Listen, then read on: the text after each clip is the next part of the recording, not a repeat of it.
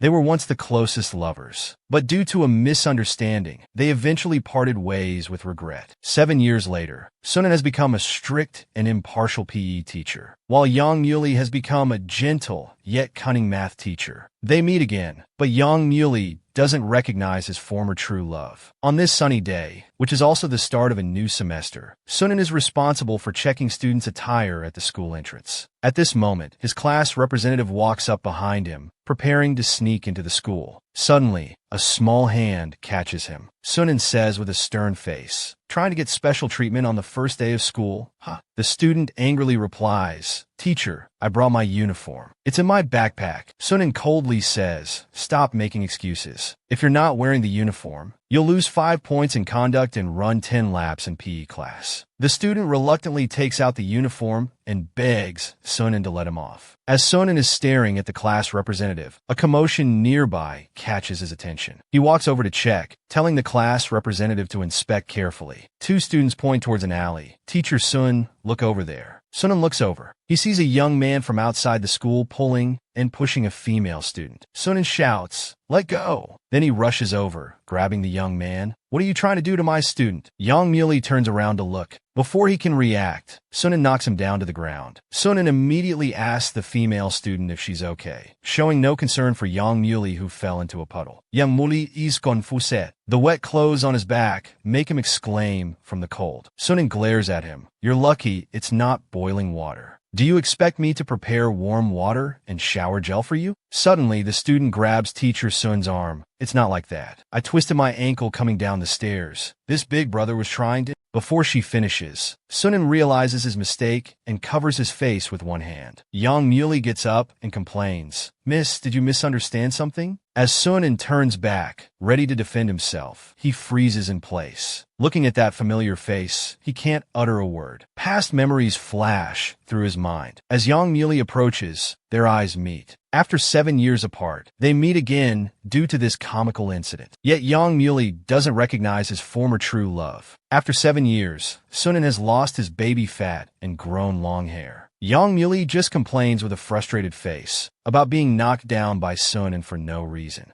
Looking at his familiar face, Sunan feels a bit disappointed. Has he really forgotten me? Seeing Yang Muley's wet clothes, Sunan immediately bends down to apologize, then unties the jacket around his waist. "I have a sports uniform here. Please put it on to cover the wet spots." Before Yang Muley could react, the next second, Sunan helped him put it on while saying, "Put it on, don't be polite." Yang Muley, compressed by the clothes, asked with a confused face, "Are you serious?" Yang Muley reluctantly took off the clothes. "The clothes are fine, but this speech I'm supposed to read soon, I can't see it clearly now." This made Sunan feel even more guilty. How can I help Yang Muley? Seeing his adorable self-blaming expression. "Never mind, I'll figure it out myself. You were just trying to help." They inadvertently made eye contact. After 7 years, he still had that harmless face, but he had matured a lot. The embarrassed Sunan grabbed the student, patting his chest and promising, "I'll safely take her to the school infirmary." Then he ran off in a flash. "If he doesn't recognize me, it's fine. It's not a good memory anyway. We probably won't meet again anyway." The next day, 2 colleagues were gossiping. "Let me tell you, there's a new male teacher here. He just arrived and became the homeroom teacher for the advanced class." Other teachers are saying, "With such little experience, how can he be the homeroom teacher for a key class?" The principal explained, although he's young, at his previous school, he achieved a 100% graduation rate and 90% admission rate to top universities. Just then, a man suddenly walked into the office. "I'm the new teacher." The person he thought he'd never see again was suddenly so close. Sunan tried hard to cover his face, chanting to himself, "Don't see me, don't see me." Yang Muley, who noticed him, stepped forward with a smile. "Hey, what a coincidence to meet again." They were once lovers for 7 years, meeting again. The girl was shy and restless. Later, under the influence of alcohol, he pinched the cheek he had been longing for these 7 years. The ceremony began. Next, please welcome Yang Muley, the new teacher for the second-year high school, to speak as the teacher representative. Yang Muley walked onto the stage to give his speech. "Hello, everyone. I'm Yang Muley, the newly transferred math teacher." As soon as he finished speaking, female students couldn't help but scream, "Wow, the new teacher is so handsome. I want to take his class." Hearing the students' praise, Sunan sitting in the back row, started discussing with his best friend. But suddenly remembering something, Sunan became lost in thought. He realized the speech in his hand should be read immediately. But he didn't have a script in his hand, yet he could speak fluently. He must have memorized it long ago. Damn, I've been tricked. Men's words are lies. After Yang Muley finished his speech, he returned to the seat next to Sun, and Teacher Yang spoke very well. Thank you, Teacher Ching. Seeing Sun An's expression, Yang Muley politely asked, "What's wrong?" Sun An's friend quickly covered for him. "Don't mind him too much, Teacher Yang. He just has an unhappy face." Yang Muley sat down next to Sun An after hearing this. It was then that he noticed the injury on his arm from the morning incident. He was a bit worried, but didn't know how to bring it up. After work, all the teachers attended Yang Muley's welcome party, raising their glasses to celebrate his return to teach at his alma mater. Yang Muley politely responded, "Thank you, everyone." But just then, someone behind him suddenly shouted, "What? He's your first love? Teacher Xing." This shout caught everyone's attention. Sun An hurriedly explained, "What first love? We were talking about making noodles." The other teachers believed it and came forward to ask, "So you too can cook?" Only Yang Muley seemed unconvinced. He stared blankly at Teacher Ching, who was still trying to butt in. He kept asking, "So how did you two break up?" Sun An turned his head away and said, "Strictly speaking, we never dated. When he graduated, we didn't even say goodbye.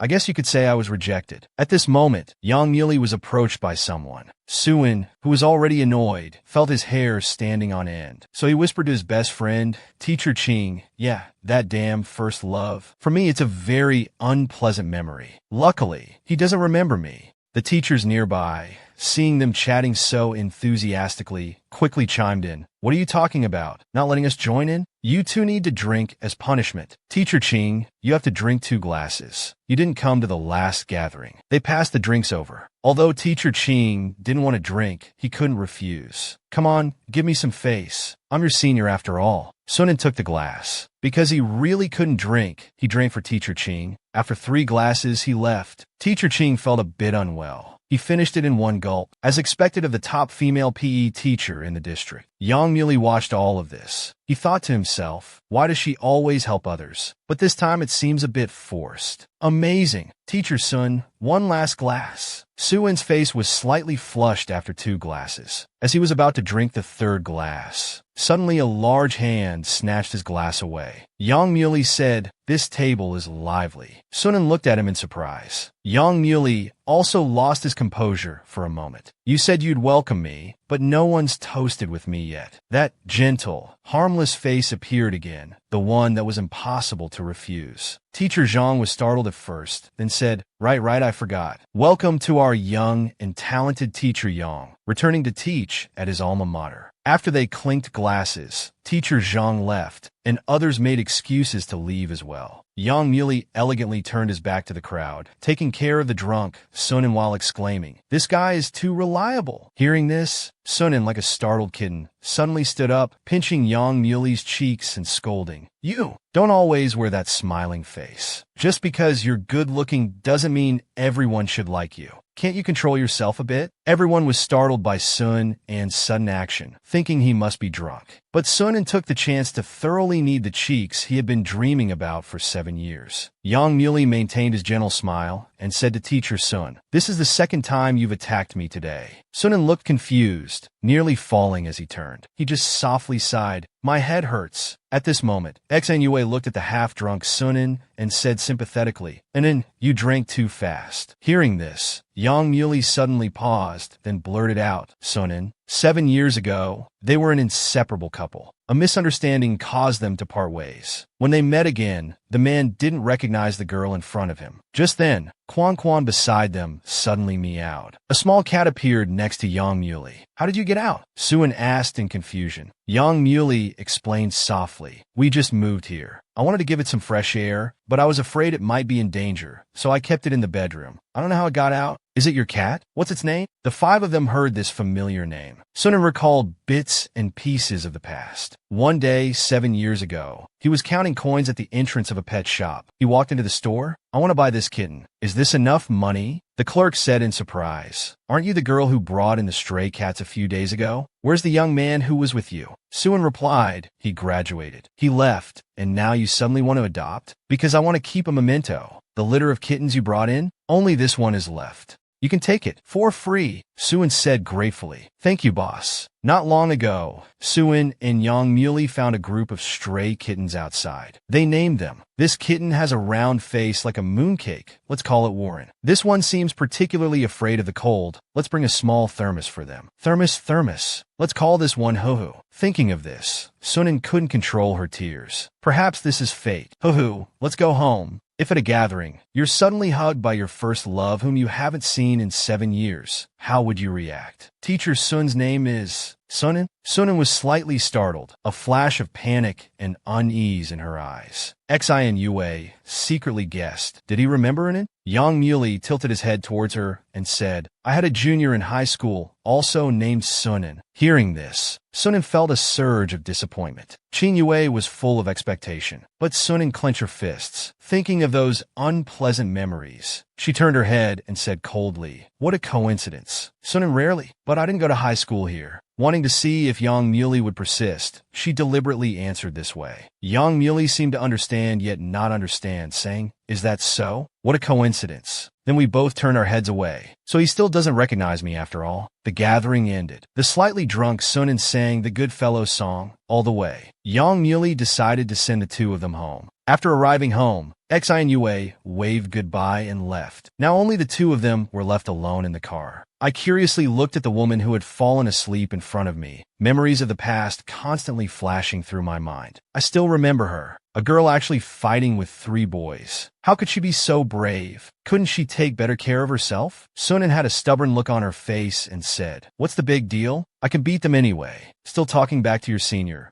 Turn around. Your neck seems to be injured too. Although Sunin was reluctant, she obediently turned around. Looking at the redness on Sun An's nape, Yang Shuli's face was full of worry and concern. He pulled down her collar and said, Someone will worry. But Sunin didn't understand. What? Nothing. Someone will always worry if you're like this. When I wanted to look again to see if she had that mole on the back of her neck, the driver's voice, saying, We've arrived, interrupted everything. It interrupted everything. Then he woke up the sleeping Sunin. After Sunin got out of the car, Yang Muley also got out. Teacher Yang, why are you getting out too? I can go upstairs directly from here. Yang Mulis miled sliktli. Suin said helplessly, You're smiling again. Forget it, you probably have your own things to do. Thanks for sending me. Goodbye. Yang Muley replied gently. Okay, see you tomorrow. This man always says one thing, but means another. Facing the person he cares about, he doesn't dare to express his true feelings. Yang Muley looked out the window, waves of emotions surging in his heart. After the drunk Sunin returned home, she finished washing up and touched the back of her neck, seeming to be pondering something. You had a mole here originally? That touch from back then, even after 7 years, the warmth of the fingertips remained so hot on the nape. It seems she can still feel it even now. Wait, he just said see you tomorrow, but isn't tomorrow Saturday? Meanwhile, Yang Muley was making a phone call at home. Is this one Ziyuan? This is Yang Muley. Oh, it's old Yang. Why are you calling me? At the alumni gathering a few days ago, you said you met Sunin from your class, right? But the voice on the other end said, Oh, old Yang, you're still devoted. Still thinking about her? She didn't come to the alumni gathering. She doesn't keep in touch with anyone anymore. I met her at the airport last week when I was on a business trip. She said she's living abroad now. She was holding a ticket to England. Yang Muley was also surprised to hear this. Living abroad? Yeah, she's changed so much. If my friend hadn't called her name, I wouldn't have recognized her. She was such a tomboy in high school, but now she's really a beauty. It's a pity you didn't see her. But to be honest, didn't she reject you back then? Yeah, I was rejected. And now she's not even in the country anymore. Forget about her. You're not young anymore. You should find a girlfriend. Before the voice on the phone could finish, a moving guy came to the door. Mr. Yang, this is the last box. Okay, thank you for your hard work. Olwan, I have something to do today. Let's get together another day. He hung up the phone after saying that. The next morning, a light rain fell from the gloomy sky. Sunin, who was eating a donut, fell into deep thought. He was puzzled. Suddenly, an urgent doorbell interrupted his thoughts. After opening the door, Sunin heard the delivery guy's sincere voice. Thank you for your patronage. Sunin took the delivery. The rumbling of thunder could be heard from outside. The timid Quan Quan on the table was startled. It ran out through the door gap. Sunin also hurriedly followed. But Kwan suddenly darted into another apartment. Sunan stood at the door, anxious and worried. He politely knocked on the door. After a long while, with no response, he peeked inside. He found Kwan already lying on the dangerous windowsill. Sunan, without thinking much, rushed into the room. Approaching Kwan, he looked panicked. Kwan, frightened, curled up its body. Then it leaped over Sunan and out. Sunan was furious, but helpless. At this moment, Kwan jumped again, grabbing the windowsill. Suddenly, the windowsill broke. Sunan, disregarding the danger, caught Kwan in one swift motion. In the midst of panic, Sunan was slightly dazed. He didn't notice a pile of thick books falling towards him. Just then, a large hand suddenly pulled him tightly into an embrace. Sunan looked up and saw a face with a shy and uneasy expression. He asked in surprise, "How come it's you? When your first love from 7 years ago lives next door?" "Teacher Sun, you always surprise me." The nervous and shy Sun kept asking why he was here. "Because I'm the owner of this place. I just moved in yesterday." Looking at his sly, squinting eyes, "No wonder you said see you tomorrow last night." Seeing him still sitting on the floor, Yang Muley gentlemanly extended his hand to help Sunan up. However, being a PE teacher, he naturally didn't want to rely on others. "I'm sorry, Teacher Yang. This little one ran into your house. Then the window wasn't closed, so I was worried it might be in danger. That's why I came in without permission. Anyway, I'm very sorry. I'll put everything back in place. If anything is damaged, I'll be responsible for compensating you."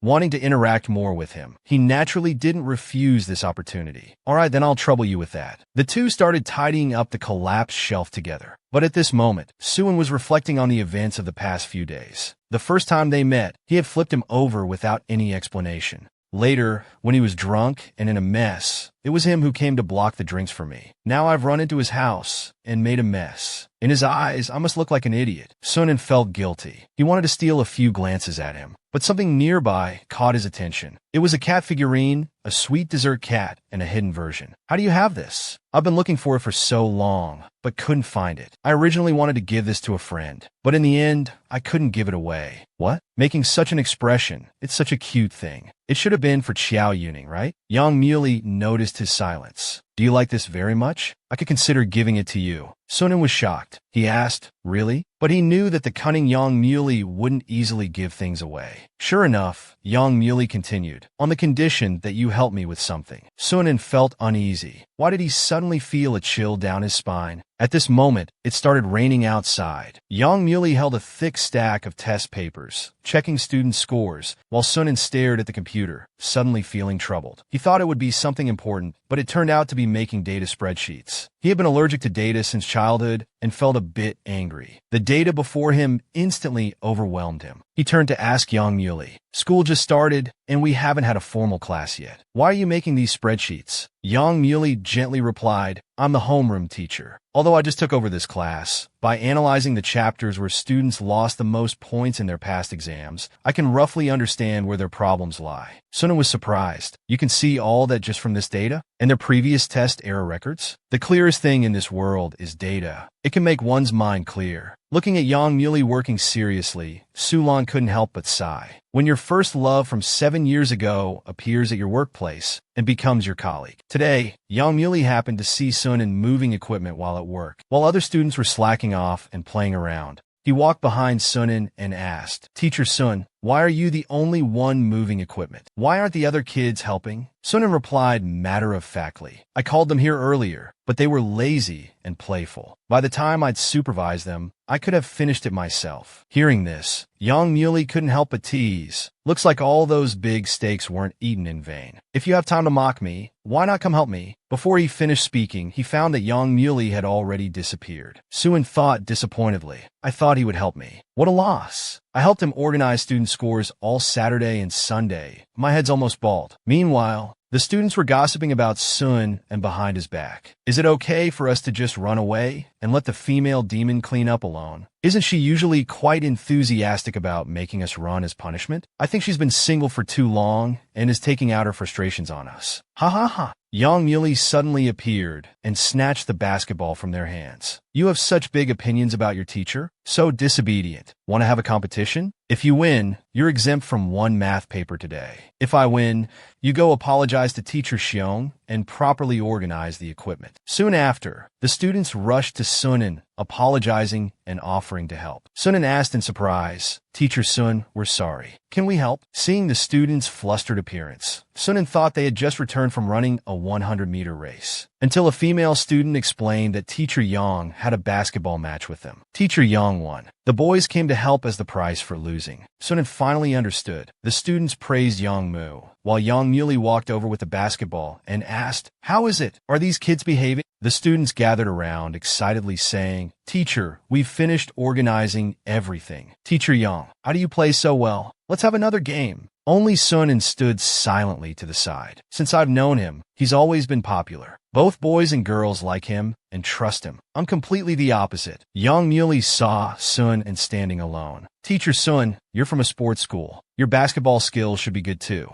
Why don't we give it a try?" Hearing this, Sunan immediately agreed enthusiastically. The game began. The two engaged in an intense one-on-one. Just as Yang Muley finished saying he'd treat the other to a meal, Yang Muley moved the ball over in the next second. Then, just as he was about to make a turn for a three-pointer, his arm made a cracking sound. The ball went in, and the students cheered, praising Teacher Yang for being so cool. Meanwhile, a new teacher was walking with another teacher. It seems Teacher Yang has quickly bonded with the students. That's impressive. On the basketball court, Yang Muley painfully held his elbow joint. Sunan rushed over saying, "Don't move. It's a recurrence of synovitis. We need to go to the hospital for a checkup quickly. Does it hurt here? I shouldn't have agreed to play with you." Yang Muley asked in surprise, "How do you know?" Yang Muley then grabbed him. He pulled him close, looking at the mole on Sun An's neck that was identical to his own, and angrily said, "Care to explain?" Junior Sunan, sometimes unexpected things happen when you're in school. Even if you keep a low profile, you'll always touch someone's sore spot. They choose to prank you at certain times. Once, Sunan almost fell. Luckily, Yang Muley appeared in time to save Sunan. This accident caused Yang Muley's arm injury, leaving him with synovitis symptoms since then. However, due to a misunderstanding, we eventually went our separate ways. 7 years later, Yang Muley returned to his alma mater as a teacher, but he didn't recognize Sunan as the person who saved him back then. Coincidentally, while they were playing basketball, Yang Muley's old arm injury flared up. Seeing him painfully gripping his arm, Sunan immediately realized it was a synovitis recurrence. He rushed over and told Yang Muley not to move, saying they needed to go to the hospital for a checkup quickly. Yang Muley asked in surprise, "How do you know?" Yang Muley grabbed him, pulling Sun and into his arms. Then he looked at the mole on the back of Sun An's neck, identical to his own. Yang Muley angrily said, "Aren't you going to explain, Junior Sunan?" I didn't want to reconnect with him, so I made up an excuse saying I'm a PE teacher and know about these symptoms. But inside, I thought, what a weak excuse. He continued, "Can you just look once and correctly name the symptoms?" Faced with such a perfunctory answer, Yang Muley didn't want to say more. "Very well." Yang Muley left angrily. "You'd better go to the hospital for your arm." "Thank you, I know how to handle it," he thought to himself. "Even now, you still won't acknowledge me." At this moment, another female teacher approached. She was Senior Chu Yao. Yang Muley seemed to know her. However, Chu Yao said, "We're all working now. No need for senior. We're colleagues. Just call me Chu Yao. I'm in the third-year group. Let's have a meal together sometime." Noticing how familiar they seemed, I heard they were university alumni. Teacher Ching explained from the side. Ching helped us get permission from the director. Then she ran towards Yang Mu. Grabbing his hand, she said, "Let's go to the hospital together." "Teacher Chu, I'm sorry, he just got injured playing basketball. We need to take care of it immediately. I'll take him to the hospital." Watching the two of them walk away, Yang Muley thought, since we've met again, it must be heaven giving me another chance. Soon they arrived at the hospital. "It's not serious, don't worry. Just avoid intense exercise and rest more." Sunan was still worried. "Is it really okay? Isn't it a recurrence of synovitis?" The doctor confidently said, "It's not, young man. I've been a doctor for over 20 years. I can't be wrong." Yang Muley asked him if he was reassured now. Sunan turned his head nervously and shyly. "Uncle, then we'll be going now." "Thank you." They left the hospital. The moment the door closed, Sun An's phone started ringing nonstop. He picked up his phone and looked. He found messages from the family group. The supporting role and in brought to see me in high school was that boy called Yongmu, and then just brought him here to see me. He spoke to Arnon so gently. Sunan looked at his phone, embarrassed. What are they talking about? Yang Muley held his hand and asked if he had anything to say to him. Their eyes met, and Sunan could no longer avoid it. He frankly said, "That's right. I am Sunan, the Sunan you know." "Then why did you lie to me before saying you weren't? Why did you pretend not to know me?" Sunan pushed him away. "Because I can't. 7 years ago, they were once an inseparable couple.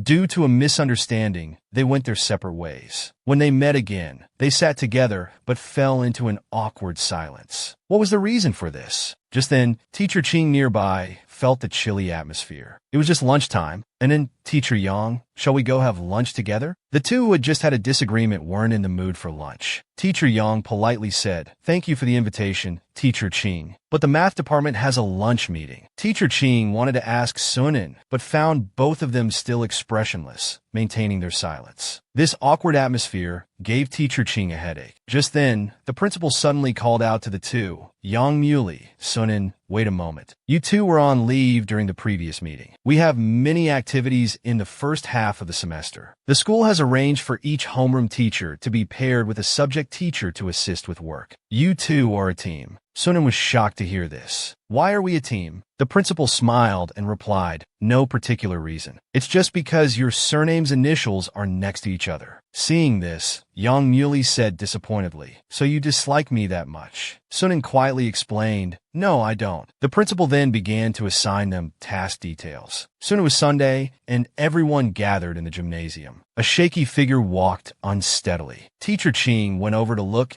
and found it wasn't in. Teacher Ching asked in surprise, "And in what performance is your PE department putting on? It looks like you're performing as a tree spirit or a bricklayer." Being in the PE department and often overlooking his gender, he said, "For this event, our group leader applied directly to the director. We're doing logistics. After all, we're a bunch of guys. Doing physical work is enough. As for this outfit, these are things the Chinese department needs for their skit. I couldn't carry them all at once, so I just put them on to bring them over together." Suddenly, the rehearsal on stage attracted everyone's attention. It turned out Chu Yao was performing. She sang a moving song that amazed the entire audience. Looking closely, they found that the person playing the violin next to her was actually Yang Muley. Other teachers praised this pair of lovebirds, saying they're already stunning normally, but when they dress up a bit, they're even more amazing. Sunan was also surprised. He silently agreed with others' praise. At this time, the two on stage were discussing some details of the rehearsal. The teacher in charge of props urgently needed to prepare the stage setup and quickly called Teacher Sun. "Please bring the things over quickly." Sunan was also very anxious. Just as Sunan was about to jog over, he accidentally fell to the ground. Teacher Xin wanted to advise him, "Slow down, Teacher Sun. It's not easy to see you fall once." Sunan looked up. He found that everyone present was laughing at him, even Chu Yao on stage. This made him feel extremely embarrassed. After finishing the day's activities, Sunan returned home. He enthusiastically prepared, thinking, "If I dress up a bit, I should look pretty good too, right?" Remembering the laughter from those people earlier, he wished he could find a hole to crawl into. Then, he eagerly sent a message to Ching Ching on his phone. "Please bring your makeup and pretty clothes. Come to my house. I need your help." 7 years ago, they were an inseparable couple. Have you ever seen a PE teacher dress like this? It turns out he dressed this way because his first love from 7 years ago is also teaching at the same school. But his first love's partner laughed at him. Nearby students were whispering, "Who is that?" The back view looks a lot like Teacher Go. How could Teacher Go wear a skirt? That would make him a cross-dresser. The next second, the two students were caught by him grabbing their uniforms. "Pull down your pant legs. For 2 days, I won't care. Have you forgotten the rules? Are you not wearing your uniform inside again?" Standing nearby, Yang Muley stared intently, his face showing an indescribable expression. Sunan also noticed Yang Muley's presence. Yang Muley reminded him that he wasn't wearing shoes. Sunan, wearing high heels, wanted to apologize to him, but Yang Muley took a step first. Since he had specially borrowed this outfit from Ching Ching, he didn't want to miss this chance. So he shouted, "Yang Muley!" The person stopped. "But what should I say?" Suddenly, a basketball rolled over. Right, Yang Muley had agreed that day during the game. The losing team in basketball would treat the other to a meal. All right, then let's do it tonight. He didn't expect him to agree so quickly, and the students behind him were shouting for the ball. Teacher Sun, and took the opportunity to throw the ball back. His colleague said, "Tonight at 8, let's go to that restaurant downstairs from our place." "Sure, you're treating." "Why am I treating? You may have made the last shot, but I still scored higher overall. Look, I'm injured." He looked at Yang Muli's innocent expression. Sun was almost speechless. "I should broadcast what you just said through a loudspeaker. Let those kids who admire you see how stingy their idol is." The two were still joking, unaware that Chu Yao behind them had heard everything clearly. She immediately started thinking about something. In the evening, while Ching was applying a face mask, she received a call from Anin. After answering the phone, "Aren't you supposed to be on a date with Teacher Yang at this time? Why are you calling me?" But Sunan said, "I've been in the bathroom for a long time." Teacher Ching sounded a bit surprised. "Do you have a stomachache at this time?" "No, I'm just nervous. I need to calm down. It's my first time eating alone with a guy. I wasn't even this nervous when I ran in national competitions. You've always been decisive. I can't believe you're hesitating. Have you thought about what to say?" "Of course. I'll explain everything clearly." "That's so straightforward. Go for it. I support you." She hung up the phone after saying that. When Sunan came out, his face suddenly looked a bit gloomy. "What a coincidence to meet you here. This is my favorite restaurant. Too bad it's full. Is it okay if we share a table?" It turned out Chu Yao had also come to this restaurant after overhearing their conversation. "When you were in school, did you ever secretly leave notes for someone you liked?" 7 years ago, Yang Muli had slipped a small note to Sunan, whom he had a crush on. After the graduation ceremony, "Wait for me in the activity room." Sunan, who quickly came to the classroom, also saw a small note. However, fate often goes against expectations. Until the end of the graduation ceremony, Yang Muli never saw Sunan. Yang Muli thought he had never come to the appointment. "I thought I understood him, but it seems I never truly did. Given his personality, he probably wants to clear things up with me tonight. That's good. I also want to know the answer about what happened 7 years ago." The two people who were thinking of using this chance to clear things up, this person suddenly appearing in front of me, ruining Teacher Yang and Teacher Sun's plan. "What a coincidence to meet you here. This is really my favorite restaurant. Too bad it's full. Is it okay if we share a table?" Yang Muli and Sun were both caught off guard by this sudden appearance. Chu Yao immediately chimed in. "Or am I interrupting your private time together? Your little date?" Sunan blushed at the word date and hurriedly explained that it was just because he lost a game and had to treat the other to a meal. Chu Yao sat down without hesitation. The waiter quickly came over to take their order. Yang Muli ordered a bowl of tonkatsu ramen. Sunan ordered a beefsteak rice bowl, extra large fries, and 2 meat portions. Chu Yao, however, only ordered a small sandwich. Yang Muli and Sunan thought, coming all this way just to eat a sandwich? After ordering, Yang Muli stood up and asked, "Teacher Chu, what would you like to drink?" "I'll go get some beverages. Honey lemon tea." "Thanks. And you'll have your usual cola, right?" "Yes, with extra ice." "Your stomach isn't good. Why are you drinking something icy?" "Mind your own business." Chu Yao felt a bit annoyed, seeing the two flirting while ordering drinks. Her jealousy was stirred up. After Yang Muli left, Chu Yao began to implement her plan. She started saying provocative things to Sun, and Teacher Sun has never dressed like this before. "Did you dress up specially for dinner with Teacher Yang?" Seeing Sun and speechless, Chu Yao continued to tease her. "Yang Muli is gentle and attentive. He's indeed very popular. I can understand you.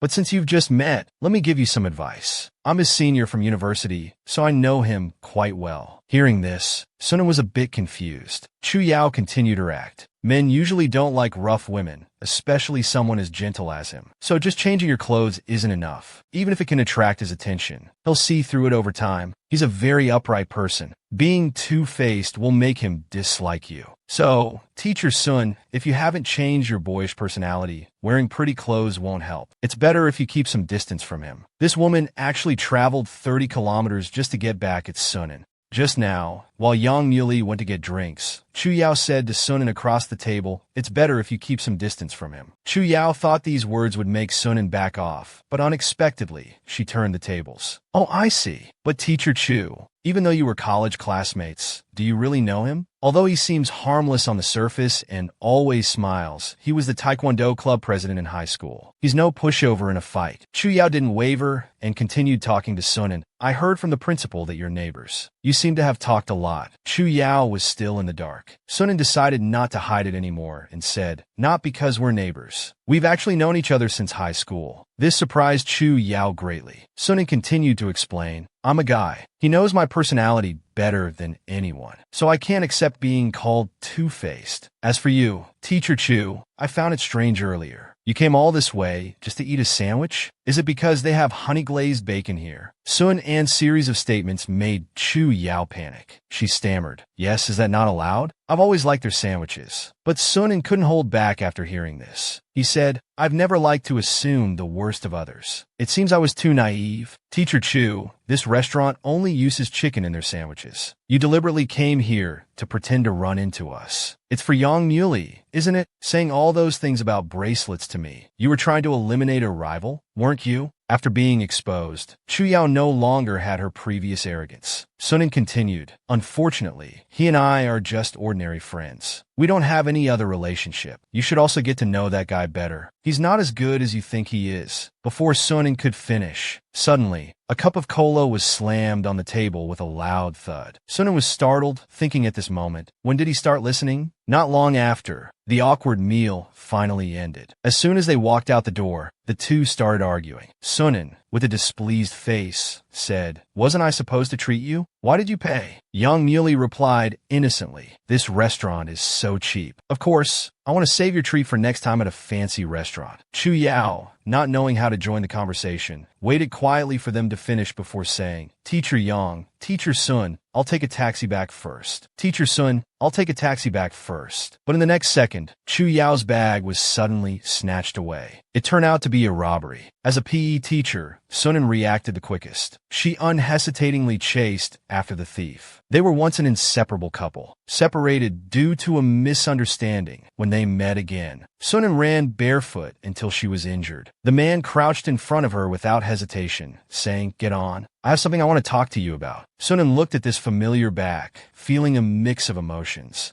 After pondering for a moment, she slowly approached him. Then she softly said, what a coincidence. I have something to say too. Afterwards, they briefly said goodbye to Teacher Chu and each went home. Watching them flirt and banter from time to time, Teacher Chu sighed to herself, so that's how it is. At this time, they were walking and stopping on the road. The atmosphere was a bit awkward. Yang Muley spoke first. You go ahead and speak. Actually, I wanted to say I'm sorry. I pretended not to know you, and my attitude was so bad before. All right? Also, what I said to Teacher Chu in the restaurant just now, I wasn't speaking ill of you. Don't misunderstand. Seeing her nervously explain, Yang Muley couldn't help but laugh. At this moment, Sunan was still thinking about how to express that she had once mistaken Yang Muley's kindness for love, which made her feel so embarrassed. Sunan still couldn't say it out loud. Seeing her panic, Yang Muley gently comforted her. No rush. Take your time. The word she wanted to say just now might have been a bit arbitrary. Sunan changed her approach. It's just that in high school, you were a witness to my messy and terrible past. So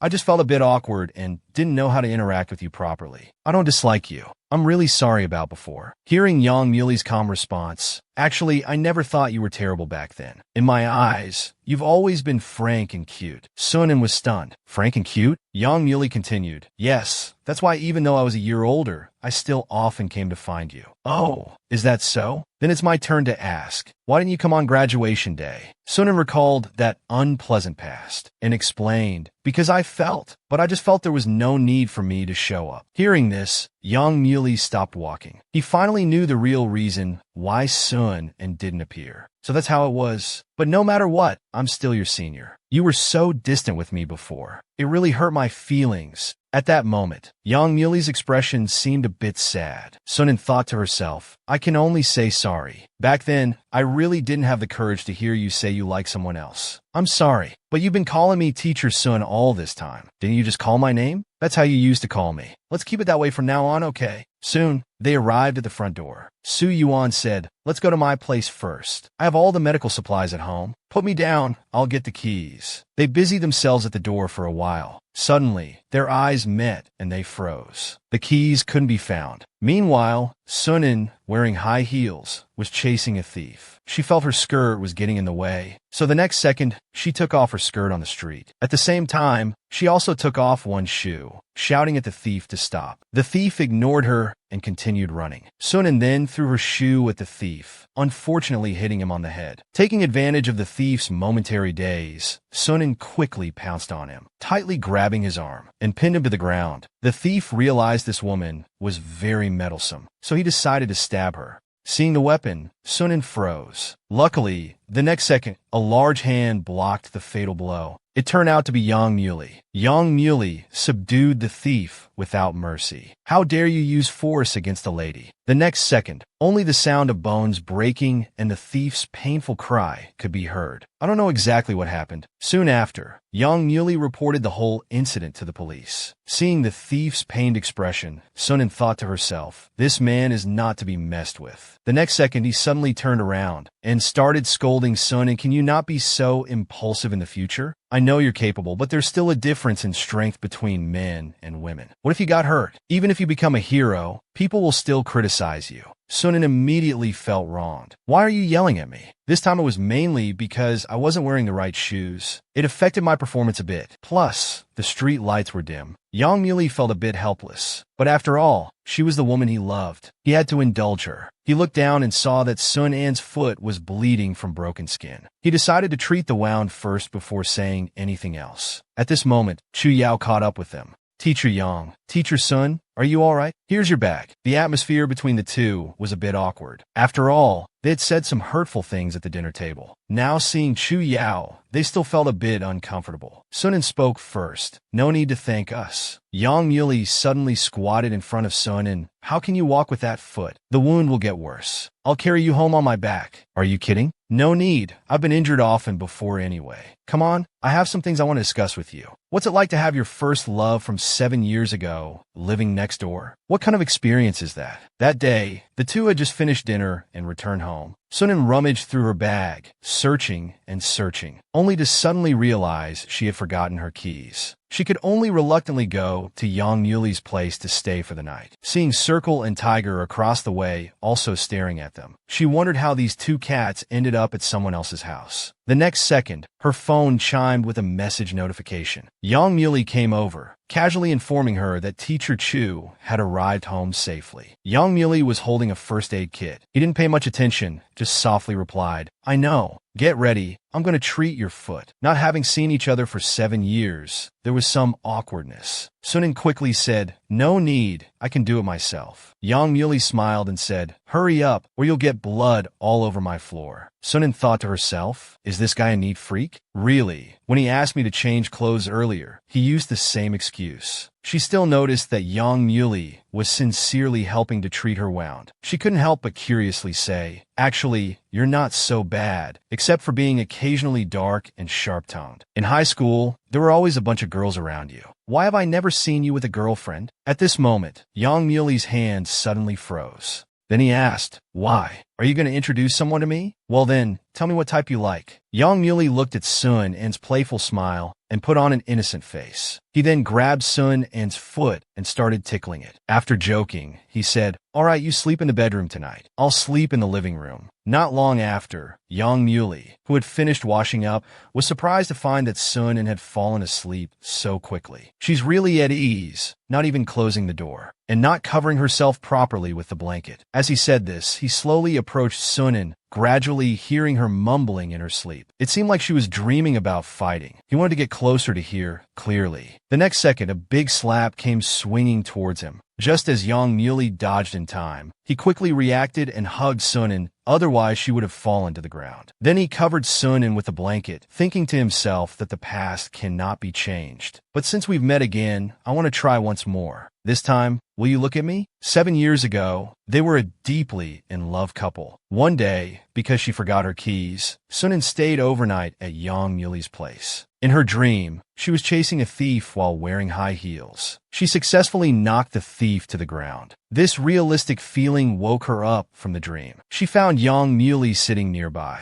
She asked why he was sitting on the floor. Yang Muli explained pitifully, "I just finished washing up, then I heard you shouting and fighting in the room. I came to check on you and got kicked by you." Sunan quickly apologized. I'm sorry.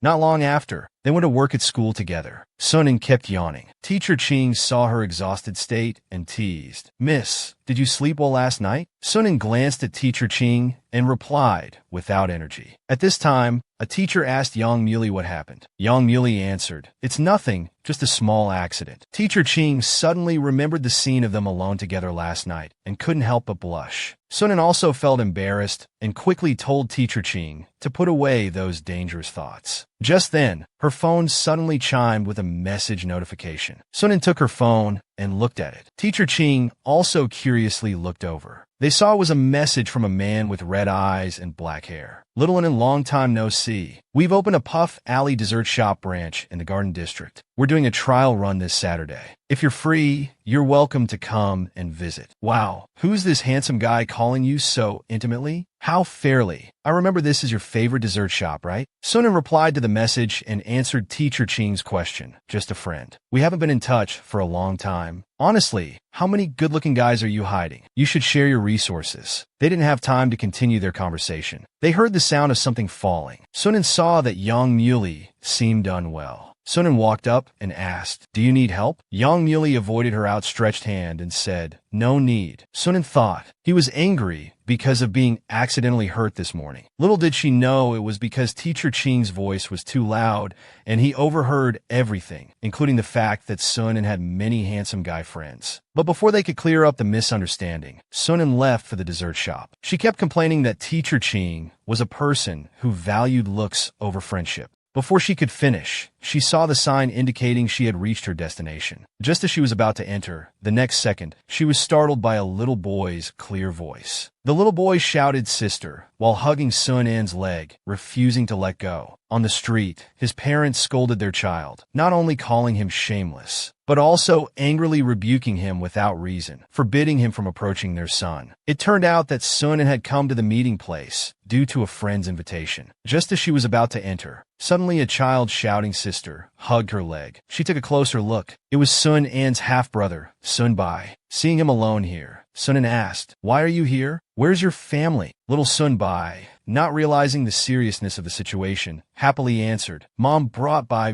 to buy things. Dad said sister's house is here, so I came to find sister." "So you ran off again without telling your family, didn't you?" After being scolded by his sister, Sun Bai lowered his head in disappointment. He said sadly, "Because sister never comes home. Sun Bai wants to see sister, so I came by myself." Hearing him say this, Sun An felt helpless. She showed a sad expression. She said to little Sun Bai, "Let's go. I'll take you home first. You can go back with sister." Little Sun Bai smiled happily. Just as we were about to hold hands, he suddenly accidentally fell to the ground. The next second, Sun Bai burst into tears. At this moment, Sun Bai's mother happened to see this scene. She rushed in front of Sun An and pushed her away. "Sun An, aren't you a bit shameless? I know you've always disliked me, but Sun Bai is so young. How dare you bully him? If you have any issues, come to me instead." Sun Bai's mother stood there aggressively, without understanding the facts. Sun An suddenly felt this person was crazy. She couldn't even take care of her own son when going out, and now she's lashing out without knowing the situation. If you're going through menopause, just stay at home and be a good wife and mother. Hearing this, Sun Bai's mother became even angrier. She shouted on the street, "Sun An, what kind of attitude is this? Don't forget, legally you should call me mom. Please stay away from my son in the future. Someone like you, who wasn't raised by a mother, will only be a bad influence on children." Although I'm a PE teacher, in this situation I felt wronged. When I didn't know how to explain, a large hand rested on Sun An's shoulder.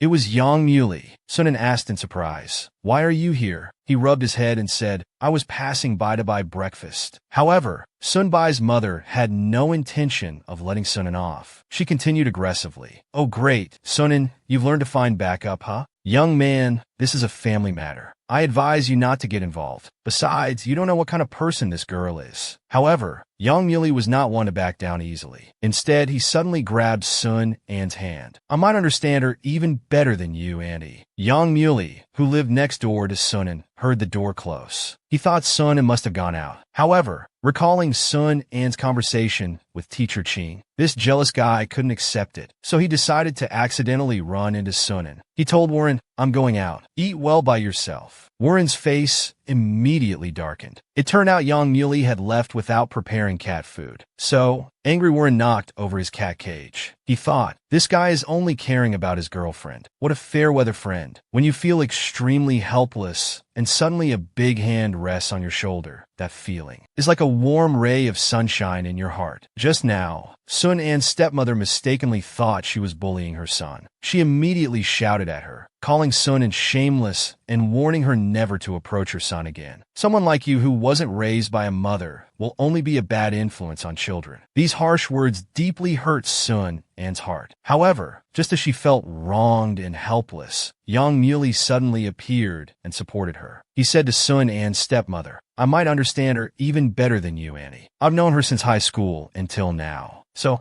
I know clearly what kind of person she is, what she would do, and what she wouldn't do. I won't stand by and watch her be falsely accused. At the same time, Sun Bai quickly explained, Sister didn't bully me. Sun Bai's mother thought her child was too young to understand the truth. You silly child, you've always been on her side, calling her sister. Has she ever treated you like a brother? Sun Bai firmly stated, it really wasn't Sister who did it. To avoid further arguments, Sun An decided to turn and leave. She said to Young Muley, let's go. It's pointless to explain. Seeing her eager to leave, Sun Bai's mother angrily shouted, go ahead, leave. I'll tell your father about this. You're so grown up, can't you even say sorry? Suddenly, a young man wearing a black hat appeared. He greeted them. This was Cheng Shi, the familiar face Sun An had been looking for. Seeing Cheng Shi approach, the dog's mother's expression changed instantly. From a vicious stepmother to a virtuous wife and mother, she said gently, Cheng Shi, why are you here too? Cheng Shi explained that he had returned to his newly opened dessert shop nearby for a trial run today. Sun An is my invited guest, he said, then turned his gaze to Sun An and Young Muley. Sun An removed her hand from Young Muley's arm. At this moment,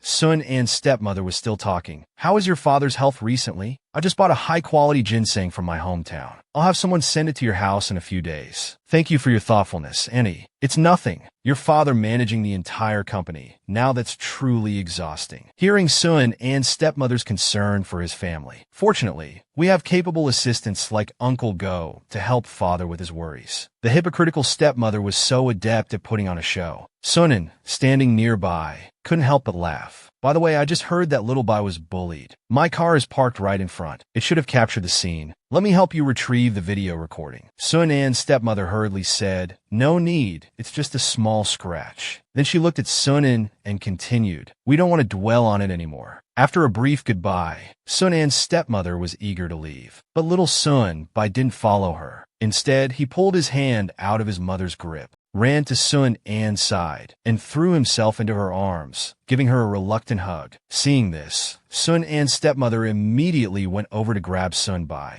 saying, don't run off on your own again. Do you hear me? Sun An watched them leave. It was then she realized there was a candy in her pocket that wasn't there before. It turned out little Sun Bai had put it there. When both your first love and childhood friend have feelings for you, and you have to choose one, who would you pick? Just now, Sun An was arguing with her stepmother. The next second, her childhood friend stepped in to resolve the argument. After everything was settled, Sun Bai even gave Sun An a candy. Seeing Sun An lost in thought, her childhood friend Chung, she greeted her. Hey, how can you space out with an old friend nearby? Sun An suddenly pushed him away, saying, thanks. It seems only you can handle that menopausal woman. You're truly a friend to women. Hearing this, Chung Shi suddenly grabbed Sun An's forehead and said, what are you saying? You're never polite to me. Young Muley suddenly coughed, drawing their attention. Chung Shi noticed him and asked Sun An, is this your boyfriend? No, he's a senior from my high school. Now he's also my colleague and neighbor. It's quite a coincidence. Such an amazing setup. I almost thought it was some shoujo manga. Yeah, I'm quite surprised too. But unexpectedly, Chung Shi asked, you didn't plan this beforehand, did you? Sun An stopped him, saying, don't talk nonsense. You're overreacting. I'm just joking, he said, then began introducing himself. Hello, I'm Lee Chinsi, Sun An's childhood friend. Yang Muley politely responded with his own introduction. Chengxi invited them both to sit in his shop. Sun and I prepared a lot of your favorite donuts in my shop. I guarantee I'll feed you until you're as round as a ball. You're the ball. Yang Muley said, I won't go. I still have work to do. Sun asked what work was so urgent. The teaching progress plan for Cultural Month. Don't you remember we need to send the electronic version to Director Hui today? Sun said, it's not that urgent, right? I'll help you when we get back. No need. There's not enough time. You two go ahead. Wow, your senior is so dedicated. Yes, he's always been serious. Yang Muley suddenly recalled bits of the past. Isn't this Sun An's test paper? Old Yang, are you thinking about tutoring Sun again? Oh boy, can this math score get any worse? Seeing how much you care, no wonder that moody Sun An only lets you get close to him. I once thought I was the only one who could be by his side. I was too full of myself. While Yang Muley was lost in thought, Sun suddenly tugged at his sleeve. It turned out Sun had caught up. She said, I'll work with you together. I've already told your friend. We'll go another day. At this moment, Yang Muley noticed Cheng-Shi in the reflection of the staircase mirror. He reached out his hands towards Sun An's ears. Then he covered her ears. Sun An's face gradually turned red, looking confused. She had no idea what was happening. In fact, Yang Muley covered her ears to prevent her from hearing Cheng-Shi's shouts. Because at this moment, Yang Muley no longer wanted Sun and to get close to him. I don't care about the outcome. When torn between first love and childhood friend, who would you choose? Yang Muley recalled those beautiful memories. Sun caught up, muttering, I'll work with you together. Cheng-Shi, not to be outdone, hurriedly chased after them. Yang Muley unexpectedly covered Sun An's ears. Sun thought, let go of me right now. If he doesn't let go, I'll use force against him. I would definitely do that. But now, facing him, why can't I do anything? Yang Muley was still avoiding Cheng-Shi, turning Sun An's head to the side.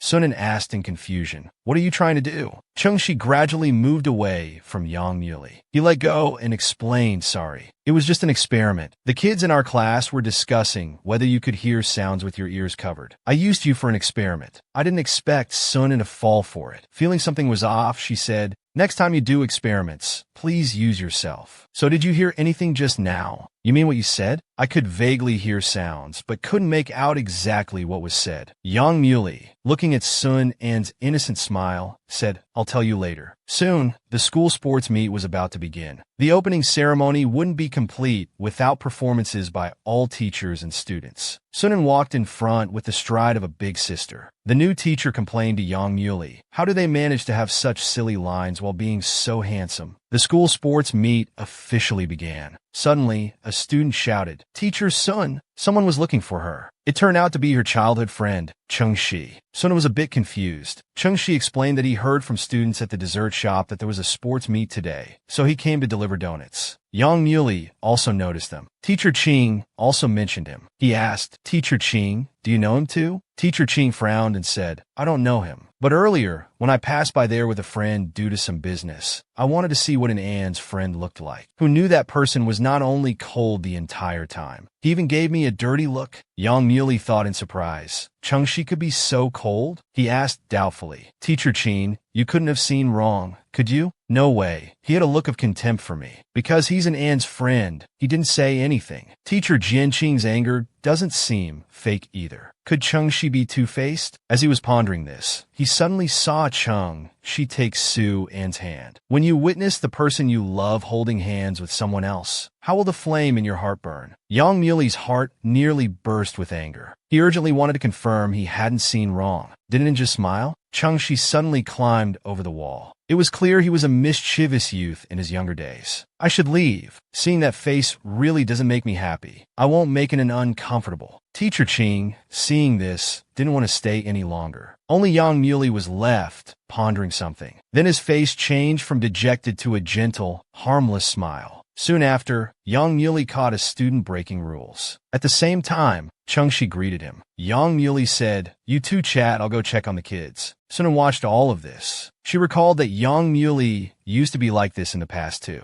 Chung-shi suddenly looked at Sunan and said, "You were secretly looking at him. So you like this type?" Sunan panicked and quickly explained, "No way. What are you joking about? Is that so?" Except when mentioning Xiao Bai. "I've never seen you with such a girlish expression." Soon it was lunchtime. Chung-shi got along well with the students. They worried he might be chased away by the school principal, so they lent him a school uniform to wear. They practiced dancing together. Chung-shi danced vigorously. The students praised him, hoping he could represent the class in the competition. Yang Muley noticed them and reminded, "You're still practicing during lunch break? Remember to warm up properly." However, Yang Muley suddenly realized she was still at school. Chung-shi explained that he hadn't participated in a sports meet for a long time and wanted to play and experience it with everyone. Teacher Yang's students all invited him to join. But as a teacher, Yang Muley couldn't step forward. "I'll leave you to continue." But the next second, Chung-shi called out, "Come play with us. Let's have a competition." Just seeing this guy gave him a sense of irritation. This angered Yang Muley, of course. He wanted to compete with him. Meanwhile, Sunan wondered where they all went. She couldn't find Ching. Chung-shi had disappeared somewhere, and even Yang Muley was nowhere to be seen. She suddenly heard someone shout, "Why is there glass in the sand pit?" Teacher Chin had just bought some snacks. Suddenly, he encountered Chung-shi, who made him want to flee. Why was Chung-shi here? He felt a bit disappointed, but then he showed a sarcastic expression.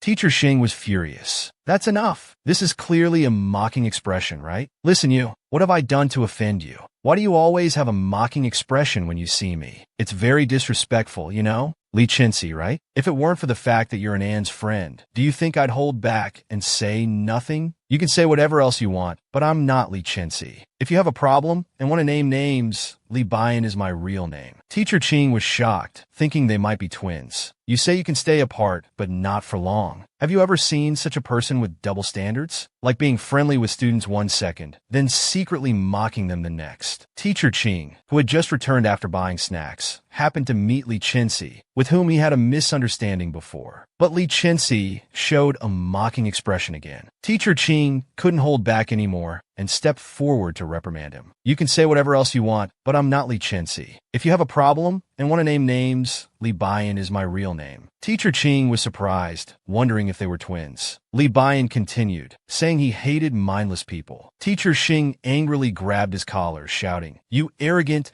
and unreasonable guy! What gives you the right to call me mindless?" However, Li Bian continued to mock, saying he was not only mindless but also hot-tempered. "I guess it won't be long before you'll be crying and realizing what I said today. Hey, Li Chenxi, how long do you want me to wait? If I don't see you in 5 minutes, say goodbye to your precious." Then Li Bian suddenly turned and left, leaving Teacher Ching bewildered. Meanwhile, Sunan heard a shout, "Why is there glass in the sand pit?" She immediately ran back to school, seeing Yang Muley still lying in the sand pit from afar. She asked the students nearby to step aside, then walked to Yang Muley's side. "Let me see where you're hurt. How deep is the wound?" Yang Muley looked at her worried expression, realizing she cared about him so much. Suan anxiously asked where it hurt, whether it was his hand or arm. She kept checking for wounds, while Yang Muley watched her contentedly. Then he wiped off some food residue from Sun An's mouth, saying, "I'm fine. The glass is here. No one's hurt." Hearing this, Sunan turned her head and said, "What the hell? You made me stop eating. Speaking of which, where did Li Qingxi go?" A student answered that he had just received a WeChat message and ran off. He was muttering something like, "Gu Yin is not human." Yang Shuli looked confused about this, while Sunan thought, so it was Bu Yin. This guy left without saying a word. Yang Shuli suddenly said seriously, "By the way, Teacher Sun, could you please come with me to the infirmary? My arm hit the ground during the long jump earlier, and it hasn't felt right since. Could you take a look? Can't you just go to the infirmary and find Dr. Xiao?" Yang Shuli replied, "Dr. Xiao is still having lunch in the cafeteria at this time. Besides, for you sports teachers, isn't this a piece of cake? Come on, you seemed so concerned about me earlier. I'm giving you another chance to show it." Soon, they arrived at the infirmary. While examining the wound, Sunan asked, "Does it hurt here? How does it hurt? You're not having a recurrence of an old injury, are you?" Yang Muley said, "Not necessarily. I'm a mental worker. My body is very fragile. Could you massage it for me? You should have learned basic sports-related care, right? As if I'd believe your body is fragile anywhere. You called me here just to give you a massage, didn't you? But in the past, you were always the one bandaging me up here. And you always had a bunch of lectures ready to educate me about my injuries. See, now the tables have turned. Young Muley asked if she remembered. Suin replied, of course I remember. You were the kindest to me in high school. But in her heart, Suin thought, if only I hadn't hidden other feelings back then, it would have been a purely happy memory. Yang Shuli suddenly asked, have you ever liked me? Have you ever encountered such a straightforward confession? Directly asking, have you ever liked me? They had known each other for 7 years, but their feelings for each other had always been kept inside. 7 years after meeting again, the man could no longer bear the suppression. So he asked the woman without hesitation, have you ever liked me? Sunan was treating him when this sudden question startled her. She shyly turned her head away. What nonsense are you suddenly talking about? The lunch break is almost over. We need to get back to the students. She tried to hurriedly leave the scene, but in the next second, the man trapped her legs. He forcefully pulled her back. Answer me. At this moment, Sunan could no longer avoid it. You never knew. You were my heart. During that most helpless time, you were my warmth. You were my support. Did you never know with what feelings I approached you? As for whether I liked you, of course I did. I've always liked you. I know how difficult my temper was back then, how stubborn I was, but you never distanced yourself from me. When I was ostracized, you stood by my side. I depended on you. I was grateful. I've always felt fortunate to have a friend like you. Hearing these words, Yang Muley released Sun An's tightly held hand and replied, that's right. We're friends. But Yang Muley's face showed a hint of disappointment. But we might not be just friends in the future, the man suddenly said lazily. I'm leaving. Leaving. Suan was confused. Are you planning to end our friendship?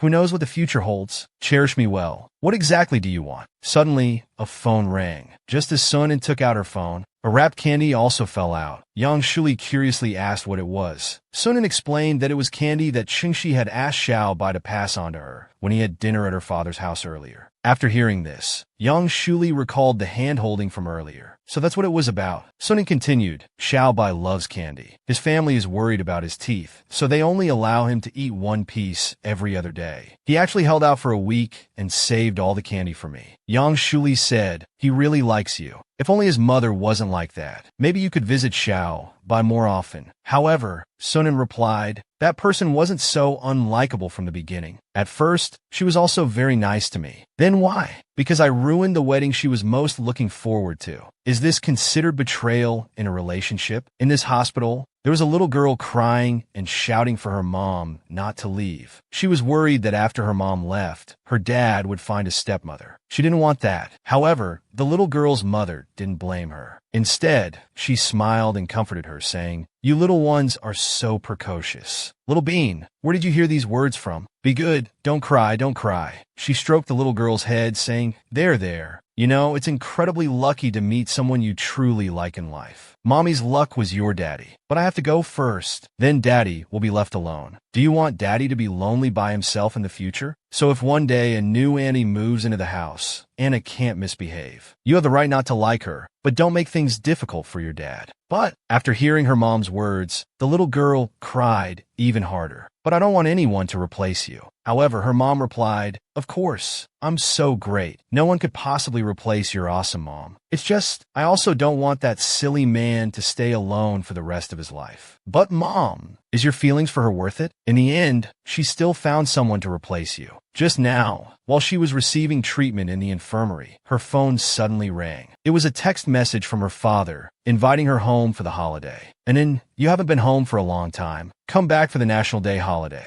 Your older brother is back. Let's have a family gathering. Your grandmother is here too. It wouldn't be right if you don't come back. After reading the message, she felt sad. Yang Muley noticed her expression was off and asked what happened. After a moment of silence, Suan replied, nothing. My brother is back. They want me to go back for a gathering. So, when do you plan to go back? She paused for a while, then said, I have no reason to go back. That's not my home. That night, alone at home, she began to recall her mother's past reminders. Soon, the day she agreed to return home arrived. Sunan still chose to go home. While she was lost in thought, she suddenly heard a familiar voice. It was her older brother. The girl next to him said, I'm still so nervous about meeting the family. The next second, her brother hugged the girl, comforting her, don't be afraid, don't be afraid. This sudden display of affection made our Sunan cough. Sunan asked, is this my future sister-in-law? Her brother only then noticed Sunan standing nearby and quickly greeted her. In a long time no see, What kind of shock did this woman experience? Why did she choose to rush out of the house right after coming home? She was just in the infirmary, receiving a text message from her father, asking her to come home for the weekend. All the family members were there, only she was missing. Since separating from her mother as a child, Sunan had never returned to that home. But she always kept her mother's words in mind. Don't make things difficult for her father. So the next day, she decided to go back to the home she had never returned to. On the way home, she happened to meet her cousin and his girlfriend. The sudden scene was like love sprinkled between them, sweet public display of affection. Seeing Sun and coughing to clear her throat, her cousin and Si Yuan came over to greet her. Long time no see. The cousin briefly introduced, "This is my girlfriend, Si Yuan. This is my cousin, Sunan," and the two politely greeted each other. However, the next second, Si Yuan began to look Sunan up and down. Sunan asked puzzledly, "Is something wrong?" Si Yuan explained. He mentioned before that his cousin was very beautiful. "Now that I see you, it's indeed true." The cousin also chimed in, saying, "Other people's children usually look like their father or mother, but she somehow looks half like her mother and half like her aunt." "Oh right, speaking of aunt, I wonder if she has arrived. Aunt is still on location shooting and hasn't come back. He didn't tell you?" The cousin suddenly laughed out loud, then teased Suan, "You two are still so close, huh?" Soon they walked together towards the front door. But Suan had a feeling. "I thought Aunt would rush over directly." Now there wasn't even someone sitting beside her to talk to. After they entered, grandmother warmly greeted the cousin. "Oh, my grandson has finally come back. Let grandma take a look. You've changed. After they finished greeting, Sunan held out a gift and greeted, "Hello, grandmother." However, grandmother completely ignored Sunan, as if she hadn't heard her existence at all. Then, uncle came forward and asked in a gentle tone, "And then you came back with your brother?" "Hello, uncle. The met downstairs. Come in quickly." Sunan followed uncle and found a place to sit. Sunan noticed grandmother's expression suddenly turned cold. After everyone sat down, they began to chat about family matters. But no one paid attention to Sunan. Just then, another man walked over. It turned out to be Sun An's father. He sat not far from Sunan. "How have you been lately, Sunan?" "I'm doing well." "That's good. What about Xiaobai? He waited for you all afternoon, got tired and fell asleep." After some small talk, Sun An's stepmother called Dad to help. After Dad left, grandmother looked at Sun and sternly, "Sun, I'm not saying this to criticize, but you never come home. Now that you're back, you just sit there watching your mom busy herself. Is that appropriate?" The cousin felt grandmother was being a bit too much. He pulled her, wanting to persuade her. But grandmother dismissed him. "Why are you pulling me? I'm the elder. Can I say a few words? That child is just like her birth mother, lazy to the bone, doesn't know how to do anything." Sun An's father and stepmother tried to persuade Mom. "I'm not tired. The child is tired from work. Let her rest a bit. You don't need to speak up for her." However, grandmother lashed out at Sunan again. "When this child is told she's wrong, she just stands there. It's all for your own good. Always behaving like this. Who will want you in the future? I've told you so many times, don't be like your birth mother. Yet you're becoming more and more like her." Hearing grandmother belittle her mother like this, Sunan could no longer bear it. She stood up and said, "It's all my fault. I shouldn't have come here." Sunan returned to the home she hadn't been to for a long time, feeling full of expectations. But she was met with scolding from her family. She even brought a carefully prepared gift. But her grandmother was cold towards her. Everyone else came back happily. Whenever Xian was alone with grandmother, she started to nitpick and speak harshly, mentioning Xian An's birth mother, which Xian couldn't tolerate. Xian stood up and said, "It's my fault. I shouldn't have come here." After saying this, she immediately wanted to leave. Grandmother didn't try to keep her, instead saying to herself, "The house is full of elders. Who is she trying to impress by doing this? Oh my, it's making my heart ache." Seeing this situation, the cousin wanted to mediate. "Don't say anything. What's wrong with me mentioning her mother a couple of times? A woman who doesn't stay at home to take care of her husband and children, just knows how to run around outside all day. Doesn't look like a girl from a good family at all. Who knows what she's doing out there?"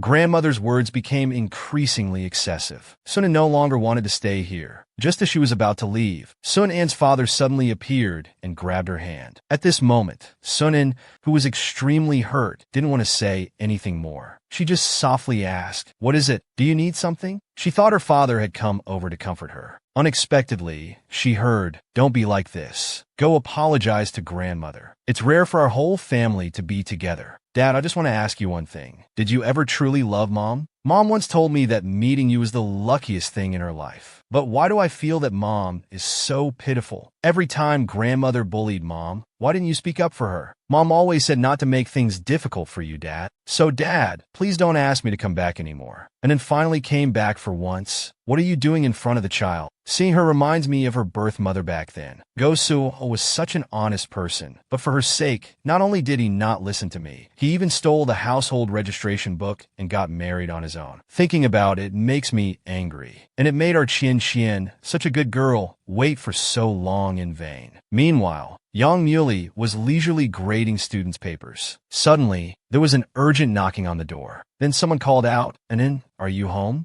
Yang Muley immediately went out to see what was happening. Li Qingxi stood in front of him, and Qingxi also saw Yang Muley. He stepped forward and asked, "Brother Yang, hasn't it come back? Doesn't seem like it. What's wrong with it? She's missing." Yang Muley was shocked and stood there stunned at this news. This woman's experience is truly heartbreaking. Her mother left her early on. She faced harsh words from her stepmother. Even when visiting her grandmother, she endured her dissatisfaction. What's more disheartening is, even her father never supported her. Just now, Yang Muley learned from Chung Shi that his son had gone missing. He anxiously asked, "What happened? What do you mean missing? What exactly happened?" So Chung Shi began to explain. This afternoon, she had some unpleasantness with her family. We haven't been able to contact her for 7 or 8 hours. Her father asked us to come check her house. It doesn't look good. Yang Muley thought silently for a moment. Then he immediately took out his phone and called Sunan's friend. "Hello, Teacher Ching. Hasn't it contacted you?" "Teacher Yang, and it hasn't come to find me." "What's wrong?" "It's like this, and it is missing. We're about to go look for her. If she goes to your place, remember to contact me." "What's going on? How could she be missing?" "We were chatting on WeChat this morning." "Don't worry, nothing serious should have happened. We'll keep in touch if there's any news." Yang Muley quickly ended the call, leaving Teacher Ching pondering silently. Shortly after, Yang Muley grabbed his coat and walked out. "Let's quickly split up and search nearby." However, Chung Shi suggested he stay here. This way, if she comes back, we can immediately. "I know you're right, but I can't just wait here doing nothing." Li Bian heard them still hesitating, so he stepped up and said, "You two go find her quickly." "All right, thank you for your help. Then let's go quickly. Split up and search nearby, or places she might go. Let's keep in touch." They hurriedly left. At this moment, Yang Muley was still thinking, where could Sunan have gone? It's getting cold at night. I wonder if she's dressed warmly enough. She must be very upset to hide away alone. Maybe she's hiding in that place like before. This familiar place before him was empty. Having searched almost every possible place, what should he do now? Just then his phone suddenly rang. It was Teacher Ching calling. Teacher Ching nervously told him, "Teacher Yang, there's one place and it might go." Meanwhile, Sunan was staying in an unknown place, drinking beer nonstop, trying to numb herself with alcohol. She kept replaying the afternoon conversation with her father in her mind. The more she thought about it, the more absurd and laughable this family seemed. Just as she was shouting loudly into the distance, tears started flowing uncontrollably. Suddenly, she heard a familiar voice from behind. "You really made me search hard." When you're drinking yourself into oblivion and sorrow, and suddenly hear someone shouting your name, would you quickly turn around and hug that person? But Sunan didn't do that. Instead, she calmly said, "Come on, let's drink beer together." Teacher Ching had just heard about Teacher Sun's disappearance and immediately came to his place. But the people in front of him were the two he didn't want to see.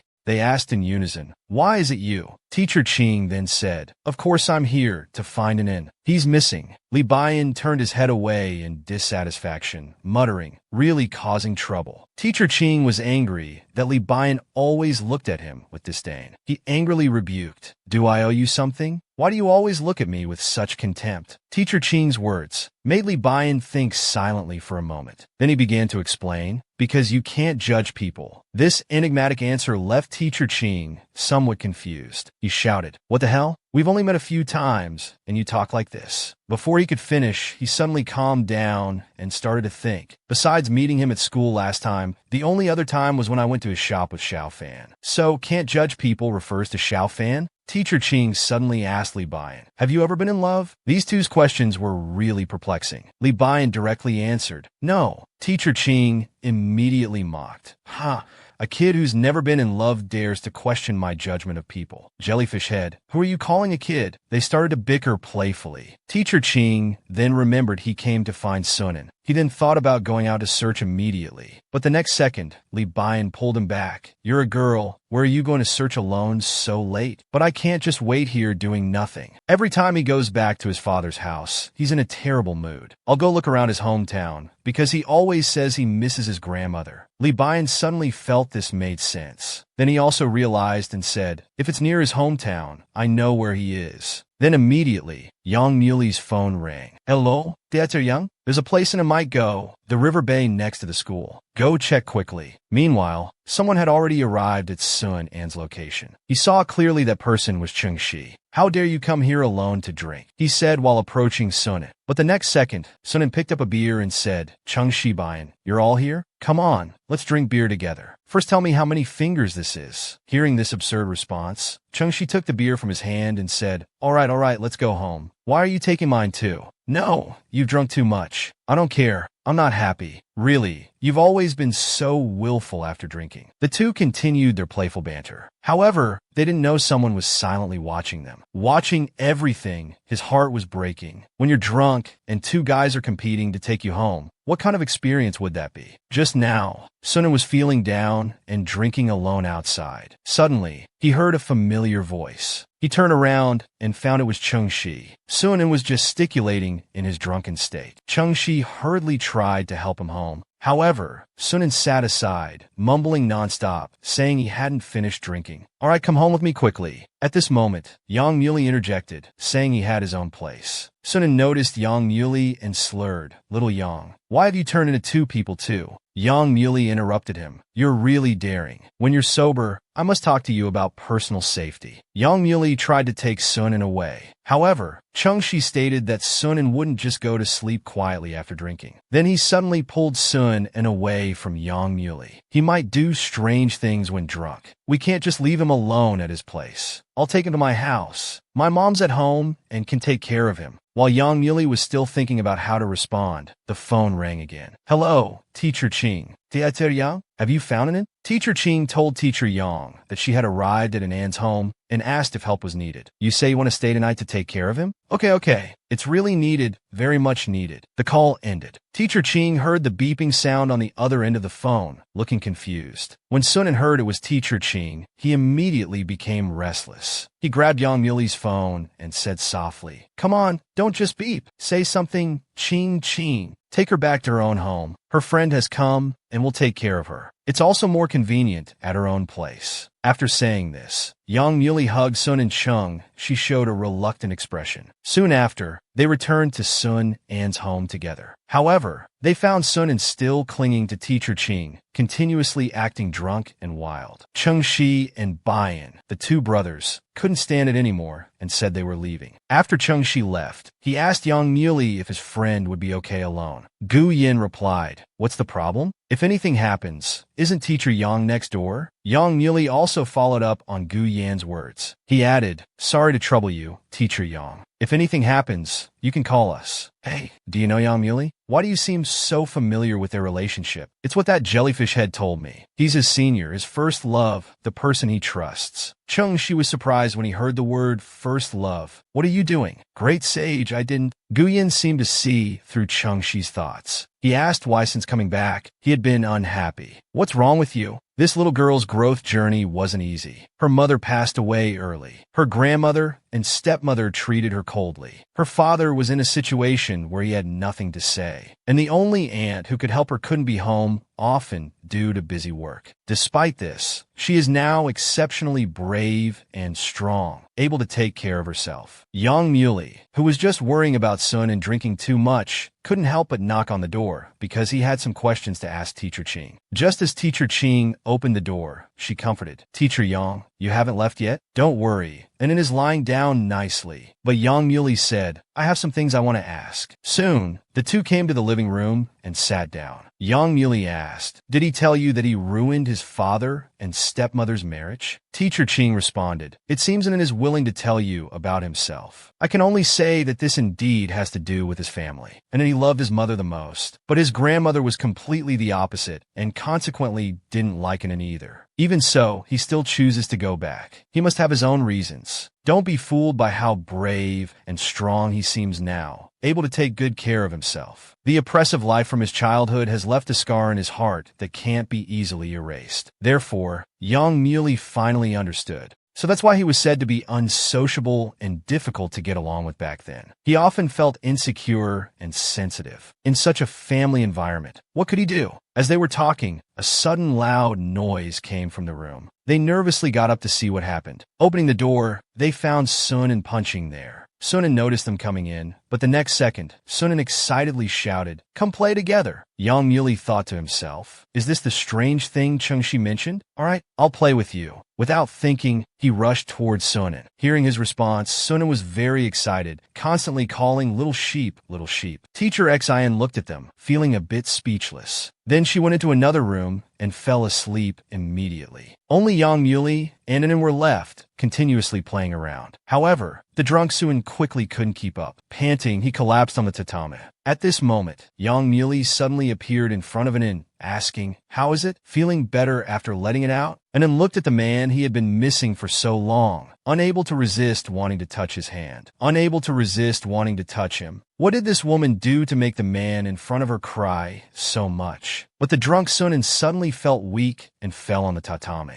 At this time, Yang Muley walked up to her. "Let it out. Are you feeling better?" Sunan looked at the man she deeply loved in her heart. Unable to resist, she reached out to touch him. Unexpectedly, she took off his glasses and said, "Don't pretend to be like her anymore. Don't be like my dad." Yang Muley asked, "What's wrong with you? Do you want to talk about it?" You say is so-called liking something that can be replaced by anyone. When one is gone, you can just replace with another. Yang Muley unexpectedly answered, "There's always someone who is the only one." Sunan suddenly asked, "Do you have such a person in your heart?" Yang Muley looked into Sun An's eyes and said decisively, "Yes, it's you." This sentence made memories surge in Sun An's mind. In the dark days, Yang Muley was like a shooting star, giving him warmth and hope. Sunan approached Yang Muley without hesitation, gently kissing his chin. Yang Muley was slightly stunned. "Do you know what you're doing?" However, the next moment, Sunan had already fallen into deep sleep. This second-hand-like speed of falling asleep left Yang Muley at a loss. He silently prayed, "Really, don't sleep. At least give me an explanation." The next day quickly arrived. While washing up, Yang Muley was still immersed in last night's memories. Was he sober or still drunk at that time? Thinking about the situation then, he couldn't help but chuckle. But after careful consideration, Yang Muley still decided to ask Sunan out for a meal to test if he still remembered what happened last night. As Yang Muley finished washing up and was about to leave the room, Wu Ren kept meowing nonstop. Yang Muley just patted his head and said, "Eat well, I'll be back soon." With a click of the door closing, Wu Ren's cat face darkened. It turned out this annoying caretaker hadn't filled Wu Ren's cat food again. Wu Ren was furious about this. When Yang Muley came to Sun An's door and knocked, there was no response. "Not awake yet?" "No, I was afraid of disturbing their rest, so I came at noon." He had no choice but to call Sunan, nervously preparing his next lines in his head, wanting to ask if he remembered last night and that he wanted to see him. However, when the call connected, Yang Muley couldn't hide his nervousness. He softly called, "Anan, it's Yang Muley. Where are you now?" Yang Muley had just woken up from his sleep, eagerly wanting to find Sunan. But after knocking for a long time, no one responded. Had Sunan already left? He couldn't help but dial Sun An's number. But when the call connected, nervousness washed over him like a tide.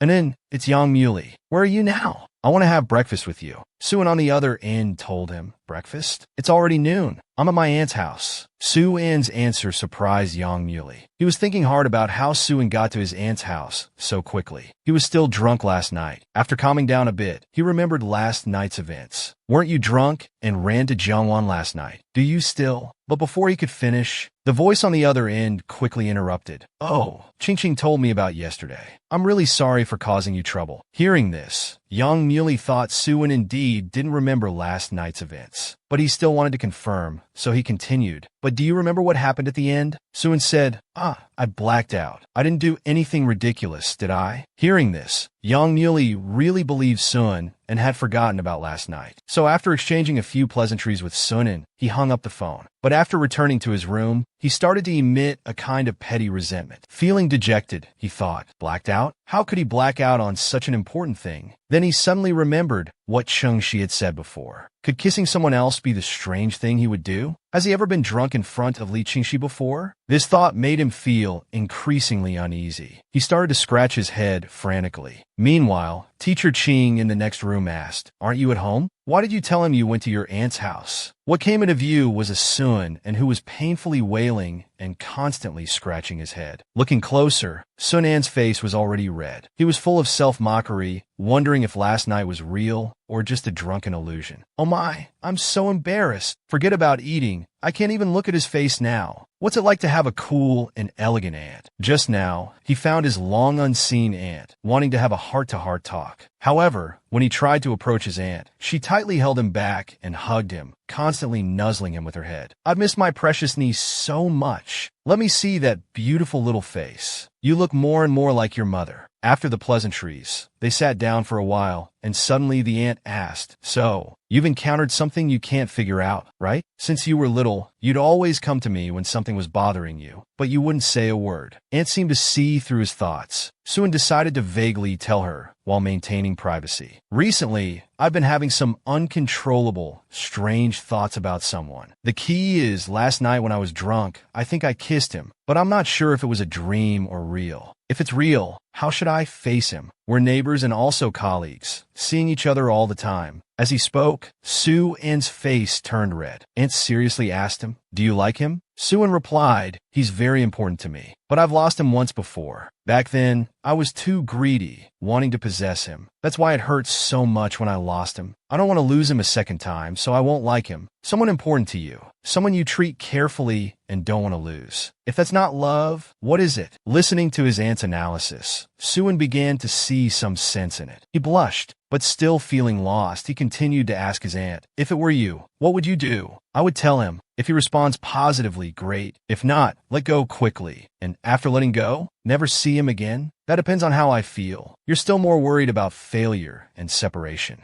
Don't compromise yourself because you're afraid of not even being able to remain friends. When you think of that kiss, do you feel disgusted or happy? Do you hope that kiss was imaginary or real? What do you want? You need to figure it out yourself. But I must warn you, if you don't grab him soon, be careful someone else might snatch him away. If you don't act sooner or later, he'll have someone important to him. Someone else will be cherished and loved by him. Is that what you want to see? So if after hearing all this, you feel sad, then you need to work hard. Don't let yourself have regrets." Sunan finally gathered his courage and let go of his burdens. He stood up and said, "I understand. I'll try to confirm with him. I hope I won't regret it either." After their chat, they decided to go downstairs to buy some food, planning to enjoy a delicious beef rice bowl. As Sunan walked out of the elevator, he was surprised by the scene before him. It turned out to be Yang Muley, leaning against the flower bed, waiting for Sunan. When Yang Muley saw Sunan, he immediately asked with concern, "Why are you wearing so little?" Sunan began to wonder, did Yang Muley come specifically to find him? The next second, Yang Muley took off his jacket and put it on Sunan. At that moment, Sunan faintly smelled a light, fresh scent. The jacket on his body still carried Yang Muley's warmth. Why is this person so gentle? Sunan began to reflect on what his aunt had just said. What do you want? Figure it out yourself. What I want is the person in front of me. What do you think of me? If I say I want to always be by your side, would it bother you? If I say I like you, would you accept me? Then a woman's voice interrupted the atmosphere between the two. They both looked towards the source of the voice. It was actually Qiao Shuejia, who had once separated them. Sunan finally realized his feelings for Yang Muley and decided to confess to him. However, halfway through his confession, he encountered Qiao Yuning's interference. This instantly killed the courage in Sun An's heart. Qiao Yuning pretended to greet Sun An friendly, but immediately after, she started catching up intimately with Yang Muley.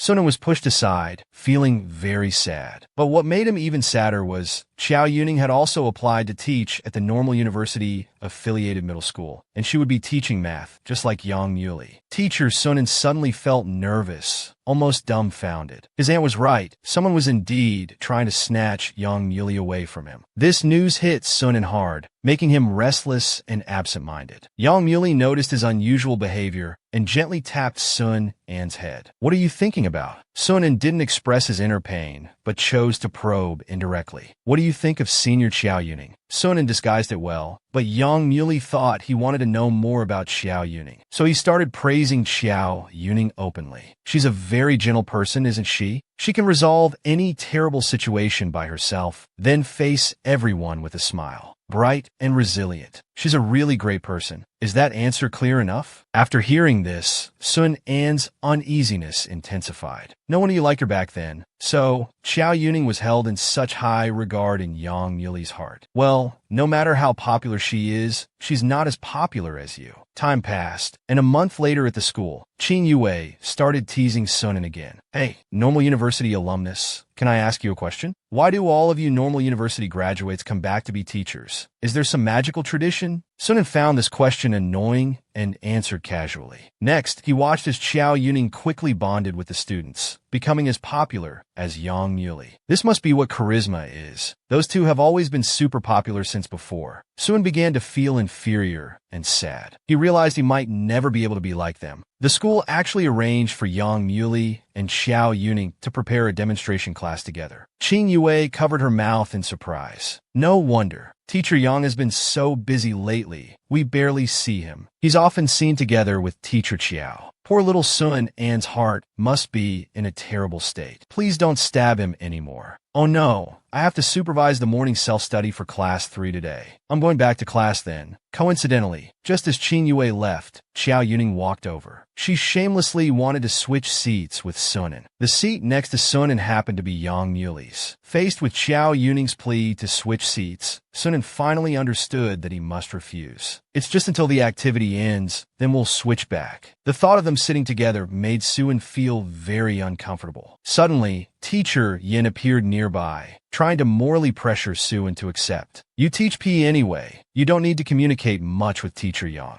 I suggest this teacher should see an eye doctor. Under pressure, Sunan had to reluctantly agree. So when Yang Muley returned after class, he was surprised to find Xiao Yuning sitting in his and Sun An's original seats. Xiao Yuning explained with a smile. We have to prepare for the open class, right? I talked to the director, and Teacher Sun and I temporarily switched seats. Yang Muley loket exasperate. Although he was unwilling, karma never fails for those who play mind games. Just as he stood up, he suddenly slipped. Yang Muley beside him just looked on in surprise, without offering a helping hand. Xiao Yuning took the opportunity to hold Yang Muley's arm, sarcastically saying, You're really going overboard, aren't you? Since that's the case, why don't you perform a split right now? Really feel that sour sensation. However, Sunan, standing outside the door, saw this scene. He felt a deep pain in his heart. What should he do? When you're unhappy, what do? Sun An's way of dealing with unhappiness was to eat. Xi and Yue looked surprised at the 2 large bowls of rice in front of him. She concernedly greeted Sun, and Yang Muley also came over with his utensils. Sitting next to Sun, and Yue quietly handed Yang Muley a piece of gum. After you finish eating, you two can kiss. This sentence made the 2 opposite freeze instantly, their faces turning red. A mushroom cloud seemed to appear above their heads. They both mistakenly thought Ching Ching had suggested the kiss. In their minds, an image of Sun and kissing Yang Muley automatically appeared. Yang Muley was about to take the chance to ask Sun if he still remembered that incident. But he found Sun and had picked up his bowl and started eating frantically. In an instant, he finished 2 large bowls of rice. Then Sunan left early. Yang Muley finally realized Sunan had been avoiding her kiss from that day. The happiness she still remembered endlessly. He lowered his head, using his hand to cover his unclear facial expression. At noon, Xi and Yue looked at the 2 large bowls of beef over rice placed in front of Sunan. She was a bit bewildered. Sunan, turning grief into appetite, even found time to ask her, Do you want some meat? Yang Muley suddenly appeared with a tray, asking, Can I sit here? Seeing it was him, X and Yue excitedly greeted, Teacher Yang. Of course you can. She very kindly gave him a piece of gum, saying, This is for you too. After you finish eating, you can kiss. Due to a slip of the tongue, she said kiss on the mouth. Hearing this, both of their faces turned bright red. The scene of their kiss that night flashed in their minds again. Yang Muley's fair face gradually showed a hint of red. He turned his head, wanted to talk to Sunan, but he found that the other had sped up his eating pace like a tornado destroying a parking lot. After finishing, he quickly excused himself with the empty bowl. Xi and Yue watched his fleeing figure thoughtfully, feeling that something was strange about, and Yang Muley also felt that Sunan had been avoiding him lately. A belated thought suddenly surfaced. His gaze on Sunan suddenly became intense. Could he still remember the kiss from that day? Young Muley, with his cat-loving nature, was robbed by a cute stray cat at the entrance. He crouched down, petting the small cat circling around his feet, exclaiming happily, "Are you new here? And I will be very happy to see you." Thinking of him, young Muley became troubled. Ever since that day they met under his aunt's building, things had been strange. Young Muley couldn't figure it out, stroking his chin in thought. Is it because he wasn't drunk that day, or did I do something? What else happened that day? His confused brain suddenly had a flash of insight. He suddenly thought of Xiao Yuning. An uncontrollable excitement surged in his heart. Could it be that he was jealous? As soon as this thought arose, young Muley quickly denied it. From his previous attitude and words, Sunan probably just saw him as a familiar person all along. Thinking this way, he fell into another bout of depression. Calm down, calm down. This thought is too self-flattering. He didn't seem to realize that his current state of anxiety and insecurity was exactly like someone in love. Still troubled, he thought,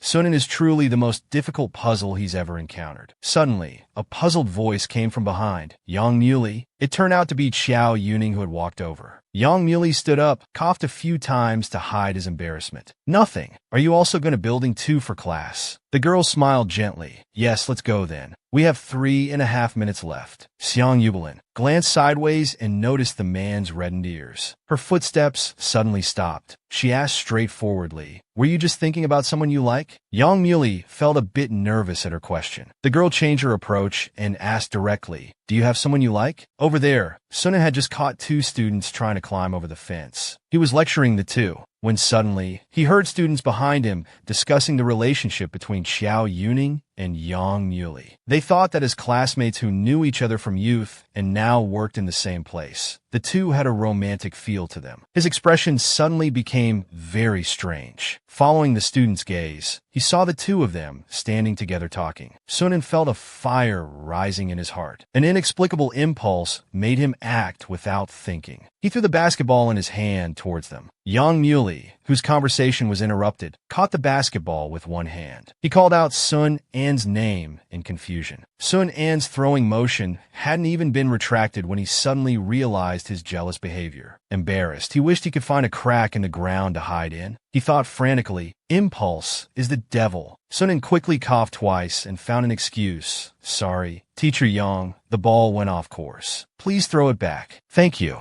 Young Muley looked at him across the crowd, his gaze unreadable behind his glasses. He suddenly said, Teacher Sun, what did you say? I can't hear you. Sunan didn't suspect anything and repeated what he said in a louder voice. The man innocently tilted his head and made a confused sound. This angered Sunan, who puffed out his cheeks. Internally, he cursed, What ah? If only I had the authority to make you run 2 laps. He could only obediently walk towards Young Muley, reaching out across the railing to ask for his basketball back. Young Muley, as if his prank had succeeded, revealed a pleased smile. You came over. This time you're not running away when you see me. Sunan took a deep breath. He reached out and snatched the basketball back. Turning around, he loudly explained, What joke is this? Why would I run away when I see you? Then, as if slapping his own face, he scurried away. He ran so fast that the ticket in his pocket fell out. Young Muley picked it up and saw it was a ticket to a haunted house. Sunan came back and snatched the ticket from his hand, saying fiercely, That's mine. Young Muley smiled good-naturedly. You're going to a haunted house? Are you scared? Want me to accompany you? Sunan seemed a bit tempted. However, his gaze fell on Xiao Yuning waiting quietly behind him. An inexplicable anger burned in his heart again. He turned and ran away, leaving behind a stiff, No need, I have someone to go with. Young Muley's internal alarm bells suddenly went off. Hearing that Sun was going to the haunted house with others, Young Muley became very alert. He wanted to ask for clarification, but Sunan, with his graceful posture, had already run out of sight. He could only sigh helplessly. This girl really is particularly good at sports. She runs too fast. Still bothered, Young Muley went to ask Qing Yue and learned that the sisters had planned to go to the haunted house on the weekend. The heart that had risen to his throat finally settled back into his stomach. Qing Yue was still enthusiastically discussing the haunted house activity. There were prizes to be won. He turned his gaze and offered strong support. Teacher Yang, why don't you come along too? I have 2 tickets here. I was originally going to bring my friend to go with an and the others. Hearing this, Yang Muley, who was drinking water, suddenly spat it out. He turned around as if facing a great enemy and asked, "Who are they?" Xuanyue's face darkened as she remembered that person. She said angrily, "It's Li Qingxi and that. I can't say his name. I get angry when I mention his name." Yang Muley laughed and said, "The one whose name can't be mentioned, that's Voldemort." Hearing that other men would be going too, Yang Muley stopped being polite. He decisively took the tickets and said, "Then thank you, Teacher Qing." Meanwhile, the Li brothers were making desserts. Looking at the cake his younger brother made, Li Bian sincerely asked, "Is this a mouse?" Li Qingxi, who was concentrating on decorating, immediately became angry and embarrassed. He loudly retorted, "It's a cat." Li Bian elegantly covered his ears and complained, "So noisy. Why are you shouting so loudly?" Seeing his brother's uncompromising attitude, Li Qingxi, as the younger brother, was worried. "With such a bad personality, be careful you won't find a girlfriend." Li Bian, drinking coffee, said seriously, "It doesn't matter." He leaned on the table with one hand, looking at the cake. He asked curiously, "Is this made for Sunan?" Li Qingxi, focused on decorating the cake, spared a moment to answer, "I'll drop it off for him on the way back tomorrow." Li Bian, seeing his brother's serious expression, thoughtfully said, "You wouldn't happen to—" He suddenly stopped.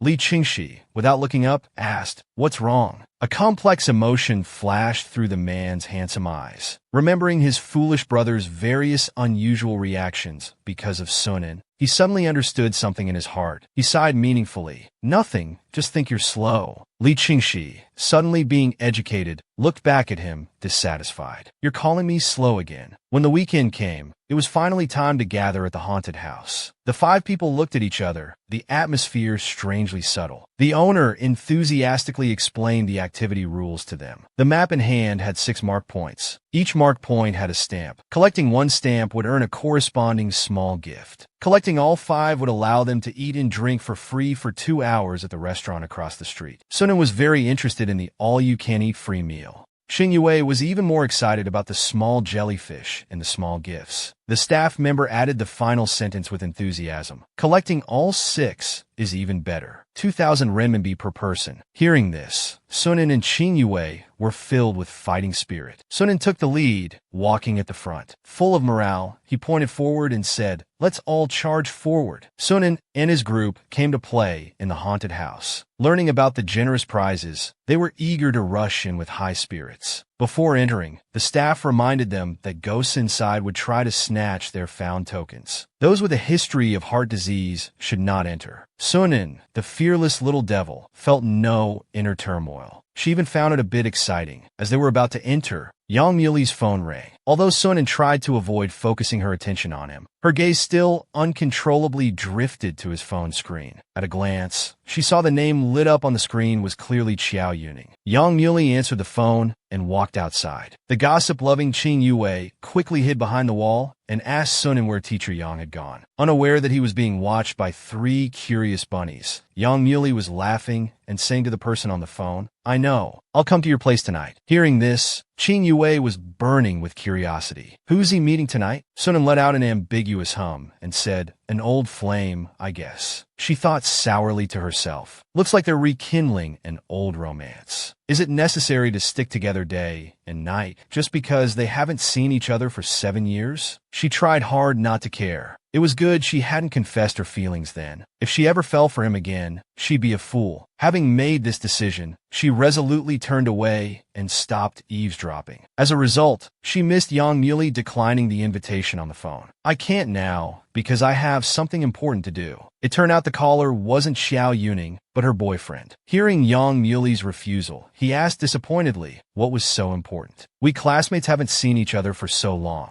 Our old homeroom teacher will be here soon. It's up to you." Yang Muley laughed and agreed. After this brief call ended, the terrifying game officially began. In the dark haunted house, Xing Yue's frightened screams were constant. Scared by the frequently appearing ghosts, her hair stood on end. Seeing Qin Yue clinging to her like a lifeline, Sunan teasingly said, "Indeed, coming to a haunted house is most exciting with you." Qin Yue, scared to the point her voice changed, asked tremblingly, "Aren't you all afraid? Aren't you scared someone will come to snatch things?" Sunan held back her laughter and said, "We should cooperate a bit. Run symbolically." Nearby, Li Baiyan gave Qin Yue a puzzled look, not understanding why she came if she was afraid. Qin Yue didn't understand why they came if they weren't scared. Could they be here to cause trouble? Just as she finished speaking, they heard stealthy footsteps behind them. Frightened, she quickly clung to Sunan for a sense of security. At this moment, the only one genuinely scared might be just her. Li Baiyan, walking at the front, calmly said, "Let's find a door to hide first. According to the game rules, we should choose a door to enter." Suddenly, the lights in the corridor went out. In the darkness, footsteps were heard again, getting closer and closer. The others were still looking for which direction the map said the stamp was in. Suddenly, a loud crash from behind startled Qin Yue,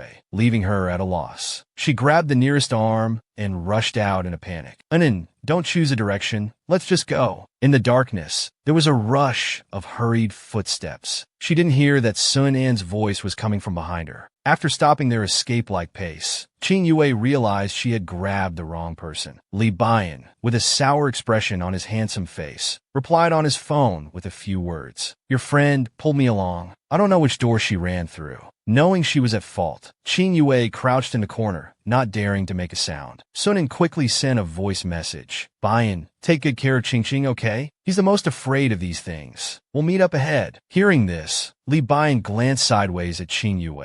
A single man and woman alone in a room, and they didn't even get along. Even for someone as calm as him, this situation felt a bit thorny. Today, Li Baiyan was very troubled. Dragged by Qin Yue, he had lost his way in the haunted house. And now, the instigator was curled up in fear beside him. Li Baiyan looked her up and down in the darkness. Seeing her quail-like demeanor, he couldn't help but furrow his brow. He asked gruffly, "If you're so scared, why did you come?" Qin Yue's eyes welled up with tears. She yelled back resentfully, "Why are you so mean? This is a haunted house. What's the point of coming if you're not scared? Besides, I originally planned to come with Anin and Xiaofan. Who knew I'd end up with you?" Hearing the disappointment in her voice, Li Baiyan snorted, somewhat annoyed. "Sorry that it's not the guy you like here with you at this moment. Now that you've vented, can we get going?" Qin Yue buried her face in her knees, ashamed. A muffled voice came from her knees. "I don't think so. My legs aren't cooperating." On the other side of the haunted house, Li Qingxi looked at Yang Muley, puzzled. "Why does he keep smiling at me? It's a bit scary. Can't lose in spirit. Gotta stand tall." Li Qingxi pulled Sunan away from Yang Muley's line of sight, saying, "Let's walk ahead and see if we can find them." Yang Muley, left behind, felt a bit hurt. He unhesitatingly grabbed Sun An's hand. Sunan was startled and looked up at him. She saw Yang Muley's eyes fixed intently on her. Sun An's face reddened, and she instinctively lowered her head to look at their clasped hands. Seeing this, Li Qingxi called out dissatisfied, "What are you doing? Why are you holding hands?" Yang Muley, with an innocent smile on his face, like a cunning little fox, said without blinking, "Because I'm afraid of the dark. Or you can hold my hand instead." Li Qingxi refused without a second thought. "I don't want to hold hands with a man." Sunan, seeing the triumphant smile on Yang Muley's face, seemed to understand something. She took Li Qingxi's hand on her own initiative, then placed Yang Muley's hand on top. Looking at them both, she said righteously, "You two hold hands. It's good to have a companion." After saying this, she walked alone to the front to search for game props. The two men instantly pulled their hands back. They let out an awkward cough. The three split up to search the room. Not far away, eerie knocking sounds began again. The ghosts were approaching this room. Li Qingxi immediately called for Sun and to hide quickly. Sun frantically looked around, but couldn't find a hiding place. Suddenly, a hand grabbed her, pulling her under a wooden table. The ghost had entered the room and was moving around, searching for their traces. In the darkness, Yang Muley had one hand propped on the wooden board, the other tightly holding Sunan. They were very close, and Sun An's face instantly turned red. The ghost had entered the room and was moving around, searching for their traces. In the darkness, Yang Muley had one hand propped on the wooden board, the other tightly holding Sunan. They were very close, and Sun An's face instantly turned red. Yang Muley apologized insincerely, but the corners of his mouth couldn't help but curve upwards. Sunan tried to get up in this narrow space, wondering how he had managed to flip into such a cramped spot. She suddenly stood up, bumping her head on the wooden board above, making a dull thud. Yang Muley quickly pulled her back into his arms, shushing her. Outside the table, a pale, terrifying foot could be vaguely seen walking by. Sunan covered her mouth in fear, cold sweat dripping from her forehead. Why won't it leave? Qingxi's hiding spot was so easy to find. Hearing he was still there, she still had the mind to worry about the other man. Yang Muley complained somewhat pitifully. How can you be so biased? I've been holding up this wooden frame for you for so long. My arms are sore and painful. But since earlier, you've only been talking to him. Now at least show some concern for me, who's been left out. Sunan saw his audacity, accusing others first. Her temples throbbed instantly. How are you left out? Coming to the haunted house with us during the day, and having a date with teacher Qiao at night. The more she spoke, the angrier she became. Her head suddenly lifted the heavy wooden board, leaving Yang Muley dumbfounded. Sunan, as if the weight on her head was nothing, started to berate him. Ever since you came back, you've been busy together all day, casually helping each other, calling to meet up, and you say I'm biased. Sunan grew more indignant as she spoke, her voice involuntarily rising. Who's the one valuing romance over friendship? The ghost in the room, seriously trying to scare people, was startled by her intensity. After hearing her dissatisfied outburst, Yang Muley instead revealed a pleased smile. So, this girl has been distant with me because of this? After venting her anger, Sunan finally noticed her head hurt. She rubbed her head, somewhat confused. Why does this guy look so happy? Eerie knocking sounds came from outside again. Yang Muley took the opportunity to pull her back into his arms. This zero-distance contact left Sunan frozen in place. In a place she couldn't see, Yang Muley's eyes were filled with surging emotions as he held her. His heart was full of joy and satisfaction. In the darkness, Yang Muley held Sunan tightly, not letting go. They were so close that his scent was clearly perceptible. Sunan was momentarily dazed. She quickly started to struggle. However, Yang Muley didn't want to let her escape. Don't move, there's a ghost outside. Sunan retorted softly, I'm not afraid of you.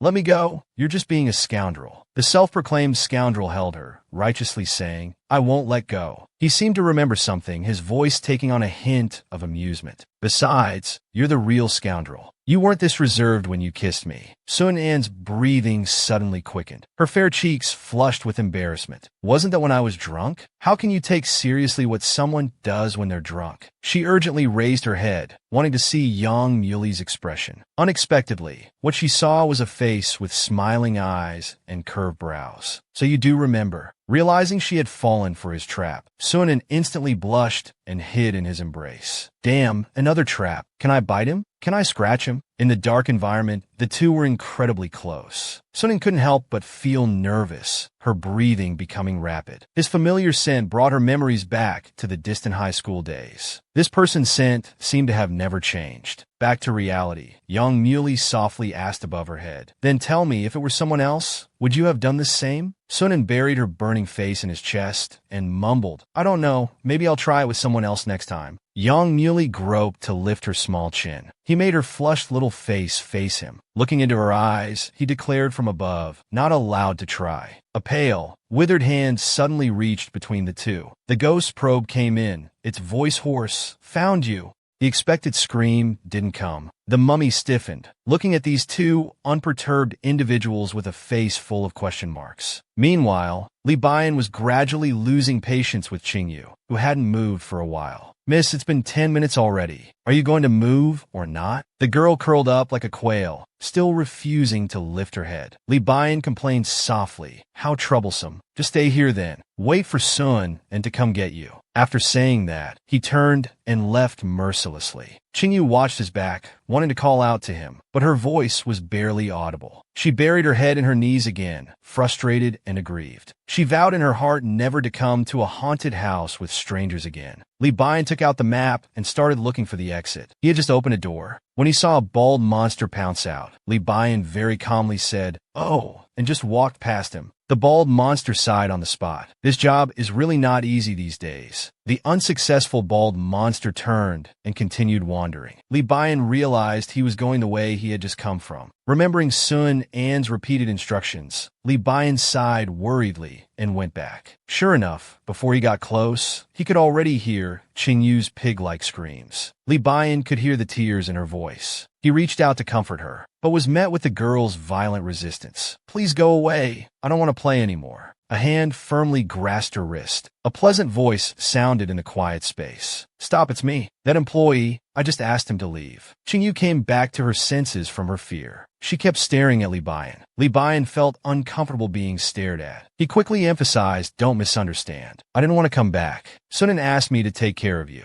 If I left you here, he'd never let it go." This was the first time Li Bian had touched a girl's hand. His usually calm face also became unnatural. Qingyu only then realized she was tightly holding onto his hand. She let go as if electrocuted. Li Bian awkwardly rubbed his neck, turning his head away. They were silent for a moment. Li Bian suddenly pulled up a corner of his clothes and handed it to her, pretending to be cold as he turned his head and said, "Hold on to this. It should be enough to walk, right?" He was suddenly so considerate. Qingyu widened her eyes in disbelief. She grabbed the corner of his clothes, stumbling along behind him. Li Bian comforted her. "Don't be so jumpy. They're all staff members. What's there to be afraid of?" But the sparse, suspicious sounds around still couldn't completely relax the girl. Just as he finished speaking, a bloody, unidentifiable object suddenly dropped down. Both of their faces changed dramatically. Qin Yue couldn't help but scream. But as she screamed, she realized something was off. Her scream seemed to be drowned out by someone else's. In panic, the two ran wildly through the room, trying to escape. They kept running until they reached a safe place, then stopped, panting. Li Bian said regretfully, "There seemed to be a seal in that room just now. We missed it." Out of breath, Qin Yue quickly waved her hand, refusing. "We're not going back there. That room was too scary." But then she changed her tone, asking with a grin, "That very manly scream in that room, just now, it was you, wasn't it?" Not wanting to admit it, Li Bian could only pretend he didn't hear. Qin Yue started to gloat. "So you have things you're afraid of too."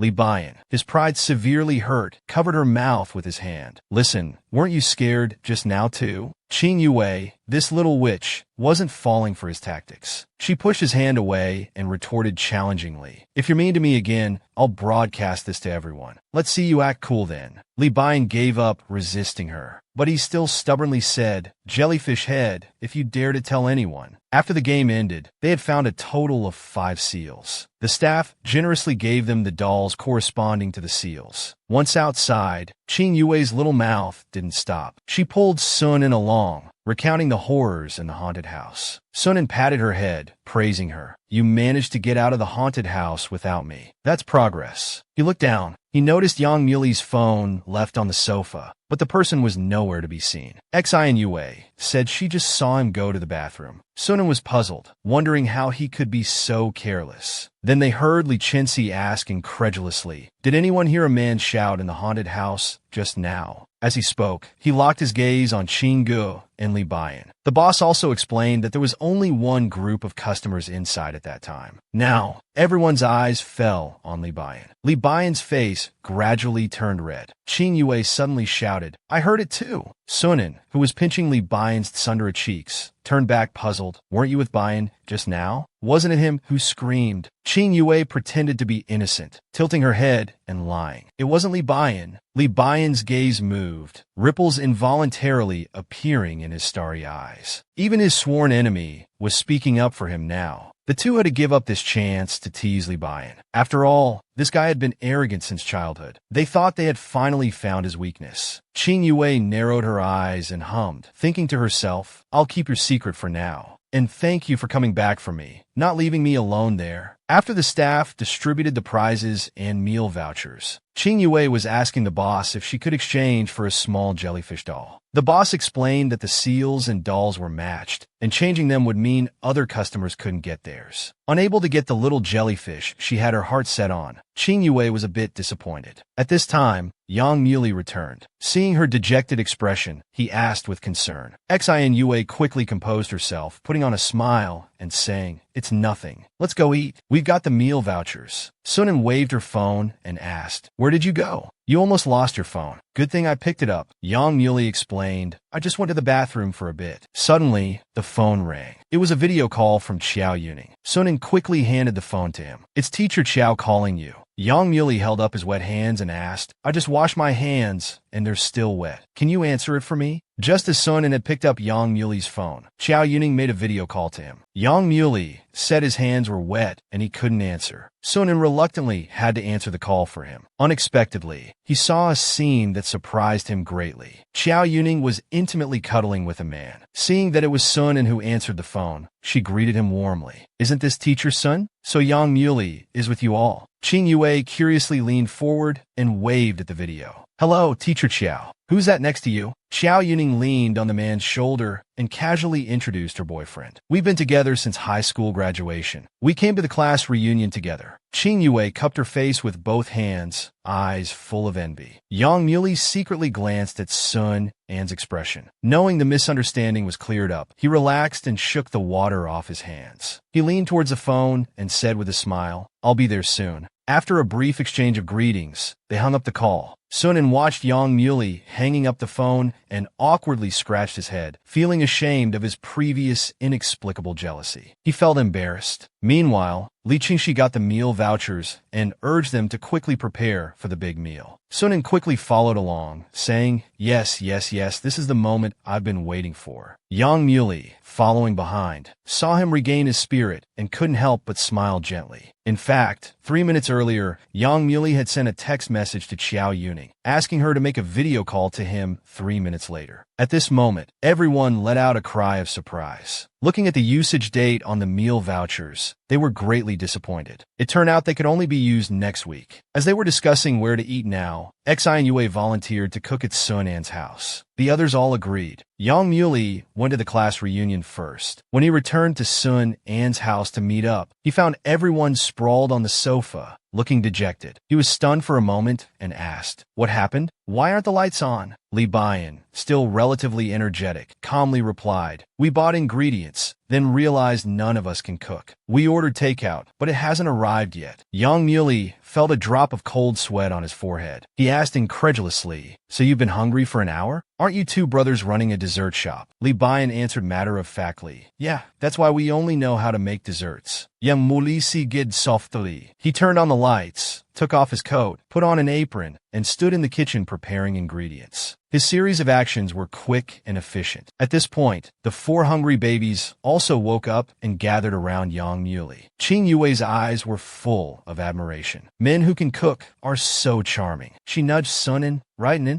Li Qingxi noticed that Sun An's gaze was also fixed on Yang Muley. Full of jealousy, he pulled his brother, saying, I just saw milk and eggs in the fridge. Let's go make some desserts. I can be cool too when I'm serious. As Li Bian was being forcibly pulled away, he suddenly threw something to Qing Yue.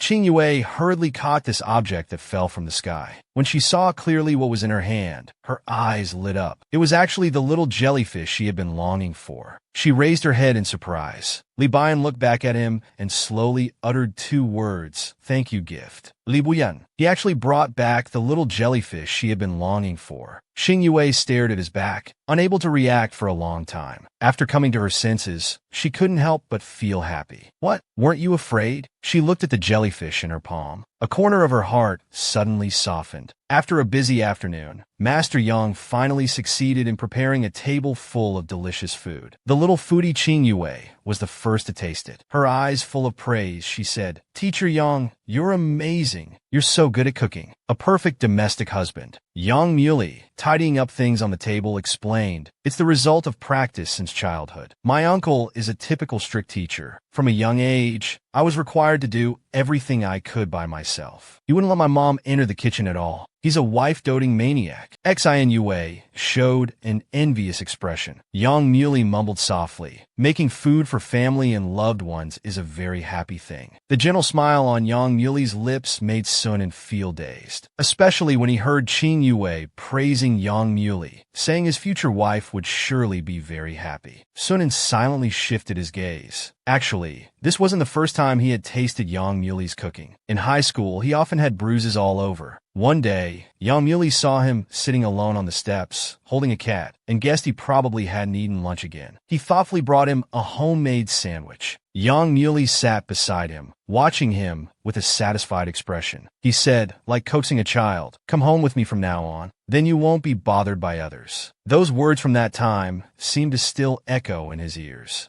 Sunan somewhat awkwardly used his hair to hide his heated gaze, which unconsciously drifted towards Yang Muli again. Realizing he was caught, he immediately turned back and frantically stirred the cream in his hand, pretending nothing happened. After the meal, they started playing cards. Li Qingxi, who kept losing to Yang Muli, was going crazy. He lay on the table, wailing, "Lost again. Yang Muli, you're really terrifying." Sunan advised him to quickly admit defeat. Li Bian beside him coolly added, "It's not interesting without a punishment." Reminded by this, Sunan immediately stood up and said enthusiastically, "Bian is right. Last week when I was invigilating, I just confiscated a set of Truth or Dare. I'll go get it and we can play." Li Qingxi glared at his traitorous brother and scolded, "Are you really my brother?" Sunan had already brought out a complete set of Truth or Dare equipment. Li Qingxi, who had strongly opposed earlier, was now eager to try, not forgetting to emphasize that this was just a trial run and didn't count. Unexpectedly, what he rolled was a requirement to kiss the person opposite him, and the person opposite him was Sunan. Everyone instantly went into an uproar. Sunan quickly threw the dice into the trash can, cursing, "What the hell? These brats, what kind of things did they buy? Outrageous." Qing Yue checked the truth bamboo sticks and found them to be relatively normal. What Li Qingxi drew was to tell the reason for his most miserable cry. He hastily retorted, "What a joke. How could a grown man like me have times when I cried miserably?" At this moment, Li Bian said softly, "The most miserable cry must be that time." Li Qingxi anxiously tried to stop him. "Bian, don't talk nonsense." Li Bian looked at him somewhat innocently. "What? I'm talking about when you were 4 years old." At that time, Li Qingxi was playing house with Sun, and Qingxi played the mom. Sunan played the dad. Sunan said he needed to go out to work and support the family, asking Qingxi to stay home and cook. But they got carried away, playing somewhere, and completely forgot about him. Qingxi waited alone until night, crying miserably. Li Qingxi, whose dark history was exposed, tried hard to salvage his dignity by loudly retorting, "My miserable crying wasn't because I was left alone until night. It was because of you." It turned out that Li Bian, who was passing by at the time,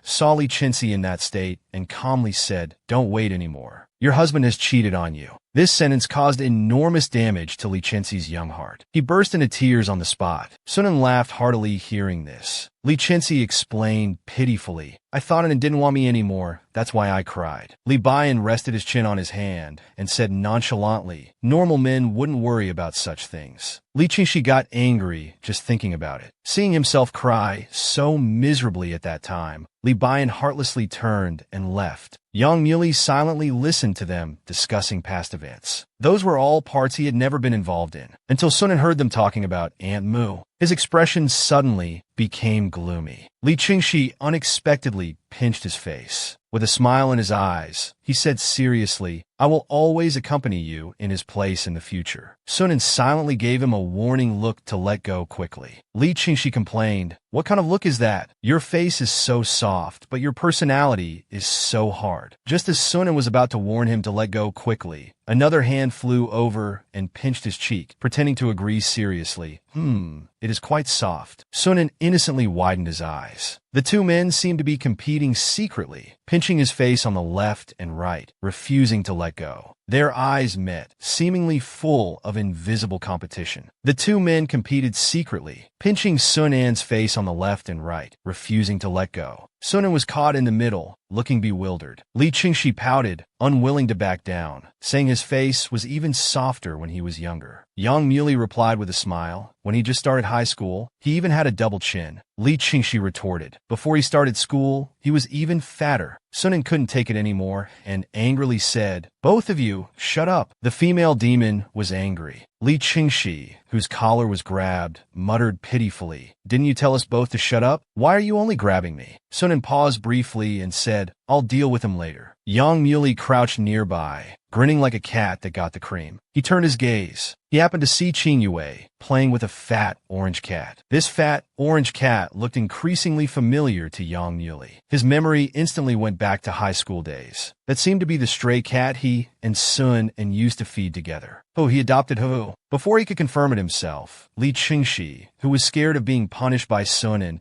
came over and grabbed his arm, strongly protesting. "You can't just punish me. Yang Muley should be punished too." I dare not say anything else, but when it comes to drinking, Teacher Yang, you should call me teacher. Yang Muley was suddenly struck with a competitive spirit. Seeing the three drinking excessively, Qing Yue watched and sighed. Men's strange competitive spirit. Li Bian only had one comment on this. Three immature kids. The enjoyable and exhausting day finally came to an end. Sunan sent the drunk Li Qingxi away. When leaving, Li Qingxi desperately struggled, wanting to stay at Sun An's house. But Li Bian mercilessly suppressed his resistance, saying, "Shut up and be a decent person." However, compared to Li Qingxi being dragged away, Sun An's biggest problem right now was Yang Mu. From just now, he had been smiling stupidly at him. Wherever Sun An went, he would follow. Even when he accidentally bumped his head on a pillar, he still looked at him, dazed. Sun An touched his hot cheek, worriedly saying, "What are you doing? Wake up a bit. Did you hit your head? I'll take you home." Yang Muley automatically skipped his questions and asked expectantly,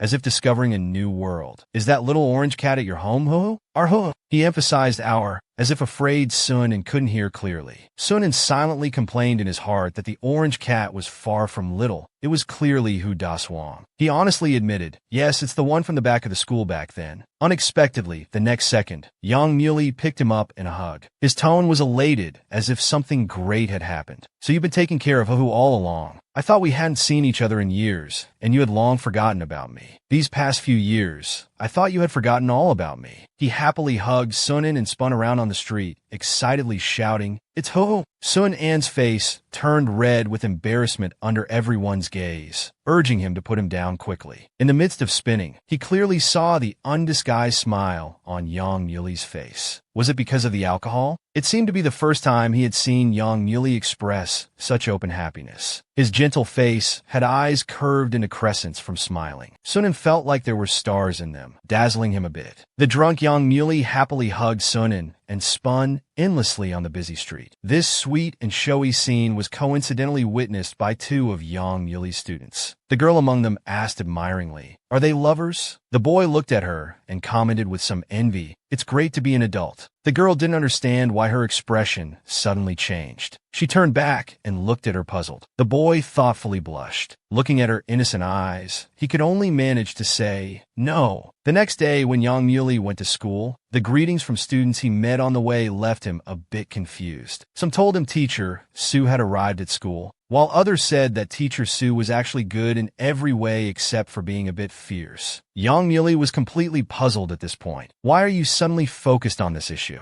Should I give you a few more test papers?" Suddenly, there was a commotion on the roadside. An elderly person had fallen on the ground, but no one dared to step forward. Voices from the crowd warned about potential scams and advised to leave quickly. Yang Muley's brows furrowed. He immediately went over and helped the elderly person up. The old person shakily thanked him. Although they were helped up, they still couldn't stand properly. Seeing that they had twisted their ankle, Yang Muley quickly took them to the hospital. In the office, Sun An, who hadn't seen Yang Muley all day, was distracted. X and Yue saw him spacing out and enviously commented, "We're all so busy with midterms, yet you have time to sit and daydream." Sun An didn't hear what she was saying at all, lost in thought. "Dinan, where do you think Yang Muley went?" Qing Yue asked mischievously. "What, do you miss him?" As soon as she finished speaking, she was punished by Sun and focus on organizing your lesson plans. Glancing over, he noticed that Qing Yue's bag had the little jellyfish from the haunted house hanging on it. Qing Yue proudly showed off. "Isn't it cute? Bu Yen gave it to me." As soon as she finished bragging, she realized she had let it slip. Sun An's suspicious gaze fell on his best friend. Would that Li Bian, who avoids women, actually give gifts to girls? Hearing the words "avoids women," Ek and Yue became curious. What kind of monk-like constitution is this? Sunan sighed and said, Lee Bayan has always thought girls were troublesome since he was young. Xian Yue clapped her hands in realization. That makes sense. No wonder he was so fierce when he first met me. Maybe he later realized I was a friend and didn't want to make things awkward for you.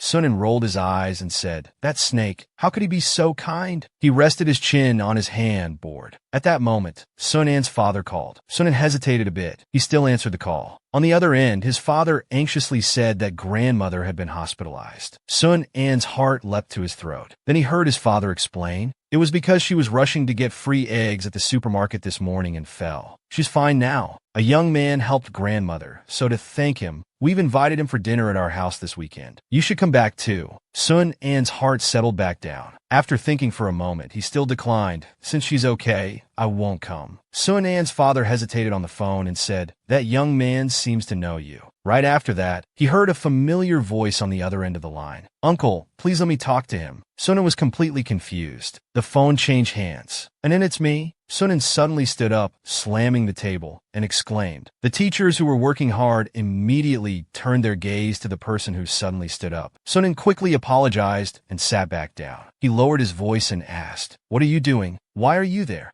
Yang Yuli calmly said, I just happened to be the young man who helped your grandmother. And your dad told me quite a few interesting stories about your childhood. I must say, it's just like you. Sun An's vision suddenly darkened, feeling an urgent sense that his dignity couldn't be preserved. What exactly did he tell you? Yang Yuli's voice, filled with amusement, suddenly deepened as he extended an extremely enticing invitation. Anyway, I plan to come here more this weekend. Are you coming or not? When the weekend came, Sunan couldn't resist the temptation and ended up going with Yang Yuli. Snow from the trees fell on Sun An's head. Yang Yuli casually helped brush it off, reminding him to remember to wear a hat next time it snows. He thoughtfully put the hood of Sun An's down jacket on for him. Sun An's small face was buried in the fluffy hood, feeling strangely like he was visiting his parents' home. He blushed, secretly glancing at Yang Yuli beside him, who seemed to be in a good mood. The feeling of helplessness he used to have when going home was gone. Sunan finally understood. That was the reason his heart was touched when he saw Xiong and saw embracing. It was envy. Sunan brought Yang Yuli home. As soon as they reached the door, they were warmly welcomed by the whole family. Grandmother Sun held Yang Yuli's hands, smiling kindly. She was completely different from her sharp-tongued self last time. Sunan followed behind silently, watching them exchange warm greetings. It seemed as if Yang Yuli was already part of the family. Sunan watched as Yang Yuli used his signature innocent smile again. With just a few words, he had Grandmother Sun beaming with joy. As he talked, he seemed to radiate a gentle light. He also presented a carefully prepared gift box. Grandmother Sun accepted the gift box, saying somewhat flatteredly, Oh, you shouldn't have. Soon, Yang Yuli had completely integrated into Sun An's family. In no time, he had won over grandmother. Sunan applauded admiringly. Yang Yuli spared a glance at him and said to Grandmother Sun, Sunan told me what you like. He pulled the silent Sun into his side. Sunan rubbed the back of his head awkwardly and mumbled a greeting. Grandmother Sun was silent for a moment, but then softened her tone and said, That's thoughtful. Suddenly, a childish voice calling sister rang out. Right after, a small dark shadow pounced on Sun An's back. Sunan turned his head to look at Sun Bai's rosy little face and asked, Little Bai, did you just wake up from your nap? Little Sun Bai happily responded, suddenly noticing there was a strange big brother in the house. He retreated behind his sister as if facing a great enemy and said, Hello, uncle. The word uncle fell on Yang Yuli's head like a mountain. Sunan laughed mischievously. At the dinner table, Yang Yuli thoughtfully served food to Sunan. The two were in perfect sync, like a young couple visiting the wife's parents. Grandmother Sue started the typical middle-aged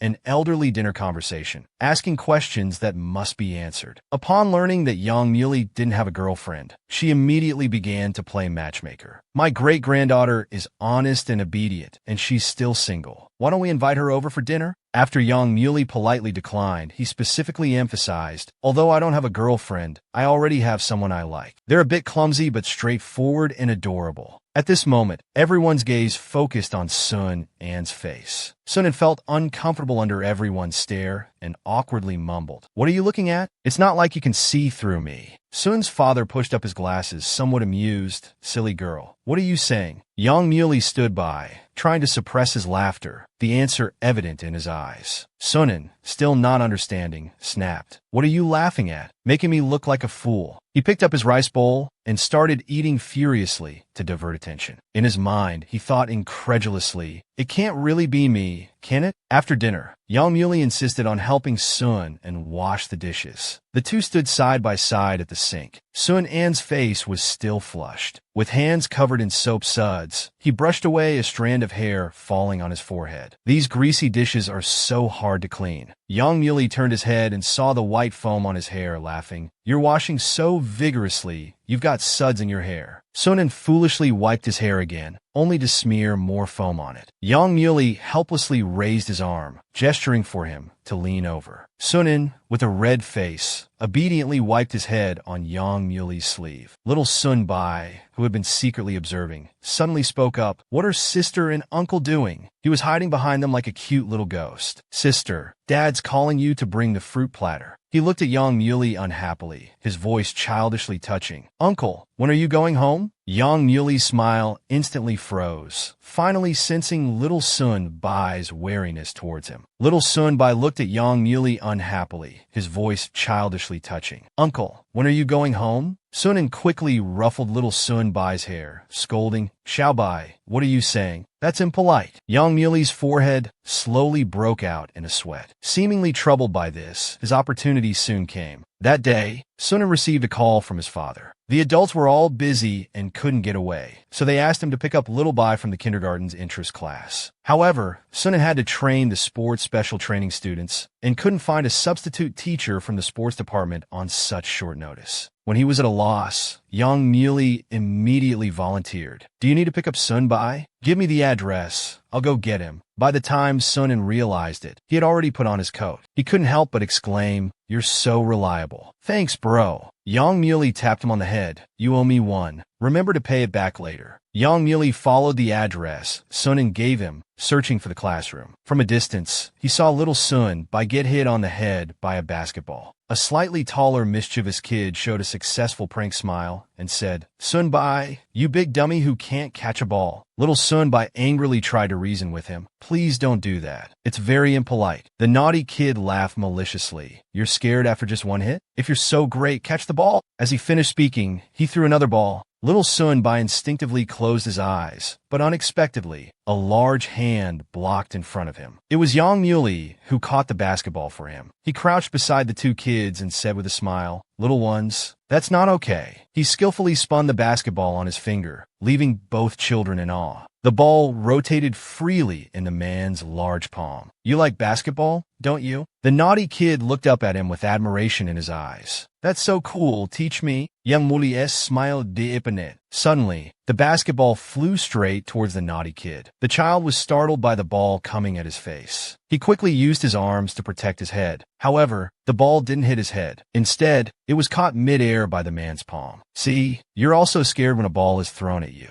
If I bullied you with the ball, just because I'm better than you, would you be happy? Bullying others doesn't make you better than them," he explained with a smile. "I prefer to give things to polite children, so you should apologize to Sun Bai first." The naughty kid struggled, his cheeks puffing up. Finally, he managed to say, "Sun Bai, I'm sorry." Young Muley smiled with satisfaction. At that moment, a cute little girl walked in and asked, "Sun Bai, who is this big brother?" Little Sun Bai said seriously, "He's my sister's friend." The little girl suddenly got excited. "Then isn't he your brother-in-law?" Not understanding what brother-in-law meant, Sun Bai tilted his little head in confusion. But hearing his friend envying him for having a brother-in-law made him happy inside. Meanwhile, Sunan was finishing up training with the special training students, giving final instructions. He heard two passing students greet him. "Hello, teacher's wife." The boys' clear voices echoed across the sports field. The person in question was completely bewildered. Sunan recognized these two as students from Young Muley's class and wondered suspiciously if they were talking to him. Before he could think further, he received a text from Young Muley. "I've picked up Xiao Bai. We're in the locker room next to you." When he found the locker room, he saw Sunbai and Yang Muley getting along harmoniously, different from the previous shyness and restraint. Little Sunbai was holding a ball, grinning and shouting, "Brother-in-law! Brother-in-law, I caught it!" This title left the class representative next to Yang Muley confused. However, Yang Muley accepted the title with ease, smiling from ear to ear. The class representative glanced sideways, noticed Sunin,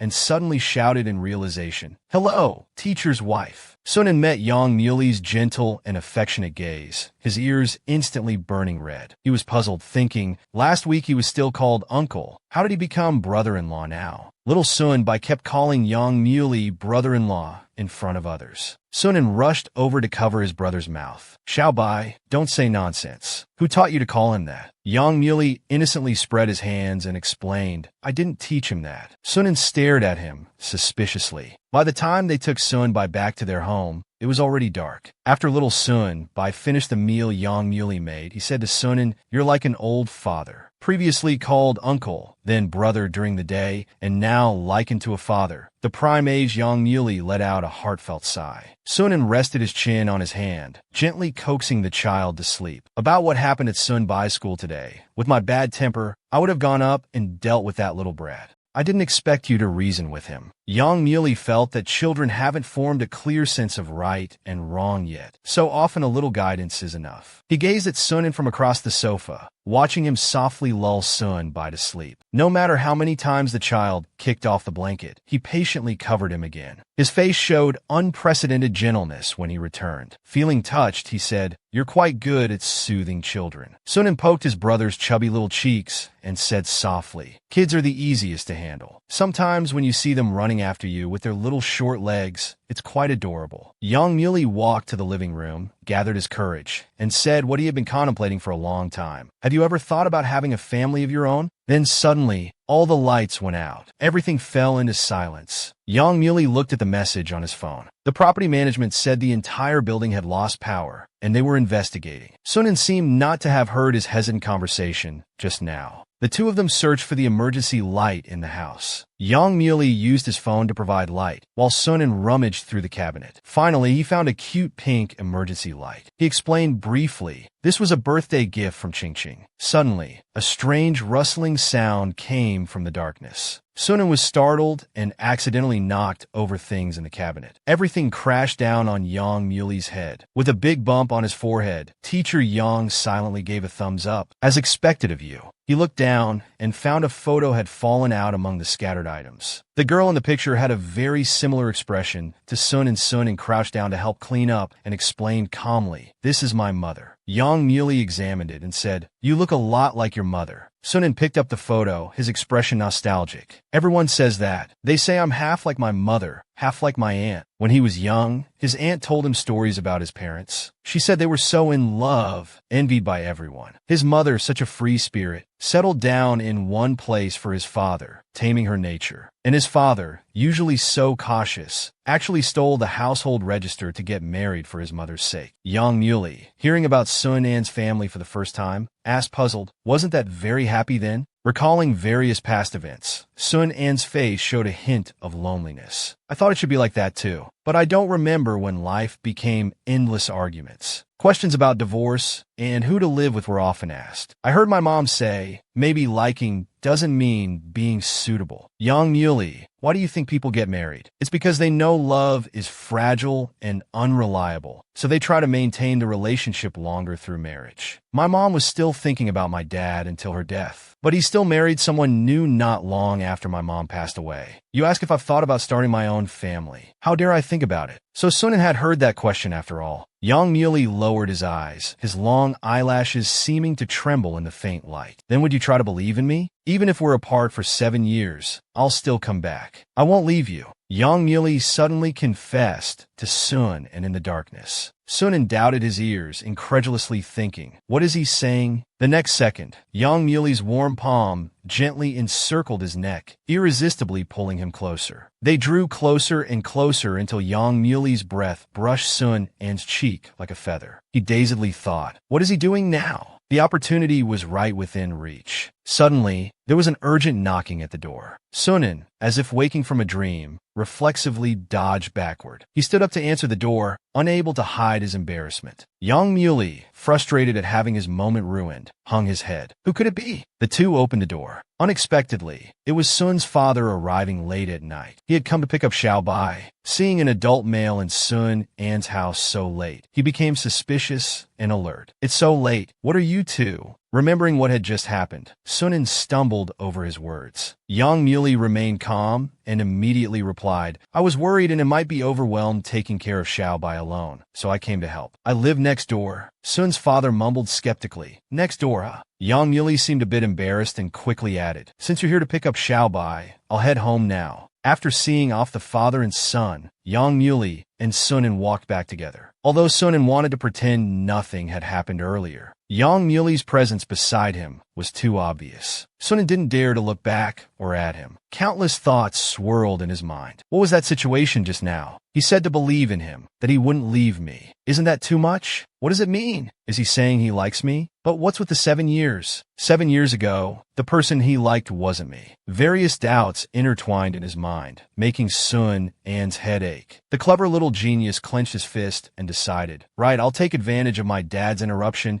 and pretend nothing happened." He turned around with a casual smile. However, Young Muley had no intention of letting him off. He said directly, "Don't think you can pretend nothing happened." Sunan, embarrassed at having his thoughts seen through, angrily retorted, "Did you install a camera in my heart or something?" Suddenly, all the lights around them came on. The power was finally back. Young Muley looked at the lights in every household, seeming thoughtful. Sunan couldn't help but ask, "What are you looking at?" Young Muley turned back to him. "The lights. Look, each light represents a home. All the joys and sorrows of life. Each little box is a life story, ordinary yet long. How nice it would be to have someone to share it with." Sunan saw the envious look on his face, not understanding why he longed for family so much. Young Muley stared at his clueless expression, sighing inwardly. "Dummy, I'm trying to make you understand." Not wanting to spell it out, he just followed Sun An's lead, saying, "Yeah, if I had gotten married at the legal age, I'd have a child about Xiao Bai's age now." Sunan silently mocked him. "Do you often have such daydreams?" But these words indeed fit his style. Young Muley seemed like the kind of person who could make life warm and happy. Snowflakes had fallen on Sun An's hair. Young Muley reached out to adjust his hat, but didn't let go. Looking straight into his eyes, he asked, "So, do you want to try being with me?" Sunan looked up at him, swaying slightly at his intense, yet tender gaze. "What's wrong with you today? Why do you keep asking me these questions?" He tried to escape again. This time, Young Muley didn't let him avoid it. He reached out with his long arm, pinning him against the glass window, saying forcefully, "Don't try to run away every time you face a problem. 3 months. Let's try being together for 3 months. If during this time you feel I'm unreliable, we'll stop. I won't force you to stay. But if you think I'm worth entrusting yourself to, then officially be with me." Sun An's throat tightened. He wanted to answer but couldn't speak. Everything around them fell silent. It was so quiet they could hear the sound of falling snow. Sunan finally realized that the person in front of him was serious. Young Muley had suddenly confessed to him. Sunan didn't dare to look at him. He could only say he'd give him an answer in 3 days. Hearing it would take 3 days, Young Muley felt a bit disappointed. Is it that hard to answer? Why not now? He had just finished saying when Sunan repeated his words. Now. Suddenly, like a slippery eel, he bent down and slipped away, disappearing in a flash. Left behind, Young Muley angrily called out, "Sunan, you're running away again." The dejected teacher sighed, helplessly. "Ah, what's there to hesitate about with a confession from such a great man like me? And it is really a naughty little rascal." Young Muley smiled helplessly and said to Qing Yue behind the tree, "Teacher Qing, please don't imagine my inner thoughts and voice them."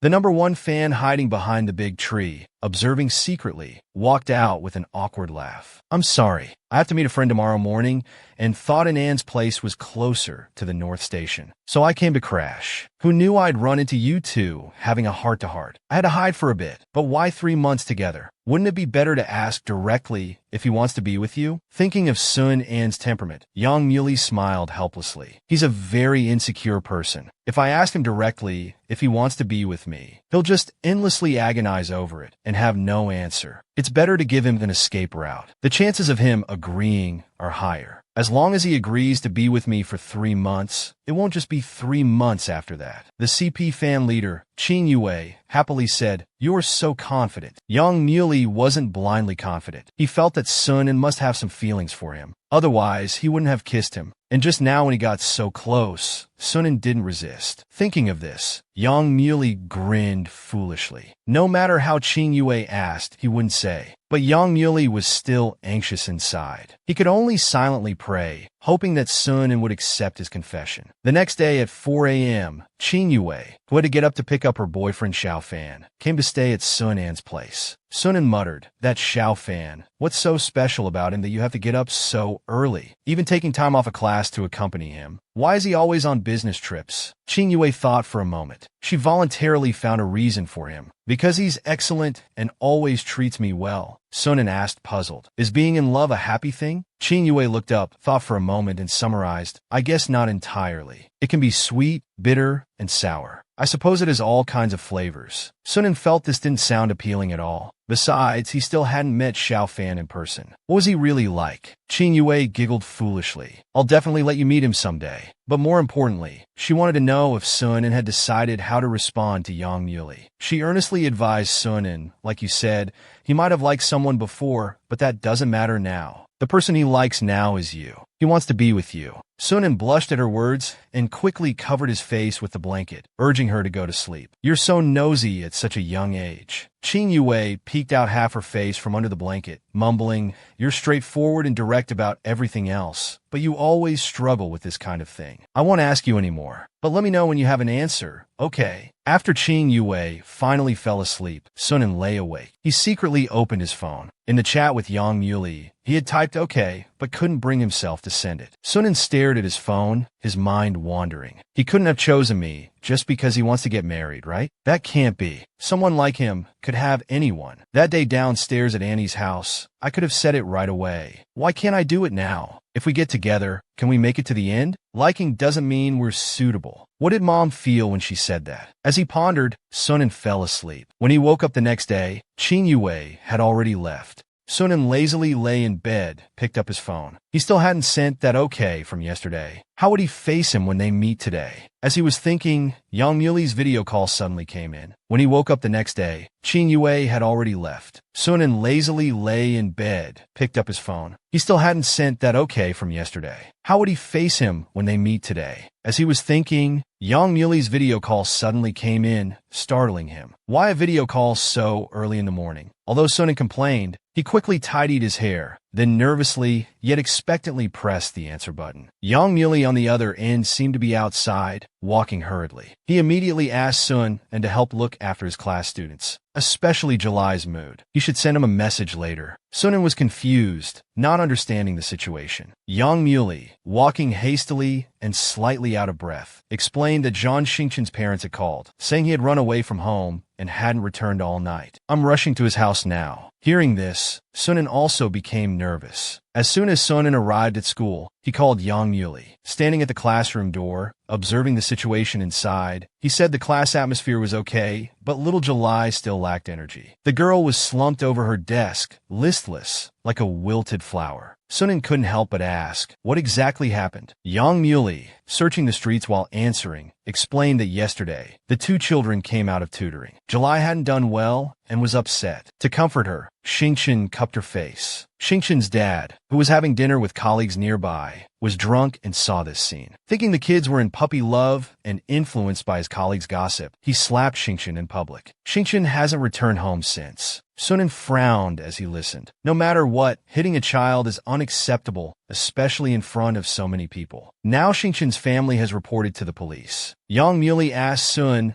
to look after his class students. Sunan quickly assured him to go ahead. After searching for a long time without results, both families' parents were causing a commotion in the principal's office. Sunan saw from afar that curious students were crowding around the office door. He immediately raised his voice to chase the students away. But he himself was drawn to the noise from the principal's office. Through the glass door, he saw Young Muley standing in front of both sets of parents, listening to their criticisms, especially Xingchen's father, whose attitude was particularly vile. He directed all his anger about his son running away towards Young Muley. Young Muley let them vent their anger. After Xingqian's father tired of scolding, he calmly spoke, "I'm very sorry to both parents. I will take responsibility and resolve this matter properly." The man glared coldly and questioned harshly, "How will you resolve it? How will you take responsibility? Now the child has run away from home. It's the dead of winter. How did he spend the night? If anything happens to the child, I'll report you to the Education Bureau. You irresponsible teacher, I'll make sure you can't work here anymore." Sunan, hearing these words outside, felt worse than if he had been scolded himself. After the resentful parents left, Yang Muley was the first to apologize to the principal. "I'm sorry for causing you trouble. I'll cancel my afternoon classes to resolve this issue."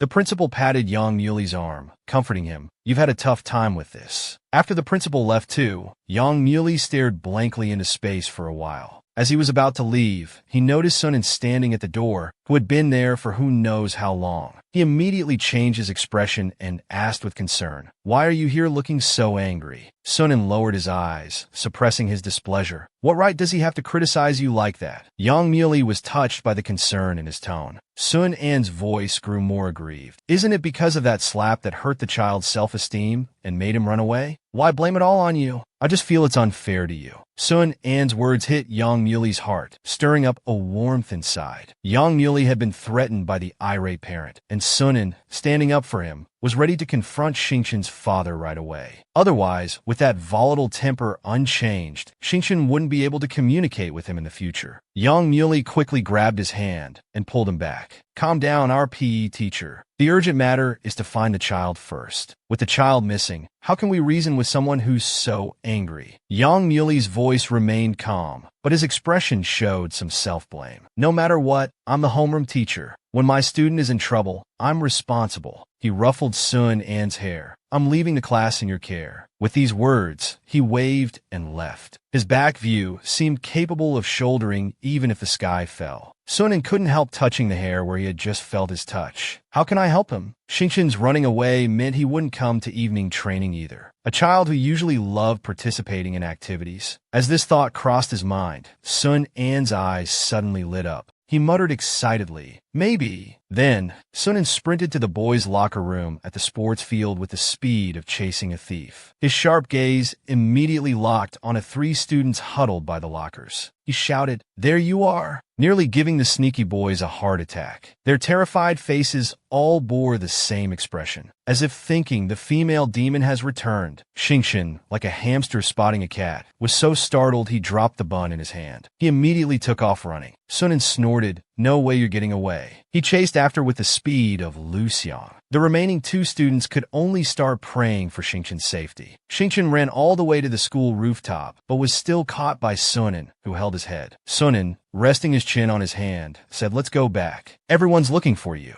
Xingqian stubbornly turned his head and replied, "Why go back? I'll just get beaten again." Sunan tilted his head in confusion. "Does your dad always hit you? Have you tried talking to him?" Xingqian unconsciously curled up into a ball and spoke gloomily. "I rarely talk to him. He's always saying how excellent his colleagues' children are, and how I, as a student with special talents, am not as good as them. Being with him always feels oppressive. What's there to communicate?" Sunan looked at him, as if seeing another version of himself. Looking at the sky, he said resignedly, "Looks like we both struggle with our relationships with our fathers. I rarely talk to my dad, too. He doesn't hit me, but that silent distance sometimes feels suffocating." This empathetic response immediately resonated with Xingqian. He exclaimed excitedly, "No wonder I get along best with you among all the teachers at school." Sunan looked at his smiling face suspiciously. "You don't say this to other teachers too, do you?" His big eyes scanned the boy like searchlights. "By the way, you little rascal, you don't really like that girl, do you?"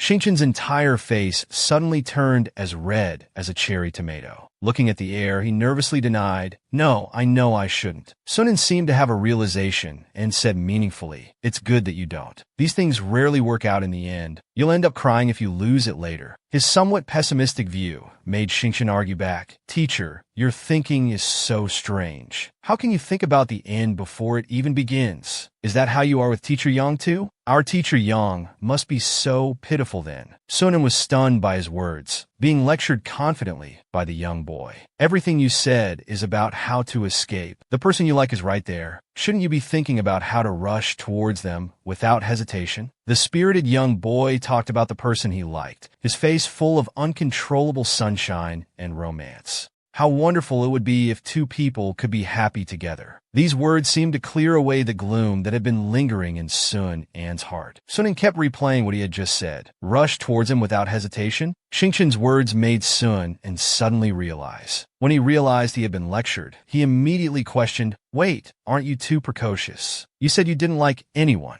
The boy made a big X with his arms across his chest, exclaiming excitedly, "No, I just saw him looking depressed and wanted to comfort him, hoping he would cheer up. Who knew my dad would see it?" Saying this, he became gloomy again. It was really just that. You wouldn't understand. Sunan stared into the distance. How could he not understand? In high school, when Yang Muli's team had a problem, he took all the responsibility alone, bearing the harshest criticism and punishment. Sunan stood up for him, but Yang Muli just smiled and told him, "Because I'm the one in charge." Sunan angrily said, "You're still smiling about being in charge, but you're also yourself. Why do you force a smile when you're clearly unhappy?" Yang Muli didn't expect Sun An to see through the vulnerability beneath his calm exterior. The short-haired girl, standing in front of him, with her round eyes, looked at him seriously. Her gaze was full of concern. At times like this, shouldn't you at least release your sadness and anger? Yang Muli's smile finally started to falter. From a young age, his strict family upbringing had taught him to control his emotions at all times, to always keep his emotions in check. This was the first time Yang Muli had heard someone tell him it was okay to get angry when upset, to complain when wronged, to cry when sad. Sunan placed 2 fingers on the young man's lips, whispering, "I won't tell anyone." The warmth from the girl's fingertips seemed to spread from his lips to his heart. Yang Muli stared at her intently. They looked at each other. Sunan finally couldn't resist his intense, deep gaze and turned away, mumbling. Yang Muli chuckled and gently leaned on the girl's still slender shoulder. He softly said, "Thank you.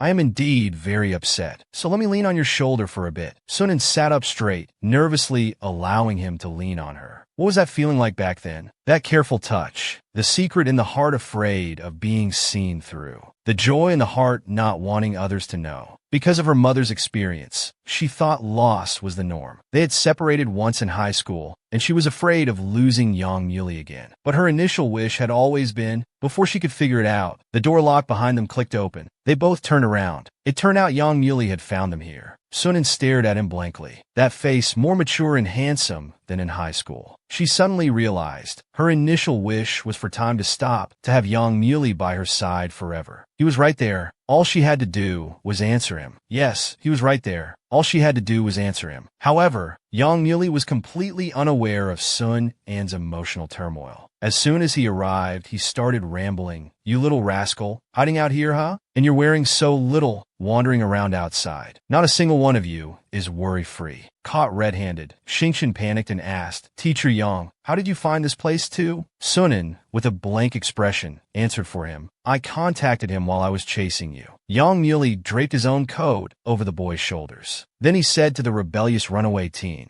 "Teacher Sun has already found you. Why don't you go back?" Xingqian sulked stubbornly. "It's useless even if you found me. Even if you force me back today, I'll just find another place to stay tomorrow." Sunan said loudly, "You think if you keep hiding, this will all blow over?" Xingqian still maintained his stubborn attitude, until Yang Muli pulled out his trump card. "If you don't go back, Qi will be the first to suffer." Teacher Yang hit the nail on the head. The boy indeed took the bait immediately. He excitedly asked, "What does it have to do with him? He doesn't understand." Yang Muli calmly analyzed for him. "Both sets of parents think you're in puppy love. This problem could have been solved in my office. But with you running away, now it's escalated to the principal's office. Just now, hearing that you've been found, the principal has called Chiyu over. Now there's a room full of parents and the principal, with just him alone being questioned. So, do you want to reconsider your previous answer?" After hearing Yang Muli's words, Xingqian anxiously turned to leave. "This has nothing to do with him. I'll go back right away." But Yang Muli asked him, "Have you thought about what to say when you go back?" The impulsive Xingqian was stunned by this question. At this moment, Yang Muli put his arm around his shoulder and said, "Let me give you some advice. Young Muley waved for Sun and to go back to the office and wait. Sunan knew it wasn't the time to respond, but she still wanted to tell him quietly. So she opened WeChat and finally sent the word okay that had been sitting in the send box for so long. She sent it out. Regarding what explanation to give for running away, Yang Muley only suggested that Xingchen take responsibility for what he had done, cut his losses,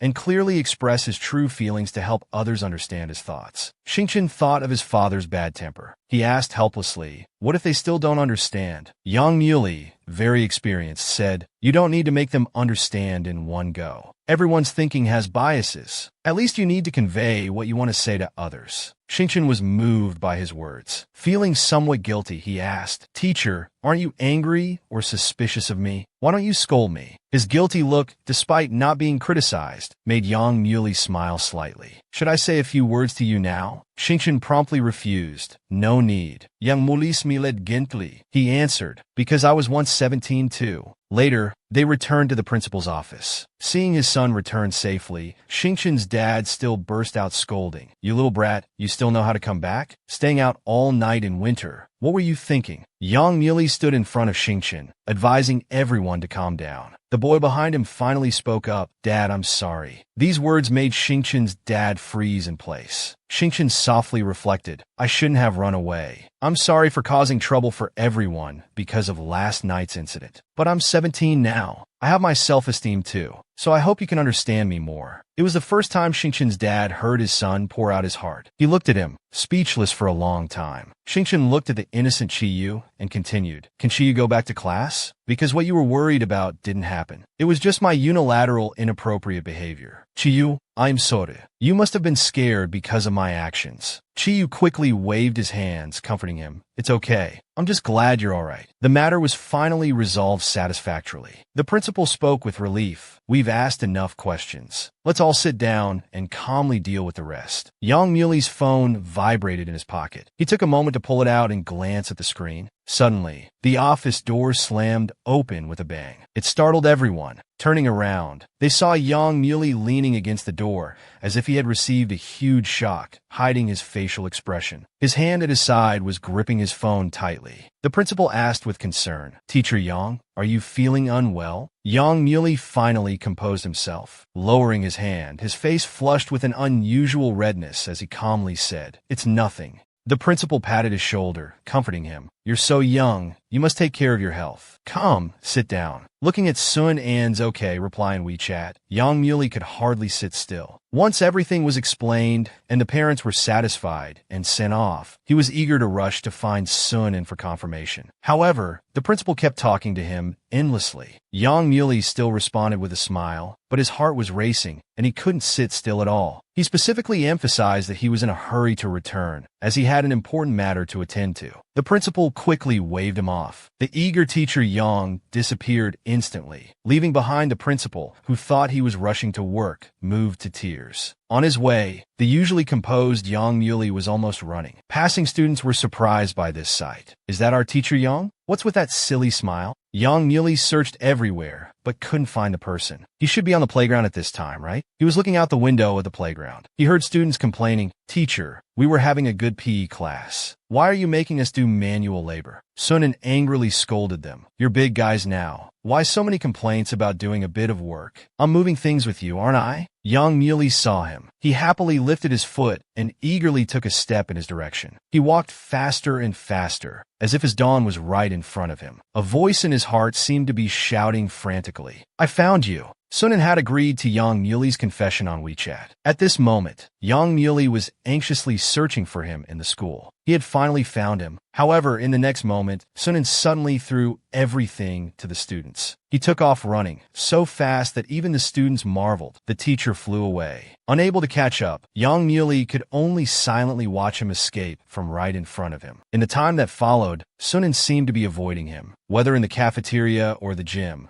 Within 3 meters of Yang Muley's appearance, a certain someone would have a built-in alarm, like a loach slipping into the sea, making it impossible for Yang Muley to catch him. Even the good-tempered teacher Yang couldn't help but get annoyed, veins popping on his forehead. Is this girl doing this on purpose? When it was time to leave school, Sunan was walking in the corridor with teachers from various subjects. The teachers were discussing new teaching requirements. Halfway through, a dark shadow suddenly flashed behind them. When the teachers turned back to discuss with Sunan, they realized that Sunan, who had been standing behind them just moments ago, was gone. They muttered in confusion. Strange, she was here just now. At this very moment, the teacher Sun they were looking for was being forcefully held in Yang Muli's arms. He dragged her into an empty classroom, using his clothes to cover the window on the door. Covering Sun An's mouth, he said, dissatisfied, "You've been very busy today, Teacher Sun?" He leaned in, whispering near Sun An's soft ear. Teacher Sun is really something, flying around the school with men every day. His deep voice, along with his warm breath, brushed against the girl's sensitive skin. Yang Muli, who had been holding back all day, complained pitifully, "How could you do this? Such an important matter, and you just send me a one-word message instead of telling me face to face." He noticed Sunan hadn't made a sound for a while. Looking closely, he realized she was so nervous that she had forgotten to breathe. He quickly released his grip on her face. Sunan finally caught her breath, gasping for air. She angrily said, "You demon, I already answered you, and you're still not satisfied?" Yang Muli's gaze softened, and he asked pointedly. Sunan, blushing, emphasized loudly, "Yes, yes. You said we'd just try being together for 3 months." Yang Muli looked at her tenderly. "You told me that if you feel I'm unreliable during these 3 months, you'll stop. I won't force you to stay." Sunan turned her back to him, shyly saying, "Then during this time, we can't let others at school know about our relationship. I don't want to become gossip fodder." Yang Muli gently agreed. "Okay, anything else?" Sunan thought for a moment, but remained silent. Yang Muli looked at her with bright eyes full of expectation. "Nothing else?" He held out his long, beautiful hands in front of her, his voice filled with undisguised joy. "So, do I have a girlfriend now?" Sunan remembered what Xingqian had said about running towards the person you like. She felt an unprecedented courage in her heart and boldly threw herself into Yang Muli's open arms. The man held her tightly, both of their smiles radiating happiness. Sunan boldly threw herself into Yang Muli's open arms. The man held her tightly. In the empty classroom, only the sound of their intertwined heartbeats remained. Yang Muli's long, strong arms held Sun and close. The girl, inhaling his warm scent, whispered, "Shouldn't we separate now? What if someone passes by?" But Yang Muli tightened his arms, showing no sign of letting go. "No, I need to make up for all the time before." Sunan was confused about what he meant. Suddenly hearing a noise outside the door, she pulled Yang Muli down to crouch like she'd been electrocuted. Yang Muli was forced to crouch behind the door like a thief, asking helplessly, "So, what are you doing?" Sunan explained nervously, "There's someone outside." Indeed, 2 students passed by outside. They were discussing whether to go see a cat-themed exhibition next week. They mentioned there would be many cat-shaped toys and other fun things. Knowing Sunan was a cat lover, Yang Muli immediately asked, "Do you want to go to that exhibition?" Sunan looked at him helplessly. Yang Muli smiled, deliberately adding, "Our first date." Sun An's face instantly turned red. First date. After savoring these words in her heart, Sunan suddenly felt a tidal wave of emotions. "But I don't know how to do this." Time flew by, and the day of the date arrived. Still unaware that it had already been snatched away by someone else, Li Chenxi was making desserts for Sunan. He looked at his creation with satisfaction, thinking happily, "This time it finally looks like a cat, right? I'll have it and evaluate it later." Glancing up, he saw a small figure pass by through the transparent glass of the electric door. Li Chenxi quickly chased after, recognizing that chubby, cute little face as none other than Sun Bai. Li Chenxi was shocked to see him running alone onto the street. Frightened, he frantically called out his name and rushed over.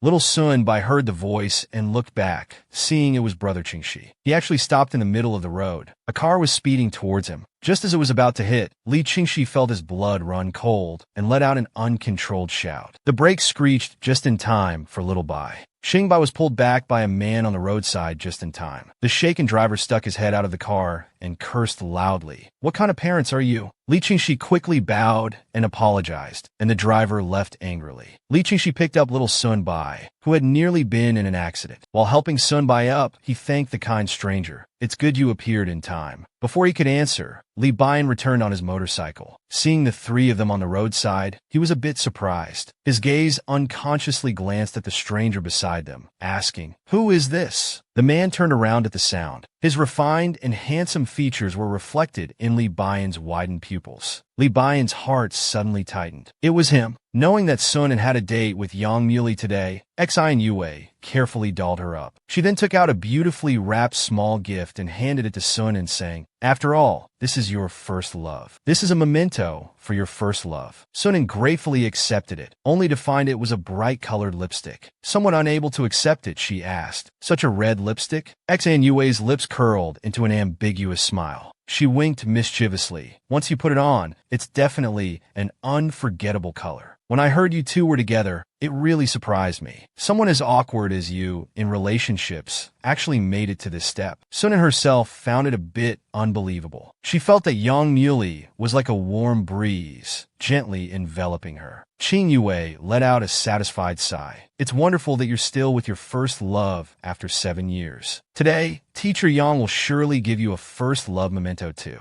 I wonder what he'll give you." The two finished getting ready and prepared to leave. Sun opened the door to find Yang Muley already waiting outside. The man's profile was smooth and delicate, and his voice was magnetic, stirring one's heart. And then Sun was disarmed by this incredibly gentle call of Anin. She silently marveled. What a charmer. Qin Yunwei, not wanting to be a third wheel, bounced away without waiting for them to say anything. Sun called out in surprise behind her, "You don't have to run down the stairs. This is the 12th floor." Yang Muley extended his hand, naturally inviting her. "Shall we go then?" That hand was long and beautiful. Sun felt a bit shy, wondering if this meant they were going to hold hands. She turned her head and declared proudly, "Don't expect too much, because I don't have much experience in being a girlfriend." She gradually moved her hand closer. Finally, their fingers intertwined. Yang Muley held her hand with a smile, his voice incredibly doting. "You just need to bring yourself and entrust yourself to me." Sun was pulled to his side as they walked shoulder to shoulder. She felt something warm rushing back and forth in her heart. She finally understood what it meant to have butterflies in her stomach. A ringtone sounded in her pocket. Sun took out her phone and glanced at it. She saw a message from Li Qingxi informing her to come and claim her little brother who had run off. Their expressions suddenly went blank. It seemed this date might be ruined. They hurriedly rushed to the dessert shop to claim the troublesome little brother. Sun scolded Sun angrily. "How could you run off like this again? You make your family so worried." Li Qingxi, holding little Sunbai, called out, "Look, your sister is here to pick you up." Sunbai automatically reached out his little hands, asking Sun to hold him. Once in her arms, he turned into a pitiful little leopard, burying his face in her shoulder and complaining. "I don't want to go home. They're fighting because of the little butterfly. I don't want to go home." Sun didn't know what he meant by little butterfly. She could only look up at Yang Muley for help. I need to deal with Sun Bai's situation." Yang Muley understandingly expressed that Sun Bai was the priority, and they could go out together another time. Sun sighed in relief, thanked Li Qingxi, and prepared to go home. Li Qingxi rested his chin on his hand, puzzled. Why did they come together? Was it overtime work? Yang Muley looked at little Sun Bai, who was staring at him with resentful eyes. Feeling pressured, he tried to comfort Sun Bai. "Your sister is outside contacting someone. Dad, why don't you take a nap first?" When that didn't work, Yang Muley had to try another approach. "How about we play a game before sleeping?" Little Sun Bai finally responded to him, eagerly asking, "Is there a punishment for losing?" Yang Muley looked at him, seeing his impatient desire to teach him a lesson. This kid definitely had something on his mind. They started playing rock, paper, scissors. Teacher Yang, who usually had amazing luck, was winning so much that little Sun Bai was about to cry from frustration. Yang Muley thought in distress, "How can I deliberately lose at a game like this?" Perhaps the heavens took pity on them. Little Sun Bai finally won this round. He immediately stood up excitedly, shouting, "Sun Bai wants revenge." Yang Muley saw his fierce expression like a little demon and said helplessly, "Revenge? Where did you learn that from this time?" Sun Bai, without thinking twice, grabbed a tool from Sun An's desk, intending to draw a turtle on Yang Muley's face. He then realized it was lipstick and directly applied it to his lips. Yang Muley, with bright red lips, looked completely bewildered. "Did you just put lipstick on me?" Seeing the little boy's angry expression, he softened his tone and asked, "Sun Bai, tell me what's really bothering you." Sun Bai's lips quivered, and he said pitifully, "I saw you. That day when the power went out, you were with my sister. Young Muley remembered the scene from that day. He felt a bit embarrassed that the boy had seen it. Sunbai looked at him angrily. You're going to take my sister away. She already doesn't come home often. If she has her own family, she'll come back even less. Young Muley cupped his chubby little face and comforted him. So, Sunbai has been worried that I'll take away his favorite sister? What if I promise you that not only will I not take your sister away, but I'll also often bring her to see you? Is that okay? Sunbai's face was squished, changing his voice. Really? Young Muley held out his hand to pinky promise. It's a deal. Now is Sunbai reassured? His gaze was particularly sincere when looking at people. The little boy's wariness gradually dissolved. He finally nodded vigorously and said, In a sweet voice, he added, I'll tell you a secret. Young Muley pretended to listen attentively. The little boy said very seriously, Actually, I quite like you. In the living room, Suna was completely unaware that Young Muley and her precious little brother had already opened up to each other and become family. She angrily scolded into the phone. You're fighting, and Sunbai is so young. How can he not be scared? He came here all by himself. He's at my place. On the other end of the phone, Sun's father seemed to say something. Sunan could only agree to let Sunbai stay at her place for one night. After hanging up the phone, she sat on the sofa, feeling sad and thinking, really, even after changing wives, they still argue endlessly every day. Hearing Young Muley's footsteps coming out of the room, she quickly composed herself and looked up, saying, Thank you for your hard work. It must be difficult to comfort a child. As she looked up, she saw the man's sexy, flame-red lips. She immediately lost her composure and burst into uncontrollable laughter. Young Muley belatedly realized that he had forgotten to wipe off the lipstick earlier. His face turned bright red. He quickly wiped it off with his hand. Someone on the sofa was laughing so hard they were almost in tears. She laughed hysterically. Such a red lipstick, I wouldn't even wear it normally. This is killing me. Seeing Sunan unable to stop laughing, Young Muley's forehead throbbed with a vein. You're laughing way too much. Not willing to back down, he leaned forward and started tickling Sunan. He threatened, Laugh. Keep laughing. Sunan was laughing so hard under him, she almost got a stitch. As the two got closer and closer, Young Muley suddenly stopped. He stared at the girl's smiling face, her eyes curved into crescents. An impulse spread from his heart. Gathering his courage, he suddenly planted a kiss on Sun An's lips. Their breaths intermingled, and their wild heartbeats crashed against their trembling souls. As the kiss ended, Young Muley pulled back slightly. The lipstick on his mouth had smudged. He asked in a hoarse voice, Now you have lipstick too. Still laughing? Sun An's eyes widened, a blush spreading from her ears to her cheeks. That vibrant red color merged between their lips. It became an unforgettable color, and also became a memento of Sun An's first love. Young Muley suddenly planted a kiss on Sun An's lips. As the kiss ended, Sun An's heart was racing. She had been single all her life until now. Today, she finally knew what a kiss felt like. Young Muley saw her excited yet nervous expression and asked puzzledly, It's not like it's your first kiss. Sunan bristled. Don't accuse me wrongly. I've only done that with you. Young Muley said smugly, I meant that time. I'm talking about when you were drunk and forcefully kissed me. Sun An's whole body tensed up and she shouted, Shut up! Young Muley quickly shushed her, reminding her that Sunbai was still asleep. Speaking of Sunbai, Young Muley felt a bit disappointed. Exhibition we were supposed to go to, we can't make it today. Let's go tomorrow. We'll take Sunbai with us to cheer him up. This child has a lot on his mind. His parents are fighting at home. And here, he's worried I'll steal his sister away. Sunan pointed at herself, puzzled. Steal me? Young Muley wiped the remaining lipstick from his lips and said, Why do you think I just got painted with sausage lips? That little guy thought I was going to steal you away. He was getting revenge on me. He really loves you a lot. Sun An's expression suddenly softened. I'm not really a gentle or good-tempered person. He just likes me because I'm his sister. Young Muley took her wrist and brought it to his lips, whispering, It's not just gentleness. You're very warm when you firmly tell me to cry if I'm sad. He looked at Sunan and said softly, I like you.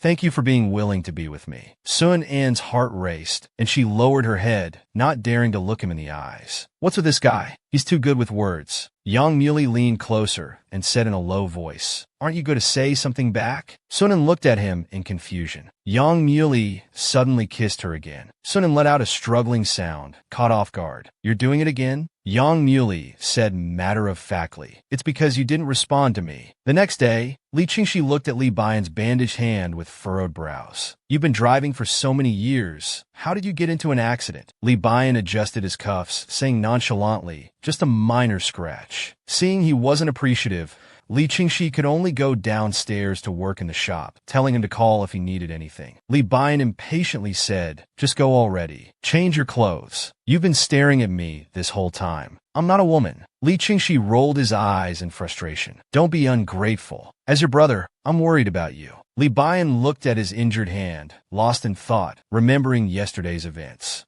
To thank the man for saving Sun Baiyao, Li Qingxi sent him some cakes. So the man also invited Qin Yue to the dessert shop. Qin Yue looked touched, giggling, and acting coy. Li Baiyan watched this scene, his usually expressionless face becoming even more inscrutable. Qin Yue introduced her boyfriend to Li Baiyan, who had just arrived on his bike. "His name is Zhui Erfan. This is Li Baiyan. Last time we came to the dessert shop, Baiyan was in the store." Li Qingxi happily held Sun Bai, while Li Baiyan spoke in a low voice, coldly saying, "I have something to do. I'm leaving." His motorcycle sped away, leaving dust behind. Li Qingxi, left behind, exploded. "Li Baiyan, you never listen to people." After speaking, Li Baiyan recalled how he had fled in a panic that day. He couldn't understand why he had run away. Anyway, he had warned him many times. If Qin Yue didn't understand, it was her own problem. "I hate that kind of mindless person," he hypnotized himself. A flowing long hair passed before his eyes, and Li Baiyan's pupils suddenly contracted. Qin Yue,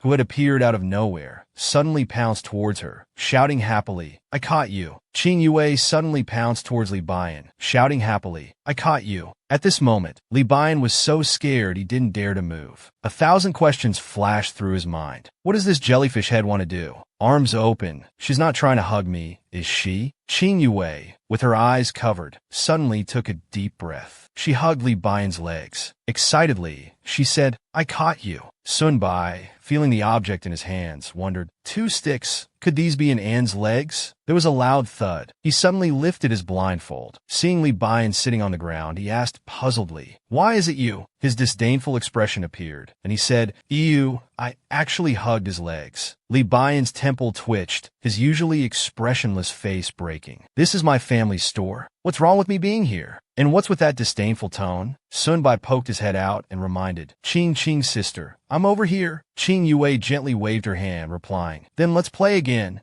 Sunan also peeked out and suddenly noticed the bandage on Li Baiyan's hand. Anxiously, she asked, "Baiyan, what happened to your hand?" Li Qingxi explained helplessly from behind. He was distracted while driving yesterday and got into an accident. Hearing the words car accident, Sunan immediately became nervous. Li Baiyan casually reassured her, "It's nothing, just a small injury." "But you guys, why are you playing hide-and-seek in someone's store on the weekend? Are you still planning to open the shop?" Sunan pinched his fingers to examine the injury, saying, "I'm waiting for someone. Qing is here to buy cake." Li Qingxi rested his chin on his hand, looking pleased. "What's the problem? There's no one here now, anyway. We're just entertaining the kids." Sunan was puzzled. "Your cakes are so delicious. Why isn't anyone coming to buy them?" Li Qingxi replied, "Maybe it's because we just opened recently." Xin Yue analyzed seriously. "Could it be because the location is a bit remote? Look, although it's close to the school, it's not on the main street." Li Qingxi, reminded by her, started to worry a bit. Maybe that's it. Xin Yue had a sudden idea and took out her phone from her pocket, saying, "You 2 brothers come take a photo. I'll post it on the campus forum as an advertisement." Li Qingxi forcibly dragged the unwilling Li Baiyan over to cooperate with the photo. Li Baiyan crossed his arms, looking disdainful. "I won't take a photo. I have image rights." Li Qingxi automatically ignored his protest, making a peace sign at the camera. "It doesn't matter. We look the same anyway." Li Li Bian pointed his criticism at the culprit. You're a teacher, posting ads on the campus forum. Is that appropriate? Xin Yue said proudly. Of course it's an undercover account, and it's a popular gold-level moderator too. She showed her phone to Li Bian. Li Bian complimented. Not bad, you're doing well. On the other side, Li Qingxi remarked to Sunan, Teacher Qing has such a nice personality. She's adorable every day. Sunan, holding his brother, agreed. Yes, she's dignified and serious in front of students, but in private she's like a mascot. I hope she stays adorable forever. Li Qingxi suddenly remembered he was waiting for someone and was about to ask who when Sunbai started complaining about being thirsty. Li Qingxi excitedly said he had everything here. He then pulled out a bunch of different drinks from the cabinet. Sunan quickly stopped him. That's enough. That's enough. Sunbai can only drink milk and water now. He held the child, unable to use his hands. Seeing him still trying to open the bottle cap despite not having enough strength, Li Qingxi snatched the milk. He said helplessly, I'll open it. You never learned to ask for help. Sunan argued defiantly. I'm holding Sunbai, so it's not convenient to use force. Otherwise, I could open it. The bottle cap, Li Qingxi handed over the open milk, smiling. Yeah, right. I know you too well. Here, Sunbai, take it and drink. Sunbai took his milk and said thank you in a childish voice. Suddenly, as if he discovered something, his eyes sparkled and he called out, brother-in-law. It turned out Yang Muley was waving from outside the glass window. Li Qingxi was overjoyed at being called brother-in-law. He pointed at himself in disbelief and asked Sunbai, Did you just call me brother-in-law? Li Qingxi was startled when he heard Sunbai seemingly call him brother-in-law. He pointed at himself in disbelief and asked Sunbai, Did you just call me brother Qingxi or what? Sunbai waved his little hand and shouted, Brother-in-law is over there. Sun An's face turned red instantly, telling him not to shout randomly. Li Qingxi followed their gaze and saw Yang Muley at the door. He shouted in frustration, Brother-in-law? And then, is he the person you're waiting for? Qing Yue explained, They're about to go on a date. Oh. Li Bian on the side sensed trouble. Li Qingxi's shocked gaze fell on Sun In and Yang Muley. He asked in a sharp tone, Are you two together? Sun In, embarrassed, blushed and took a while to stammer out a response. Just as he finished speaking, a party popper exploded in front of everyone. Sun In and little Sunbai looked at the party popper in shock. Li Bian, who was celebrating, asked, What's this thing? Li Bian said expressionlessly, left over from the opening. Congratulations on ending your lifelong singlehood. His gaze, hiding concern, fell on Li Qingxi. He imperceptibly covered the expression on his face with his hand, urging him to go to the kitchen to check if the cream puffs were ready. Li Qingxi, having suffered a major blow, walked away in a daze. Sunan noticed his unusual state. Just as he was about to speak, customers entered the shop. A group of girls walked in, chattering. They were surprised to find that the shop was full of school teachers and froze in place. Seeing customers arrive, Sunan quickly said goodbye. Xin Yue proudly went to Li Bian to claim credit. See, customers came, didn't they? Li Bian perfunctorily praised her. Impressive, impressive. The students behind greeted him. Qing Yue turned around, completely transformed, and responded with a dignified and proper, hello everyone. This scene left Li Bian dumbfounded. Meanwhile, after Sunan and Yang Muley left, they took Sunbai to a cat-themed exhibition hall. Sunan saw that he had been carrying Sunbai the whole way. Fearing he might be tired, Sunan offered to carry him instead. But Yang Muley smiled and said, It's fine. Consider it early practice. Sunan hadn't yet grasped the meaning of this statement. Just then, a staff member approached and said, Madam, please come with your husband to learn about our parent-child playground. Sun An's face turned red at this address. Madam, are you talking to me? The staff member handed out flyers and explained, Yes, various parent-child memories. To create beautiful memories for you and your baby. Yang Muley teased from behind, Take it quickly. They're getting tired holding it. Sunan awkwardly took the flyer, wanting to explain the situation. But the staff member had already left to attend to other customers. Sun An's face was incredibly red. Ahead, Yang Muley was holding little Sunbai. Looking back at him, they looked exactly like a father and son. Sunan unconsciously ran towards them, holding the hand Yang Muley extended. At this moment, the shadows of the three on the ground looked like a happy family of three. Sunan secretly leaned on Yang Muli's sturdy shoulder. He thought no one had noticed this action, but when he glanced down, a child eating a lollipop was staring at him innocently. Sunan silently mouthed 3 words. "What are you looking at?" A parent came to take the child away. The child was still mumbling, "Big sister's face is so red." Sunan, misunderstanding the concept of acting coy, began to reflect. Had he been acting too coy lately? He recalled how he'd been blushing and his heart racing frequently. His embarrassment level was off the charts. He let go of Yang Muli's hand, wanting to hide. Yang Muli pulled him back. The corners of his mouth couldn't help but turn up. "What are you doing? Let's go. It's rare to have cats you like everywhere. Let's look around." Just then, Sunbai suddenly waved his little hands and said, "Panda." The two followed his gaze and looked back. They saw a staff member dressed as a panda promoting to them. "Participate in parent-child activities and receive a matching plush toy as a souvenir. Come and create beautiful memories with your baby." Sunbai was excited, reaching out and shouting for the panda. Sunan, hearing parent-child activities, felt it wasn't quite appropriate. But Yang Muli, holding little Sunbai, said, "Brother-in-law will definitely get it for you."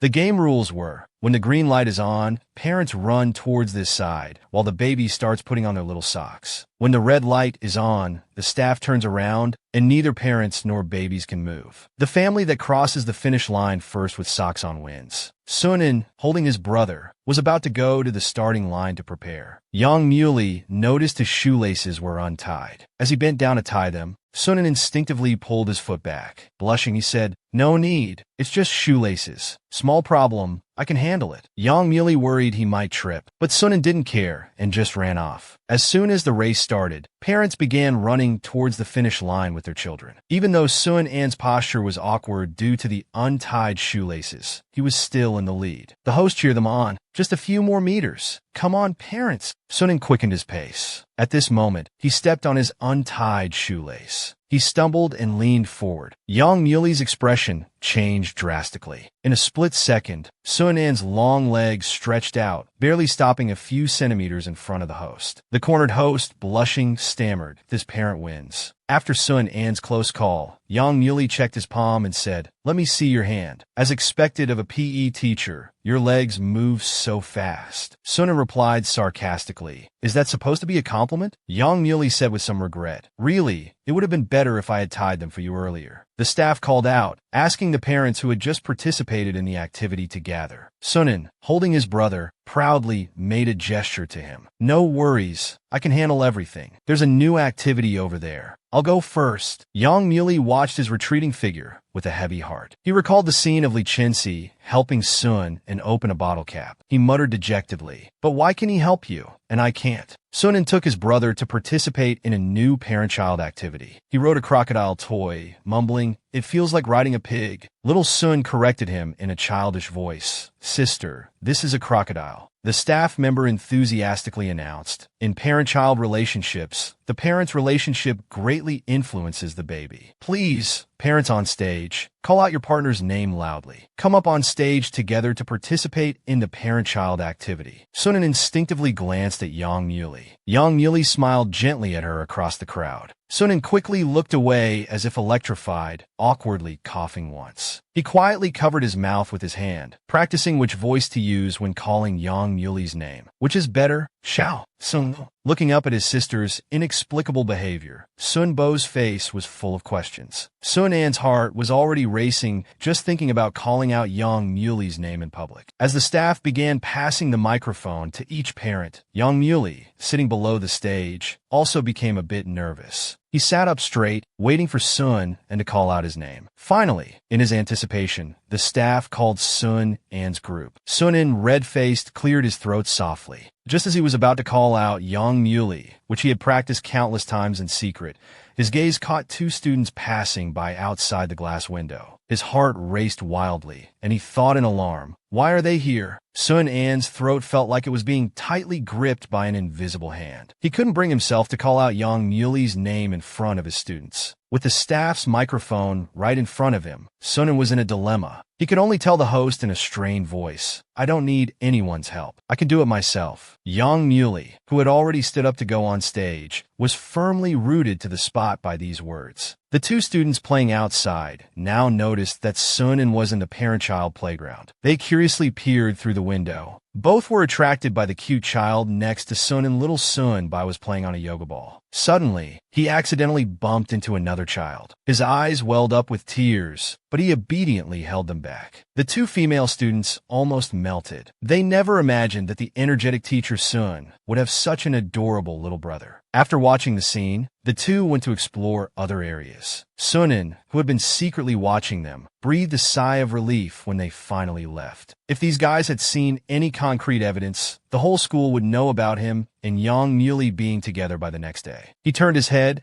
and was startled by Yang Muley's expression, belatedly realizing that Yang Muley seemed angry. Meanwhile, Qing Yue, having finished her schoolwork, decided to browse the school forum for a while. As soon as she opened the post she had made in the afternoon, she saw many comments. Most were attracted by the twin brothers' looks. Little fangirl Qing Yue was drawn to a highly upvoted comment. One brother is cold, the other is melancholic. Super contrasting charm. Qing Yue couldn't imagine how Li Chenxi, that sunny boy, could be associated with the word melancholic. The cold one must be that venomous snake Ji Libuyan. But what's with the melancholy? Is Li Chenxi depressed? Just then, there was another reply below. I'm going to that store tonight. I'll buy all the remaining desserts. I'll go every day until they remember me. Qing Yue was a bit shocked. She recognized this account as belonging to a former troublemaker who had been expelled from school. Thinking about the brothers, she realized they were being targeted by such a persistent person. Qing Yue immediately felt uneasy. If the brothers really got entangled with this person, it would be because of the post she made. Wouldn't they blame her? No matter what, she had to go to the store to check things out first. Xin Yue stood far from the dessert shop entrance, observing the situation. She noticed only Li Baiyan's figure inside the store. She had an inexplicable feeling of guilt, like a thief. It would be better to talk about this with the more approachable Li Chenxi. If Li Baiyan found out that her post had caused trouble, he would scold her again. Suddenly, a cold voice sounded from behind. Are you peeping? The guilty party jumped in fright. Li Baiyan was standing with his arms crossed, expressionlessly scrutinizing her. Jellyfish head, do you need something? Qing Yue nervously averted her gaze. Is Li Chenxi here? Li Baiyan's tone seemed even colder than before. He just went out. He needs some time alone to clear his head. Not understanding, Qing Yue muttered softly. Going out to clear his head so late? I'll come back later then. As Li Baiyan watched her leave without looking back, he coolly added, You're not planning to go after my foolish brother, are you? He doesn't like your type. Qing Yue's temples throbbed upon hearing this. She turned back to argue. What are you talking about? I already have someone I like. Thanks. I just came to give you guys a heads up. Li Baiyan's ears hurt from her loud voice. However, he didn't miss the words heads up. Realizing she had let something slip, Qing Yue nervously tried to escape. But Li Baiyan mercilessly grabbed her by the collar and pulled her back. You'd better explain clearly. Qing Yue, held like a small chicken, struggled frantically. Don't grab me like this. Li Baiyan ignored her resistance. He questioned, Your guilty behavior is very suspicious. Qing Yue tried a different approach to plead. How about we add each other on WeChat and talk?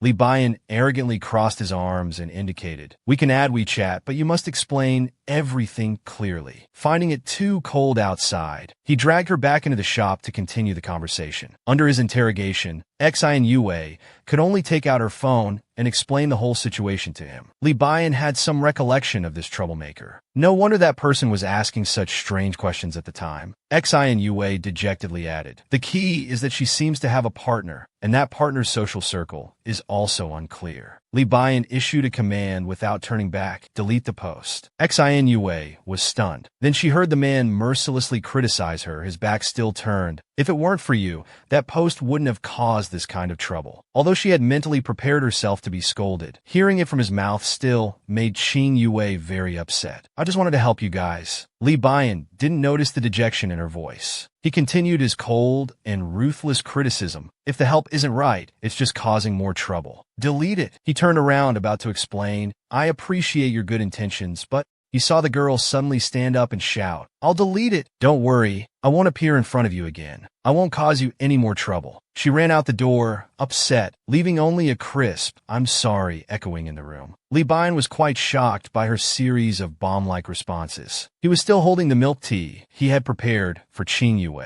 Now he had driven her away in anger. Li Bian's mood also soured. After returning home, seeing that Li Qinxi hadn't come back so late, he grumbled sarcastically. "It's so late, and he's still not home. Did he fall into a ditch in the dark? I might have to go fish him out." He opened his phone and saw a new friend request on WeChat. Li Bian recognized the familiar avatar. His hand, which was drying his hair, froze for a moment. He then remembered they had just added each other as friends. After hesitating for a while, Li Bian clicked to accept. As soon as he entered, he saw that the girl had recently posted a new moment. The content read, "Wishing you a lonely life." Looking at this message, he had a strange feeling. This first post is about me, isn't it? A commotion came from outside. Li Bian walked to the window to look. He saw a group of unfriendly-looking thugs gathered downstairs, eyeing the sign of their dessert shop. Is this the shop the boss mentioned? That post was deleted, and he refused to get back together, instead coming here to chase after the shop owner. Once we confirm it's here, we'll cause them some trouble. The dessert shop was about to face a crisis. Li Bian took in all the commotion downstairs. He heard the thugs discussing how to deal with them. He calmly sent a warning to the still absent Li Qingxi. If you encounter strangers near home, don't talk to them. Use the back door. Come back quickly. After sending the message, he thought irritably about all these troublesome matters. But more than that, he was more interested in what Qi Yue had said about him besides criticizing herself. He eagerly opened her moments. Shampoo has hair growth effects. Students' geography scores are poor. Recommendations for hair care products. Li Bian quickly scrolled through her moments while commenting. You really treasure your hair, huh? His scrolling hand suddenly stopped on a moment that annoyed him. It clearly stated, Xiao Fan is back. Going to the premiere with Mr. Zhua. He impatiently swiped past it, but every few posts was about Xiao Fan. Li Bian let out a cold laugh. He threw the phone on the table and grumbled irritably. Xiao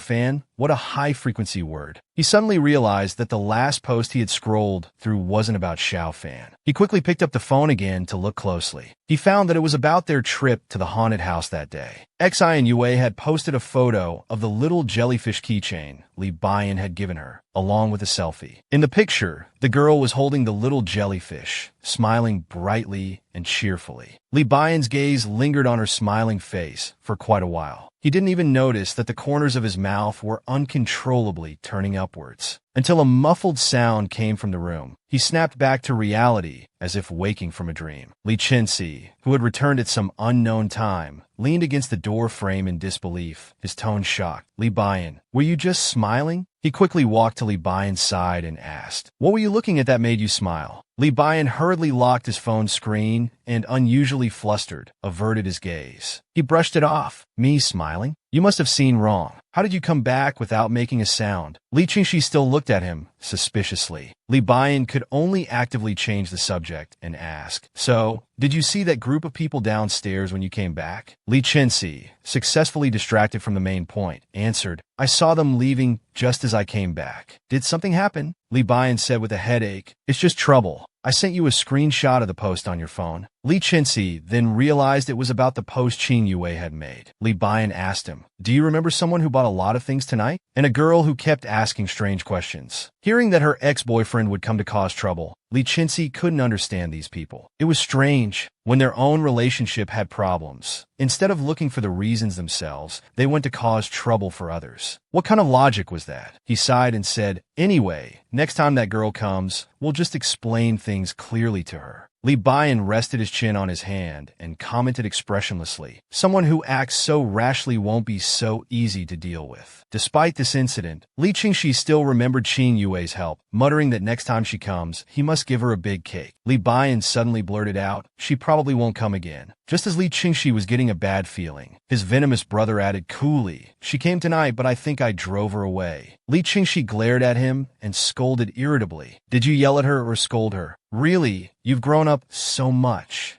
Except for mentioning this name to Unan, Li Qingxi suddenly stopped as if stung. His expression suddenly became lonely. He turned back to finish his sentence. Except for Unan, you're harsh to everyone, even heaven and earth. Seeing Li Qingxi's mood change, Li Bian reminded him, be careful around strangers lately. He walked up to Li Qingxi, pinched his cheeks and shook them, scolding, "Don't learn from me. Always having such a gloomy face. It's so ugly, not like you at all." Li Qingxi's face was distorted from the pinching, his forehead veins pulsing with anger. "You're the ugly one. Your whole family is ugly." His idiot brother could even insult himself while insulting others. Li Bian was speechless for a moment. Ignoring his anger, he turned and went back to his room, silently cursing, "Slow-witted fool." Sunan angered Yang Muley on their first date. Yang Muley still maintained a gentle smile, hugging little Sunbai and asking after his well-being, but ignoring Sunan behind him. When he was feeding little Sunbai a lollipop, he noticed a big bruise on the child's forehead. The little one explained nonchalantly that it happened while playing ball. Sunan followed behind them like a wife who had done something wrong, explaining nervously that, "I really didn't mean to not call your name. I saw our class students. I was afraid they'd find out we were talking in school. You understand, right?" Yang Muley directly ignored him again and talked to little Sunbai.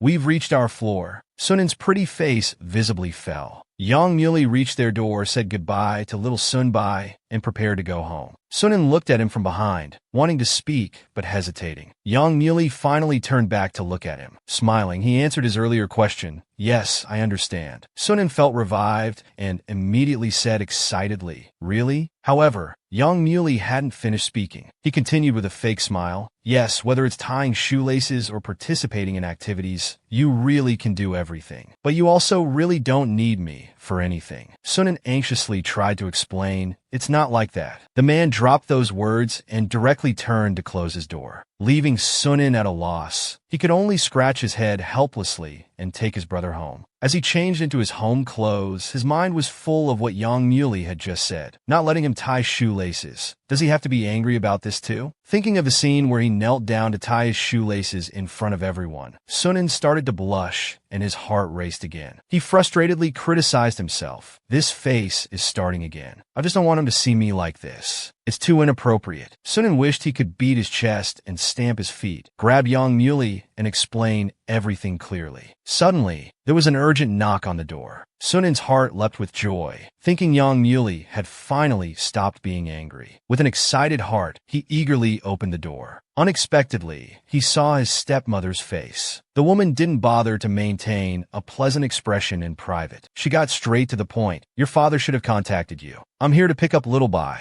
Little Sunbai saw his mother and immediately rushed into her arms. Only then did Sunan see the message his father had sent earlier. The woman hugged her precious son and worriedly checked him over, afraid he had been mistreated by Sunan. As soon as she saw the cat hair on little Sunbai, she immediately complained, "It's so dirty. How many germs must there be?" Her disdainful tone made Sunan uncomfortable, and he frowned. The woman suddenly cried out loudly, "What happened to his head? Why is there such a big bruise?" Hearing this, Sunan also became a bit anxious and immediately crouched down to check. He then remembered it was from when they were participating in activities. Little Sunbai had bumped into other children while playing ball. He nervously asked if it still hurt. Little Sunbai maturely explained, "Bai doesn't hurt." The woman excitedly pushed Sunan away, pulled Sunbai into her arms, and scolded Sunan. "Don't pretend to be a good person in front of me. I should have known. He's not your real brother. How could you possibly treat him well?" She checked little Sunbai all over as if facing a great enemy, neurotically muttering, "Let mommy see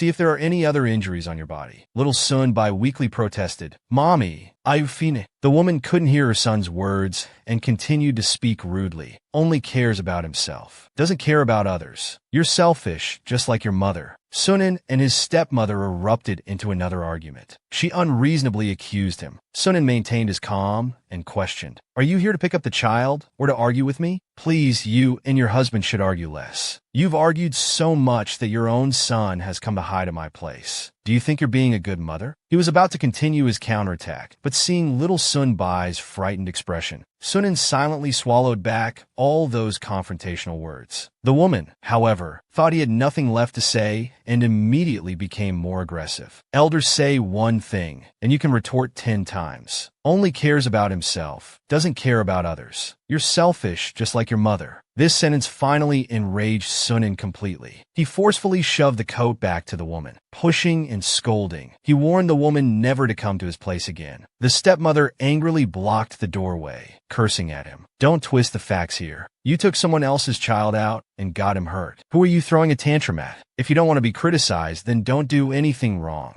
Sunan lowered his head, silently gritting his teeth. Just then, a tall figure stood in front of him. Sunan raised his head in shock. It was actually Yang Muley. The man stood protectively in front of him. Maintaining a gentle smile on his face, he greeted, "Auntie, you're here?" Seeing an outsider present, the woman's fury immediately subsided somewhat. "Ah, little Yang, why are you here?" Yang Muley explained meaningfully, "I live next door to Unan, and we're currently dating." Hearing this, the woman immediately became evasive. Yang Muley took the blame upon himself. "I suggested taking Little Bai out to play. I wanted her to have some fun, but I didn't take good care of her while I was with her, and she bumped heads with another child. I'm really sorry. I just went home to get some sweets for her. I didn't expect you to be here." He crouched down, looking at little Sun Bai, who kept his head lowered, and said softly, "Little Bai, take this." "I'm sorry." The little boy shook his head silently. His lips were tightly pressed, as if he might cry at any moment. He took his mother's hand, trying his best to lead her away from Sunan. The woman looked bewildered as she was pulled away. Yang Muley politely said from behind, "Annie, take care." After they left, the corridor became quiet. Yang Muley, with his hands in his pockets, said calmly, "He's gone. Let's go inside." Sunan frowned deeply, considering how to speak. After waiting for a long time without Sunan speaking, Yang Muley disappointedly walked to his own door, preparing to go in. Sunan finally became anxious and quickly said, "I'm sorry," from behind. The man's footsteps paused, stopping in place. Sunan's voice sounded from behind. "I've said before, I don't have experience with dating." Sunan lowered his head dejectedly. With a dejected face, he explained, "Actually, I still don't know how to interact with you as a girlfriend. I always thought that if I could do something myself, I shouldn't bother others. But it seems this makes you unhappy." He mumbled embarrassedly, "I just feel that I'm too awkward and clumsy in front of you.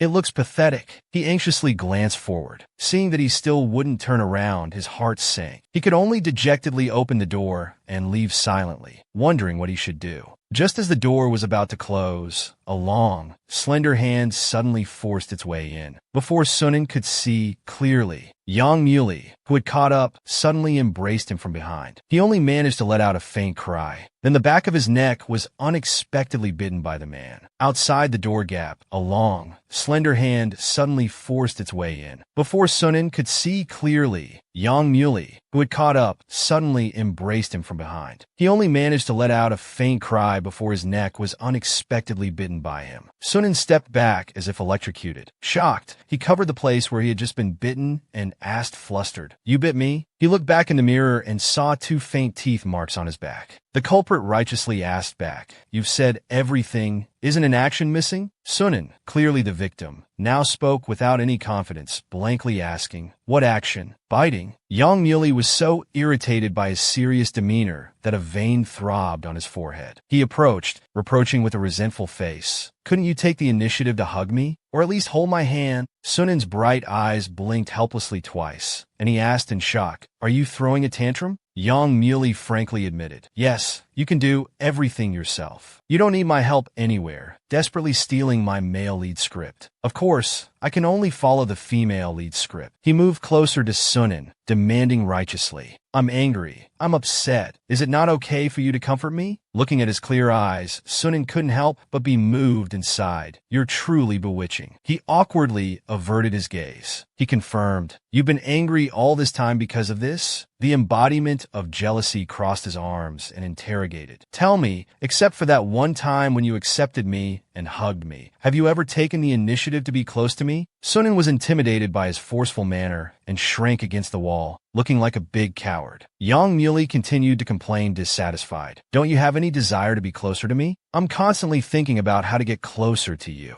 Sunan's face turned red from his words. He awkwardly tried to change the subject. "Don't you think about work? The final exams are coming up." As soon as he said this, Yang Muley's face showed that spine-chilling signature smile again. "Try saying that one more time." Realizing things were going badly, Sunan immediately shouted, "Brother, I was wrong." Yang Muley stared at him without blinking. "What should we do if you're wrong?" Sunan struggled internally for a while. Finally giving up resistance, he took the initiative to hug him. He asked softly, "Is this right?" Young Muley seemed to have been waiting for this hug for a long time. Contentedly, he said, "I need a sense of security too. I need to know that I'm different from others in your heart." Hugging him, Sunan felt a bit bitter. "So you can feel insecure too?" Yang Muley firmly hummed in agreement. He openly revealed his hidden vulnerability in front of Sunan. Sunan sighed inwardly. Between needing and being needed, it seems I need him more. He was always used to putting up his defenses and facing difficulties alone. So used to it that he thought he could handle everything with ease. So used to it that he thought he wouldn't feel an emotion called grievance. However, the moment Young Muley appeared just now, Sunan finally realized that his world was no longer just about himself. Their breaths were close, but at the last second, they were mercilessly interrupted by a mischievous cat. The chubby orange cat knocked everything off the wall, nearly hitting its sleeping companion.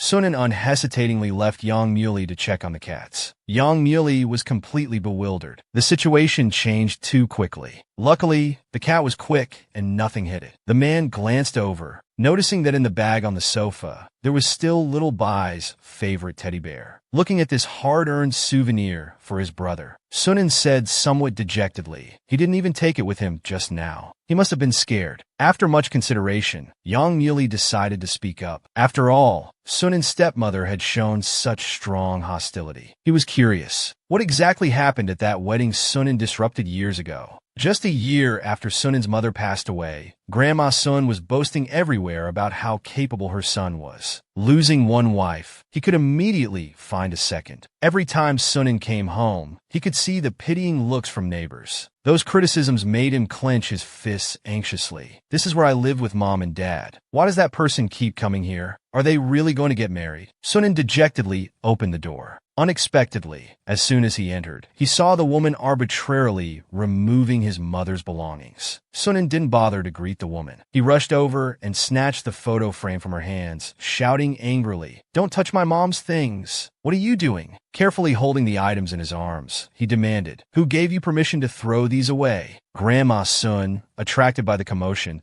came over and asked unpleasantly, "What's all this shouting about?" The woman immediately explained that she had accidentally knocked over the trash can. Grandma Sun comforted her kindly, "It's okay, child. You don't need to take the blame." She turned to face Sunan, her expression suddenly fierce. "It's this little girl again, isn't it?" Sunan defiantly retorted, "These are my mom's things. Who told her to throw them in the trash?" Grandma Sun poked his forehead with her finger, scolding loudly, "You dare to yell at adults? I told her to. This is my son's house. Whatever I say to throw away, it must be thrown away." Sunan was forced to step back from her forceful poking. He heard Grandma Sun cursing disgustingly. "My son is doing fine. Why should he keep a dead person's things hanging around the house every day?" Sunan couldn't take it anymore. He flipped the table and ran away. Grandma Sun was almost triggered into a heart attack by his rebellious behavior. Sunan ran through the pouring rain to the pavilion outside. After who knows how long, Sun's father finally found him. He hesitantly lifted his daughter's baseball cap. He saw that Sunan's stubborn little face was already covered in glistening tears. He looked at him silently, his gaze hiding helpless sorrow. Sunan turned his head, refusing to look at him. Sun's father sat beside him, speechless, and explained, "Dad didn't know Grandma was at home and decided to throw away Mom's photos. I brought the frames. Let's put them back, or they'll get wrinkled."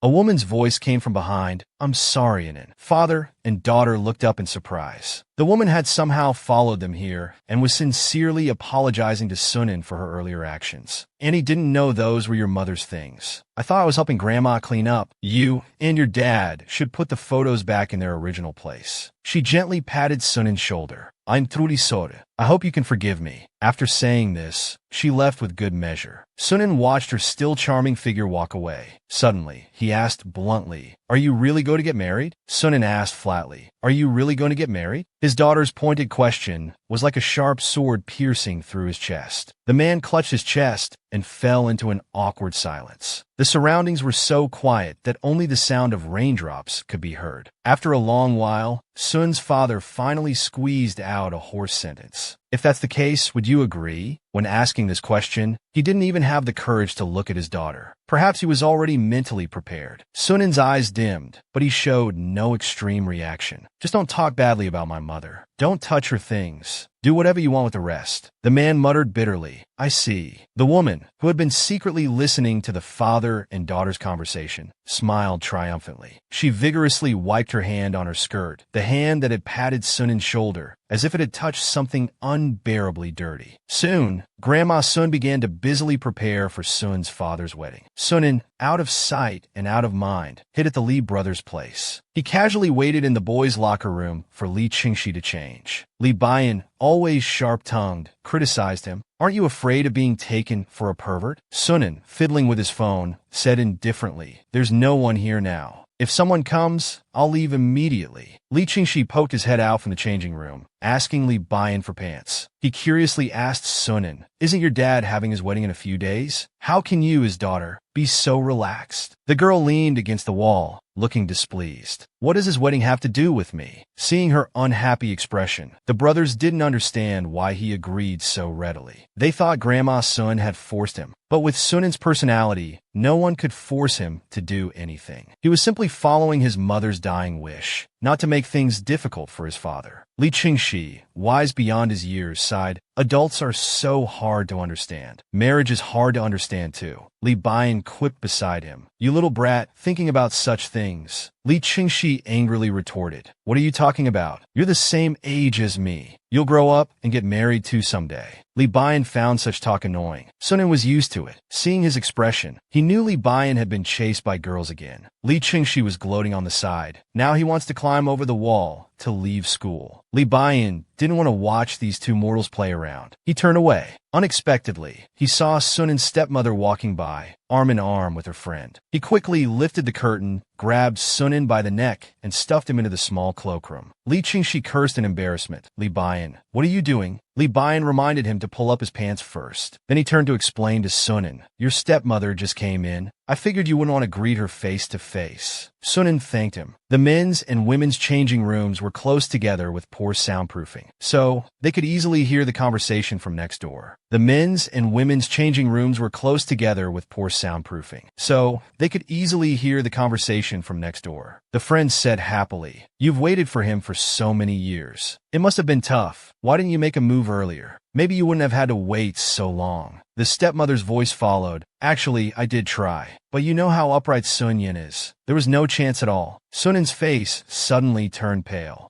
He involuntarily held his breath, listening to the conversation next door. The stepmother complained about Sunen's temper, saying it was just like Mu Qing's years ago. Very difficult to deal with. Her friend comforted her. You've had it tough, but it's good that Sun Yan's mother likes you, right? You could do what she did to Mu Qing back then. Make her drive that little girl away. The woman's gentle voice carried undisguised pride. Even though Mu Qing was so formidable back then, wasn't she still forced to divorce by the aunt? What's even more laughable is that before the divorce was finalized, she just died. Sunen's face gradually turned pale. He couldn't help but want to rush out and ask for clarity. The brothers, fearing he might act rashly, one covered his mouth, the other grabbed his wrist. After restraining him, they comforted, Don't be impulsive. We can't do anything here. Go home and tell your uncle. Sunen felt a great sense of despair and helplessness. Tell who? They're all the same. He thought recklessly, Then I'll tell everyone. Sun's father's wedding proceeded as scheduled. The officiant announced loudly, Let's congratulate the newlyweds. The applause was long-lasting. Only Sunen, sitting among the happy crowd, seemed out of place. His aunt, sitting next to him, suggested, Can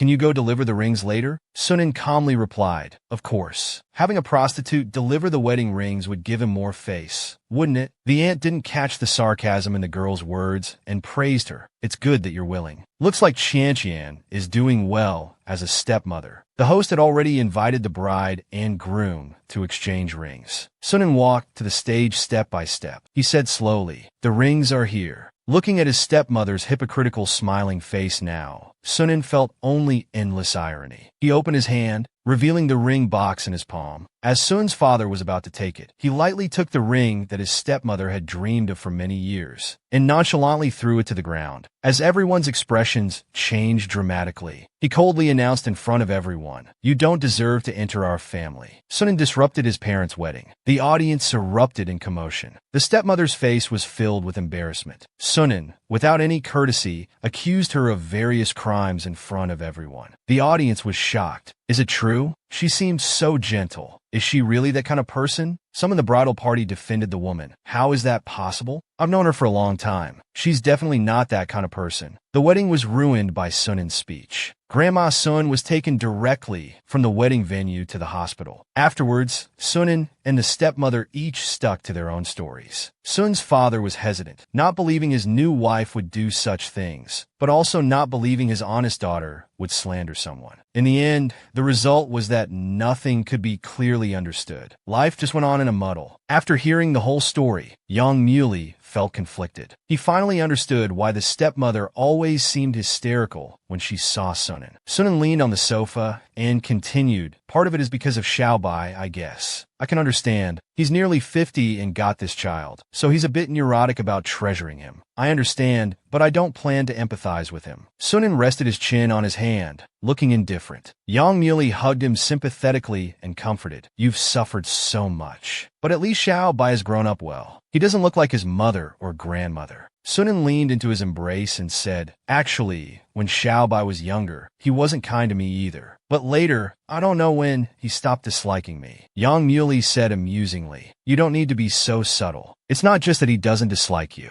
The little one truly likes you wholeheartedly. He's even protecting his sister in his own way in front of his mother." Sunan examined the veins on his wrist and asked, "Is this the magic of blood ties? After all, half of our blood is the same." Yang Muley looked at him deeply and said gently, "It's because you're a person with a soft heart." Sunan seemed embarrassed by his praise and retorted with a red face, "Why are you praising me like that? I'm a fierce person, not soft at all." Yang Muley patiently analyzed, "Look, at the wedding, you stated the facts. Even when you were angry, you never said hurtful things. You've always just been tough on the outside. You just wanted to protect the younger you, who had no one to rely on." Sunan looked at Yang Muley with some surprise. His words were like the most healing love words in the world. Sunan felt a lump in his throat. He actively hid in his embrace, full of a sense of safety. After that wedding, Sunan entered high school. Chung Zibuyan left due to his father's job transfer. Those things at home made Sunan dislike interacting with people. He became unsociable and isolated, misunderstood and distanced by classmates. Later, when his aunt came back wanting to live with her, despite his stepmother, and continued to annoy her, Sunan firmly refused. He moved out of that place that didn't feel like home. That period was like being stuck in a quagmire, living in a daze, days passing suffocatingly, until he finally met Yang Mu. Only she wouldn't easily believe rumors and was willing to truly see what kind of person Sunan really was. In the days that followed, there was warmth and anticipation. Sunan thought more than once, how could someone like me be so lucky to meet someone so good? Wanting to know why he chose him, Sunan hugged Yang Mu tightly, deeply cherishing the warm scent on him. He mustered up the courage to ask this question, but Yang Muley suddenly asked how he used to spend Spring Festival. Sunan honestly replied, "Most of the time, if I was lucky and my aunt came back, I'd spend it with her." Yang Muley gently invited, "If your aunt doesn't come back this year, spend it with me. Come to my home and meet my parents." Li Bian was pestered by the girl from day to night until closing time. The girl was still chattering in his ear. "Handsome, I've been coming here for so long. You really won't give me your WeChat?" Li Bian said expressionlessly, "If you want, please scan the public account." He turned back and seriously restated to the girl, "I've said I'm not interested in you. If you like sweets, that's fine. But if you're just here for WeChat, I advise you to stop wasting money." The girl wasn't ashamed, but rather proud. She excitedly said, "Progress. This is the first time you've said so much to me. A girl chasing a boy is just a thin veil, you know? One day you'll come around." She cheered as she left. Li Bian watched her leave speechlessly and complained, "What a bother. Why won't she listen?" He picked up his phone and saw Li Chenxi had just sent a WeChat message asking why he hadn't returned to their parents' home yet. Li Bian replied, "I told you not to go back." The other still foolishly asked why. Li Bian thought to himself, "Stupid. Suddenly calling you home at the end of the year. It's definitely to arrange a blind date. He mischievously replied, no reason. Just wait for their judgment. After sending it, he decided to buy gauze to bandage his wound first. The nearest pharmacy was near Sunan's school. He had just left when someone secretly followed him. Li Bian bought medicine at the pharmacy and coincidentally met Qing Nui, who was just entering. The two awkwardly stood face to face. Seeing his usual expressionless face, the girl's mouth twitched involuntarily. She turned her head away, ignoring him with displeasure. She asked the clerk, do you have ibuprofen granules? The clerk answered while leading her to the shelf. Seeing she didn't want to talk to him at all, Li Bian could only leave silently. On the way, he was still bothered, thinking, Jellyfish Head actually glared at me. Is she still holding a grudge? He lowered his eyes, thinking uneasily, maybe I should go back and apologize. Just as he was about to turn back, a group of unfriendly thugs blocked his way. A sleazy man provocatively asked, that dessert shop with English writing at the corner alley, it's yours, right? Li Bian showed no fear and replied bluntly, yes, what about it? The sleazy thug mocked, a grown man running a dessert shop. Only girls like that stuff. You're just trying to hook up with young girls. He angrily warned, you know who that girl in your shop tonight was? That's my girlfriend. I hate pretty boys like you the most. Stay away from her from now on. Got it? Li Bian silently looked at him. The calmness in his gaze forced the other to start cursing. Are you mute? Did you understand? Li Bian looked down at him condescendingly. The height difference made the man even more furious with embarrassment. If you keep messing with her, be careful, or I won't be so nice. He poked the other's chest threateningly. Li Bian swatted his hand away and scolded, if you're in a relationship, act like adults. Can't you two resolve this together? You know gang fights are illegal, right? Li Bian was cornered in the alley by several thugs, in a dangerous situation. Yet he ignored them and left, not taking them seriously at all. Solve your own problems. It has nothing to do with me. The thugs had never been so disrespected before. They lost all face. We were just planning to scare you a bit. The leader couldn't hold back anymore. He swung his fist, saying, you little punk, tired of your good life, huh? You dare not take me seriously. Li Bian dodged without looking back. The man missed completely and fell flat on his face. Li Bian looked down at him impatiently and repeated, another one who won't listen. Let me make this clear. I have no relationship with your girlfriend. Do you understand human language? The man on the ground, furious with embarrassment, clenched his fists and raised his face, revealing 2 streams of nosebleed. Now he had completely lost face. He angrily called to his lackeys, what are you two standing there for? Get him! One wave hadn't settled when another rose. The man's companions, who had been drinking, ran out to see they hadn't resolved it yet. They also joined the fight to teach Li Bian a lesson. Li Bian, surrounded by the group, watched them expressionlessly as they closed in. Moments later, pig-like screams echoed in the alley. He pinned someone face down on the ground again. Using his height and long legs to his advantage, he kicked one down with each step. No one expected a cookie maker to be such a fighter. Seeing Li Bian gaining the upper hand, a vicious thug noticed the weakness in his left hand. He deliberately attacked his wound, although Li Bian quickly threw him off. The violent movement reopened his wound. Blood spread through the bandage. Looking at his almost immobile left hand, Li Bian thought this wasn't worth it. Their people were all over the alley. If he couldn't get through, it might be faster than calling the police. As fierce as he was in fighting, he was equally fast in escaping. While fleeing rapidly, he planned the best route in his mind. Just now, Qing Yue had entered through the pharmacy's back door. That would be his escape route. Li Bian ran like the wind, rushing into the pharmacy. Unexpectedly, he ran into Qing Yue again. Qing Yue was startled by his fierce expression. Why are you looking at me like that? What's with that face? Why did you suddenly run back? What are you doing? Li Bian couldn't believe she was still dawdling. He asked in disbelief, you haven't finished buying medicine? Li Bian, while escaping, encountered Qing Yue again. Seeing that she still hadn't finished buying medicine after so long, he became very anxious. Qing Yue, unaware of the situation, was confused by his anger. Really? You're scolding me for buying medicine? Did you run back just for this? Li Bian was speechless. Who would run back for such a trivial thing? Qing Yue was irritated by his seemingly contemptuous look. Just as she was about to argue, he suddenly extended a long finger, blocking her face. From now on, pretend you don't know me. Got it? He ran off without looking back. Qing Yue belatedly reacted, angrily saying, "You think I won't fight back?" She stopped abruptly upon glimpsing the wound on his hand. The thugs finally caught up, shouting furiously, "Stop right there." Qing Yue saw the face with 2 streams of nosebleed and was momentarily stunned. This face was even more exaggerated. She suddenly realized Li Baiyan's frantic escape was because these people were troublemakers. As this thought crossed her mind, without thinking, she stuck out her foot as they passed by. The man stumbled and fell face first with a thud. She was completely unaware of the large group of pursuers behind her, still desperately signaling to Li Baiyan ahead, "Go quickly, go." When she turned to see the swarm of people behind her, she was so scared she screamed, "Oh my God, so many people." The man she tripped stumbled to his feet, pointing and cursing. "This girl is with that guy." The sleazy drunk, seeing the girl's face in the light,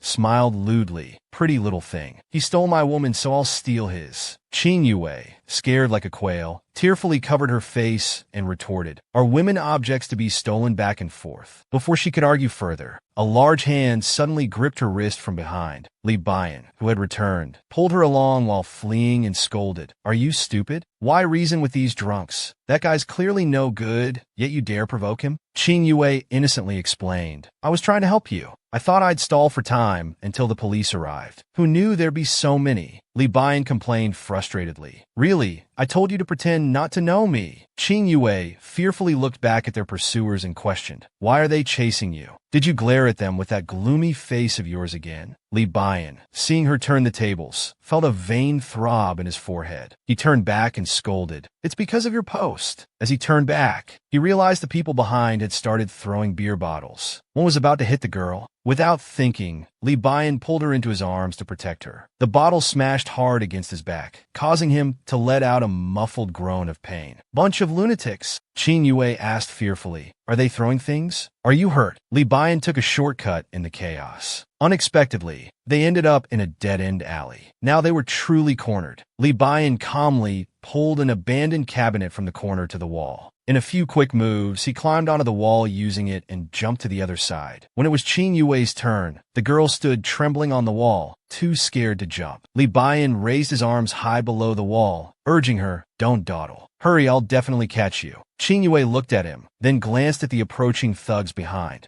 She took a deep breath and shouted, "All right, here I come." With that, she moved her feet and jumped down recklessly. Then, she landed steadily into a strong and warm embrace. Li Baiyan caught Qing Yue in his arms as she jumped down. The soft touch in his hands made a faint blush rise on his face. Qing Yue opened her eyes, finding herself unharmed, and happily said, "You really caught me." Li Baiyan, as if holding a doll, easily set her back on the ground, confidently replying, "Of course." The thugs who caught up laughed and cursed. "Think we can't follow you over a wall? Are you so scared your brain short-circuited, kid?" Qing Yue fearfully hid behind Li Baiyan, nervously asking, "So, where do we run now?" Li Baiyan glanced at her with an indescribable look, saying flatly, "No need to run. Just wait for them to catch up." Qing Yue looked at him with innocent, confused eyes. Li Baiyan seemed defeated by her and voluntarily explained, "Even you didn't notice? We've jumped over the wall into a police station." The words police station finally sobered up these drunk troublemakers. They collapsed on the ground, too scared to speak. After this chaos ended, Qing Yue, worried he couldn't bandage his wound well alone, came to Li Baiyan's place. Li Baiyan insisted he could bandage it himself. Qing Yue ignored his resistance, persisting, "Forget it. How can you bandage one hand with the other?" While treating the gaping wound, she proactively reminded him, "No need to be so unwilling. I'll leave once I'm done. I have urgent matters to attend to." Although Li Baiyan obediently extended his hand to her, his expression remained sour. Qing Yue wasn't scared at all and continued to scold him. "Your thought process is really unique. How did you come up with jumping over the wall? If you had missed catching me, it would have been even more serious." Li Baiyan rested his chin on his hand and complained, "It's because I was dragging you along. With my speed, they couldn't have caught up. We could have gone around the building ahead and entered through the front door." Just as he finished speaking, he heard the girl make a strange sound. Li Baiyan's face went blank. A moment later, he stiffly turned back, tremblingly covering his mouth to ask, "That?" He didn't get to finish. The girl couldn't hold back and crouched down, holding her stomach, seemingly enduring some intense pain. Li Bian was completely flustered. He self-doubtingly reflected, did I upset her that much? Surely not. He nervously supported the girl, his arms trembling. Are you okay? I'll take you to the hospital. Qin Yue, enduring the pain, weakly refused. No need. Li Bian, anxious, spoke more words than ever. Why not? You look like you're in serious pain. If it's acute appendicitis or something, it could be bad. No, I'm going to get my clothes now. Qin Yue weakly grabbed his sleeve, refusing again. Don't! Li Bian froze in place. He could even feel her hands seeming to tremble. Qin Yue, uncomfortable, raised her small face to explain, I've had these symptoms before. Really, some medicine will make it better. She asked Li Bian to get the ibuprofen from her bag. Li Bian couldn't understand what illness could cause such pain, and not going to the hospital promptly. What if something goes wrong? What should I do? He opened the bag, saw the ibuprofen, and anxiously asked again, Are you sure just taking medicine will be enough? Qin Yue was carefully settled on the sofa, covered with a soft blanket. Finally regaining some strength to speak, she said, Sorry, I'll stay here for a bit. I really can't move now. I'll leave when I feel better. Li Bian handed her a cup of hot water, saying, It's fine, it's fine. Don't talk. I'm not kicking you out. He sat worriedly beside the sofa, silently watching the sleeping girl, lost in thought. Thinking about it, she seemed a bit off earlier. He suddenly thought of Sunin. He should know. Li Bian's brief happiness turned to worry again. But with Qin Yue sleeping at his place in the middle of the night, what would Sunin think if he knew?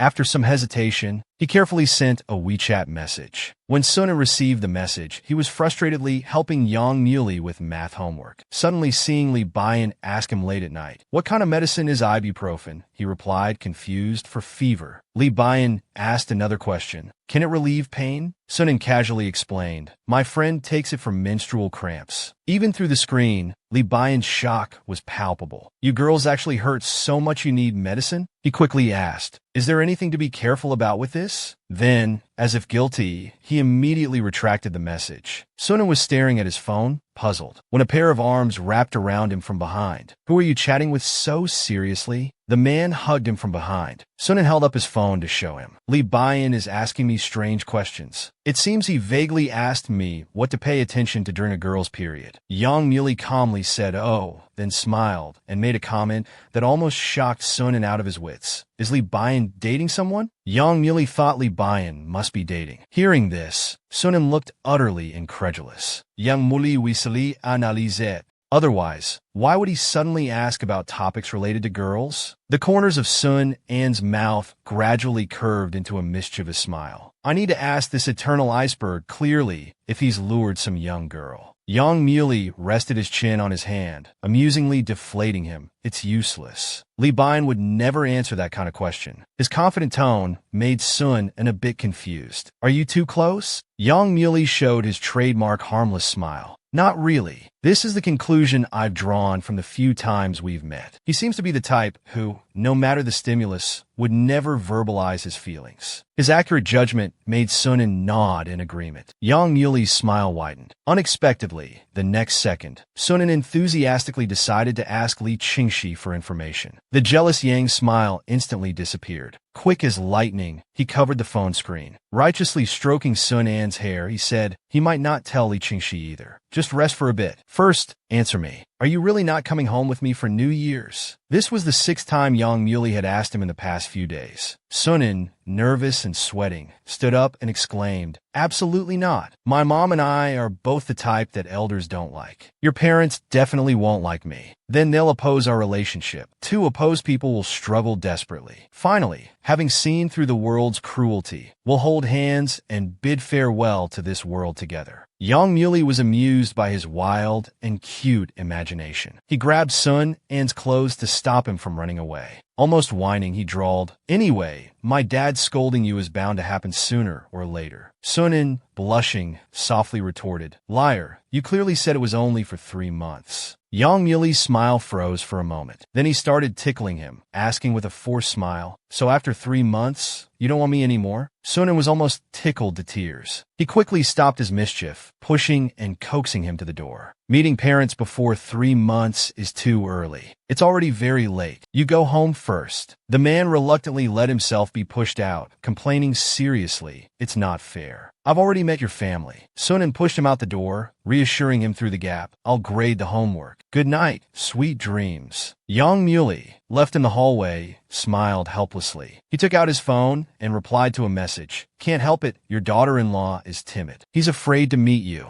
The other party quickly replied, then I'll think of something. After Lee Bayan retracted that message, he kept crouching in the corner, conflicted. What am I doing? So just leave her there and wait for her to recover on her own? Lee Bayan anxiously picked up his phone again. He started searching online for things to note during a girl's period. Among the various precautions suggested by helpful netizens, one was to avoid strenuous exercise if possible. Lee Bayan remembered something, and his face visibly reddened. Everything he had done earlier had worsened the pain. He crouched in the corner, feeling a bit regretful. Really, if you're not feeling well, you shouldn't have gotten involved. Always insisting on helping, such a clueless do-gooder. Though he was mentally criticizing her, he immediately went to get her hot water and even prepared a hot water bottle. Qing Yue was stunned by his series of thoughtful actions. What's this? Lee Bayan quickly clarified, don't overthink it. I just saw you shivering. Get better quickly, so I can send you home. Qing Yue couldn't help but chuckle, burying her face in the blanket and muttering softly. You really ruined everything with your mouth. Lee Bayan frowned in displeasure, turning his head to question. What? Qing Yue revealed her delicate face, saying happily, your heart is so good, but your mouth is so bad. It's hard for others to feel your care. Lee Bayan contradicted himself. Who cares about you? I'm just afraid something might happen to you here, and I'd be responsible. Qing Yue sighed, remarking, you and Li Qingxi are brothers. Why are your personalities so different? Are you at Sundara? That Sundara himself turned his face away disdainfully. It'd be terrible to be like him. That foolish nice guy. He takes everything to heart and helps everyone. If I hadn't been looking out for him since childhood, he'd have been taken advantage of so many times. Although Qing Yue was in pain and sweating, she couldn't help but smile. So you're so harsh with your words for your brother's sake. He deserves it. Oh. As she mused, Lee Bayan's mouth twitched. What exactly are you trying to say? Qing Yue hid half her face in the blanket. After giggling for a while, her voice came from under the blanket. Thank you.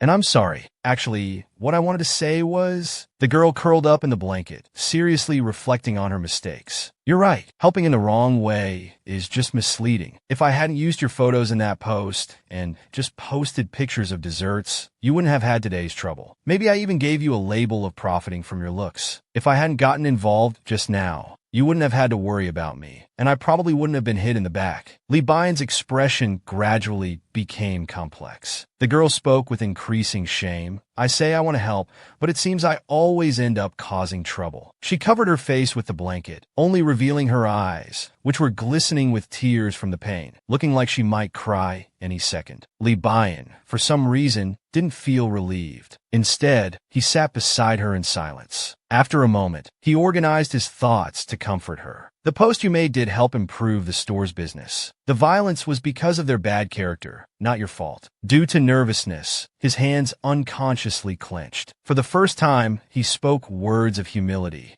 Actually, I should be the one apologizing. I've always been unpleasant when speaking. Please bear with me. Qing Yue opened her big eyes in surprise. Lee Bayan felt uncomfortable under her stare. He gruffly asked, what are you looking at? Qing Yue said in astonishment, so you can speak nicely after all? Lee Bayan's handsome face instantly turned as black as a pot bottom. Qing Yue smiled gently, saying, then don't be so fierce when we meet in the future. We're all An's friends. Let's get along well. Lee Bayan turned his head away stubbornly, refusing. That's hard to say. I'm just naturally bad-mouthed. The girl burst into laughter, sighing helplessly. You're really not cute at all. Lee Bayan seemed amused by her slightly doting tone. The corners of his usually cold mouth couldn't help but turn upwards. Qing Yue, as if discovering a new continent, asked in shock, did you just smile? That's terrifying. Lee Bayan immediately denied it with a straight face. After realizing, he angrily asked, what's so terrifying about it? Qing Yue, unafraid of the bristling man, smiled and said, if you were like this from the beginning, how nice it would be. We wouldn't have fought right away. Lee Bayan blurted out without thinking, that's because of you. As soon as the words left his mouth, he immediately covered it, guiltily averting his gaze. Xin Yue persistently wanted to know why he didn't like her before. Lee Bayan, left with no choice by her questioning, could only say helplessly, If you really want me to say it, don't cry when I do. Li Bian, left with no choice by her questioning, could only say helplessly, if you really want me to say it, don't cry when I do. Qing Yue immediately stated that she wasn't one to cry easily. Li Bian rarely showed a troubled expression. He said gravely, that day when you came to my store,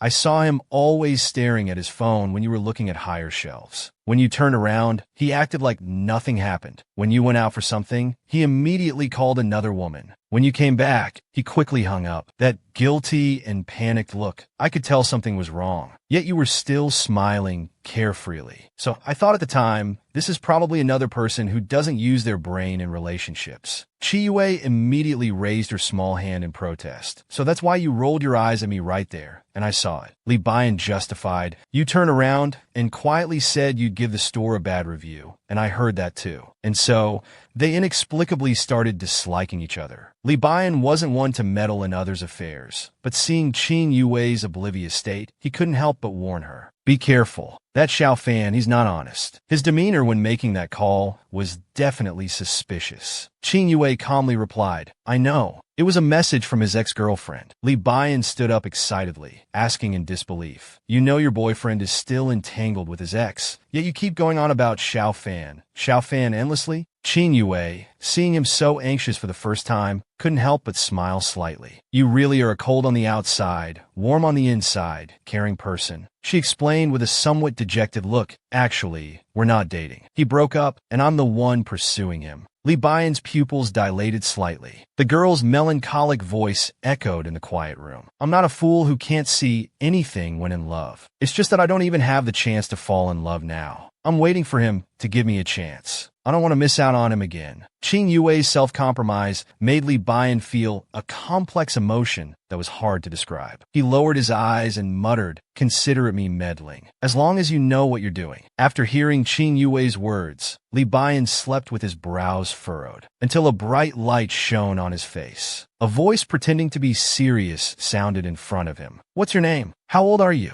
What's your criminal motive? Confess your crimes truthfully. You won't get leniency anyway. Li Bian's little bit of sleepiness disappeared without a trace under his foolish brother's severe interrogation. He asked irritably, what's gotten into you? He pushed the other person away, got up, and still remembered to remind Li Qingxi. Keep it down, there's someone sleeping outside. As soon as he finished speaking, the sofa he looked at was empty. Li Bian's heart seemed to empty for a moment too. Li Qingxi voluntarily explained. He left in the middle of the night. Said he felt much better. I happened to see him off when I came back. He said thanks for your care. Li Bian rubbed his sore back of the head, responding flatly, preparing to go back to his room for more sleep. Li Qingxi suspiciously asked, what's going on between you two? Li Bian refuted without turning his head. What do you mean, what's going on? Nothing's going on. Li Qingxi didn't believe his act. Letting a girl stay overnight and watching over her all night. When have you ever done something like that from childhood till now? And last time in the haunted house, you sneaked back and gave her something, right? Who would believe nothing's going on? Li Qingxi reminded very seriously. Didn't you see last time we met? She has a boyfriend. Can't touch her. Li Bian instinctively argued. That's not her boyfriend. She's just pursuing him one-sidedly. After hearing this, Li Qingxi became more worried. Anyway, Li Bian, wake up. If you don't want to be a backup or a third party, stay away from her. Li Bian's heart skipped a beat. He turned and asked, what do you mean? Li Qingxi analyzed painfully. Top-tier looks, stable job, and no bad habits. How popular do you think such a girl is? I don't need to tell you. Do you think it's hard for her to pursue someone? If you develop feelings you shouldn't have when they get together, the one who'll be heartbroken and suffering will be you. The brothers faced off silently for a moment. Li Bian coldly asked, who are you talking about? Me or you? Li Qingxi's expression seemed pained. So you're still saying you don't have that intention? Li Bian stubbornly insisted he didn't, turning around. He walked away with cold steps. Li Qingxi thought silently. Liar. The protagonist of the topic didn't know that the brothers had an argument because of her. She was still envying Sun In for having a boyfriend to dote on her. It's different, having someone feed you delicious food every day. Qingnan felt very touched. Yang Muley had prepared all her favorites. She hadn't specifically mentioned them. She couldn't help but wonder what kind of family could raise such a boy. What would his parents be like? Thinking of Yang Muley's words, anyway, my dad scolding you is bound to happen sooner or later. She inexplicably became anxious. Being well-behaved is always right, isn't it? Elders like those who are steady and proper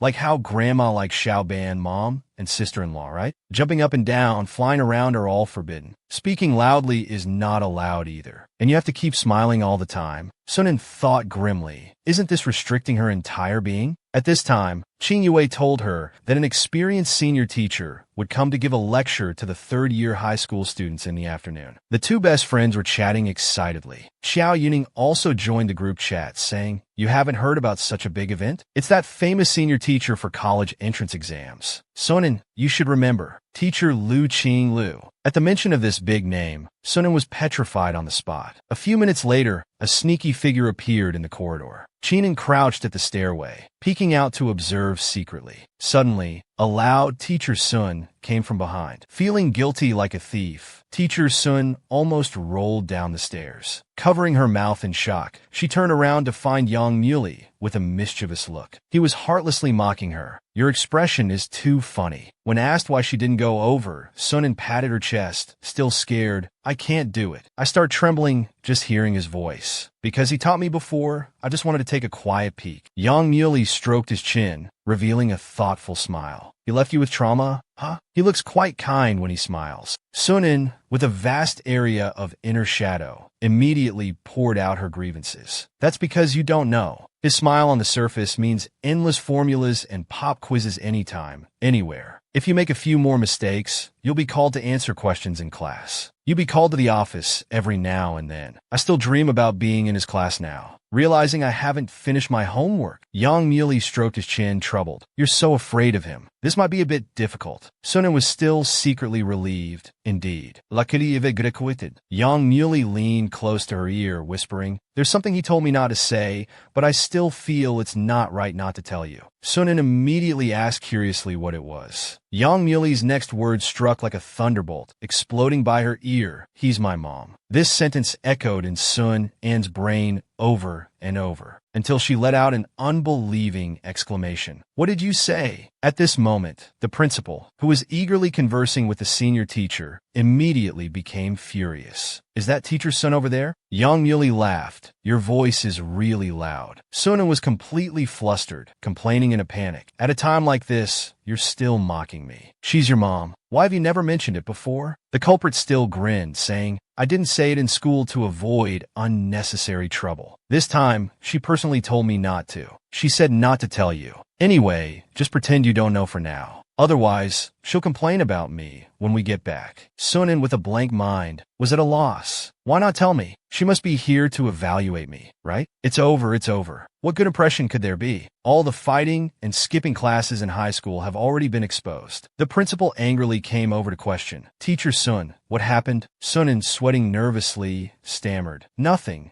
at all." The other person immediately flared up, sternly educating. "As the school's PE teacher, is it appropriate to shout loudly in the teaching building?" Sunan hurriedly bowed and apologized. Yang's mom, attracted by the commotion, suddenly spoke up. "This is Sunan, right? Long time no see. Becoming a PE teacher suits your personality." When Sunan saw her still charming face, she froze completely. The teacher she once feared most would become her future mother-in-law. Sunan nervously swallowed, obediently greeting, "Hello, teacher." The woman's gaze, like a searchlight, scanned her up and down, making Sunan sweat profusely. Praying for Yang Muley to come and save the situation, she glanced to the side. He had already slipped away long ago. Left alone to face her future mother-in-law, Sunan was completely bewildered. Yang's mom proactively asked if she had any classes next. Sunan stood straight as if in military training, answering, "No, teacher." The next second, the stern-faced Yang's mom suggested, "I heard the school has built many new cultural and sports facilities. Since you're the PE teacher, why don't you show me around?" The future mother-in-law wanted to see if there were any new changes in the school compared to before. Sunan felt this was an evaluation of her image. She nervously led Yang's mom around the school, agreeing with everything she said. Her voice was even a bit frightening. A few students ran up the stairs, arms around each other, playfully roughhousing. Yang's mom, with her natural authority, reprimanded this dangerous behavior. The scolded students sheepishly lined up and quietly walked away. Sunan also instinctively stood up straight. When she heard the others say, "Such big kids still have no discipline," she nervously touched a strand of hair by her temple. Still the same as before, always talking about discipline. discipline. She must still prefer well-behaved personalities, I guess. Yang's mom noticed her distraction and asked which way to go next. Sunan immediately snapped back, answering, "This way." This is the newly renovated art classroom and health education room. She was so nervous that her voice unconsciously became softer. Sunan thought tearfully of Yang Muli. "Where on earth did you run off to?" As she introduced the function of each classroom to Yang's mom, the latter suddenly remarked, "Many things are different now. Teacher Sun also looks different from before." Sunan was taken aback. "I suppose I've grown up." The woman's face showed no expression as she replied flatly, "Is that so?" Sunan began to worry inwardly, feeling that the older woman seemed constantly displeased. She felt like she had done something wrong,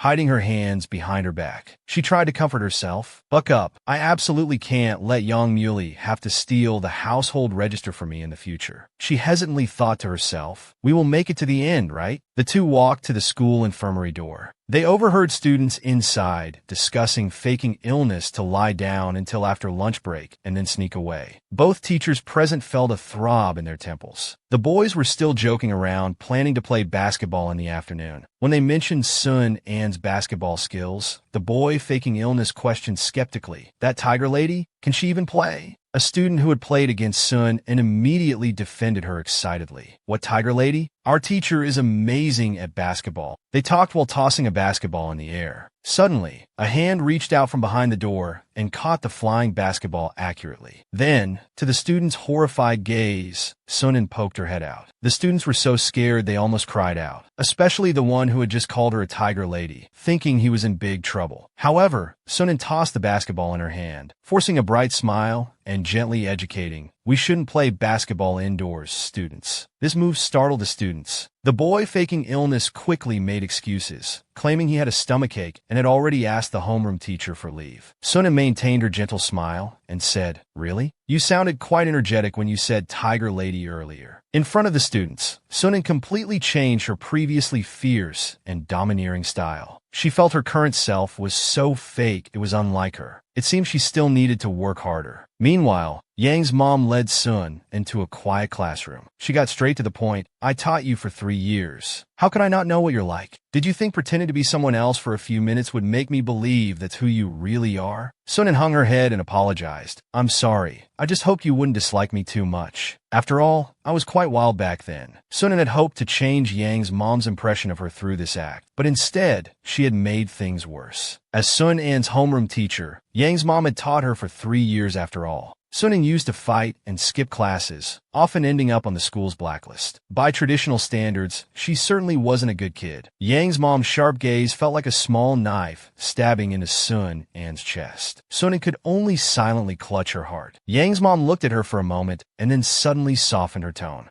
"I've learned about your family situation from your father. The reasons for your fights with classmates. Yang Muli told me about them back then. You were indeed a troublesome student that gave me headaches. Though unruly, you weren't bad at heart." Sunan looked at her in surprise. Yang's mom crossed her arms and continued with some displeasure. "Besides, you two are adults. Your relationship is your own business. Did you really need to be so afraid of me? I don't eat people. I just wanted to catch up with you properly. Who knew you'd be scared like a little chick?" Sunan hung her head guiltily and meekly apologized. A barely noticeable smile appeared on Yang's mom's lips. "But actually, I'm quite pleased. That child is truly happy from the bottom of his heart being with you." Sunan shyly scratched the back of her head, puzzled. "Happy? Actually, he's always smiling and cheerful." Yang's mom shook her head in disagreement. "It's different." Sunan couldn't understand what was different. The woman didn't explain further and changed the subject. "I heard from Yang Muli that you spend New Year's alone. But that's a time for family reunions. Don't be alone anymore. Consider it as visiting your old teacher, if you will." Sunan looked at their clasped hands. That long-forgotten touch felt like it came from a mother. Her heart was wrapped in an indescribable mix of bitterness and warmth. She involuntarily responded with a yes. Li Baiyan's dessert shop was particularly lively today. From earlier, he had been hearing a series of bangs and crashes from the second floor, as if someone was tearing the place apart. He thought incredulously, how can these people make such a racket? Amidst the house-wrecking noise, he overheard 2 girls whispering near the booth. "I'm really sick of our geography teacher." Li Baiyan heard Qing Yue's name and couldn't help but stop in his tracks. One girl, biting into a donut, complained that Qin Yue spoke like she was acting cute. She's a teacher, yet still tries to be adorable. Isn't that disgusting? The other girl laughed in agreement. Exactly, just seeing her is annoying. The two were laughing maliciously as they freely badmouthed others. Li Bian coldly came over and asked them to leave. He stated that this meal was on the house, but people who disrespect teachers were not welcome here. The two girls turned red with embarrassment. They slammed their things on the ground,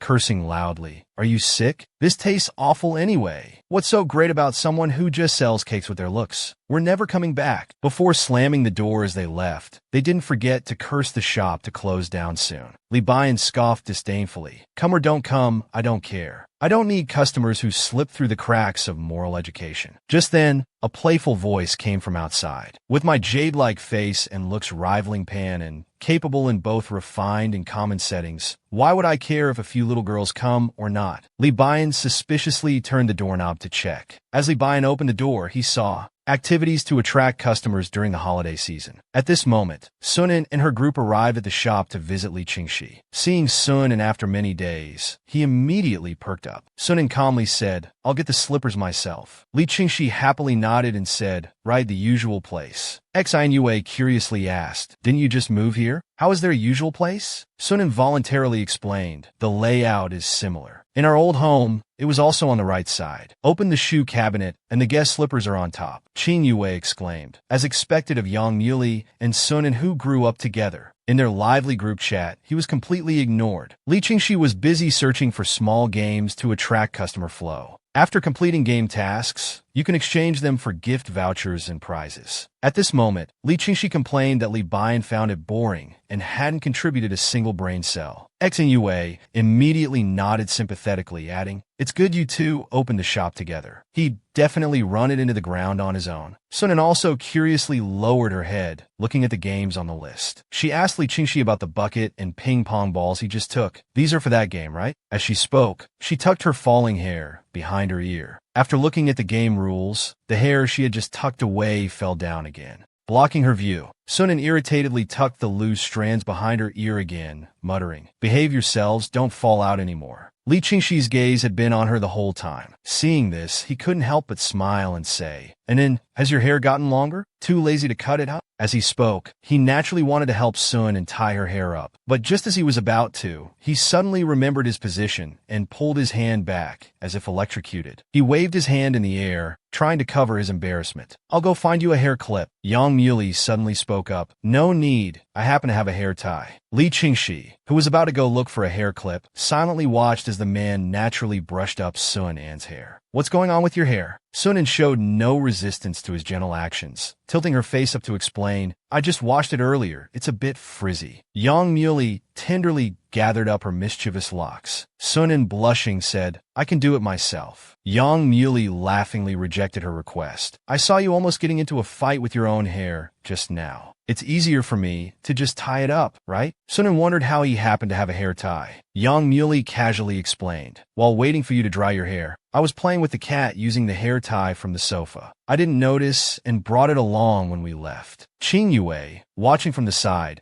felt like she was eating a mouthful of dog food and started daydreaming. Seeing you two like this, I can already imagine Teacher Yang doing your daughter's hair. At these words, the young couple immediately turned red. Sunin, face flushed, quickly coughed twice to change the subject. Yang Muli just said the game wasn't easy. What's difficult about it? Isn't it the same principle as basketball? Yang Muli, utilizing his math teacher skills, began to analyze for them. The ball will bounce off the bottom of the bucket. The probability of getting the ball to stay in the bucket is very low. Even getting one in is difficult. Sunin, the little academic underachiever, nodded with an enlightened expression. I see. Just as he finished speaking, a ping-pong ball clattered into the bucket. Li Qingxi let out a provocative "oh." Feigning nonchalance, he taunted, did it go in? For all that big talk, as long as you know how to throw, you can get it in. Just admit it if you can't do it. Li Qingxi openly challenged Yang Muli in front of Sun, and you can't do it. The smile on Yang Muli's face became stiff. Then you try again. Li Qingxi gave him a defiant look. He picked up a ping-pong ball and stared at the bucket ahead as if facing a formidable enemy. I just need to remember that feeling. He focused intently and threw the ball again. The ping-pong ball traced a perfect parabola in the air, hit the bottom of the bucket, and bounced out again. Li Qingxi stood there, frozen in embarrassment. Sunan had a sudden realization and said, Yang Muley was right. It really is hard to get in. Yang Muley rested his chin on his hand and let out a mocking laugh. Provoked by that laugh, Li Qingxi immediately jumped up, pointing at the bucket and challenging. What are you laughing at? Let's see you do it if you're so great. At least I got one in. Yang Muley rested his chin on his hand and calmly asked, Why are you overreacting? I said from the beginning that this game wasn't easy, didn't I? Li Qingxi, as if he had caught him in something, pointed at him and laughed with his hands on his hips. You don't even have the courage to try. What kind of man are you?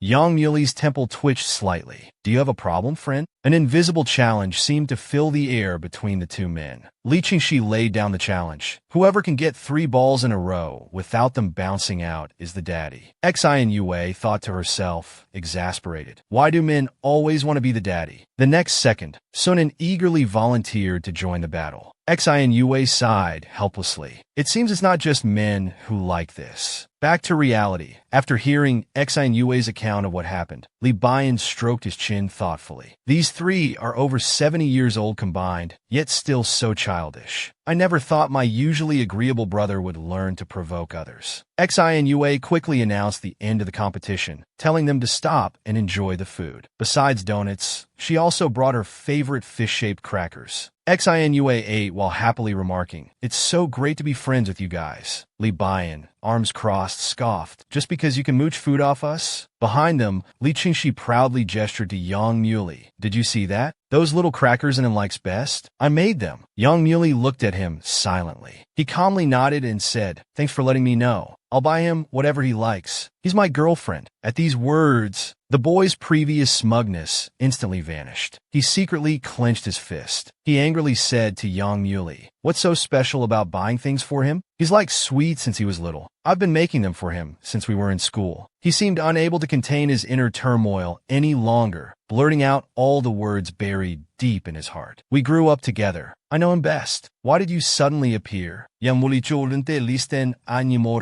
suddenly turned to face Li Qingxi directly, his expression becoming serious. Do you realize what position you're speaking from and what you're saying? The air suddenly froze. In the silence, Sun An's clear, bright eyes turned towards them. Li Qingxi felt a sense of public embarrassment. He clenched his jaw and, overwhelmed with shame, pushed the door open and left. Li Qingxi suddenly slammed the door as he left. In the urgency of the moment, Sun An immediately moved to follow him. As she brushed past Yang Muley, the man's gaze behind his glasses accurately captured the conflict on Sun An's face. Without thinking, he reached out and grabbed her arm. Unexpectedly, in her agitation, Sunan shook off his hand forcefully. Her tone was also uncharacteristically harsh. What on earth did you all say? Yang Muley looked at his empty hand in disbelief. Sunan also realized her action was excessive. She turned back nervously. The hurt expression on the man's face made her heart tremble. She immediately offered a pale explanation. Qingxi's expression didn't look right. Xin Yue's heart leapt to her throat along with Yang Muley's rejected hand, fearing an argument would break out any second. But Yang Muley simply withdrew his rejected hand silently and calmly explained, We didn't say much, actually. He was just complaining to me that you've forgotten your friend for a lover. It was all just joking. He picked up his jacket from the sofa, looking somewhat lost, and said, You guys continue.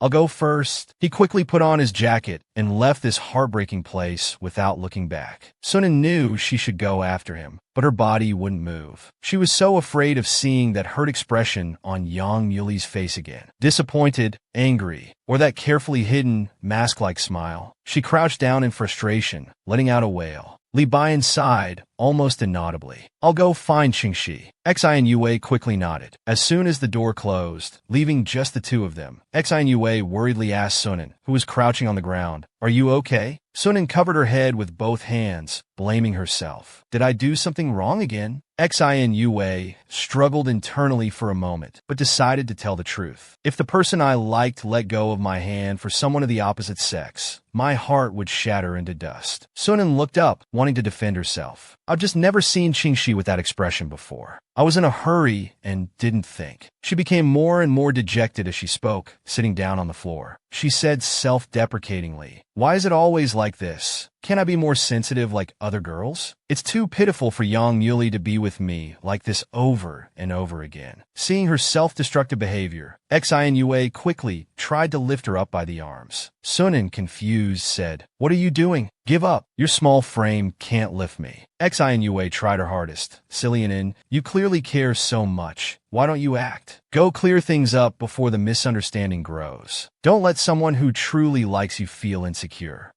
Xinua's words woke Sunan up. Hearing her mention security, Sunan immediately remembered what Yang Muley had told her before. He also needed security in response. These things had been said before, but Sunan only recalled them now. Full of regret, she buried her head deep in her knees, blaming herself. "What have I done?" Xinua, exasperated, looked at her friend curled up into a ball and asked, "Why aren't you moving yet?" In Anne's mind, a sudden, unbelievable thought appeared. You couldn't be. She quickly took out her phone from her pocket, waving Sun and over to show her a short video. Sunan, seeing her mysterious behavior, couldn't help but curiously lean in. "What kind of video is it?" After the video finished playing, both of them were blushing. Xinua tentatively asked, "If you were the female lead in this, then the male lead would be." In Sun An's mind, the scene of Yang Muley pinning her against the wall immediately appeared. A nosebleed instantly traced a beautiful parabola in the air. Xinua didn't expect such a strong reaction. "Does he do these things to you too?" Sunan, rubbing the back of her head, said embarrassedly, "I've made him angry. These things won't happen." Xinua let out a big sigh of relief, saying happily, "I was worried. What if the person you thought of was Li Qingxi?" Sunan was shocked. How could it be him? Even rabbits don't eat grass near their nests. Xinua said reassuringly, "I was just helping you confirm if the person in your heart is Teacher Yang." Sunan immediately said without thinking, "Of course it is." Xinua secretly glanced at Sun An's expression, carefully reminding her, "Have you ever considered that Li Qingxi might like you?" This was a wake-up call. Sunan was startled. Xinua had figured it out and continued, "Otherwise, why would those two earlier have the attitude of fighting over a bride?" Sunan muttered in disbelief, "The three of us grew up together. If that were the case, he would have told me long ago. They are both very precious friends to me. When we were young, we lived close to their families. Every time my parents fought, they would always come to keep me company. They even took me to the riverside to catch frogs." Xinua envied their deep friendship. At this point, Sunan brought up an embarrassing childhood incident. Once, he and Li Qingxi caught a toad, and both of their hands swelled up for a week. Xinua asked curiously why only two of them had swollen hands when there were three of them. Sunan explained that Bayan thought the creature was too ugly and refused to join in catching it. Later, he was the one who took us to the hospital. Sunan's parents were constantly fighting about divorce. Sunan was afraid her mother would leave and abandon her, so she was anxious and couldn't sleep all night. She wasn't in good spirits during the day either. They were always there to accompany little Sunan. Li Qingxi even secretly took his mother's sleeping pills and gave them to Sunan, causing her to sleep for a whole day without waking up. Later, he was severely beaten by his father for that. Xinua listened to these embarrassing stories with great interest, laughing heartily. "How adorable you all were." Sunan also felt puzzled. Back then, it felt so loyal and touching. But now when I say it out loud, it all sounds so silly. Later on, it was also those two who encouraged me to negotiate with my parents. Unexpectedly, I actually won. They didn't divorce. I'm really grateful to them. Li Bayan has always been a little adult with a sharp tongue that could be annoying. But once he accepts you, he'll be wholeheartedly good to you. Of course, he still won't spare you verbally. As for Li Qingxi, Sun An's tone became dejected. He's always been cheerful, like a little son. So when I suddenly saw Qingxi like that earlier, I was anxious to see what was wrong with him. I didn't expect this would end up hurting Yang Muley. Xinua also sighed along. Love is exclusive favoritism that makes people feel secure. But you didn't give him that. Xinua couldn't help but bump her little head against Sun An's shoulder, complaining, "You really don't understand feelings. Sigh, don't you know how rare it is to have such a good partner? Cherish him, will you?" She couldn't help but reveal what Yang Muley had said to Sunan on the night he confessed. He said, "You're a girl without a sense of security. Pushing too hard will only make you feel more conflicted. So he gave you 3 months as a wife. That was your way out. This way you could feel at ease. He understands your fears, understands your concerns. He's He's always been considering you. Hearing this, Sunan felt even more regretful about what she had said to him earlier. Had she ever seriously considered anything for Yang Yuli? Sunan was very disappointed in herself for being so inadequate. A voice in her chest seemed to urge her to go apologize. Sunan couldn't hold back anymore. She grabbed her coat and pushed open the door, thinking with determination, this can't go on. I need to do something good for Yang Yuli. Yue watched her go with satisfaction. A classmate pointed downstairs and explained, it's that short-haired one, the universally acknowledged bad kid. She was on the criticism board just a few days ago. I don't know what kind of family raises a child like that. He couldn't look away after that. This was the first time Yang Yuli saw Sunan. All he heard from his friends were negative comments about this short-haired girl. Yang Yuli carefully observed the situation downstairs. Suddenly, the girls who were just holding the stray kitten let out a disgusted scream. What is this? There was a lump on the kitten's body. It seemed like some kind of skin disease. The girls were afraid it might be something like ringworm that could infect them, so they left in a hurry, saying it was bad luck. Witnessing this, Sunan angrily complained to them. If you're scared, fine, but how can you just throw it away? The two girls fled in panic. Sunan didn't chase after them. Instead, she put on gloves, preparing to apply medicine to the little stray cat. The medicine she used was bought with 3 days' worth of lunch money. Yang Yuli witnessed this scene through the window. Suddenly, he began to doubt the bad kid label attached to Sunan. After that, he would often unintentionally spot Sunan in the crowd. He noticed that she often went to the backyard to take care of the kittens, liked to be alone, didn't talk much, often had a donut when outside, and frequently ate a large bowl of beef rice in the cafeteria. With her short hair, she looked like a boy at first glance. But actually, she had beautiful eyes. Her reputation wasn't very good. However, based on Yang Yuli's observations, the facts seemed different from the rumors. The infamous Sun was actually a person with a strong sense of justice. When she saw basketballs scattered on the road, she would pick them up, fearing others might trip over them. This made Yang Yuli even more confused. How was a bad kid defined? Were the rumors true? Later, inexplicable messages started circulating in school, saying Sun was abusing cats in the backyard. Only Yang Yuli knew those were all false. So that day, he stood up to clarify the truth for Sunan. That was also the first time he spoke to her.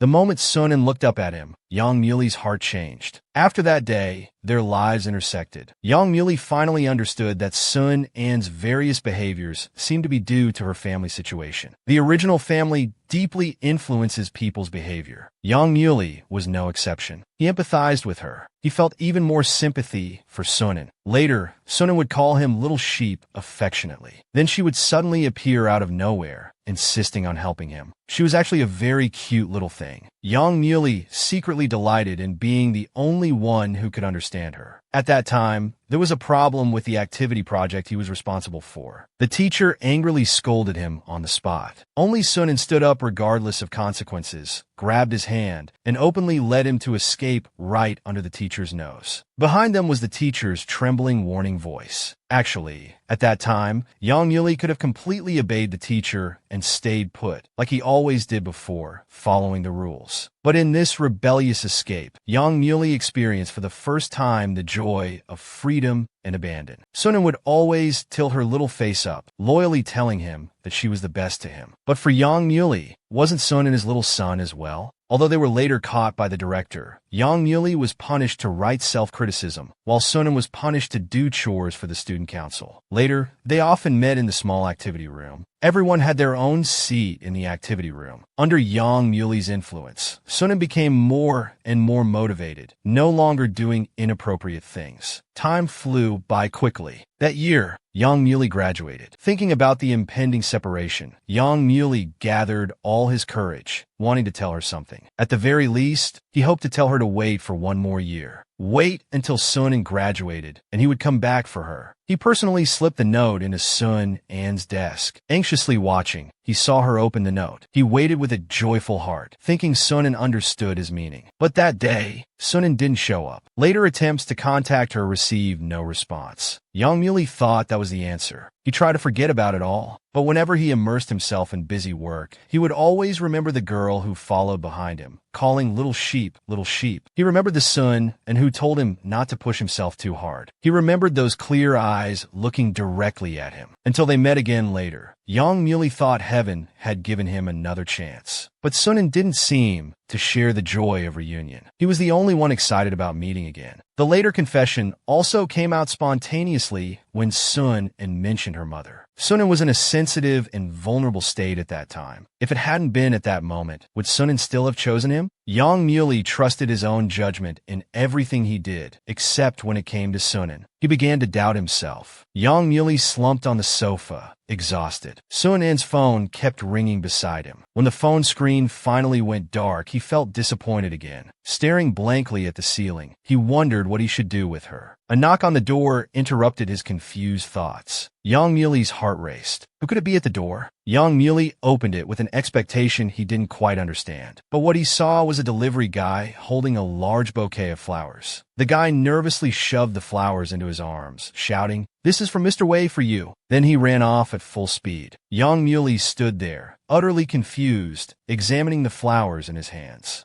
Who was Mr. Wei? Why was the delivery guy so scared? He noticed a small note attached to the flowers. It said, "For my boyfriend. When you open the door, please observe his expression. Remember to tear this off. Thanks, delivery guy." Meanwhile, Sunan was crouching at the stairwell, lamenting, "How could you forget to tear off such an important thing?" The guilty delivery guy, covering his helmet, said, "You're too scary. I thought you were a man based on your message." Sunan continued to lament, "Even if it's from a man to a man, what's wrong with that? Where's your professional ethics?" Suddenly, a tall figure cast a shadow over them. The guilty pair slowly looked up. The person who had come looking for them was indeed the subject of their discussion. As soon as Sunan saw Young Muley's expressionless face, she nervously swallowed. He was still angry after all. The two went to the corridor to settle accounts. Young Muley crossed his arms and asked expressionlessly, "How should I interpret your behavior?" Sunan, touching her hot ears, embarrassedly said, "I called you, but you didn't answer. I thought you must be very angry, so I wanted to find a way to see your expression, to gauge how angry you were. If you were extremely angry, I'd wait for you to calm down before coming. If you were still okay with strangers, I'd come find you now." Young Muley almost laughed at her logic. He sarcastically said, "Your logical thinking is quite strong. And who is Mr. Wei?" Sunan, like a child who had done something wrong, barely dared to breathe loudly. "His full name is Wei Guiqiang. Ching said it's unsafe for a girl living alone, so she told me to change all delivery names to men's names." Young Muley got to the point. "Now that you're in front of me, what do you want to say?" Sunan put her hands behind her back. She raised her face, ready to give a long speech. However, before she could utter the apology she had been preparing, Young Muley cupped her face with both hands. Sunan wanted to say she was inexperienced and didn't know how to be a girlfriend yet. She wanted to say that she and Li Chenxi were just friends. But none of that mattered. He let out a bitter sigh. "Sunan, do you really understand your own feelings? No matter how I try to get close to you, you always seem to be looking for a way out. Maybe you don't believe that we can go on like this. If it hadn't been that day, when your emotions were stirred up, would you have even considered me?" Sun's heart seemed to be pierced by these words. She immediately grasped his hands tightly.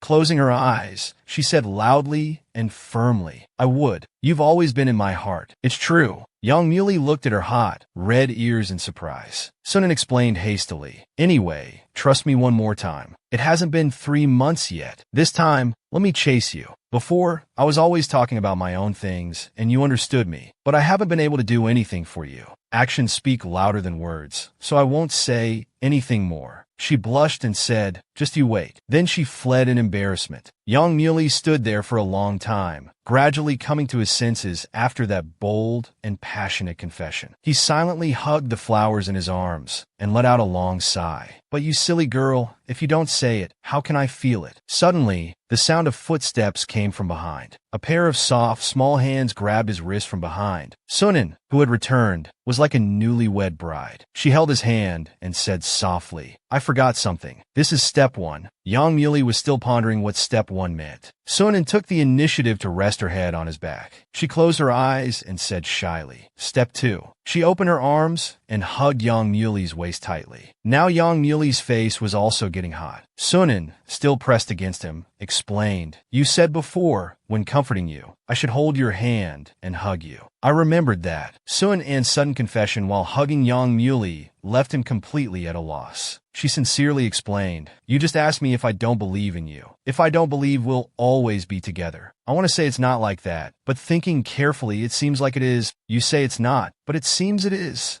Seeing this poor student getting herself tangled up in her own words, Yang Muli quickly turned around to interrupt her. "So you still haven't thought it through clearly?" Sunan became flustered by his stern expression. She forcefully pushed his head back. "I feel like I can think more clearly when I'm leaning on your back. I want to tell you everything now." Yang Muli heard the girl's voice trembling with nervousness. His heart softened, and he gently hummed in response. Sunan took a deep breath. She continued to explain at length, "I'm really not good at thinking about these things. The feeling of not believing we'll always be together, it's there. Because what I've seen since childhood isn't princesses and princes living a fairy tale life, but seeing how fairy tales are shattered by reality. So when it comes to love, I still find it hard to face it honestly. Plus, you're such a dazzling person, while I'm full of problems. So I always lack confidence in myself, always worry that I'm not doing well enough. I never thought about leaving myself an escape route. You're very important to me. I don't want to lose you.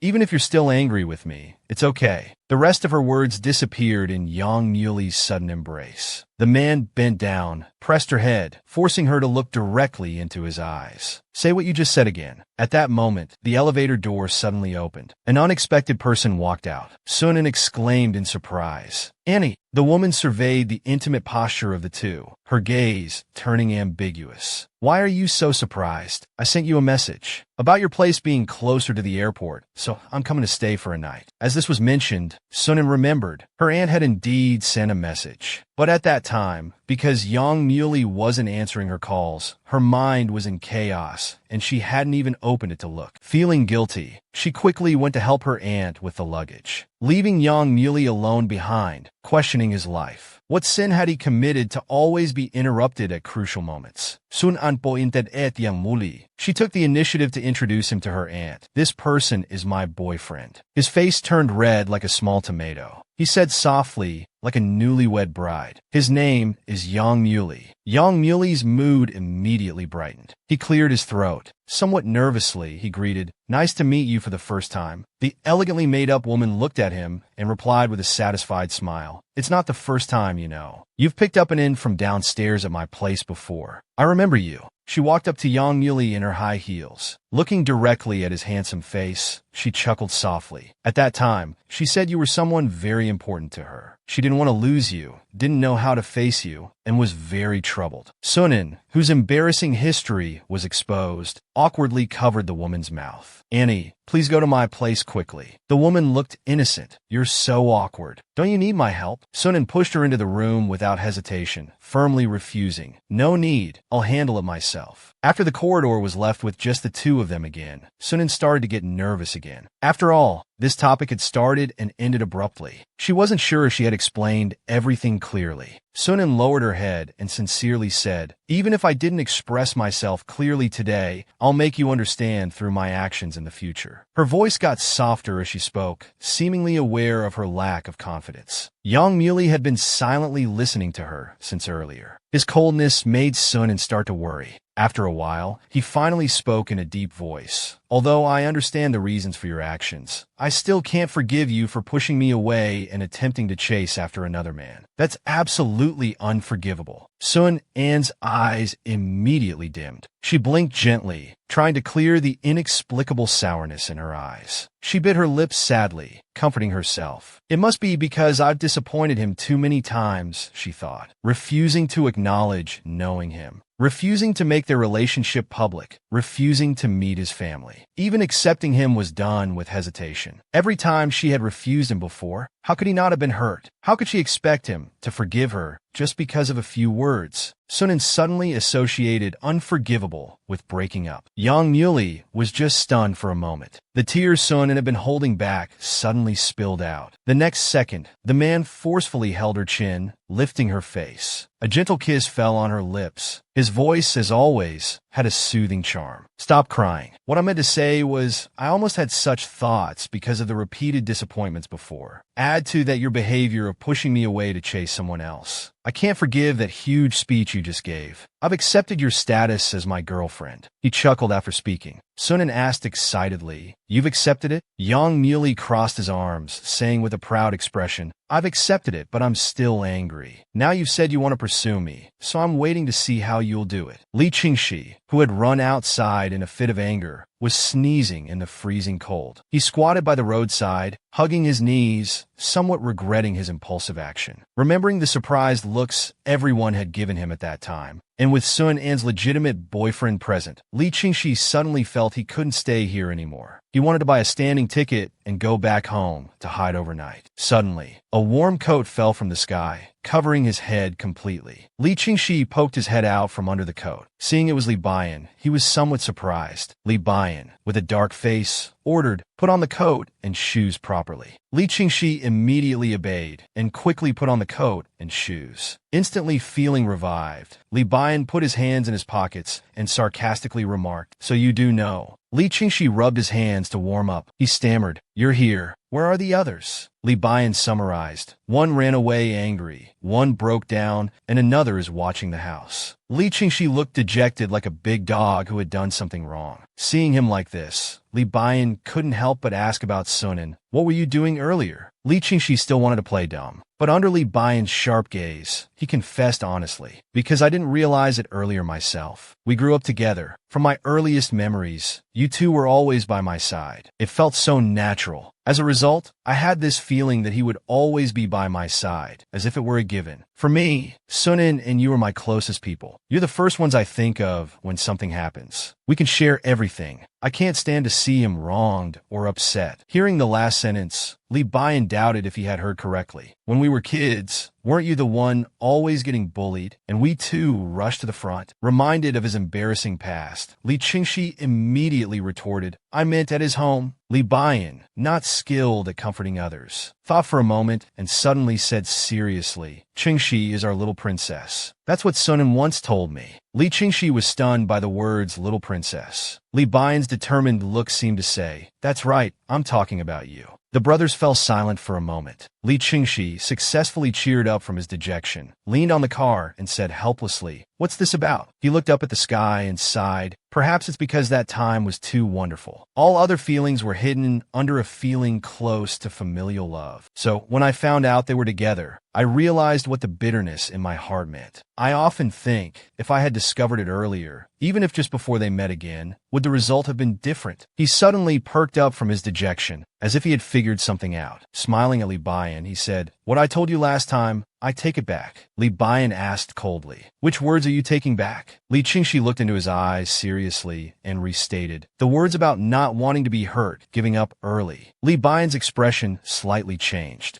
Listening to his foolish brother speak like an experienced person, he earnestly advised, I don't want you to be sad like me, but I also don't want you to regret like me. Rather than losing without doing anything, perhaps it's better to try hard. After hearing Li Qingxi's speech, Li Bian couldn't help but think of that flowing long hair. Scenes of being with Qing Yue suddenly jumped into his mind. Li Bian's face gradually became serious. A baseless worry lingered in his chest. He crossed his arms and reflexively retorted, What a joke. There's no such person. Li Shangxia Muzingli Muka. Liar. Li Bian awkwardly said, You don't even understand your own situation. Why are you confident you can see through me? Li Qingxi smiled at him. Because after all, I've been looking at your face since I was born. This sentence made Li Bian's expression change. Then he lowered his eyes, feeling somewhat guilty. But I didn't notice your situation earlier. If I had noticed something earlier, perhaps your sadness and regret wouldn't have happened. Li Qingxi casually hugged his shoulders and teased. What was that just now? Was that the rare obedient little Bian? Li Bian instantly looked disgusted. Don't use such nauseating words to address me. Li Qingxi, as if possessing a sunny disposition, burst into laughter. Even though he was the one who had been rejected, he consoled Li Bian, Don't worry about me. I'll cope with it quietly on my own. Anyway, with time, everything will be fine. But before that, since I caused that situation, I should apologize first. Li Bian sincerely asked, Apologize to whom? Sunan or Yang Muley? Mentioning his rival, Li Qingshi's face darkened. He firmly replied, "Of course, tune in." Just then, Qin Yue's phone rang. Li Qingxi immediately seized the opportunity, teasing, "He's calling you? When did you two get so close?" Li Baiyan's face suddenly became unnatural. After warning him not to talk nonsense, he cleared his throat and answered the call. Before he could finish speaking, X and Yue anxiously shouted on the phone, "Li Baiyan, big trouble." Both of them were stunned. X and Yue was frantically pacing on the other end of the line. Did Li Qingxi take someone's order without shipping it? Someone just called to chase up the order. If it's not shipped soon, they'll file a complaint. The culprit, unaware of the impending crisis, was still teasing from the side. Li Baiyan's pent-up anger suddenly burst. His temple twitched slightly. That terrifying expression made Li Qingxi instantly sense something was wrong. Sure enough, the next second, Li Baiyan angrily called out his name. The two rushed back to the store as if their pants were on fire. They were supposed to deliver at 3 p.m., but now the customer's event was starting at 5 p.m. During this time, Li Qingxi had been distracted by Sun An's matter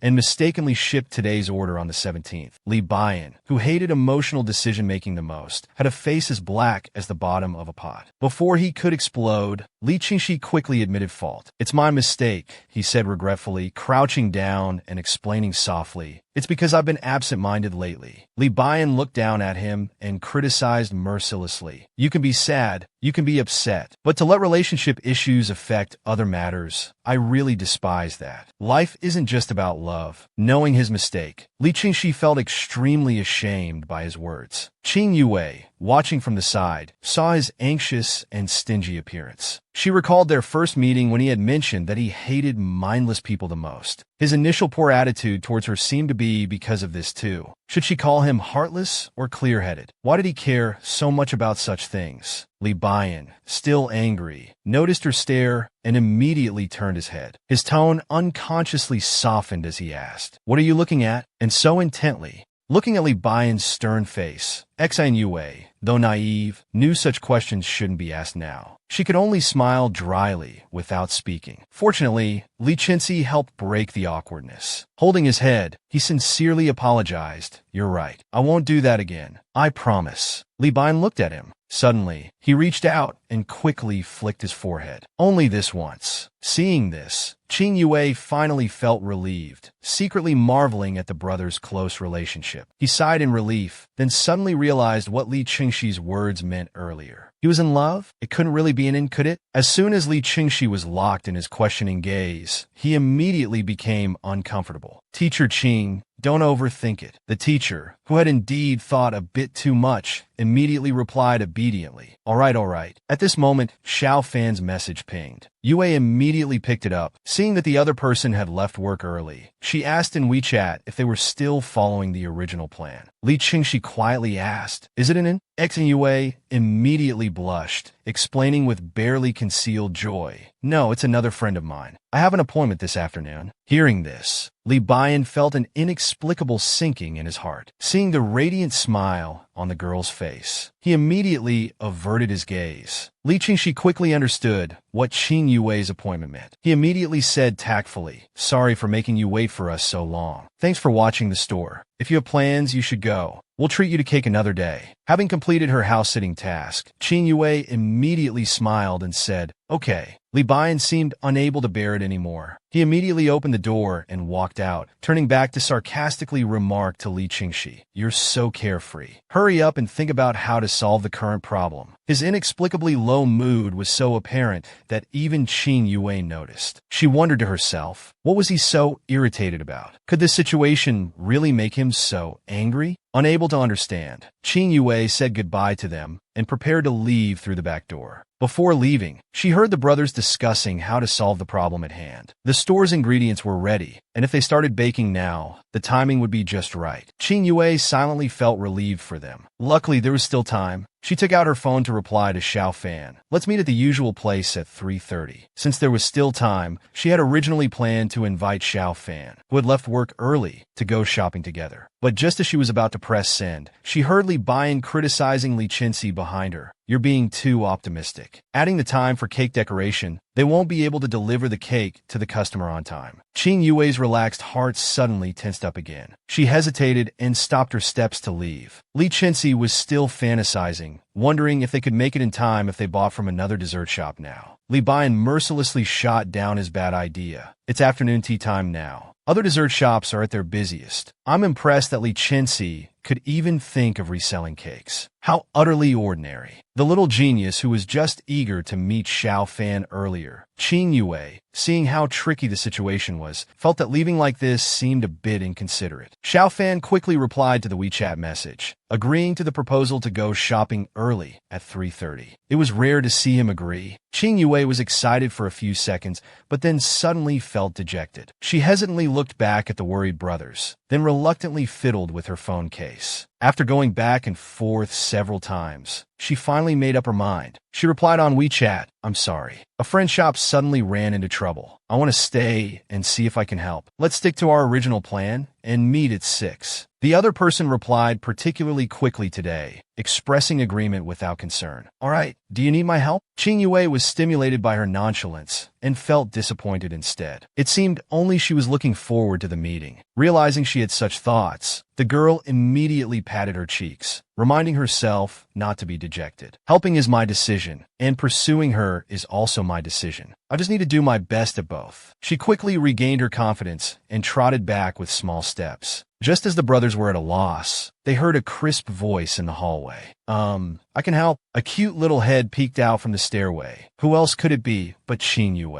The girl seriously recommended herself. You can leave the decoration part to me. Actually, I've made some small desserts at home. I know the basics of decoration. I have annual teacher health checks, no infectious diseases, and I'm very healthy and hygienic. You can rest assured. Li Bian looked at her chattering away like a little bird for a while, then abruptly asked, why? Qing Yue was caught off guard by the question. Why was the man staring at her so intently, as if trying to see into her heart through her eyes? That date and staying to help, the date is more important to you. Why did you choose to stay? His solemn tone left Qing Yue unable to answer for a long time. Li Qingxi couldn't bear it anymore. He slapped his brother's shoulder and scolded. What kind of weird questions are you asking? Say thank you. He turned, teary-eyed, and grasped Qing Yue's hands, saying gratefully, Teacher Qing, are you an angel? Thank you so much. Qing Yue smiled shyly and explained voluntarily. I originally planned to meet Xiao Fan at 6. It takes at most 40 minutes to get there from here. There's enough time. Li Qingxi immediately enthusiastically led this savior into the store, as eager as a little puppy. This way, this way. Li Bian rubbed his sore back, thinking, this brat, he's probably getting back at me for scolding him earlier. Despite the pain, his gaze couldn't help but fall on the girl's face. Recalling his earlier bizarre behavior, he wanted to bang his head against the wall. What a stupid question he had asked. However, there was still a voice in his heart telling him, he's clearly more important. Why did she choose to stay? What answer did he want to hear? Qing Yue, who stayed to help at the cake shop, changed into work clothes and tied up her hair. She examined her outfit and asked shyly, is this okay? Li Qinxi enthusiastically praised. It's fine, it's fine. Now put on this mask. We'll trouble you with our little cakes. The girl took the mask and began preparing to decorate the cake bases. Li Qinxi, without further ado, grabbed Li Bian, who was hiding in the back, and brought him to the front. Let Bian explain to you.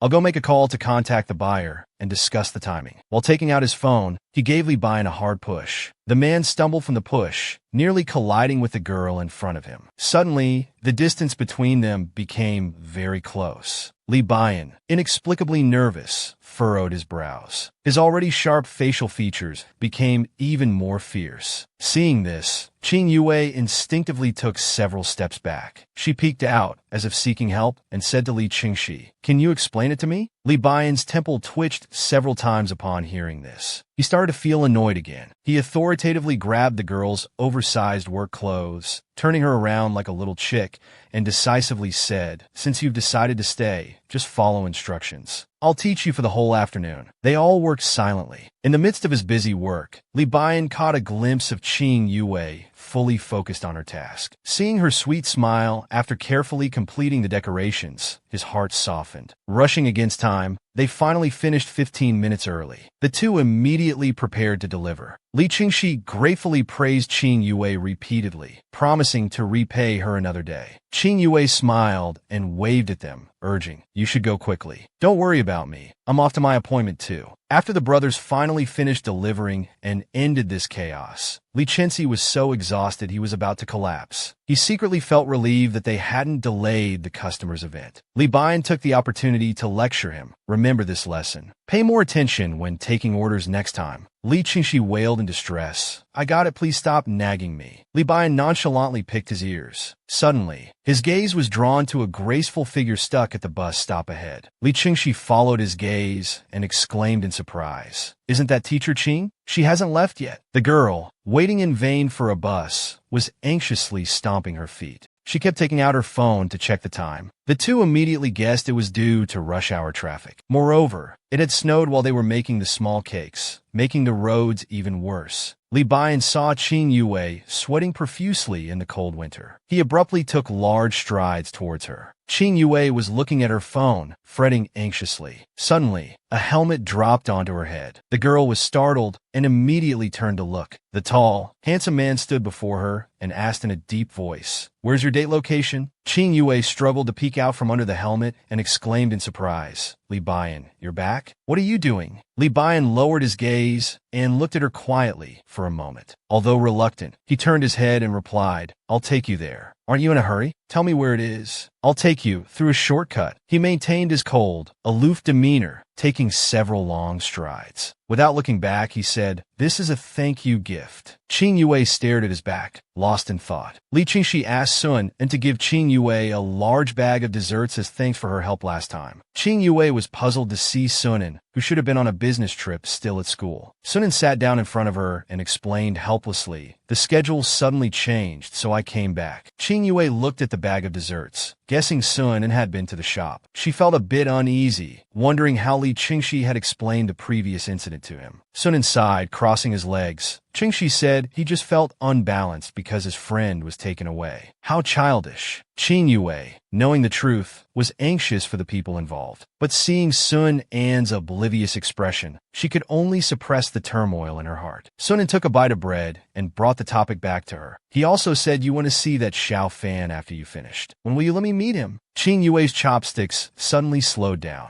She spoke somewhat dejectedly. "I originally wanted to introduce him to you all after we got together. But unfortunately, my charm isn't working and I haven't succeeded yet." Sunan asked in surprise, "He's not your boyfriend?" Qing Yue laughed awkwardly. "No, I'm still working on it." Sunan, unable to understand, defended her. "Really? That Xiao Fan. What kind of taste does he have?" Looking at Qing Yue's optimistic silly smile, he couldn't help but pinch her rosy cheeks, encouraging, "Then keep at it. But why do you have to wait until you're together to introduce him?" Qing Yue nuzzled his palm, acting coy, "Because it feels more natural that way. I really want to be able to hold Xiao Fan's hand and introduce him to people around me, letting them know we're special to each other." Hearing these words, Sunan couldn't help but think of Yang Muyu. He had previously deliberately said in front of him that he didn't want everyone at school to know about their relationship. If they could go public, he probably wanted that too. Actually, if it weren't for his lack of confidence all along, Sunan would have wanted to go public too. The thought that this person belonged to him made him so happy that he wanted to paste this subtext on his forehead for everyone to see. If he had been a bit braver then, he wouldn't have said such nonsense. Now he wanted to say it, but didn't know how to bring it up. Sunan mumbled softly, blushing, "I do want to, but I need to plan it well." Qing Yue noticed that Sunan had really changed, being much more open than before. She rested her chin on her hand and eagerly asked if he had managed to comfort Yang Mu that day after chasing after him. Recalling the scene from that day, Sunan explained shyly, "Half comforted, I guess. Still need to keep comforting. I told her that from now on, I'll pursue her." This statement left Qing Yue completely confused. "Aren't you already dating? What do you mean by pursuing him?" Sunan reflected seriously. "I've been neglecting his feelings before, so I want to be braver and give my man more romance." Meanwhile, At that very moment, the man in question was experiencing a full-scale embarrassment in the office, looking at what Sun called romance, especially among these gifts that would make even a girlfriend cry. There was a card attached with Mr. Wuchang written on it. A group of colleagues were looking back and forth between Yang Muley and the gifts with incredulous gazes. The director even patted Yang Muley's shoulder, comforting him. Don't take it to heart. Times have changed, we understand. As long as you're happy. Yang Muley's expression was blank, his whole being in a daze. The culprit finally returned from lunch at the cafeteria, casually chatting with other teachers at the door. Yang Muley slapped his hand on the doorframe, blocking the way. His smile was eerily unsettling. Teacher Sun, I need to talk to you. Come out with me for a moment. As soon as Sun saw that signature smile, he immediately sensed trouble. He let out an ah before belatedly responding with an oh. Yang Muley took Sun into a small storage room to settle accounts. We see each other every day. Why send me gifts? Is this also to test my mood through the delivery person? Sun sheepishly explained, I should have delivered it personally, but I was supposed to be on a business trip, right? So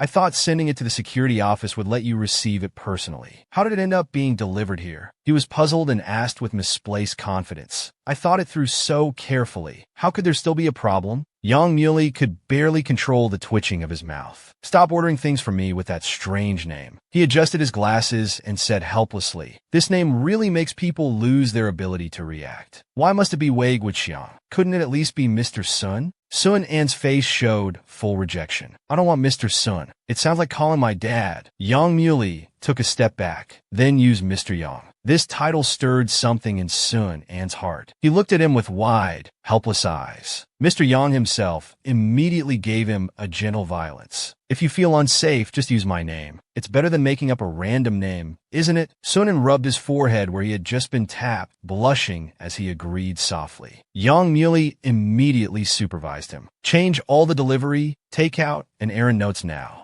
I don't want to receive any more surprises from Mr. Wei. While Sun was modifying the Taobao notes, Yang Muley's sharp eyes caught sight of his shopping cart, which was full of strange items. He picked up Sun An's phone for a closer look and found that they were things like speakers and candles. Sun An fidgeted as he honestly confessed, actually, it's that. In college, I saw it under the dormitory. They used candles to make a heart shape, with speakers playing music beside it. Then the two people stood in the middle. As he spoke, he made a heart shape above his head. I saw that both people involved were very touched. Yang Muley, seeing his serious and adorable demeanor, his Adam's apple moved slightly. Is this your way of pursuing me? Haven't you thought about the consequences? Sun An's bewildered expression vividly reflected that he indeed hadn't considered the consequences. Outside, there was a commotion as a group of students passed by. Yang Muley instinctively pushed him to the edge of the door, shielding his figure. He almost enveloped the girl entirely in his tall shadow. You said before that you didn't want to become gossip in others' mouths. Once you do this, everyone will know. The laughter of students could be heard through the door. Cheenan leaned into his embrace, feeling touched. Yang Muley remembered everything he had said. This feeling of being kept in mind gave him unprecedented courage. It's okay, he said, lowering his head. He almost wanted to bury his face in his clothes, but his voice was very firm. If you don't mind, I can do it. Actually, to be precise, I've been thinking about making this public. I also wanted to find time to ask for your opinion. Everything I said in the hallway that day was true. I've been seriously considering what you said that day. He waited for a long time without getting a response from Yang Muley, thinking he was unhappy. However, Yang Muley was almost unable to contain his joy. He quickly turned his head, unable to control his thought. So cute. He tried to put on a serious face and asked, you want to go public? Why choose some peculiar ways? There's actually a simpler method right now. He opened his palm and held it in front of Sun and hold my hand now and walk into the office. Do you dare? Sun immediately nodded firmly and said, Sun placed his hand in Yang Muley's palm, deciding to like him more openly and bravely. Seeing Sun An's flushed face, yet determined to face it, Yang Muley couldn't help but smile happily. He tightly grasped his hand in return. Pressing it to his chest, he said, Are you sure? There's no turning back.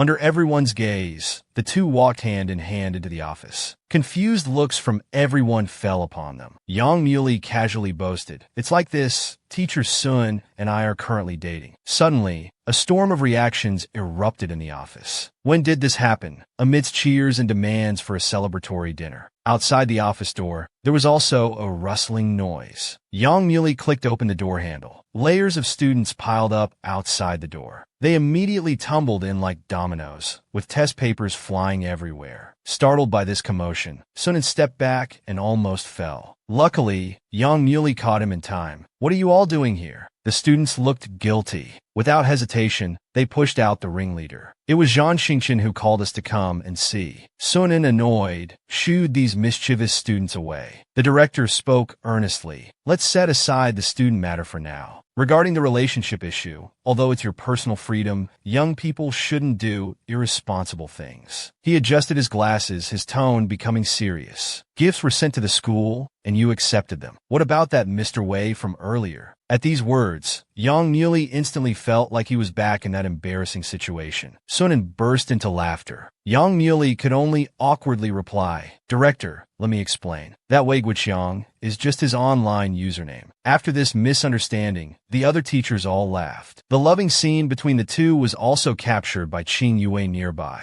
Through the lens, she enviously sighed. Is this the natural expression of happiness? Just as she was planning to invite them out another day, a message notification popped up on Sun An's phone. Li Qingxi had posted an update. The guy with a bad cold is finally recognizing people. Qing Yue opened Li Qingxi's newly posted update. In the photo, Li Bian was lying in bed with a fever patch on his forehead, his handsome face looking gloomy. His biological brother was making a peace sign at the camera. Li Bian's bangs were held back by a cute fishbone hair clip. Xing Yue couldn't help but burst into laughter. The director instructed everyone to continue working, saying the winter break was coming soon and everyone should put in a little more effort. He specifically emphasized to Yang Muley to manage his class students better, saying it wasn't appropriate for them to eavesdrop at the office door. Sunan returned to his desk, and Xi Yue immediately came over to interview him, asking how it felt to go public. Still in a daze, Sunan let out an "oh" sound and said, "Just a little happy, I guess." This "oh" sound melted Qing Yue's heart. She couldn't help but cup her cheeks and imitate the sound. Their strange interaction caught Yang Muley's attention. They immediately panicked and used books to cover their faces. Sunan embarrassedly asked, "What are you doing?" Xi Yue, hiding behind test papers, winked at him and said, "You never used to make such sounds before. Girls in love really do become cuter." Sunan immediately denied it nervously, saying it was just an unconscious utterance. Xi Yue laughed and teased, "It's too late to deny it. Your face has been red since you entered the room." Yang Muley, finished with his conversation, lightly tapped Sun An's head with some test papers. "I'm going to hold a winter break class meeting. Wait for me tonight. I'll take you out for dinner." His tone was so familiar and natural. Sunan agreed with the sound.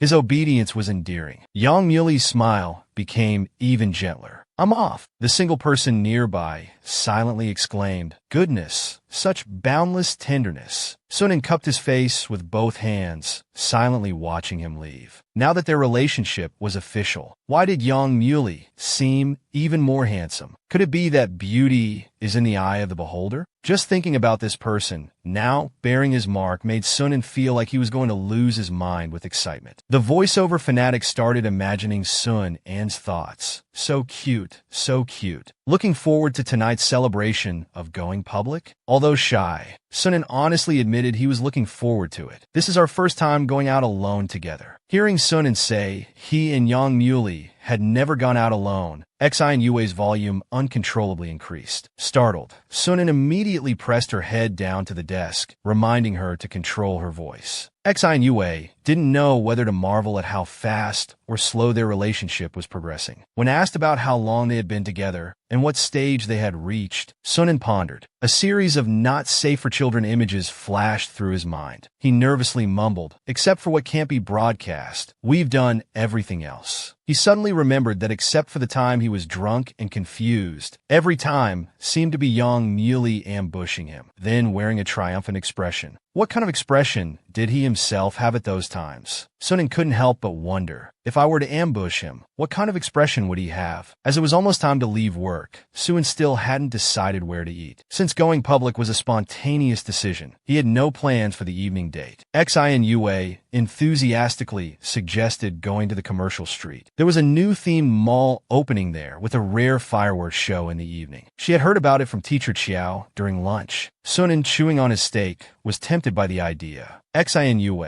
with a dreamy look, hugged his arm and described, "Think about it, your first date after going public, with fireworks to set the mood. It will be unforgettable no matter what." Intrigued by her words, Sunan took out his phone to message Yang Muley and confirm the date location. Yang Muley was in the classroom, preparing to assign winter break homework to the students. Suddenly receiving a message from Sun and inviting him to watch the fireworks show at the commercial street, the corners of his mouth immediately curled up uncontrollably. He indulgently replied, "We'll go wherever you want. I'll book a place to eat nearby." The students below saw his gentle expression that could melt hearts. They started whispering among themselves. Some bold and gossipy students raised their hands and deliberately asked, "Teacher, what are you looking at? You seem so happy." Seeing them tease him, Yang Muley calmly replied, "I'm looking at your final exam scores. I'm thinking, should I give you more practice papers for the winter break to reinforce your learning?" His signature smile scared the students into immediately backing down. They all raised their hands in surrender, admitting their mistake. Meanwhile, as soon as Sun received the reply, Qin Yue leaned over to take a look. He replied so quickly.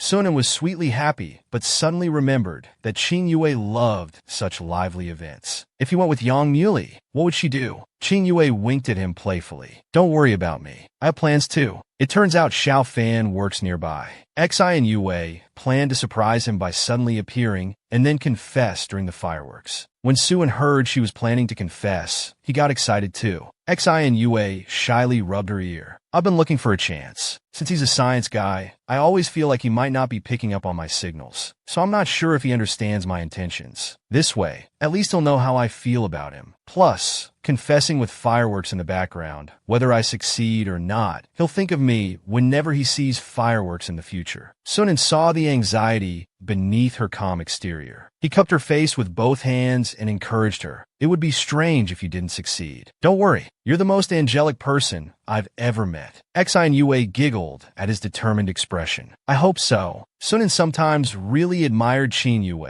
for always knowing what she wanted to do. He couldn't help but wonder, if I also ambushed him during the fireworks, would he remember it for a lifetime too? Qin Yue sent the location of the fireworks show to Sunan and said with eyes full of anticipation, "Let's hope we both successfully carry out our plans." They were both full of enthusiasm. However, all their beautiful plans were disrupted by a sudden business trip. Sunan sat next to his suitcase with a blank expression. On the other end of the screen, Qin Yue felt deflated for him. "Your business trip was rescheduled to tomorrow, just like that?" Sunan explained dejectedly, lying on his suitcase. "Because it's year-end, the schedule is tight. Since it's in the neighboring city, I have to leave now." He had wanted to create a romantic memory for Yang Muley with those rare fireworks. Seeing her best friend's expectations dashed, Xi and Yue couldn't help but comfort her. "Don't be too discouraged. You'll have many more opportunities in the future." Sunan was on the verge of tears. The cat Quan Quan curiously pawed at the notebook. Taking advantage of its owner's distraction, it pounced like a hungry tiger, nearly splitting the notebook in half. Sunan picked him up while scolding, "If you break it, I'll deduct it from your canned food." Xi and Yue burst into laughter on the other end. Compared to the mischievous Quan Quan, the elegant Huhu just sat on the sofa watching the commotion. Sunan was going on a week-long business trip this time. He entrusted these two fur balls to Yang Muley's care. X and Yue teasingly expressed her envy with curved eyes. "It's always reassuring to leave the kids with their father." Sunan blushed at her words. He got dressed and prepared to leave. Yang Muley had gone downstairs first to buy him some food. They were to meet directly at the supermarket downstairs. Hearing this, Xi and Yue couldn't stop praising the thoughtful teacher Yang. Halfway through her sentence, she received a message on her phone. After reading it, Xi and Yue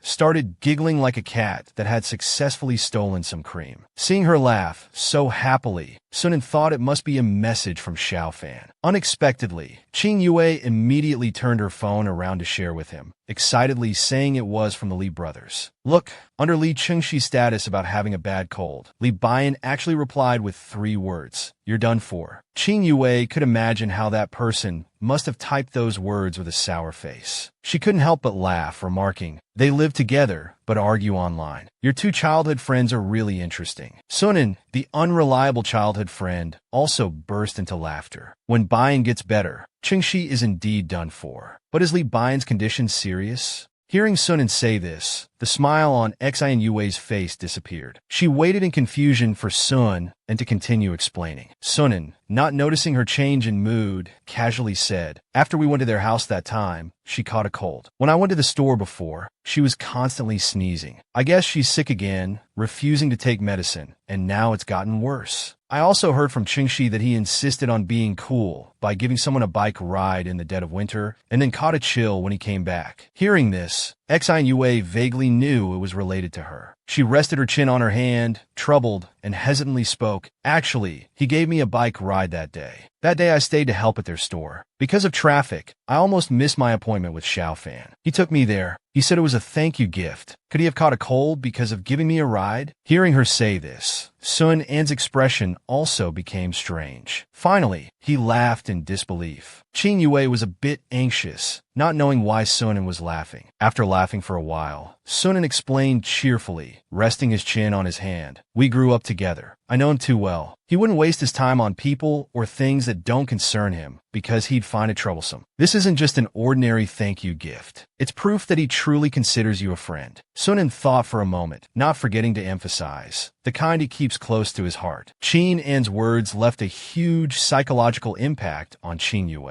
Even after the other person hung up the video call to meet with Yang Muley, she still stood there in a daze. Her gaze unconsciously wandered to the little jellyfish hanging on her backpack. Li Bian's thank you gifts always seemed to touch her heart. She lowered her eyelashes, suddenly feeling a strong urge to visit Li Bian. She quickly looked at the clock. She found that there was still some time before the fireworks show. Qing Yue immediately changed into her outdoor clothes, planning to go see him before dealing with her personal feelings. Meanwhile, Li Chenxi also didn't expect that he would run into his nemesis just by going to the supermarket. The two unfortunately met in the same aisle. Yang Muley smiled at him harmlessly and took the initiative to greet him. Good evening. It was so natural, as if the previous unpleasantness had only been in Li Chengxi's imagination. Since their last unhappy parting, this was the first time the two had met. Li Chengxi adjusted his hat, thinking irritably, damn, that smiling face again. In his mind, he wanted to retort, don't be too smug. It was only during that high school period when we weren't around that you used that smiling face to lure him away. But in reality, he couldn't say anything. He even grudgingly replied, good evening. The two walked to the front in silence. After paying and leaving, Li Qingxi realized he had unconsciously bought Sun An's favorite snacks. This left him feeling quite defeated. How uncool. Is this how it's going to be every time we meet from now on? Li Qingxi's straight posture suddenly slumped, as he was silently cursing himself to get his act together. A group of thugs surrounded him with ill intentions. What a coincidence we meet again. You made us stay in the police station for several days. Do you know how badly we were lectured in there? Faced with these baseless accusations, the good boy Li Qingxi was completely bewildered. The others thought he was pretending to have amnesia. Suddenly, a mocking laugh sounded from nearby.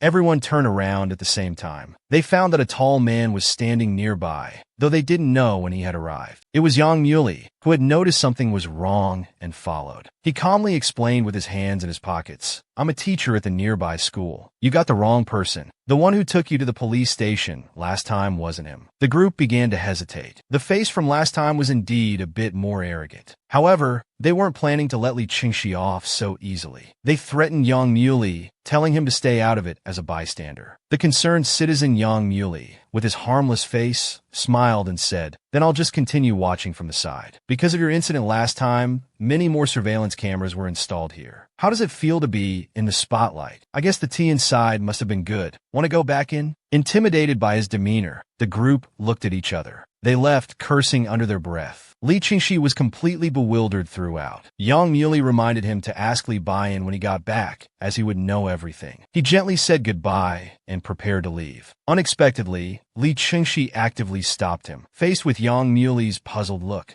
Li Qingxi, like a shy big boy, cleared his throat and obediently said, "Thank you." Yang Muli didn't expect him to be willing to talk to him. The corners of his mouth curved upward, making Li Qingxi feel under attack. He stepped back and questioned, "What are you doing? You seem very eager to talk to me." Yang Muli frankly admitted, "Yes, because I love him. And to him, you are an important person. So for an sake, I've always wanted to talk to you properly. I want to confirm my assumptions about your feelings for him." This time, Li Qingxi didn't avoid it, but agreed with resignation. "Then let's talk." He stood straight in front of Yang Muli, as if not wanting to lose, and announced word by word, "Your guess is correct. I like an." Neither of them noticed that Sunan was standing in the corner, separated by a wall. Li Qingxi confessed to Yang Muli that he indeed liked Sunan, but he also knew that in Sunan's heart, they would never be anything more than friends. Although reluctant, he had to admit that ever since Yang Muli appeared, the former tomboy had changed. Those little emotions and expressions were ones he had never shown them before. Li Qingxi took a deep breath. He clenched his fists and admitted, "They say that genuine love can change a person." So he extended his fist, gently placing it on Yang Muli's chest, saying, "Take good care of him. If one day you wrong him, we definitely won't let you off." He raised those eyes that were always hidden under his cap brim, his gaze frank and relieved. This time, he spoke from the position and stance of a friend who had grown up with him since childhood. Yang Muli repeated in a murmur, "Friends?" Li Qingxi didn't avoid his gaze and firmly said yes. "Before and in the future." Yang Muli looked at him with a smile. "I won't give you a chance to not let me off." After Li Qingxi finished speaking, he turned around casually, pretending nothing had happened. "All right, I have nothing more to say." Yang Muli smiled behind him. "I find you quite cute. How can your personality be so different from your brother's?" The word cute almost made Li Qingxi bristle. He protested with a disgruntled face, "I'm a man. Don't describe me as cute." Sunan, hiding behind the wall, felt like he was stepping on thin air, his mind blank. He covered his mouth to control himself from making a sound. As soon as he let go, his suitcase slid down the slope. Sunan immediately tried to retrieve it. With this step forward, he was fully exposed to the gaze of the two men. Sunan froze for a moment, then slowly turned his head. The two were staring at him intently. This little eavesdropper. Li Qingxi realized Sun and had heard their earlier conversation and immediately pulled his hat down. Embarrassed, he stammered,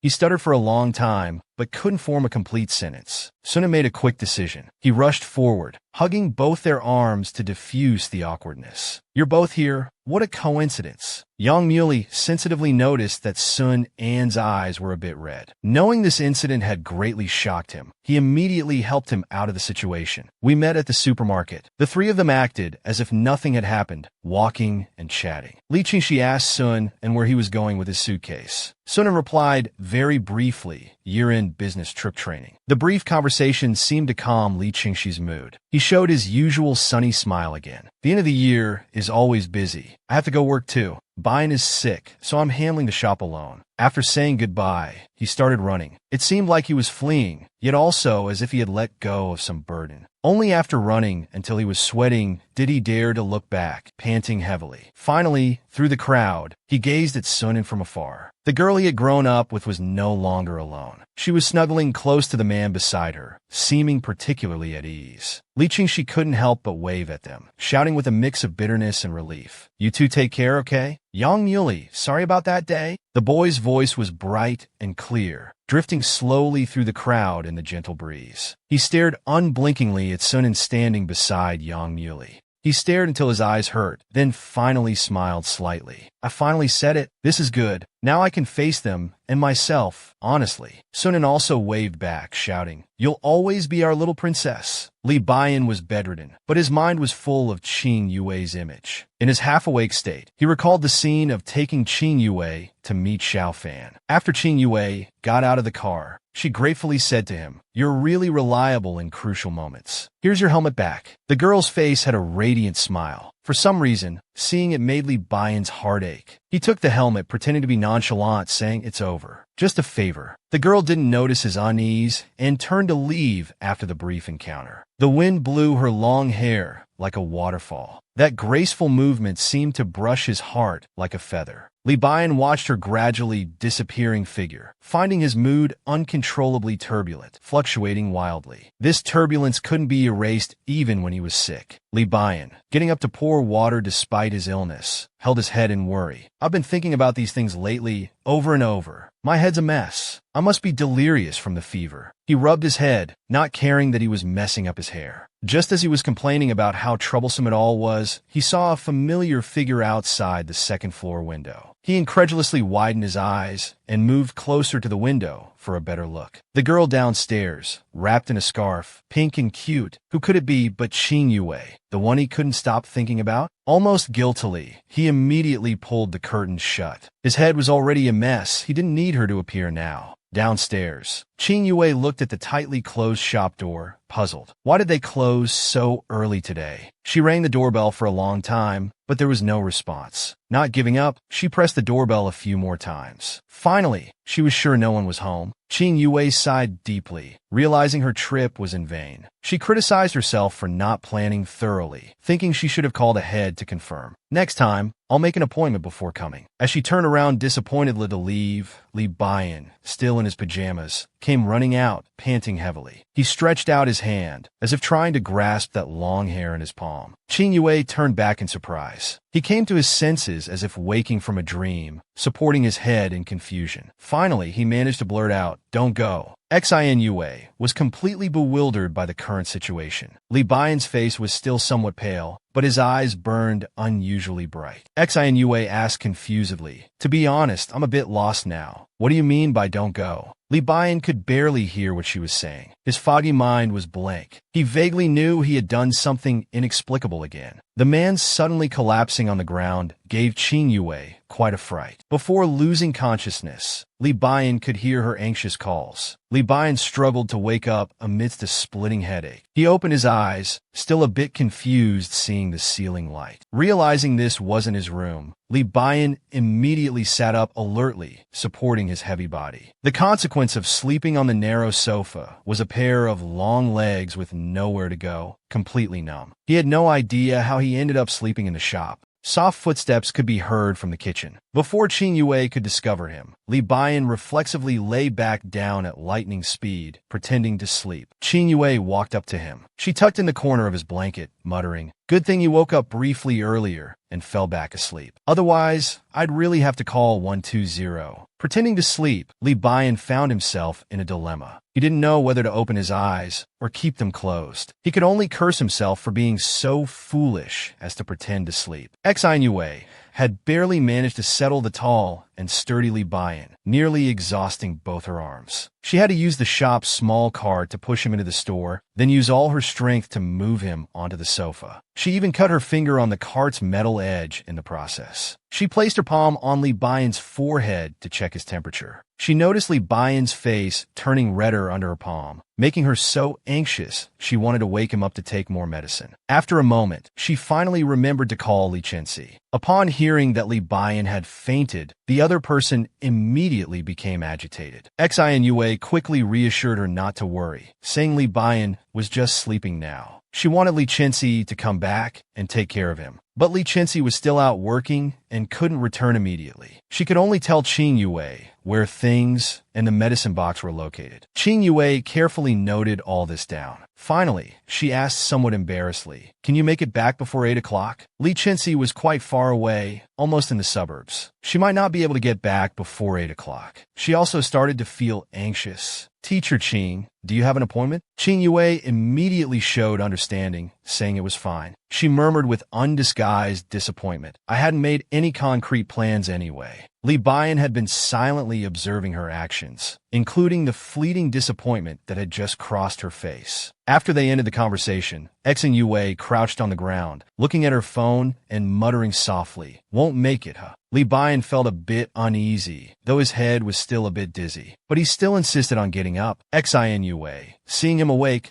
was a bit happy and immediately approached, asking, "You're awake?" Li Bian didn't exchange pleasantries with her, instead bluntly asking, "You have a date with that guy at 8 o'clock, don't you?" Xin Yue felt a bit embarrassed by his words, blushing and giving a silly smile. You guessed it, huh? Li Bian threw off the blanket and simply stood up, muttering to himself. Sure enough, the next second his voice immediately became stern. Can you please stop forcing yourself to help others? You clearly have things to do and people you want to see, right? Then just go where you want to go. Don't stand here with such a troubled expression. Qin Yue, angered by a sudden change in attitude, frowned and asked irritably, Why are you suddenly getting angry? I did indeed have plans originally, but I wouldn't leave someone who might faint at any moment unattended. Li Bian's tone lowered again. So you chose to stay, is that it? Qin Yue didn't understand what he was saying. Still angry at his attitude, she retorted, Who was it that just told me not to go? Li Bian, feeling dizzy from her loud voice, supported his heavy forehead and sheepishly argued, That was just because I was feverish and confused. Xin Yue, angered by this ingratitude, felt rebellious and shouted defiantly, I won't listen to you. If you want me to stay, I'll stay. If you tell me to go, I'll go. She pushed on Li Bian's shoulders while shouting, making him lie back down. Don't you dare faint again. I really can't drag you a second time. You're way too heavy. Li Bian felt a bit hurt by her complaining tone. He angrily shouted for her to go back. Qin Yue, also acting childishly, stubbornly replied, I won't go back. You think I want to stay here? If it weren't for you getting sick because of me, I wouldn't have come at all. The two pushed and shoved each other, and in the confusion, it wasn't clear who tripped whom. In the midst of the scuffle, everything spun around. When they opened their eyes again, they had fallen onto the sofa. Two childish people arguing almost got themselves hurt. Qin Yue opened her eyes to see a handsome face just inches away. The living room was completely silent. Someone's heart was beating loudly and erratically. Both of their faces gradually turned bright red. After a moment of stunned silence, Qin Yue, frightened, rolled directly onto the floor, frantically shouting, Get up quickly. Li Bian also became flustered. In the chaos, Qin Yue's head suddenly hit the table. The pain made her immediately cover her head and lie on the ground, crying out in pain. Li Bian asked with concern in a low voice, Are you okay? Xin Yue, still irritated,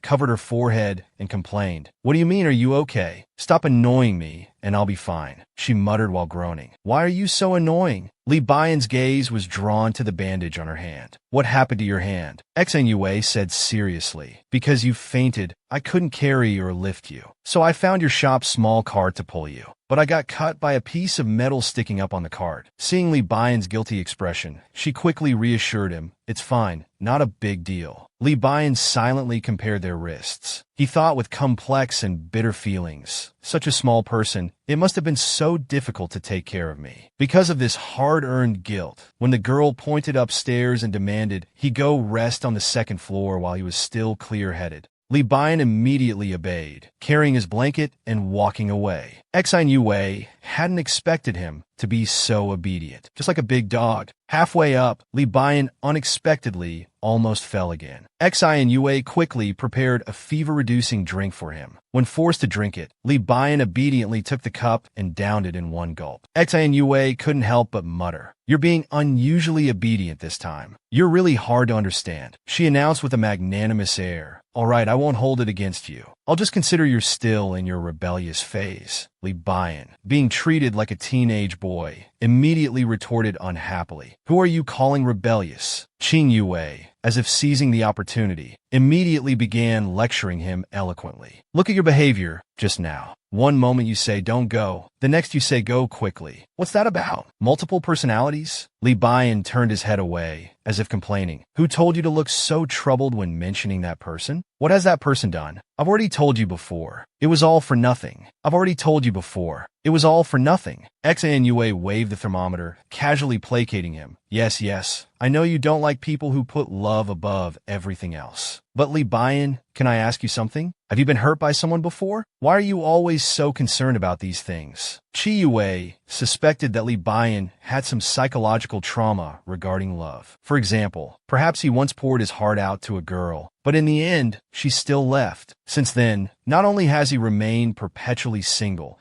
but he also becomes upset when he sees others in similar situations. She stated her conclusion, You need therapy for this. If you continue like this, you'll become psychologically disturbed. Li Bian's mouth twitched, telling her to stop. He secretly glanced at Qin Yue.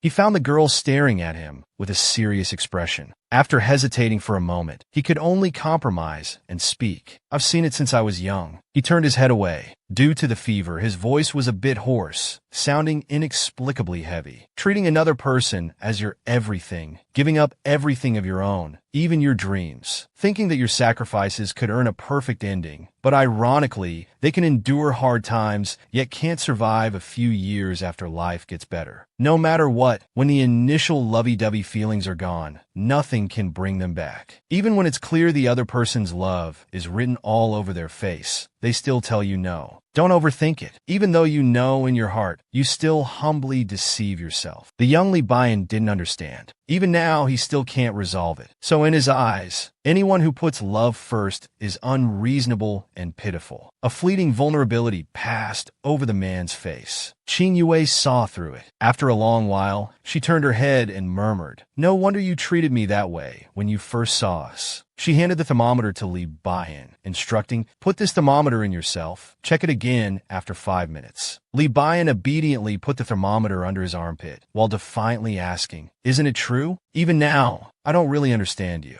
You clearly know in your heart that he still thinks about someone else. Shouldn't you just turn and leave?" Xin Yue's lips curved upward, speaking with a mix of bitterness and ease. That's probably the gap between theory and reality. Love is something that doesn't follow logic. Love is a trap set by genes to replicate themselves, not something we can control. If one day you truly fall for someone, you'll understand. You'll think about them all the time. Hearing these words, Lee Byun's heart skipped a beat. Xin Yue, not noticing his reaction, continued, "You'll want them by your side all the time. All your emotions will fluctuate with their every move. That feeling is uncontrollable." With each sentence Qin Yue spoke, scenes of their interactions flashed through Lee Byun's mind. Qin Yue sighed softly. "That's what they call can't help falling in love. I'm really looking forward to it. I want to know what it's tsundere like you will be like when facing someone you like." Lee Byun closed his eyes resignedly. "So that's how it is? No matter how much I want to deny it, I should have noticed earlier. My feelings are no longer under my control. Whether happy or sad, they're all influenced by another person. The questions that have been bottled up in my heart for so long finally have answers." He looked at the girl's back, somewhat dazedly. His head was both painful and dizzy. He couldn't tell if he was confused or clear-headed right now. Xin Yue walked to the sink to wash the cups. Lee Byun silently followed, standing at the doorway holding the thermometer, as if he didn't know how to read it himself. Xin Yue took the thermometer he deliberately handed over, urging, "You're still feverish. Go back and lie down quickly. You need to sleep. You'll feel better after a while." Lee Byun's headache was so severe he had to support his head with his hand, but he refused to obediently go back. He suddenly blurted out a question. "You said you were waiting for him to give you a chance. How are things going between you two?" Qin Yue hesitated before answering. "It's hard to say. When I need him, he's always there. But when I'm not proactive, he goes off to do his own thing. I can't really be sure what he's thinking. But at the very least, I want him to know how I see him. So I was planning to confess today, you know." The girl looked at the night sky outside, her face full of anticipation. There are rare fireworks today, but now it seems it might be too late. She leaned on the window, the curve of her lips making Lee Byun's heart flutter. She was still complaining about missing out. "You owe me a big blessing to make up for this." A series of fireworks rose in the night sky outside the window. Xin Yue excitedly called to Lee Byun, "Come quickly, let's watch together." Lee Byun silently clenched his fist, then relaxed it. When he spoke, his voice was trembling. "I can't give you my blessing." Qin Yue was confused by his seriousness. Lee Byun walked towards her step by step, his inexplicably hoarse voice becoming clearer. "I can't bless you to be with him." He walked up to Qin Yue. Outside the window, fireworks bloomed in unison, the light dancing on his sharp profile. Lee Byun said with unwavering determination, "I have selfish intentions towards you." That's the answer. After that day, Qin Yue hadn't replied to the messages Sunan sent. After the training ended, Sunan sent her another message. "Are you sad because the confession didn't go well? Or are you too happy and sweet to remember to reply to me?" He sent several messages to Xin Yue. After a long time, she finally replied with one sentence. "There was a little accident yesterday. I'll have to wait until you're back to tell you in detail. Even the usually oblivious Sunan sensed something was off, but he could only reply, all right then. Let me know if anything happens. After sending it, Yang Muley sent over a photo of 3 cats squeezed together eating. Yang Muley asked if his training was over. Sunan, shaking off his inner troubles, replied enthusiastically, just finished class. Gonna eat something. Haven't decided what yet. Yang Muley had already researched online for Sunan. From where he was staying to the training location, there was a riverside commercial street with a restaurant known for its excellent beef. Yang Muley had already made a reservation and ordered his favorite dishes. Sunan looked at the address he sent, feeling touched. He obediently went to the designated place to eat. They started a video chat. Sunan gave a thumbs up while eating. Delicious. The beef is especially tender. Yang Muley on the other side of the video was also about to eat. The two enjoyed their lunch together through the video. For the following days, they started each day with each other's good morning and fell asleep to each other's good night. Sunan realized for the first time what it felt like to have someone in his heart. Finally, on the 5th day when the training ended, Sunan walked alone on the street. Watching the couples on the street pass by happily, his eyes were full of envy. He had planned everything so well. He had wanted to surprise Yang Mu under the fireworks. But suddenly it all changed. He realized that loneliness and liveliness weren't distinguished by the number of people around. That low, gentle voice, the body temperature slightly higher than his, and that familiar scent. He missed these so much. Wanted to go back so badly. A huge firework slowly rose in the night sky. With the booming sound of its explosion, Sunan looked up in surprise, not believing there would be fireworks here. His phone chimed. Sunan saw a photo sent by Yang Muley. The scenery in the photo was exactly the same as what he was seeing. Sunan froze in place, suddenly realizing Yang Muley was here too. He frantically searched through the crowd. Finally, far across the crowd, he saw Yang Muley with his arms open wide. Before Sunan could react, his legs had already started moving. 1 step, 2 steps, then he broke into a run. It was like a gust of wind rushing by. He threw himself tightly into Yang Muley's embrace. Their breaths and body heat seemed to intertwine. Sunan took the initiative to cup his face. They kissed under the fireworks, a kiss that felt eternal. Sunan, with a red face, boldly confessed, I missed you. I missed you so much. Their eyes met. In the night breeze, Yang Muley lowered his head and gently responded, me too. Then he leaned in and kissed Sunan again, leaving no room for refusal. Their kiss under the fireworks was as beautiful as a dream. After it ended, Sunan shyly buried himself in Yang Muley's embrace. Grinning, he asked, why did you come here? He wrapped his arms around his neck, acting coy. Yang Muley smiled with narrowed eyes. Because I missed you. Sunan complained about his cheesiness, but happily snuggled closer into his embrace. Hand in hand, they started strolling around the area. Yang Muley hadn't liet. He had finished all his work early because he wanted to come find Sunan. He had accidentally discovered that every year on the Little New Year, there would be a fireworks show across the river. Sunan was surprised to hear that he had been checking for updates about this city. Yang Muley realized he had let it slip and admitted a bit embarrassedly. Because you were coming here on a business trip, right? So consciously or unconsciously, I always wanted to check things related to this city. Look at the map. I wanted to know what you could see around you.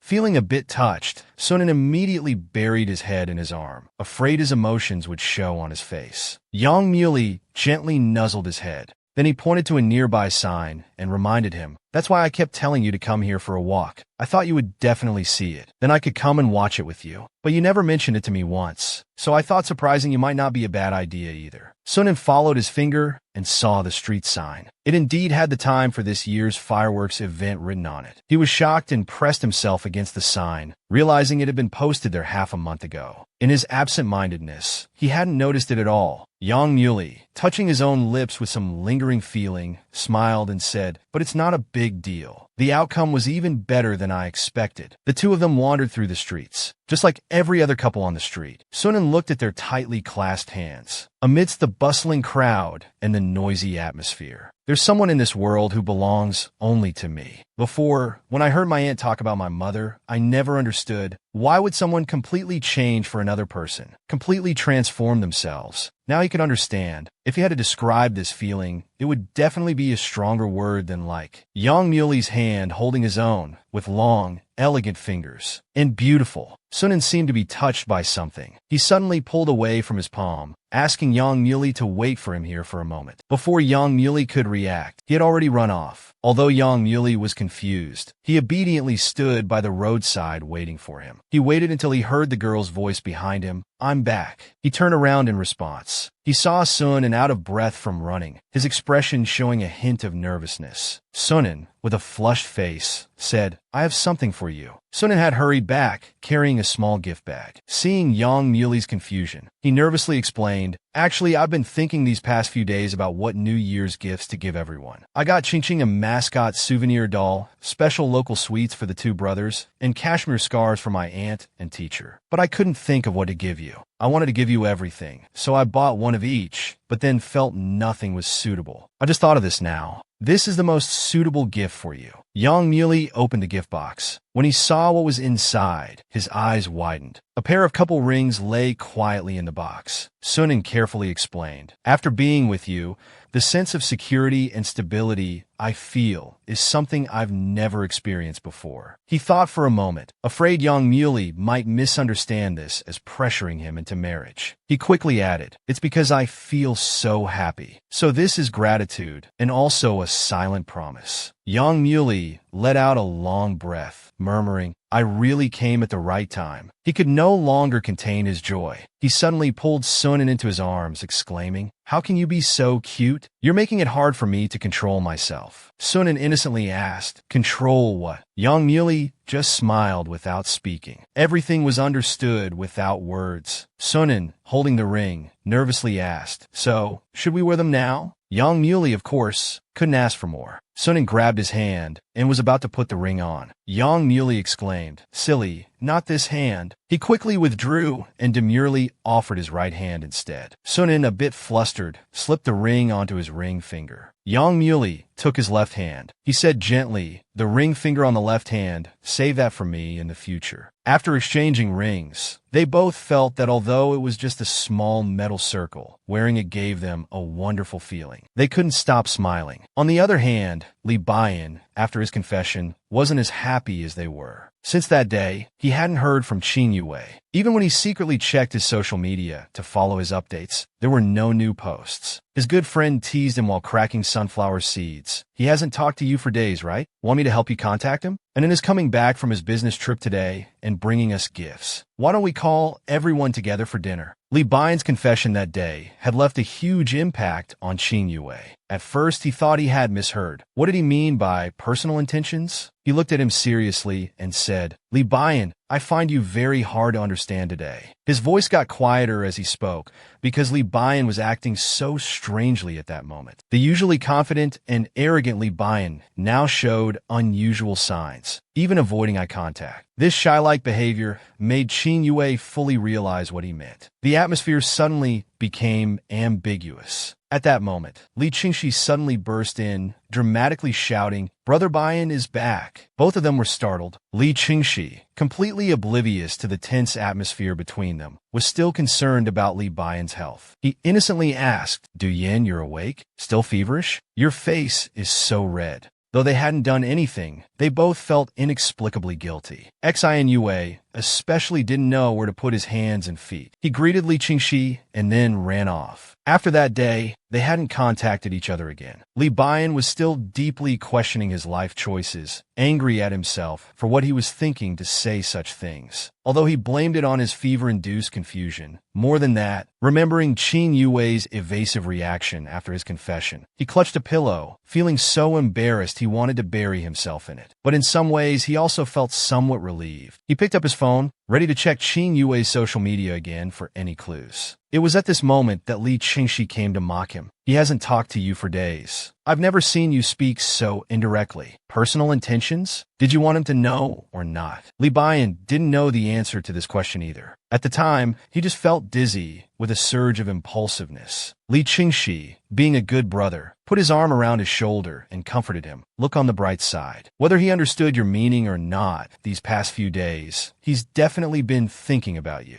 These words instantly dispelled the gloom that had been hanging over Li Baiyan for days. Li Qingxi continued to encourage. It's perfect timing. Sunan is coming back tomorrow to bring us gifts. Let's call everyone together for dinner. The next day, Sunan indeed came over. Li Qingxi, seeing Sunan after many days, was so happy he almost wagged his tail. What did you bring back? The end of this sentence turned into a surprised cry when he saw Yang Mu appear behind Sun, and you two came together? Yang Mu smiled widely at him and voluntarily explained, I went to his place. Li Qingxi noticed the ring on Sun An's ring finger, his heart skipping a beat. But he quickly composed himself, flashing a big smile and said, Thanks. Come in and sit. Actually, Bayan has something he wants to tell you. Just as Li Bayan entered, he heard his big-mouthed brother gossiping about his affairs to Sunan. He rushed over in a flash and covered Li Qingxi's mouth, silently warning him with a fierce glare, I'll handle my own business. Li Qingxi seemed to reply with his eyes. Since that day, you two haven't spoken a word or seen each other. What exactly are you handling? He violently suppressed Li Bayan's resistance and enthusiastically invited Sun and the others to stay for dinner. At the mention of food, Sunan immediately agreed. Sure, we were in such a rush to catch the train that we didn't eat much for lunch. Hearing him say he hadn't eaten enough, Yang Mu couldn't help but chuckle. What about those 2 beef pies? Meanwhile, Li Qingxi was secretly planning to have Sun invite Qing Yue as well. Sunan casually agreed. All right then, I'll call him right now and ask. After the phone connected, Qing Yue, who had been lost these past few days, upon hearing Sun An's energetic voice, boldly expressed his distress. And then you're finally back. Sunan cheerfully invited him. We're having dinner at Li Qingxi's place. Come join us. Li Qingxi looked at his usually expressionless, cold brother, who was now silently nervous and mischievously poked at him repeatedly. Yang Muley, seeing this scene, suddenly understood and smiled knowingly. Disappointingly, as soon as Qing Yue heard it was at Li Bayan's place, he immediately declined in a panicked tone. I have something to do. Let's meet tomorrow instead. Before Sunan could ask for clarification, he hung up the phone. Sunan felt he had been acting strange lately. Worried, he decided to go check on Qing Yue first. As the two were about to leave, Li Bayan anxiously called out, Wait, I'll go. Sunan turned back, confused. Why are you going? Li Bayan, shy like a newlywed, said, Because he's been acting strange these past few days. It's probably related to me, so I should go. Li Qingxi clenched his fist in satisfaction, marveling that his little brother had finally stepped up. Sunan also looked dazed, as if experiencing a brainstorm. Li Bayan, like a shy boy, rubbed his neck and asked, Is he at school? Yang Muley smiled and answered for Sunan, Yes, at school. The teachers haven't actually started their vacation yet. They still have half an hour before getting off work. Li Bayan immediately prepared to grab his jacket and leave. Sunan, still unclear about the situation, kept asking what was going on. Yang Muley calmly said, It's better if he tells you himself. Impatient, Sunan wanted to know now what Li Bayan had done about his feelings. One was his childhood friend, the other his best friend. He had to go and see. After hanging up the phone, Qing Yue lay on the desk, questioning his life choices. How could he go to the store like this? At this moment, he couldn't help but blame Li Bayan. Why did he say such strange things? What personal intentions? Suddenly, a thought flashed through his mind. Could it be interpreted as them having a good relationship, and he was just expressing concern from a friend's perspective? This relief disappeared without a trace when he remembered Li Bayan's expression. It vanished completely. He frantically slapped the desk and shouted, This explanation has no credibility at all. Xiao Yuning, passing by after work, noticed his unusual behavior and suddenly asked, Teacher Qing, what are you doing? The frantic person came to his senses, embarrassedly rubbed the back of his head and said, Oh, it's nothing. I'm just packing up to leave. After they said goodbye to each other, Xiao Yuning walked out while answering a phone call. The sweet and natural darling at the beginning of the call made Qing Yue blush. Xiao Yuning spoke to the person on the phone, her tone affectionate, completely like someone in love. This made Qing Yue feel inexplicably envious. He quietly put on his scarf and coat and left with cute little steps. Just as he reached the school gate, he noticed something was off. The man leaning against the wall, hands in pockets, waiting for someone, if not Li Bayan, whom he had been desperately avoiding. Then who else could it be? Qing Yue instantly bristled like a cat whose tail had been stepped on. He let out a startled scream. Why are you here? Li Bian was also nervous by his reaction, fumbling as he asked, "Why do you react like this when you see me?" Li Bian, already a man of few words, became even more silent. The two faced each other, feeling somewhat awkward. Qing Yue quietly took 2 steps back, hiding behind the wall. Li Bian cleared his throat awkwardly, trying to sound natural. Sunan said, "You haven't been well these past few days." Qing Yue, like a girl whose secret had been exposed, widened his eyes, nervously waiting for the next sentence. Sure enough, the other party quickly got to the point. "Is it because of that day?" As if Qing Yue wasn't embarrassed enough, this straightforward handsome guy added, "What I said." Qing Yue wished he could disappear into the wall cracks. Even his ears turned bright red. He stammered, "So, what did you mean?" He perked up his ears, almost holding his breath to hear the next sentence. From behind the wall, the man's deep, pleasant voice slowly sounded. It was just expressing concern from a friend's perspective, a friend's personal interest. Qing Yue's heart, which had been in his throat, gradually sank with these words. He didn't know whether to be happy or disappointed, thinking he had indeed been overthinking. But maybe this was for the best. At this moment, a shadow suddenly fell over his head. Qing Yue looked up in surprise to find the man had silently walked around the wall, staring directly at him. He asked, "Is this what you hoped I would say?" While Qing Yue and Li Bian were being awkward, Sunan and his group were secretly watching from behind the wall. Yang Muley asked helplessly, "Is it really okay for us to do this?" The two curious onlookers, fully focused on eavesdropping, raised their fingers to signal him to be quiet. Yang Muley could only smile bitterly and agree. Sunan pulled down the taller Yang Muley, whispering in his ear, "Can you hear what they're saying?" Yang Muley amusedly replied, "Silly, of course we can't hear from this far away. If we could hear clearly from this distance, would you have given me that shoulder throw back then?" This sentence instantly reminded Sun and of the mix-up when they first met. He couldn't help but lower his head and grin. It was right here that he discovered him. Somewhat embarrassed, he asked, "Did it hurt when I threw you?" The victim gently hugged him, his tone undisguisedly proud. "It was fine. I could handle your strength." Li Qingxi, crouching next to them, looked confused. He felt like he was sitting on the roadside and suddenly got kicked.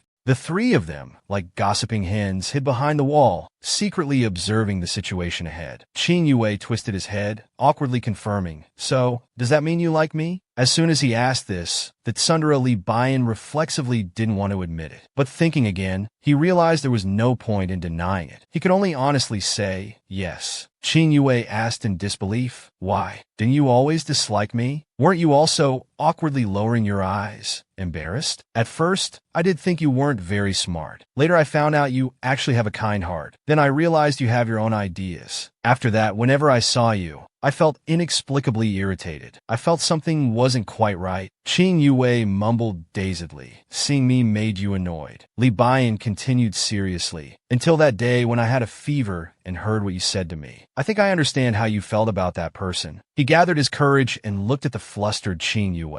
"Because my feelings are the same." The girl looked at him blankly for a while, as if something had pricked her heart. Then she lowered her eyes and said softly, "Don't be like me. I'm sorry. I can't respond to you." Li Bian, hands in his pockets, asked softly, as if unsurprised by this outcome, his voice carrying a hint of relief, "No need to apologize. I know your heart and eyes are full of him. I'm saying this just because I don't want things to be unclear. Don't trouble yourself. Let's just be like before." Unexpectedly, before he finished speaking, he heard the girl's slightly choked sobs. "I can't do that." Li Bian looked towards the sound in surprise. He found that Qing Yue's eyes were glistening with tears. With red-rimmed eyes, she explained word by word, "Knowing that someone likes you, knowing that you won't respond, yet still appearing around them, laughing and talking like before, as if nothing happened, letting them keep hoping. Isn't that too cruel to them? That's not fair. It's not fair to you." Even though he was the one being rejected, Qing Yue cried more heartbrokenly than anyone. Seeing her cry, Li Bian's expression gradually became flustered. He stood frozen, at a loss for what to do. This was the most tragic confession scene in history. The person whose confession failed had to comfort the person who rejected him. When Qing Yue realized her tears were flowing down, she immediately snapped out of it. Coming to her senses, she vigorously wiped away the moisture from her eyes, apologizing repeatedly and attributing it to the strong wind. The three people watching this scene from a distance were also quite confused. The scene looked too much like a scumbag making a girl cry. Sun An's protective instincts instantly flared up, and he ran out from behind the wall, unable to stay calm. He shouted, "Qing Qing, what's wrong?" Qing Yue,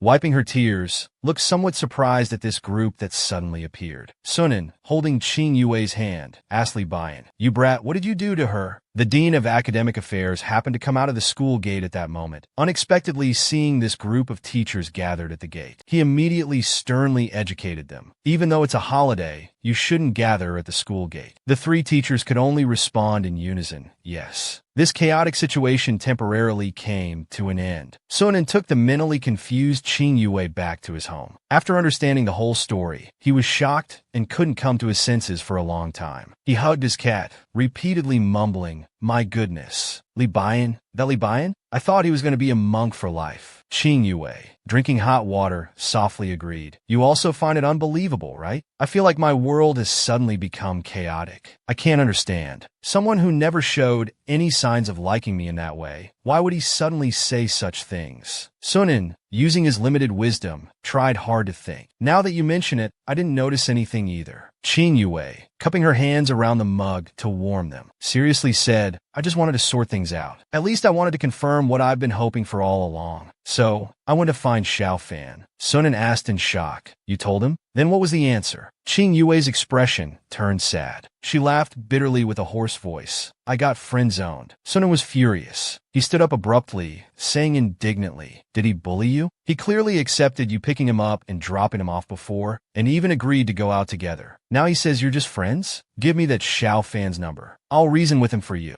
Seeing his stance, it looked like he was about to go fight someone. Qing Yue quickly tried to calm him down. Sunan couldn't calm down at all. He asked exasperatedly, "What's so good about him? You're so great. Why do you have to chase after him?" Qing Yue, somewhat aggrieved, explained with tears in her eyes, "Maybe it's about fulfilling a long-held wish. A wish I've had for a long time." Hearing a long time ago, Sun An's anger subsided a bit. He crouched down and asked, "How long have you known each other?" Qing Yue pursed her lips and smiled bitterly. "We were classmates once. Just like you and Mr. Yang, we've known each other for a very long time. So actually, I've always envied you. Crossing time to meet again, being able to hold the hand of someone you once missed. That's my wish too. After all, we liked each other back then." Sunan hadn't expected that Qing Yue, like himself, had an untold school story. Not only were they once classmates, but they also liked each other. Sunan excitedly asked, "Then, how come he has a girlfriend? He must have wronged you, right?" Seeing that he seemed to misunderstand, Qing Yue quickly waved her hands to explain. "Strictly speaking, him having a girlfriend isn't doing anything wrong to me. If you ask why, simply put, it's because of my hair." Sunan confusedly pinched her smooth, long hair to examine it. Qing Yue said troubledly, "You know, I've always put a lot of effort into maintaining my hair, right? Because I actually have naturally frizzy hair. The quality was terrible." Sunan looked at her silky, shiny hair, finding it a bit hard to imagine young Qing Yue with hair so frizzy she looked like a little lion. Only her mother tirelessly enjoyed taking photos of her, always praising, "My baby is so cute." In fact, in others' eyes, little Qing Qing's head looked several sizes bigger than her peers. So she got the nickname Big Head. Every day, a group of kids would chant behind her, Big Head, no worry when it rains." Although she was still young then, little Qing Qing already knew about being pretty, so she particularly cared about that nickname and felt a bit upset. Every time they teased her, she would grab her hair and stubbornly retort, "My head is not big." In her heart, she thought miserably, "After all,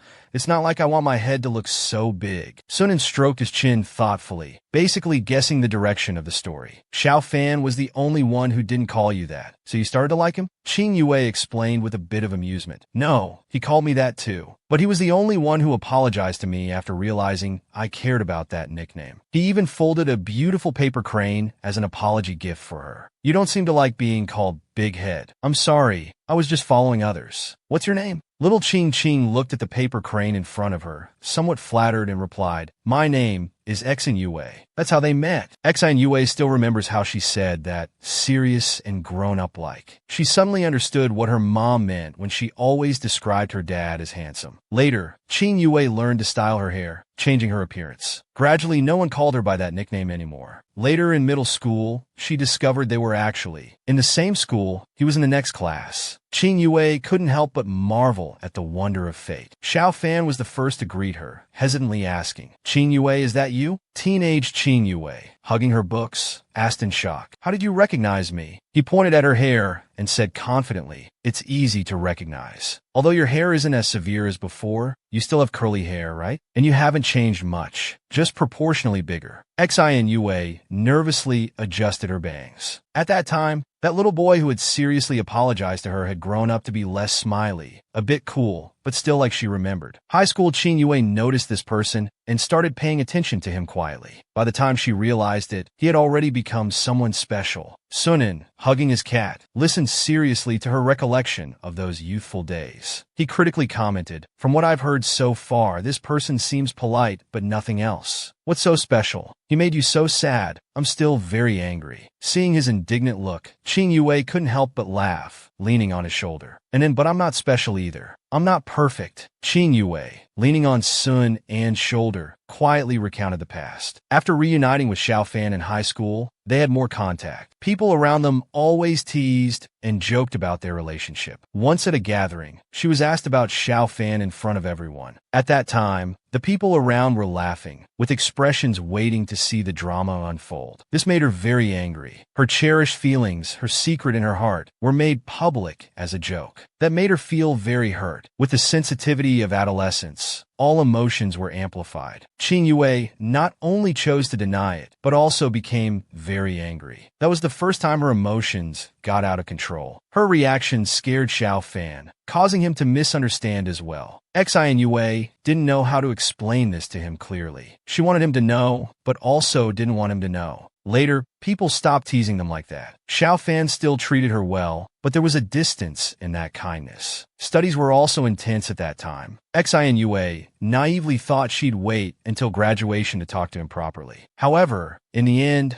she received news that he had a girlfriend. Xin Yue could only keep her distance. Her friend told her that Xiao Fan actually liked her at that time. That incident had always been a hurdle in Qing Yue's heart. So when she learned he had broken up, she rushed to pursue him. This confession was brutally rejected. Xiao Fan's response was that he was nice to her only because he saw her as someone he grew up with. They were just good friends. Actually, Qing Yue had already thought about it. Perhaps he hadn't completely moved on, or perhaps he no longer had the same feelings for her as before. Xin Yue, leaning on Sun An's shoulder, was unknowingly in tears. But I just wanted to try. Maybe I was a bit unwilling to let go. I just couldn't completely move on. Sunin comforted her sympathetically. I understand. I was like that too back then, because I couldn't let go. When I met her again, I pretended not to know her. Thinking about it now, it was so stupid. Xin Yue, with tears in her eyes, mumbled pitifully, so I really envy you. Suddenly, there was a knock on the door. Sunin quickly went to open it. As soon as he opened it, he saw Yang Muley standing outside, smiling and asking, "Ladies, how's the chat going? Are you hungry? I came to ask if you want to go eat." Sunin suddenly remembered they had initially planned to eat together. His stomach had long been protesting with rumbles. Yang Muley didn't miss this sound and laughed. "Haha, looks like you're hungry." Sunin thought for a moment and still reluctantly refused. "We'll just order takeout." Qing is heartbroken. She's crying and upset, so we'll manage on our own. Yang Muley was surprised to hear about the heartbreak and asked, "Is it that Xiao Fan?" Sunin didn't expect Yang Muley to inquire about this and mumbled incredulously, "How did you become so gossipy?" Seeing Sun An's reaction, Yang Muley took it as confirmation. He stroked his chin and fell into thoughtful silence. Yang Muley offered to buy food for the two ladies. Sunin, touched but still formal, said, "Then, thank you for the trouble." Yang Muley deliberately raised his hand with the ring, gesturing, "No need to be so polite with me." He used his hand to gently tap Sun An's small nose. "Bear with your hunger for a bit. Wait for me. Go back and keep Teacher Qing company." Sunin, embarrassed by his casual gesture, touched his nose and instinctively responded with a yeah. Watching his back, Sunin thought with deep emotion, "I must have used up all my previous luck to get someone like him. If he had made the same choice as Xiao Fan because of my attitude back then, I probably would have ended up alone." The more he thought about it, the more scared he felt. He thought tearfully, "Although I don't know if he liked me then, that kind of reaction really hurts people. Come to think of it, when did he start liking me? remembering the time he forcefully kissed him like a female hooligan. Sunan blushed, secretly pondering. If I tell him that I've actually liked him very, very much since high school, would he be shocked? Sunan suddenly realized there would be a chance in a few days. He was going to visit his home. If he told him that day, he would surely be very happy. As he was lost in these pleasant thoughts, he suddenly remembered that Qin Yue was still heartbroken over her breakup. He immediately scolded himself for being so inconsiderate.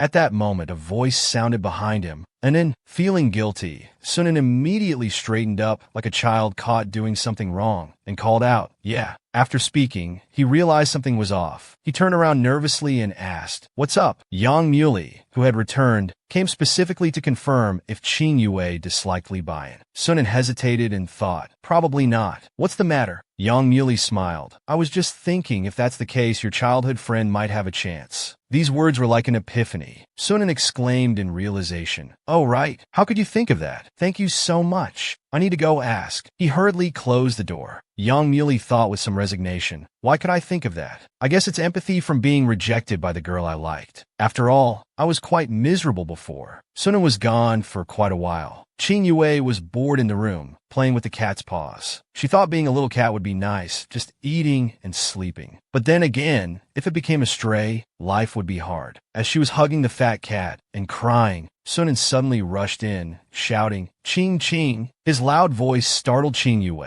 Sunan was as excited as if he'd discovered a new continent. "Why don't you consider Xiaobian? That Xiao fan was rejected by you, so he went to find new love. You should also find someone who only likes you." He held Qin Yue's hands, his face full of excitement. "As your childhood friend, I guarantee you, Li Bian is a good person, a good bestie." He vouched for his character and enthusiastically recommended her childhood friend. This direct attack caught Qin Yue off guard. She protested with a red face. "What's wrong with you two? Are you both so direct? Why do you rush into things like this?" I didn't even have time to prepare mentally. Sunan was still trying hard to understand what direct attack meant. Xin Yue lowered her head in embarrassment. "I just broke up. How could I move on so quickly? Besides, I've always seen him as just a friend." Sunan looked at her understandingly and comforted her. "I'm just saying you could consider it a bit. You don't have to reject him so thoroughly. Your response to him was like you didn't even want to see him again. Do you really never want to see him again?" Xin Yue remained silent. It seemed she couldn't answer this difficult question herself. Meanwhile, Yang Muley had bought beef bibimbap for them. Walking on the street, he saw a nearby dessert shop and suddenly stopped thoughtfully. Two brothers were posting recruitment information at the shop entrance, preparing to hire people. Li Chenxi stood nearby, watching Li Bian work intently, and said worriedly, "Hey you, from when you came back until now, don't you have anything else to say?" About Teacher Qing, he thought for a moment and rephrased. "I mean, what are you planning to do in the future?"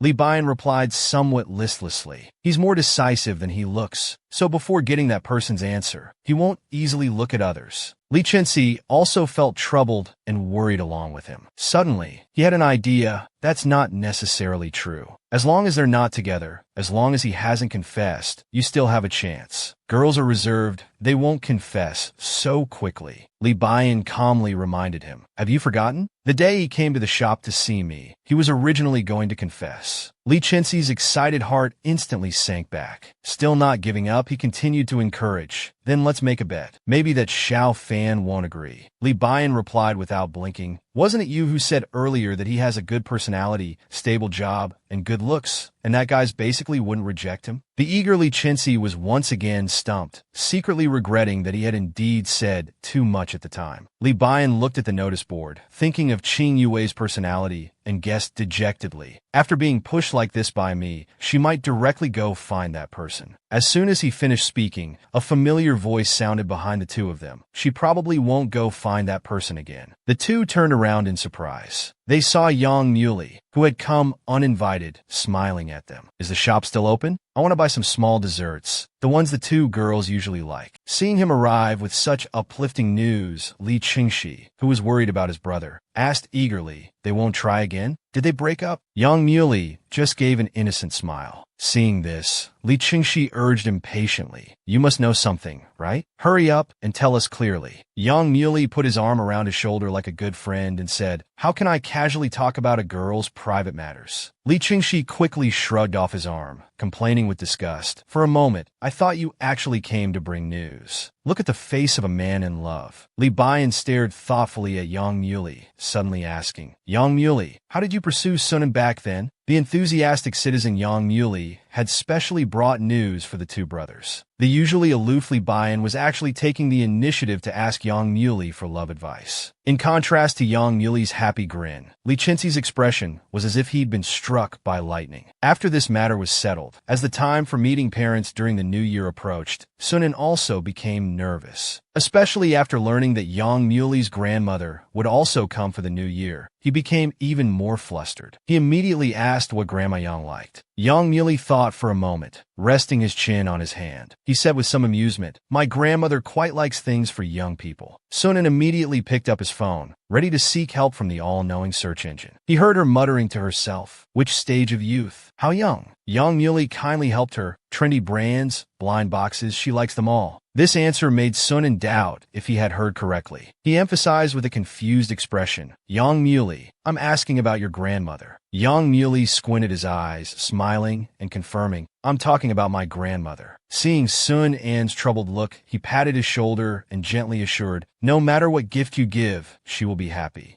The girl nuzzled against his warm palm, insisting, That's your family now, so it must be the most thoughtful gift. This show of importance pleased Yang Muli very much. He smiled and gently nuzzled her forehead. Thank you. Do you have any other plans? Want to go somewhere? As he spoke, he moved closer, his voice soft as if enchanting. It's cold outside today. If you don't want to go out, staying at home is fine too. Sun An's face instantly blushed. She hesitantly said, Today my phone. As the alarm went off, Sun An also timely used her hand to stop the man's lips that were about to touch hers. She completed the second half of her unfinished sentence. I have an appointment. Yang Muli instantly became very disappointed and scratched his head. His expression suddenly became alert. He put his hands on his hips and asked jealously, With whom? Sunan naturally replied, With Ching Ching. We had already planned to go shopping today. To cheer her up, now that we need to buy a gift for Grandma, it's perfect to go together. Yang Muli pleaded, Then take me along too. Sunan shook her head and refuted, No, you can't. If you go, how can Ching Ching talk to me privately? This reason left Yang Muli unable to refuse. No matter how reluctant he was, he could only let Sunan leave. He reluctantly saw her off at the door. A certain very unsatisfied man turned his head and complained softly, I thought we'd have plenty of time to be alone today since there wasn't much to do. Looking at the closed door, Yang Muli, left at home, could only lie on the sofa board. He self-pityingly posted on his social media, Please care for the empty nest elderly, attaching a photo of his lonely back. Sunan was the first to quickly comment, Be good, I'll buy you something delicious when I come back. Seeing this, Li Qingxi replied under Sunan's comment, If you want something delicious, come here for all you can eat and drink. The ignored Yang Muli, not to be outdone, replied, You're so good to me. Li Qingxi, feeling speechless, immediately replied with 3 ellipses. A moment later, he suddenly added another message. Big brother, I need your help urgently. Little Prince of Darkness. Li Qingxi actively seeking help from his love rival made Yang Muli feel somewhat flattered. He quickly arrived at the store, only to find that the so-called urgent help was just to be his manual labor. Suspecting he had been tricked, Yang Muli pointed at the big hammer in front of him and asked a life question. So what do you want me to do with this? Li Qingxi, carrying a toolbox, smiled from ear to ear. Isn't the festival coming up? We had someone do the holiday decorations earlier, but this morning such a big lantern just fell off. Luckily no one was hurt. We thought we should do a safety check and reinforce anything that's not secure. Li Qingxi grinned, showing his little canine teeth. We're too busy with business. Aren't you an empty nester? I'm a man of my word. I promised all you can eat and drink. Don't worry, go ahead. Yang, the big sucker, could only reluctantly take the toolbox and start working his manual labor. Having successfully tricked Yang Muli, Qingxi secretly made a celebratory gesture. Meanwhile, Li Bian, noticing that only Yang Muli came alone, suppressed his shyness and hesitantly inquired about a certain person's whereabouts. Why are you alone at home? Where did Sunan go? Yang Muli instantly understood his true question. Pretending to suddenly realize, he exclaimed, Oh, he went shopping with Teacher Ching. The two girls had planned it early on. Li Bian feigned indifference with an "oh," touching his cheek, hesitant to speak further. The understanding teacher Yang immediately tactfully helped him out of the awkward situation. Then I'll contact them.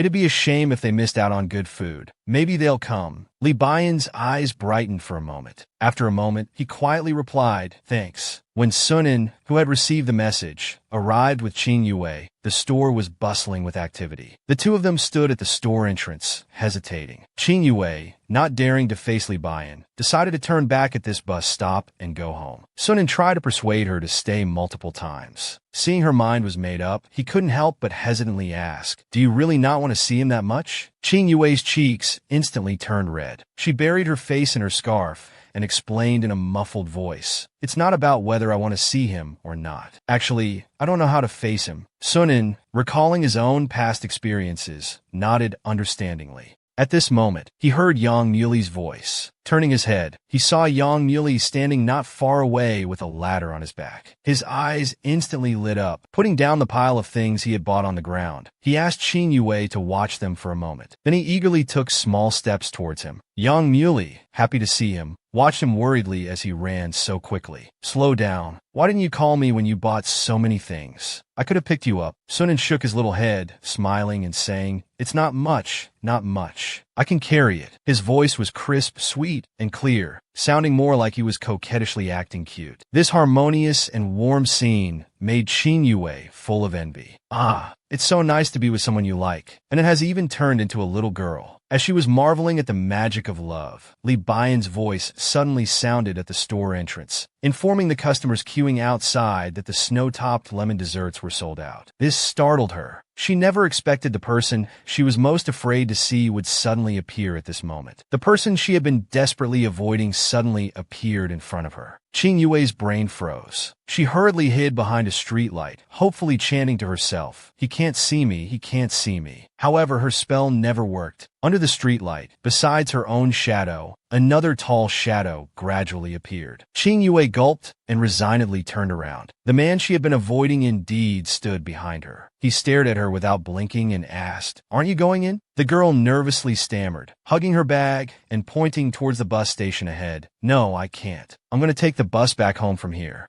Li Bian, always affected by her nervous atmosphere, also awkwardly blushed and said, don't go. I mean, stay and help out. We haven't had time to post the job listings yet. Xen Yue turned her head and quietly exposed this lame excuse. You're lying, right? Anin and teacher Yang are here. How could you be short-staffed? Do you think I'm a child? Li Bian, seeing his excuse mercilessly exposed, simply stated his true intention. Yes, I lied to you. I just don't want you to leave. I don't want to avoid you. Xin Yue was once again stunned by his directness. Feeling somewhat frantic, she thought, here we go again. She was racking her brains on how to escape. Li Bian suddenly asked, you said it before, right? Knowing someone likes you, knowing you won't respond, yet still letting them hold on to hope. You said that's too pitiful. Xin Yue didn't understand why he suddenly brought this up. Li Bian hesitated, then blushing, rephrased. So, are you sure you'll never like me in the future? You're not with him, right? Why can't it be me? Xin Yue couldn't look him in the eyes. She lowered her head, conflicted, thinking, how should I put this? Li Bian had a sudden realization and guessed, is it because of what happened before? He began to self-reflect. Do you think I'm fierce? That I speak without considering others' feelings? Xin Yue grumbled, complaining, you're aware of that? If someone doesn't know you well, hearing you talk like that would make them very angry. Sigh. She didn't realize her tone sounded like she was pouting. Li Bian responded to her criticism very honestly, actively admitting his mistake and apologizing. I'll definitely change. This left Qin Yue speechless with surprise. What Li Bian said next was even more shocking. I'll change everything you don't like about me in the future. If you don't absolutely hate me, then don't rush to reject me. Just give me a chance. Qin Yue stared at him, seemingly losing her ability to react. Sunan, secretly observing from the shadows, felt anxious for them. He wanted to rush over and hear what they were discussing. Meanwhile, Yang Muli put his arm around Sun An's shoulder, also curious about what Qin Yue was thinking. Sunan, with the experience of someone who's been through it, summarized, she's confused right now. Think about it. The person she's always liked rejected her. Just after being rejected, someone she's always considered a friend suddenly confesses to her. That feeling is just wow. Yang Muli couldn't help but chuckle at his wording. Wow. Is that an adjective? The little academic underachiever nodded seriously in response. Just then, the phone in his pocket rang. Yang Muley was curious who would be calling at this hour. Sunan hung up without even looking and quickly added, "It's not important. Wrong number." Yang Muley, standing beside Li Bian, asked how it went this time. Li Bian was startled by the question, his ears burning. He tried to appear calm as he spoke. "Well, she didn't reject me outright like last time. She said she needs some time." Yang Muley turned his head slightly and gave an encouraging smile. "That's pretty good. Just give her some time. These things can't be rushed. It's a partial victory." Li Bian recalled the words Yang Muley had taught him to say, still feeling a bit embarrassed. In the past, he would never have been able to say such things. Yang Muley teasingly asked, "What? Were those not your true feelings? Or do you feel like you've lost face?" Li Bian refuted without hesitation. "Of course they were my true feelings." Yang Muley nodded in understanding and asked, "Do you want her or your pride? In matters of life, which is more important?" Li Bian decisively answered, "I want her." The two, like good brothers, instinctively fist-bumped. Li Qingxi, seeing this scene from afar, was instantly shocked. "Are you trying to steal my brother too?" Sunan, who was hanging lanterns nearby and overheard this, fumbled and accidentally dropped a lantern on his forehead. Cheerful New Year songs were playing everywhere on the streets. In the blink of an eye, it was time for Sun and to officially meet Yang Muley's parents. Before pushing the door open, Sunan was still nervously fidgeting. One moment he was asking Yang Muley to check if his clothes were appropriate. The next moment he was asking if his hair was messy. Yang Muley amusingly comforted the little scaredy cat. "You look great." "Perfect. You've been looking in the mirror for half an hour before we left, so stop worrying." After saying that, he didn't give Sunan a chance to change his mind. He quickly inserted the key into the lock and pushed the door open. Sunan could only steel himself and follow. Yang's parents were busy in the kitchen. They both smiled when they saw them. Sunan was so nervous he couldn't speak. He immediately presented the prepared gifts with both hands, as if offering an imperial edict. As the two took off their coats, they revealed matching couples loungewear.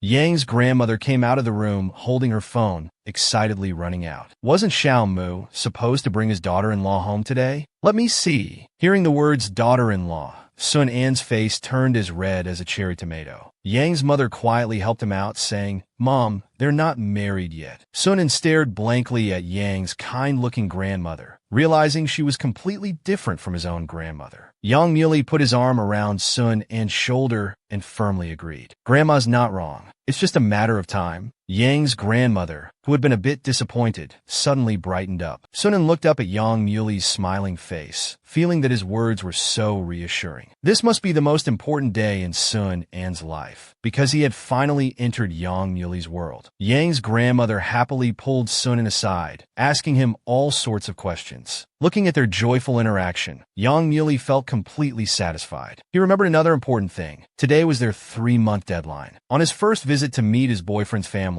Sunan didn't expect Yang's grandmother to be so fond of young people's things. Sunan started playing with photo stickers with Yang's grandmother, making Yang's grandmother laugh heartily. Sunan, with his hands propping up his chin, felt utterly content. He sincerely thought, Yang Muley's grandmother really loves to laugh. She laughed so hard that her dentures almost flew out. Yang's grandmother, like a child, shyly covered her mouth. After fixing her dentures, she excitedly took out her prized possession. She opened it to show Sun, and inside the box was a beautiful, expensive jade bracelet with a rich green color. Yang's grandmother said with emotion, "It was given to me by Xiao Mu's grandfather. I've worn it for over 50 years. Now I'm giving it to you. Consider it a welcoming gift from grandmother to grandchild." Sunan didn't dare accept such a precious gift and repeatedly refused. Yang's grandmother insisted on putting it on him. She persuaded him earnestly. "I know our Xiao Mu is a very responsible child. If he hadn't made up his mind about you, he would never have brought you home. So just keep it well. Such a beautiful and sensible girl. My grandson is lucky." Sunan felt a warm current flowing quietly in his heart. He blinked, as if trying to hold back the moisture in his eyes. Lowering his head shyly, he sincerely said, "Thank you, Grandma. Being with him is my good fortune. He has a good temper and is reliable. He's good in every way. I'm not gentle or attentive. I'm straightforward and awkward. I used to make him angry all the time. People always say I'm not like a girl at all. Whoever wants me is unlucky." He rubbed his cheek a bit embarrassedly and grinned. "When we're together, he suffers. Yang's grandmother stroked his cheek sympathetically, disagreeing. Silly child, who told you that? I've taught many children too. There are gentle girls and brave girls, sensitive boys and bold boys. What does personality matter? As long as you have good character, you're all my good children. Sunan stared at her blankly. He half wanted to lower his head and smile gently. Grandma Yang's words were firm and warm, filling some empty parts in his heart. Looking at this harmonious scene between grandmother and grandchild, Yang Muley also felt gratified. When it was time to eat, the family happily clinked glasses, wishing each other the most sincere blessings for the new year. Before eating the New Year's Eve dinner, the trendy Grandma Yang wanted to take photos first to show her old friends. During the meal, Yang Muley was busy serving food to Sunan, as if he wanted to fatten him up like a little pig. After dinner, the family took another group photo. This family photo made Sunan very happy. He looked at it countless times silently. Finally, he cherished the photo and placed it close to his heart. Today, he truly felt the warmth of family. Sunan didn't forget to send this photo to his aunt, telling her he was very happy. His aunt, who was out photographing, saw this group photo in her busy schedule. She felt relieved, and the day's fatigue was wiped away. She immediately replied with a congratulations. And then Qing Yue, spending the new year alone at home, also felt genuinely happy for her when she saw the photo. She was replying to Sun An's message. Li Baiyan's message also came in. Qing Yue clicked on it with an inexplicably nervous heart. What she saw was a little golden retriever holding a couplet. Xan Yue couldn't help but smile, letting out a pleasant laugh. She replied, "She's so cute. Happy New Year." Unexpectedly, the usually terse Li Baiyan immediately replied, "Then I'll bring her to meet you after the new year." Xan Yue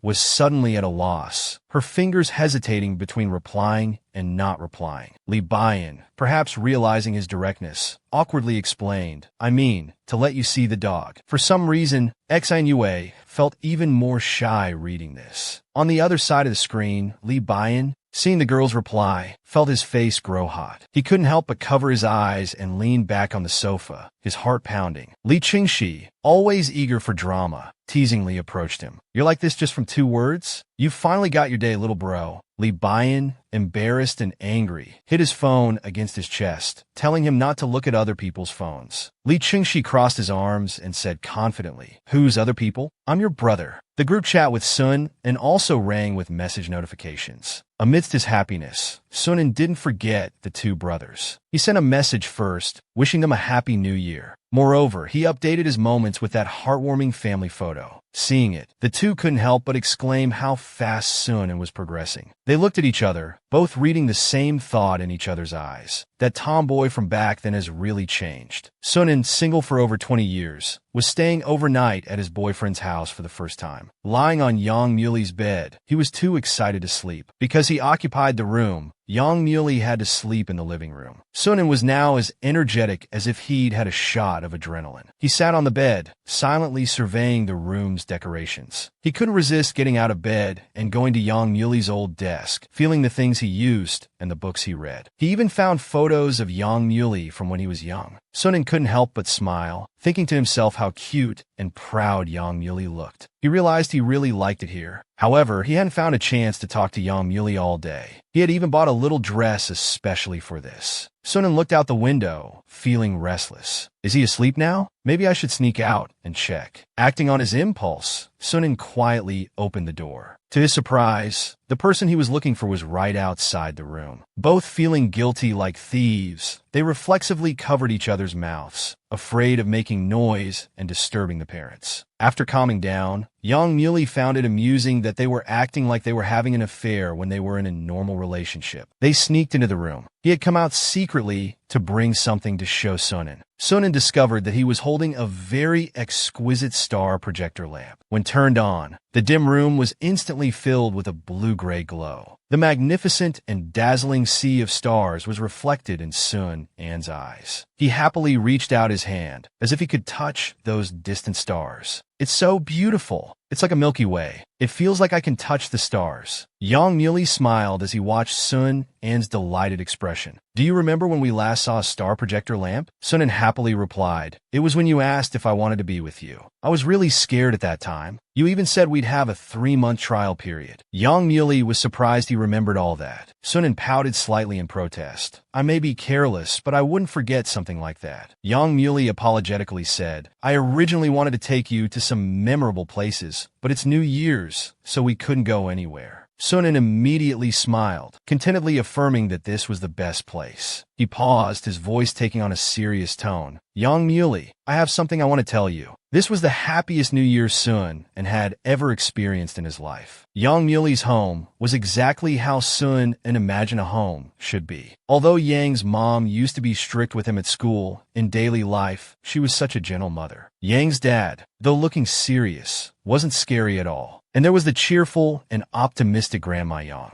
Yang Muley listened patiently as Sunan poured out his heart. Thank you for bringing me here. We don't need that 3-month trial anymore. After my mom left, I once again have the most important person. You are my most important person. Sunan paused, feeling the atmosphere was right. He wanted to say what he had been wanting to tell him. Although I messed up some dating techniques before and often upset you, I've actually always liked you. Sunan, who had mustered the courage to say this, didn't even have time to see Yang Muley's expression before being startled by a sudden ringtone. The intimate atmosphere was interrupted. Sunan was so frustrated his forehead twitched. Yang Muley was curious about who would call so late. Sunan turned away, trying to cover up by saying he didn't know. Yang Muley sensed something was off. He leaned in again. What's wrong? Who is it? As he got closer, Sunan immediately turned off his phone screen. Trying to act casual, he said, It's nothing, just a wrong number. Yang Muley vaguely sensed something was amiss. With a somewhat forced smile, he held out his hand and demanded, Let me see who keeps calling my girlfriend. Sunan immediately looked away guiltily. That's not necessary. Let's just continue looking at our stars, he said, trying to stand up. But Yang Muley, not taking no for an answer, grabbed his hand holding the phone and emphasized firmly, I want to see. As he struggled with Sun An's resisting hand, he complained, You just said I was the most important, that you've always liked me. Now you're hiding things from me. Sunan dodged left and right. But Yang Muley still managed to pin him down on the bed with the phone, immobilizing him. The man leaned over him, teasing, Why do you always try to outmatch me in strength? Lying on the bed, Sunan looked up at him with a flushed face. Yang Muley had actually guessed that the call was from Sun An's father. What was there that he couldn't know? Sunan silently covered his face with his hands, embarrassedly explaining in a low voice, I just don't want to. I increasingly don't want to mention them. When I think of that place, those people, it feels like something is desperately pulling me down into a pitch-black hole. This place is what I call home. The look in his eyes, hidden behind his arms, was momentarily empty. That lost and helpless feeling made Yang Muley's heart ache. He leaned in closer, comforting him in his own way. Don't think like that. Don't show that look in your eyes anymore. You have me now, don't you? I'll stand by your side. From now on, you'll never be alone. Sunan was moved by these enticing words. Unable to resist, he wrapped his arms around his neck, pulled him down, and kissed him on the lips. He said emotionally, Thank you. Yang Muley, after a moment of surprise, quickly reacted. In the midst of their passionate kiss, he pressed Sunan deeply into his arms, breathing lightly with restrained control. He then spoke, I've told you before, when you do this, it's hard for me to control myself. This is the second time you've initiated today.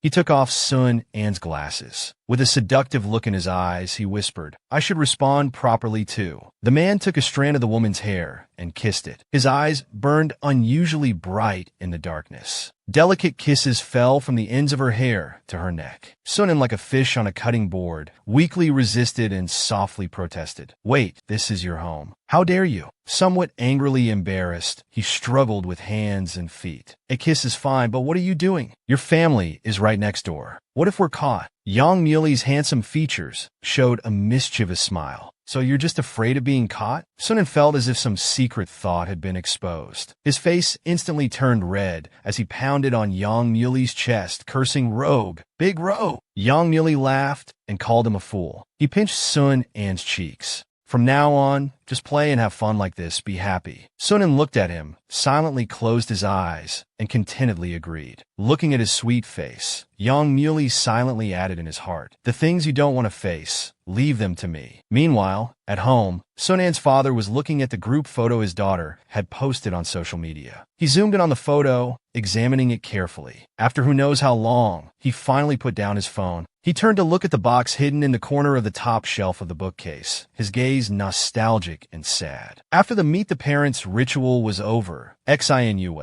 while helping her best friend trim her hair, criticized his confession from yesterday. "I've always liked you very much. What kind of confession is that?" He couldn't even say high school without his tongue burning. Sunan looked embarrassed by her words. "I couldn't help it. My dad's call interrupted us. But it doesn't matter much anyway." Xin Yue sighed in relief. "Your relationship is already great. Mentioning high school would just be icing on the cake. It's just a matter of when you want to add that icing." Sunan also smiled happily. However, when Qin Yue asked, "Did you two just look at stars that whole night?" his ears suddenly turned so red they could drip blood. This unusual reaction made Qin Yue, who had asked casually, blush too. She excitedly exclaimed, "Something definitely happened, right?" Just then, a phone rang. Sunan, feeling guilty, was so startled he almost jumped out of his skin. Clutching his chest in relief, he sighed, "Lately, I feel like I'm a bit allergic to sudden notification sounds." Xin Yue thought it was teacher Yang coming back to check on them, but it turned out Yang Muley was meeting someone and would be back in the afternoon. The message was actually from his aunt, asking for old photos of Sun, Anne's mother. After getting his hair cut, Sunan went inside and started rummaging through everything. As he climbed the stairs to search, Qin Yue reminded him from below, "If you fall, I'll catch you." Sunan, confident in his balance, proudly reminded her, "Qin, I'm an athlete, you know. Your little strength won't be enough." Qin Yue still spread her arms, ready just in case. Sunan finally found the photos. There were some other things too. All of them were in a small box left by his mother. Meanwhile, at the cafe, Yang Muley was waiting for someone, his face inexplicably heavy. Finally, the person he was waiting for arrived. Yang Muley immediately stood up to greet them. Looking at the arrival, he politely said, "Uncle, long time no see." Sunan pulled out the small box his mother had left him. Inside, besides photos, there were many letters his mother had sent him. He caressed these letters, feeling nostalgic. Qin Yue was very curious about the contents. Each letter had a cute dried flower sachet attached. From a very young age, Sun An's mother would write to him every time she went on a business trip. Each time, his father would read the letters to him. Sun An's face was full of warmth as he mentioned his mother. My aunt also said that Mom was the most talented and amazing person she had ever met. If she hadn't entered this family, she could have been even better. Xin Yue was surprised that even his aunt would say such things. It wasn't hard to guess that his aunt also harbored resentment towards that family.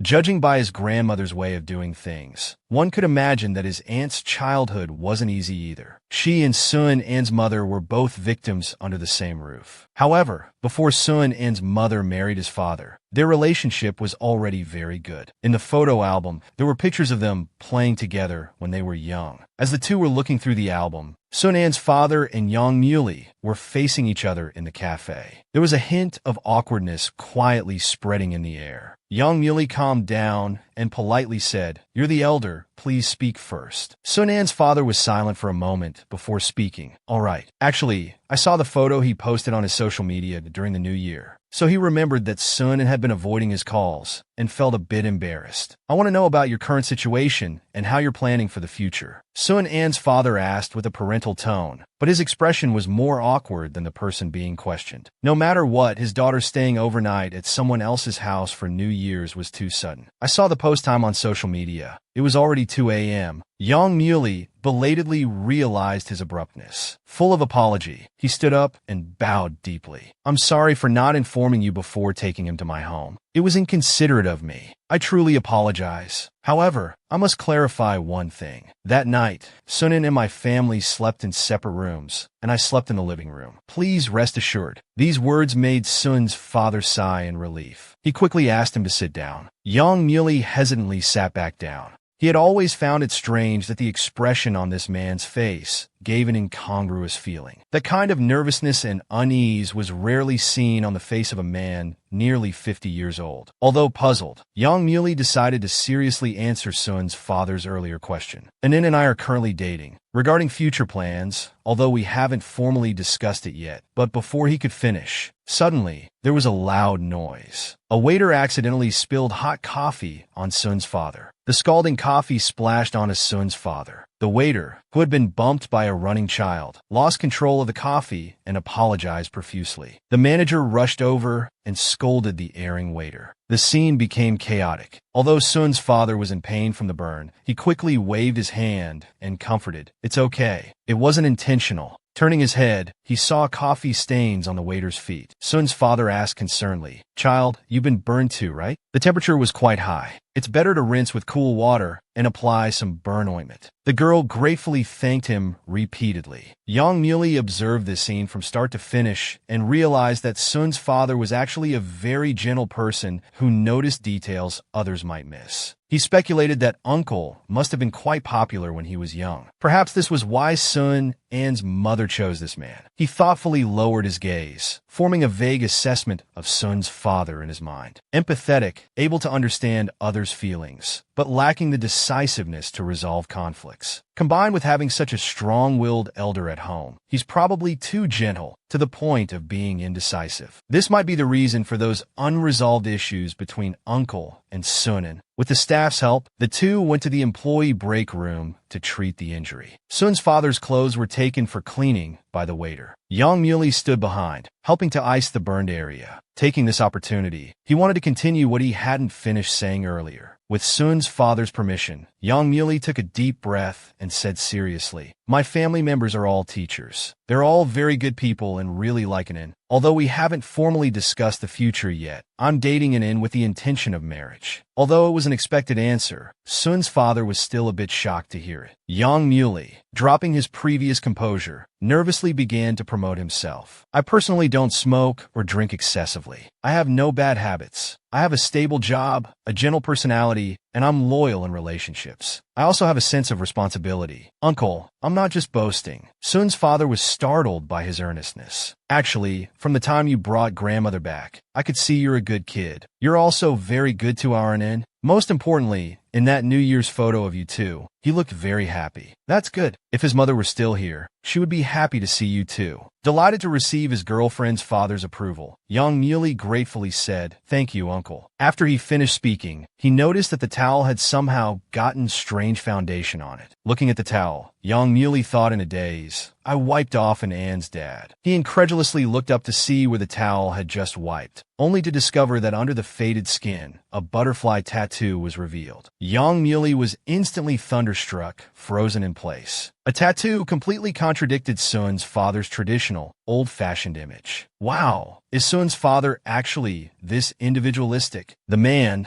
still unaware of what had happened, turned around puzzled and asked what was wrong. Noticing Young Muley's gaze fixed on his back, he was suddenly alarmed. He covered the tattoo, losing color, and explained somewhat embarrassedly that he got it when he was young. Young Muley recalled his first date with An, when Xiao Bai said the reason for running away from home was because his parents argued over a little butterfly. An incredible thought crossed his mind. Could this be the little butterfly Xiao Bai mentioned then? The honest man, Sun's father, actually had a butterfly tattoo on his back. Young Muley couldn't help but probe. Xiao Bai said mom and dad fought because of a little butterfly. Hearing his younger son's name, Sun's father was also a bit surprised. Young Muley explained the situation at that time. The man was silent for a moment, then sighed with some disappointment. "I made that child sad too." Seeing him downcast, Young Muley could only remind him, "Uncle, if you're concerned, tattoos can be removed." Sun's father shook his head dejectedly. "This is very important to me, so I don't want it to disappear." So this was what he had tattooed for Sun An's mother back then. Young Muley's heart stirred upon hearing this. He couldn't help but say, "Sunan once told me the story of you two stealing the household register to get married. You and Annie had such a good relationship." Teased like this, Sun's father immediately blushed and stammered. "He told you about that?" Recalling the past events, the man's expression became downcast again. They had even angered Sun An's grandmother into the emergency room at that time. Although he felt very guilty, being with Sun's mother made him do many things he never dared to do before. With her, Sun's father felt truly alive. Sun's mother was all the courage he had in this life. But she left, taking Sun's father's courage with her. Young Muley felt saddened listening to this. He knew that with the man's personality, it was very difficult for him to share his feelings with others. If he hadn't accidentally stumbled upon this, he probably wouldn't have told him so much. Sun's father was like someone who had been confined for life, having only seen freedom once, but could never return to it. After returning home, Yang Muley remained lost in thought. Sun was just about to deliver the photos his aunt had asked for earlier. Before leaving, he came specifically to say goodbye. He saw a large bag of things on the table and curiously asked, "Is this what you're giving me? So much?" Yang Muley hesitantly asked. Sunan, not noticing anything unusual, enthusiastically opened the bag. Inside were many exquisite and interesting little parts. Seeing his excited expression, Yang Muley hesitated to speak. These were actually birthday gifts that Sun's father had entrusted him to pass on to Sunan. Since the year he left home, Sun's father had prepared birthday gifts for him every year. He knew Sun and had liked these things since childhood, but never had the chance to give them to him. He was still curiously examining the toys like a child. Yang Muley repeatedly confirmed, "You really like these?" The girl happily responded without hesitation. "When I was little, my mom often collected these little things for me." "Thank you." Yang Muley seemed to look away reluctantly. After careful consideration, he still spoke up. "There's something I need to tell you. Actually, these are from your father. He asked me to give them to you. They're your birthday gifts. That day, I went to see your father." The smile on Sun An's face froze, slowly becoming stiff. He immediately put the things back on the table and asked somewhat agitatedly, "Why did you go see him? Did he come to you because he couldn't find me?" Yang Muley was startled by his intense reaction. He quickly explained, "Didn't he call you twice? You didn't answer? I thought, no matter what, they're still your family. So I went to see him." Sun An's voice turned cold. He said decisively, "You don't need to see him. I want to start my own life. I want to live my own days. So I want to cut off the past. I won't contact those people anymore." Yang Muley was shocked by his resolute attitude. He couldn't help but step forward and ask, "But can you really get over it in your heart?" Sunan still insisted on his thoughts. "It's not necessary. Just cut off the past." Yang Muley paused, then asked meaningfully, when Sunan mentioned his mother, an untouchable wound was reopened. His emotions instantly fluctuated, and tears even appeared in the corners of his eyes. This made Yang Muley feel at a loss. Sunan clenched his fists and emphasized word by word. "Back then, he and my grandmother, at my seriously ill mother's bedside, the things grandmother said. If he was really as gentle and soft-hearted as you say, he should have understood how sad my mother must have been at that time. But he just stood there, not saying a word. Do you want me to forgive those people?" Sun An's expression was pale and awkward. "You said you would stand on my side." Yang Muley quickly grabbed his arm to explain, "I'm not saying you should forgive. I just hope you can move on. I want you to be happy, not fall into pain every time this is mentioned. Look at your father from a different perspective. Maybe he's not as bad as you think. After all, they're your family. That's the family you were born into. It can't be changed. Even if you say you want to forget, can you truly say from the bottom of your heart that you don't care? Dealing with it in such an extreme way will also hurt yourself." Sunan was a bit bewildered by his words. The word extreme seemed to deeply hurt his self-esteem. This made him speak recklessly. "I can't change them. I can't forgive them either. Besides this option, what else can I do? You don't need to get involved in my family's affairs." These words hit Yang Muley like a blow to the head. His mind buzzed as he murmured, "I don't need to be involved in your life. I can't be involved in everything." Sunan turned his head away, feigning coldness as he affirmed, "Right, I'll handle it my own way. Don't interfere with my family matters anymore." After this incident, the two parted on bad terms. These days, Sunan was always distracted. He didn't even notice when the preparatory bell rang. It wasn't until a passing teacher reminded him that he realized his students hadn't come to the playground. And the students who were supposed to have his PE class today were actually the class Yang Muley was responsible for. Since that time, the two hadn't met again. Sunan didn't even know what expression to wear when seeing him. Unexpectedly, when they met, both were unyielding about the class schedule. "You want to take my class right at the start of the semester? That's a bit much, isn't it?" Sunan held up the schedule for Yang Muley to see clearly. The fourth period today was his. How could he take his class without saying a word? Yang Muley also tapped the blackboard to remind him, "Teacher Sun, the schedule is here. This class is mine." Sun An's mind couldn't process it. He leaned in for a closer look and found that their schedules didn't match at all. During their argument, the students below were also confused. Zhang Xingchen, the PE class representative, chewed on his pen thoughtfully and guessed, "Could it be that they've broken up?" This comment immediately drew protests from the top CP fans. telling him to shut his crow's mouth. Sunan and Yang Muley were at a standstill, fighting over the class. Qin Yue, who was passing by, came to the rescue in time. She told Sun and that the head teacher had accidentally given him the wrong schedule, sending the unconfirmed first version. The correct version had been resent to his email. After these words were spoken, the air seemed to quiet down. Realizing his mistake, Sunan rubbed his neck, awkwardly apologized, and turned to leave. As Qin Yue was about to say more, Yang Muley also turned and went back to his class. Xin Yue vaguely guessed that things had gotten a bit out of hand. After class, she specifically went to inquire about the situation from Sun, and hearing that Sun An's voice sounded off,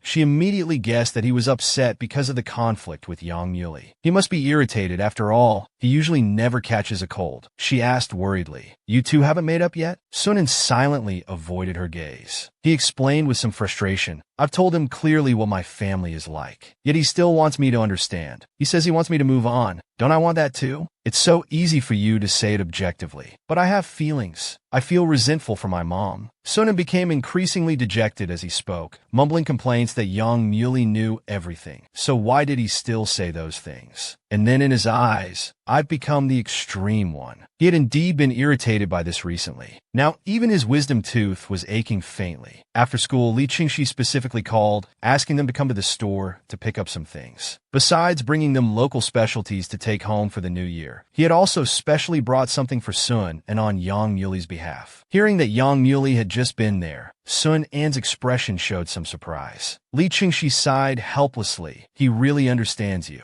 He said you have a bit of a cold, so he bought medicine for you first, stubbornly enduring when sick. You're just like Buyin in this regard." He patted Sun An's shoulder with a mature beyond his years demeanor. "To be honest, although I know you don't want to talk about family matters, I have to say his approach is worth considering. We've always thought only about accompanying you, but he wants to do more for you. However, if you really don't want to mention it, just tell him, okay? He's not the type to force you unreasonably, right?" Li Qingxi sighed deeply. "You young people, stop being at odds with each other." Seeing his annoying tone, Sunan couldn't help but retort, "How old are you anyway?" As Li Qingxi was seeing them off at the door, he noticed that Qin Yue's gaze kept scanning up and down the floors. He asked with sudden realization, "Teacher Qing, what are you looking for?" Qin Yue was caught off guard by the question. She immediately said guiltily, "Nothing." Li Qingxi, understanding the situation, immediately burst into laughter. As Qin Yue was feeling secretly embarrassed, she suddenly noticed a small golden retriever wearing a scarf appearing around the corner. The big golden retriever caught Qin Yue's attention. Right after that, Li Baiyan, with his 1.8-meter-long legs, appeared from behind the wall, making a dazzling entrance. Looking closely, he had even changed into new clothes. Leading the majestic golden retriever, he looked like a peacock showing off its feathers. Seeing the three of them there, he coolly pulled his hat down a bit. Li Qingxi was almost blinded by the sight, inwardly mocking, "Why are you trying to act cool? You clearly timed it to come out walking the dog."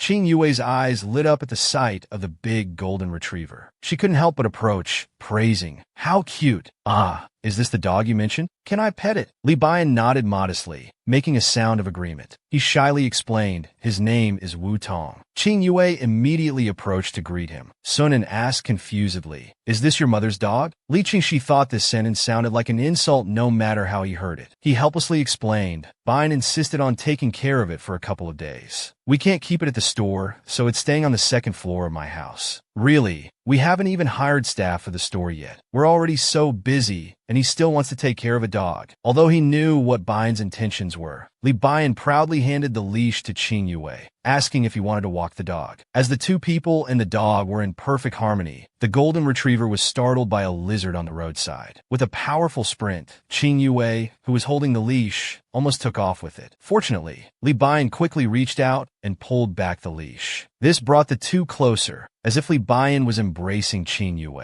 This made both of them blush even after they parted, making Li Qingxi want to rush over and tease them. Fearing an accident, the rarely shy and aloof Li Baiyan didn't dare to let Qin Yue hold the leash. Instead, he simply picked up the golden retriever, allowing Qin Yue to pet it freely. The 100-pound golden retriever happily became a tool for flirtation in its owner's arms. This scene made Sunan feel very pleased, thinking the atmosphere between the two was quite good. She also hoped that Qin Yue could be with someone who truly cared for her. just like Yang Muley did for her. As this thought came to her, Sunan recalled various heartwarming moments of their time together. She began to feel a bit guilty about what she had said that day. Seeing Sun An's expression change, Li Qingxi also became worried. He silently gestured some martial arts moves and thought, "It's rare for me to speak well of him. If he makes an cry, my brother, and I will finish him off." Suddenly, both of their phone ringtones went off simultaneously. Sun's father was calling. As Sunan hesitated whether to answer or not, Li Qingxi answered his phone and exclaimed, "What? You're saying Xiao Bai?" During these days of tension with Sunan, Yang Muley wasn't feeling good either. Sunan hadn't come home for days, not answering calls or replying to messages. Regardless, he was prepared to have a good talk with her today. Yang Muley had just mentally prepared himself to focus on work, planning to find her after school. The person who had just been on his mind suddenly appeared at the door. Her eyes seemed to write "unwelcome visitor" in big letters. Due to the misunderstanding about the ring, they almost had another argument. Afterwards, Yang Muley deeply regretted it. He felt that Sunan was just upset and giving him the cold shoulder. Why did he have to argue with her like that? After some serious self-reflection, Yang Muley decided to seek help from Sun An's aunt. Sun An's aunt didn't expect Yang Muley to bring up this matter with Sunan. Seeing Yang Muley's restless state, she gestured for him to sit down and have some tea to relax. She was happy to see how much Yang Muley cared for Sunan. Yang Muley said guiltily, "I hurt her feelings." He supported his forehead with some distress and said, "When I saw how hurt she was when bringing up those things, I felt heartbroken. At that time, I was thinking if one day she could hear about family matters and simply say, 'Oh, is that so?' from the bottom of her heart and then continue doing what she likes instead of falling back into that terrible black hole, that would be great." But her attitude made me realize that this thought of mine was actually quite inconsiderate. Sun An's aunt looked at him with a smile and said, "You surprise me. From the few times I've seen you, along with An's descriptions, I thought you were quite mature and would have everything under control." Yang Muley replied shyly, "As for maturity and such, I'm still far from it. And I do get confused when it comes to matters concerning her." Sun An's aunt keenly noticed the matching ring on the man's hand. Understanding his importance in Sun An's heart, she began talking about Sun An's childhood. It turns out Sun An was once a lively and cheerful child. At that time, her mother was like a little sun. The family lived happily and harmoniously. But later, Sun An's parents had disagreements about their lifestyle. At that time, Sun An's mother was often away for work. Sun's father felt that An was too young and work could wait. But Sun's mother's career was on the rise, and she wanted to seize the rare opportunity in front of her. Although there were arguments, such matters could usually be resolved if the couple communicated well. But somehow, Sun An's future stepmother heard about these things and told everything to Sun's grandmother. Sun's grandmother insisted on interfering, completely ruining Sun An's happy and peaceful life. Sun An's stepmother had liked Sun's father since she was young. Seeing that she couldn't get a response from him, she went to win the old lady's favor, coaxing her into insisting on having her as a daughter-in-law. In the end, she couldn't prevent the two from being together. At that time, Sun's grandmother fell seriously ill from anger and almost didn't make it. So when they finally got the chance, these two people turned Sun An's family into a mess. There was a rumor among children at that time. If you release a message in a bottle at sunrise, the wish inside would come true.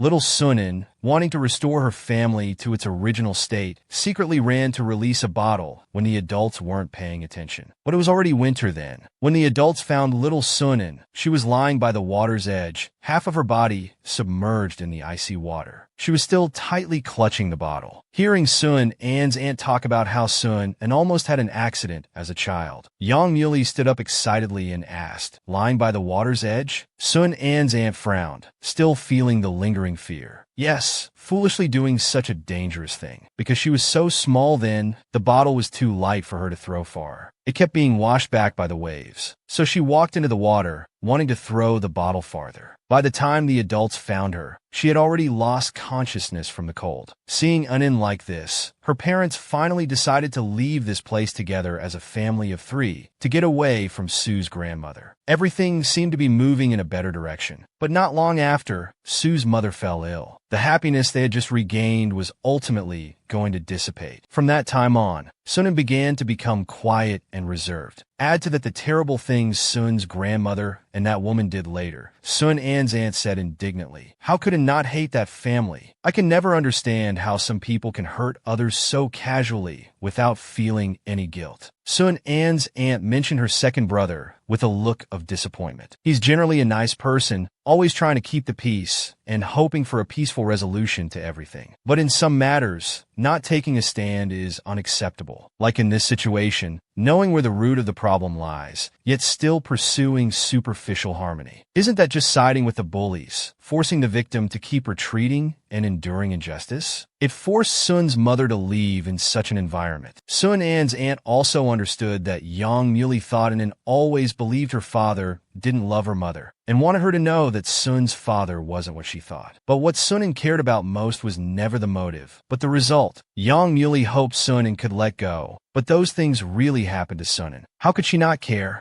Yang Muley felt a pain in his heart, shamefully nodding in agreement with Sun An's aunt's view. Subjectively speaking, not caring is the most thorough way to erase people and events from the heart. But when it comes to oneself, how many people can actually do it? Perhaps in Yang Muley's logic, forgiving and understanding others and letting go oneself are parallel lines. But for Sunan, without understanding and forgiveness, how can there be acceptance? Yang Muley's thoughts were too idealistic. So those words sounded to Sun and no different from forcing her to understand her father and forgive that family. Yang Muley was overwhelmed by a tide of regret, dejectedly thinking, what father, what family, whether hating or not forgiving, don't let others' mistakes make yourself sad. He should have just said this directly to Sunan back then. He should have calmed down and communicated properly with Sunan. The idea of finding Sun and to explain grew stronger in his mind, reaching a point of urgency. As he was about to say goodbye, Sun An's aunt suddenly added, because it was you who said it, that's why she cared so much and got so emotional. You hold a special place in that child's heart. Just as Yang Muley was wondering why she said this, Sun An's aunt dropped a bombshell on him. After all, she's liked you since high school. These words caused ripples in Yang Muley's mind. He stood there stunned, his expression blank as he listened to Sun An's aunt continue explaining. At that time, her relationship with her family was tense. I invited her to live with me. That child, despite her family, stubbornly refused to leave. But later she agreed to come. Back then, she talked about an upperclassman she knew. She said, he's a gentle and pure person, willing to believe in her, willing to listen to her. Someone who, even when she always had a sour face, was willing to respond with sincerity and smiles. She said because of that person, there were other things worth looking forward to in this world. Yang Muley later went to find Sunan, almost running the entire way. Even if Sunan wanted to avoid it, so what? Perhaps she would still feel sad and hurt when thinking about her family, but as long as he was by Sun An's side, it would be fine. As Yang Muley began to slowly pursue his wife, Sun An's aunt also couldn't help but recall her memories with Sun's mother. Back then, Sun's mother wouldn't let her smoke, forcefully putting an orange-flavored lollipop in her mouth instead. She also listed all the harmful effects of smoking for her to see. Left with no choice, she could only. Bai fell onto a platform of an external staircase of a high-rise building. At that time, he had guessed that little Bai might be hiding here. Finally found him, but saw a dejected Sun Bai walking alone outside the rooftop railing. The moment little Sun Bai saw his sister, he accidentally missed a step and fell. Sunan, without thinking twice, rushed forward. As a result now, both of them were stuck on the dilapidated external staircase of a high-rise, unable to move, go up, or down. Sunan couldn't help but pinch the cheeks of the troublemaker, complaining, "You look so well-behaved. How can you be so willful? How can you just run away when you're angry? Don't you know how dangerous it is?" Little Sun Bai, hiding in his sister's arms, apologized in a low voice. His obedient and guilty little demeanor instantly melted away Sun An's anger. She could only hold Sun Bai and look up, searching for a way out. There weren't many people around here, and her phone had fallen. Who could find them? In this moment of anxiety and fear, the first image that came to Sun An's mind was Yang Muley's tall and reliable figure. If only he were here. Realizing the thought in her mind, Sunan bitterly laughed at herself. How could he possibly be here? It was she who had told him, "Don't interfere with my family's affairs anymore. You don't need to be involved in every part of my life." Feelings of frustration and guilt welled up in her heart. Sunan tried hard to hold back the redness in her eyes, not letting tears fall. She had only thought of her own grievances, without considering how Yang Muley might have felt about those words. The sensitive Sun-Bai noticed his sister's emotional fluctuations and thoughtfully asked, "Sister, what's wrong?" Sun was brought back to reality by his voice and could only quickly shake her head to clear her mind. She now had to find a way to get up. With renewed determination, Sun stood up holding her brother, making him promise never to run away alone again and to listen to his family. Unexpectedly, Sun-Bai stubbornly replied, "But what they said was wrong. I don't want to listen." His firm attitude puzzled Sun. Little Sun-Bai dejectedly explained, "Mom," he broke Dad's box. "There were photos of you and a strange aunt inside. Then Mom and Grandma said that aunt and you were wrong." Sun finally understood. The so-called unpleasant incident mentioned on the phone that affected Little Bai was because this little guy was defending her. An unprecedented warmth flowed into her heart. Just as Sun was about to speak, there was a sudden cracking sound beneath her feet. This sound made her look up in terror, scanning her surroundings. She realized that the already unstable ladder was starting to sway. Moreover, the impact from their fall earlier had made the ladder unable to bear the weight, and it could collapse at any moment. Sunan was so nervous that her clothes were soaked with cold sweat, and her footing was becoming unstable. At that moment, a heart-wrenching call came from above. Sunan looked up and saw it was Yang Muley. When the board Sunan was standing on fell, Sunbai also tightened his grip around his sister's neck in fear, his voice trembling with a hint of crying. The iron board fell down. Sunan was also swallowing hard in fear, but she had to remain calm. There was only one board left under her feet, precariously perched on the unstable platform. Fortunately, she had moved her legs in time, successfully dodging to the other side before the board fell. However, the situation was still dire. She needed to think of a solution quickly. Although she could risk climbing onto the frame herself, Little Bai, who had no strength, was a big problem. As she was frowning with worry, she suddenly heard Yang Muley's familiar voice coming from above. Sunan quickly looked up. She saw Yang Muley, whom she had been thinking about, standing there like a godsend. Yang Muley anxiously told her not to move and wait for him to come. He bent down and lay on the railing, first pulling up the small board that Sun had lifted. After safely pulling little Sunbai up, Yang Muley had just finished instructing him to stay put and not run off again. When he heard a sharp cracking sound from below, Yang Muley's heart almost stopped. He quickly leaned over the railing. He saw that the board under Sun An's feet had also fallen, and she was now precariously hanging on the iron railing, on the verge of tears. The situation was urgent, and there was no time to wait for rescue. Yang Muley could only ask Sun and to try to move towards a higher position. Their hands were just about to touch, when unexpectedly, the board under Sun An's feet couldn't bear the weight anymore and made another sound of strain. Sun An's scalp tingled instantly. Under Yang Muley's disbelieving gaze, she quickly fell. Yang Muley's mind went blank. Instinctively, he leaped after her. In midair, he firmly grasped her hand. Sunan watched helplessly as he fell with her. She cried and called him an idiot. But Yang Muley, in the weightless sensation of rapid descent, only held Sun tightly. With a hoarse voice, he murmured, "I'm sorry." And then, with a thud, the structure collapsed. Before losing consciousness, she could only see the Lee brothers rushing over. The deafening sound of ambulance sirens in the distance was like an ominous nightmare. Sunan opened her eyes to find herself lying in the hospital. Only her father and Sunbai were by her side. Yang Muley wasn't there. Ignoring the pain in her body, Sunan threw off the blanket and sat up anxiously, asking them about Yang Muley's condition. Seeing her so agitated, her father quickly told her not to move. Fortunately, when they fell, there was something cushioning below. Yang Muley had pushed her towards it before falling, but he had injured a major blood vessel. The doctor said his condition was very critical. Sunan was thunderstruck upon hearing this. Without hesitation, she ran out. Tears fell rapidly from her eyes as she ran. She closed her eyes, desperately praying that nothing would happen to Yang Muley. As she ran up the stairs, she bumped into Grandmother Sun and her group, who were leaving after visiting Yang Muley. Upon seeing her, Grandmother immediately spat, feeling it was inauspicious. Sunan, anxious to see Yang Muley, tried to ignore them and pass by. Grandmother Sun angrily scolded, "Someone else's child is in this state because of you, and you have the nerve to come here. You're a jinx like your mother. It's because of you that he can't recover." Sun An's sensitive nerve was struck hard. Almost unable to control her volume, she cried out in despair, "What do you mean can't recover? Who can't recover?" Grandmother Xing was startled by her sudden outburst. Patting her chest, she scolded, "You stinking girl! Why are you shouting? You don't know how to respect elders. Next time you come home, I'll make sure your father teaches you a lesson. Xingyan clenched her fists in frustration, her nails digging into her flesh. Can you stop? You always talk about respect, but when you say things like this, you don't deserve any respect from me. You don't need to mention anything about family. From today on, I have no connection with you.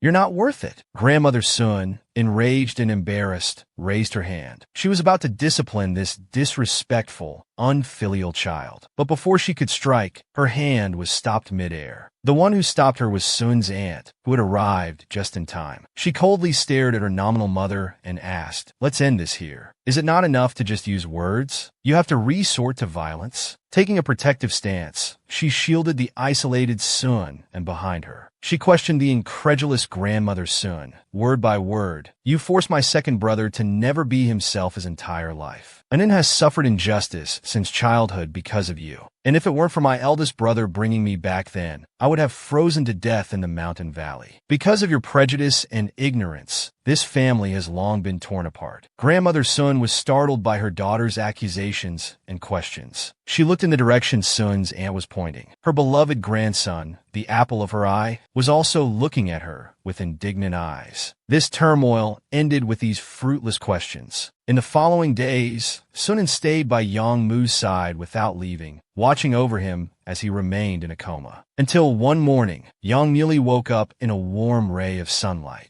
As he opened his eyes, he saw Sunan sleeping from exhaustion beside him. With his weak, powerless fingers, he gently touched the girl's face. Sunan, in her light sleep, was immediately awakened by this movement. Realizing Yang Muli had woken up, she quickly stood up and excitedly said, "You're awake. How do you feel? I'll call the doctor right away." She pressed the nurse call button at the bedside several times in excitement. Tears fell from Sun An's face in large drops. With a stuffy nose, she asked unclearly, "Why are you so stupid? Don't you know how dangerous that was?" Seeing her cry breathlessly, Yang Muli, despite his weakness, tried to hold her hand to comfort her. "At that moment, I only wanted to protect you from getting hurt. I'm sorry for making you worry." Sunan tightly grasped his hand in return, sobbing as she argued, "I should be the one apologizing. I shouldn't have lashed out at you because of my family issues. I was just running away." Yang Muli looked at her with compassion, his voice as gentle as ever. "You didn't do anything wrong. Everyone has things they don't want others to touch upon. I shouldn't have spoken to you like that. I thought I had found a good way to free you. But in reality, I was hurting you, wasn't I?" Sunan shook her head frantically against his hand, her face now covered in tears. Yang Muli wiped away the tears from the corners of her eyes. He said guiltily, "I want to see your aunt." Then I kept thinking, how did you endure all those helpless and wronged experiences in the past? Where was I then? If only I could have been by your side. If only I had known you a little better. Sunan didn't let him blame himself like this. She pressed her finger against his pale lips. "The doctor said your condition wasn't good. When I saw you lying there, I understood everything. For so many years, I resented and hated those two people. But thinking about it, I considered their age, their status as elders, and my father's worries. Even though I didn't want to see those people, I still went back. In a way, wasn't I also holding myself hostage? As for my dad, like you said, that's just his personality. He can't say harsh words to others. Maybe that's why my mom liked him. I won't try to understand them, but I won't let my emotions affect them anymore. I won't make myself sad because of them. It's not worth it. I won't be like before." Sunan laughed and cried, her words jumbled, but her tear-filled eyes showed a clear sense of relief. Yang Muli looked at her tenderly, the smile on his lips carrying a magic that could soothe one's heart. In life, nothing is more important than being happy. Sun An's years of emotional knots dissipated, and the misunderstanding between her and Yang Muli was resolved. Yang Muli, ignoring the pain from his wound, pulled her into his embrace. Sunan initially struggled to move away, worried about touching his wound, but Yang Muli held her tightly, immobilizing her. "Minen is so amazing. Don't move. Let me hug you for a moment." This long-awaited warm embrace made Sun and let down all her defenses. She nestled in his arms, murmuring softly, "Actually, when I was outside the operating room, I was so afraid you'd end up like my mom." She couldn't help but choke up. She buried her head deep into his shoulder. Without words, Yang Muli understood her feelings. He gently patted her shoulder, comforting her softly. "Don't be afraid. I'm right here." Sunan happily made a sound of agreement. Little did they know, this happy moment was caught red-handed by the doctor. They couldn't help but tease. You two are so close. It seems your spirits are high. Sunan, who was almost lying in Yang Muli's arms, became so embarrassed she nearly bristled. She quickly stood up to make room for the doctors to examine. In the following days, Sunan treated Yang Muli like a fragile object, taking care of him with utmost caution. She finally allowed him to go out and gather with everyone to celebrate his recovery. When Yang Muli helped move a stool, Sunan anxiously rushed forward to stop him. This scene made Li Qingxi, the single one, feel quite uncomfortable. Ekin Yue explained understandingly, "There's no help for it. Anin is just worried that outside food is too oily and salty, unhealthy, so she's been cooking nutritious meals herself." Li Qingxi had a deep experience with Sun An's terrible cooking skills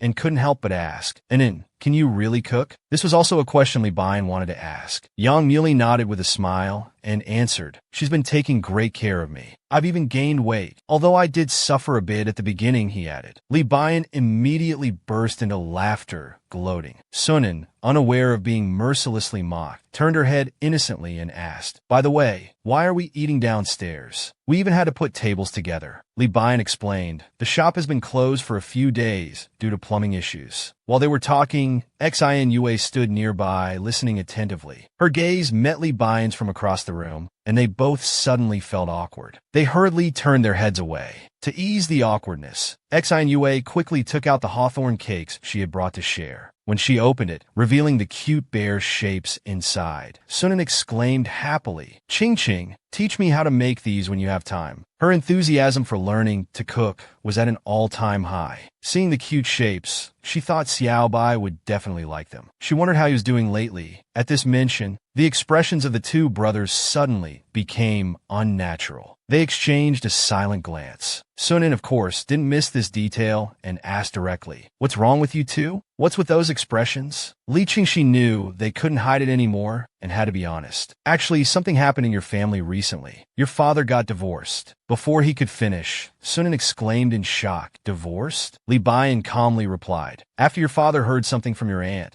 he came to ask us what we had heard in the changing room back then. Your grandmother had a stroke. Although she was saved, she's now paralyzed and needs constant care." Hearing this news, Sunan felt conflicted. Yang Muli silently put his arm around her shoulders, comforting her wordlessly. Sunan lowered her head and slowly let out a long breath. She didn't feel the satisfaction of revenge, only pity for Xiaobai. Yang Muli comforted her, "Don't worry. Although we can't control family matters, if you miss him, I'll go with you to see him. Or we can bring him here, with your uncle's permission." Etin Yue also grabbed her hand to comfort her. "There are so many brothers and sisters here. Although we can't replace what Xiaobai might miss during his growth, whenever he comes, we'll all take good care of him." Sunan looked at everyone, feeling completely at ease. Suddenly, the dog started barking fiercely. A cute girl dressed lightly peeked her head from behind the door and playfully called out, "Li Bian," a strange girl actively coming to find Li Bian. Instantly aroused everyone's curiosity. Li Qingxi stared at the girl and suddenly exclaimed in realization, "Ah, I remember now. This is the one who's been chasing you."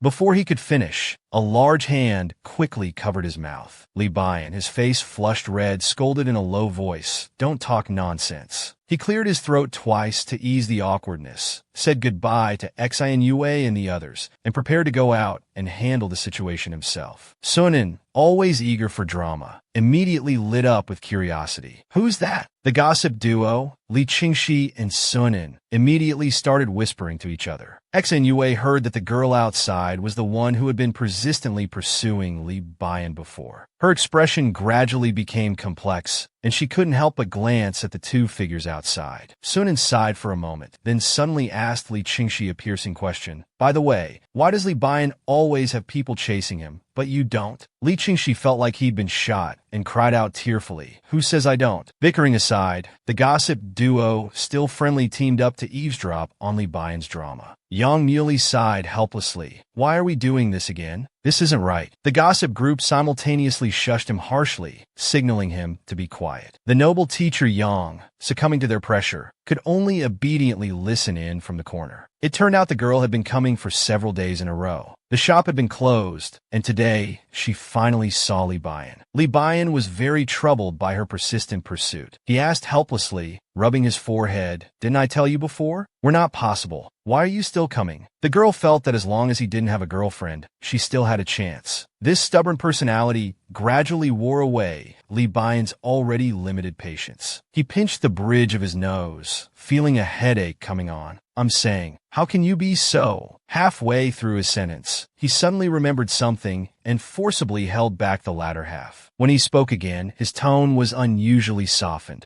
Can you please listen to what others are saying?" The girl was delighted to find that Li Bian's tone had improved when speaking to her. She excitedly covered her mouth and said, "Doesn't this mean we can develop in a better direction? I have an outgoing personality, and I'm easy to get along with." "And I," Li Bian interrupted her flow, "I'm sorry, but no. Is it because you have someone you like?" He turned his face slightly, his voice taking on a gentle tone. "Because I promised them, so I'm trying to change." The girl stood there listening. The group in the corner all turned their gaze to the main character. Xinyue's ears suddenly flushed red, spreading to her cheeks. Unwilling to give up, the girl protested. "But isn't this strange? If they're with you because of this, are they liking you, or liking this person you've created who's not like you?" Li Bian lowered his head in silence. After a moment, he answered in a hoarse voice, "I can't answer that. I just hope to get a little closer to them." Xinyue's eyes widened dramatically. She could almost hear the sound of blood rushing in her ears. Li Bian had never thought he would say these things, but now he felt it was better to be clear with the girl. Those words were also his true feelings, so he hoped the girl wouldn't come looking for him anymore. Seeing this scene, Xinue couldn't help but call him a fool in her heart. Ever since that day, Xinue had been feeling uneasy. When her phone rang, she immediately picked it up with lightning speed. She saw some message, and her expression became strange. Sunan, sensing gossip from afar, immediately came over and asked, "What's with that expression? Is it Li Bian? Sending a message to check on you after work." Xinue came back to her senses and hurriedly explained, embarrassed. "It's not." Sunan teasingly joked. "Was Li Bian's confession that powerful? You seemed off ever since that day. What do you really think about him?" Xinue used her phone to cover her flushed cheeks, hesitating to reveal her true feelings. "Let me be honest with you. Actually, I'm not sure if I like him or not,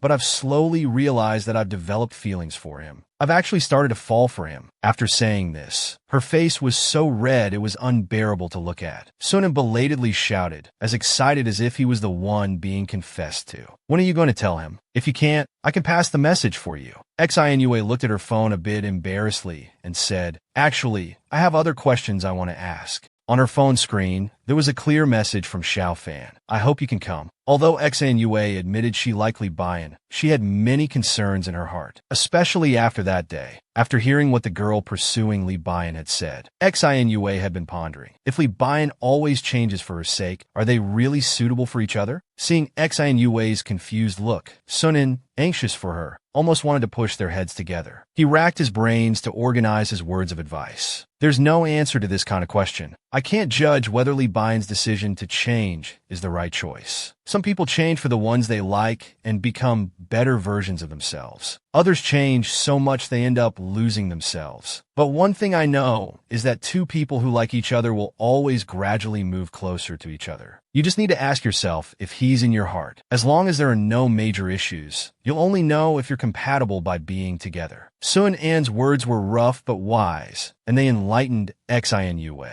She opened her heart and sincerely felt that Sunan had really become quite anxious. Sunan didn't expect to receive such praise. He scratched the back of his head, a bit embarrassed, and humbly said, "That's probably because I have found a place where my heart feels at ease." He glanced at Yang Muley standing in the shade of the tree. He and Yang Muley exchanged smiles across the air. All their understanding and tenderness were contained in that smile. Sun excitedly ran towards him. Yang Muley was afraid he might fall from running too fast. Halfway through his run, Sun suddenly remembered something. He turned back to explain to Xinue, "Yang's grandmother isn't feeling well today, so we need to go buy some things." He turned back, worriedly grabbing Xinue's hand. "Make sure to make the choice that's right for you." Watching their retreating figures hand in hand, Xinue felt touched yet confused. Various scenes of her interactions with Li Bian flashed through her mind like a slideshow. All kinds of emotions brewed into a jar of fine wine. Yue unconsciously used her phone to cover her face, but the black screen still reflected her smile. At this moment, she seemed to have found her answer. Meanwhile, Sunan was walking happily on the road. Yang Muley felt like he was leading a child. Seeing Sunan so happy, Yang Muley felt very content. He just loved seeing Sunan smile. Yang Muley's hand on Sun An's shoulder naturally pinched his cheek.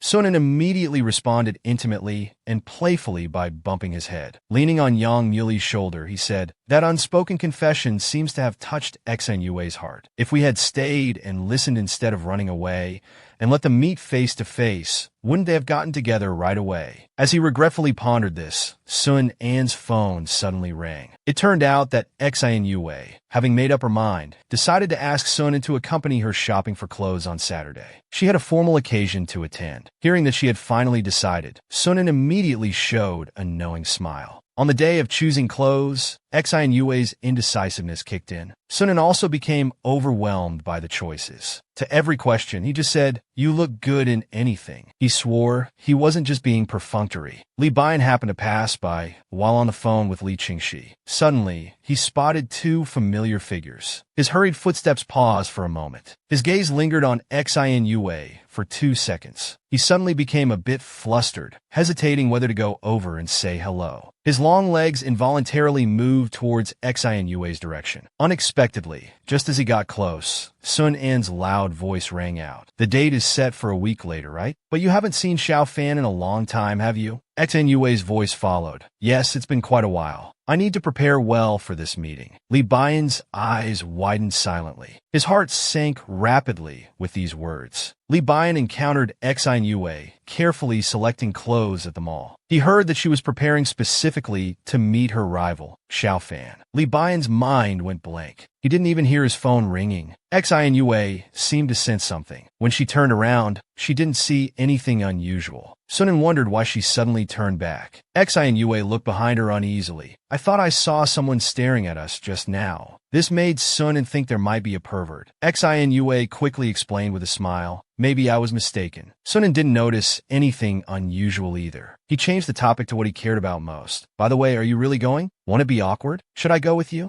Yue smiled warmly and asked back, "Sunan, aren't you supposed to be in training that day?" Sunan was caught off guard. Yue lowered her eyes thoughtfully and said, "Since I've been invited, I should go. Otherwise, it might seem like I have something to hide, and I'm running away." She decided to bid farewell to her past. Taking everything as a lesson, she would clean out the space in her heart. That way, she wouldn't let others down. Sunan sighed with satisfaction. You should let him know these words. Li Bian's image floated in Yue's mind, and her face turned slightly red. She nodded solemnly, indicating that she definitely would. After shopping, the two carried their full bags of spoils back. Sunan proudly said, "These things will guarantee that your radiance outshines everyone." Yue chuckled at his tone, "As long as it's appropriate. I'm not the main character that day."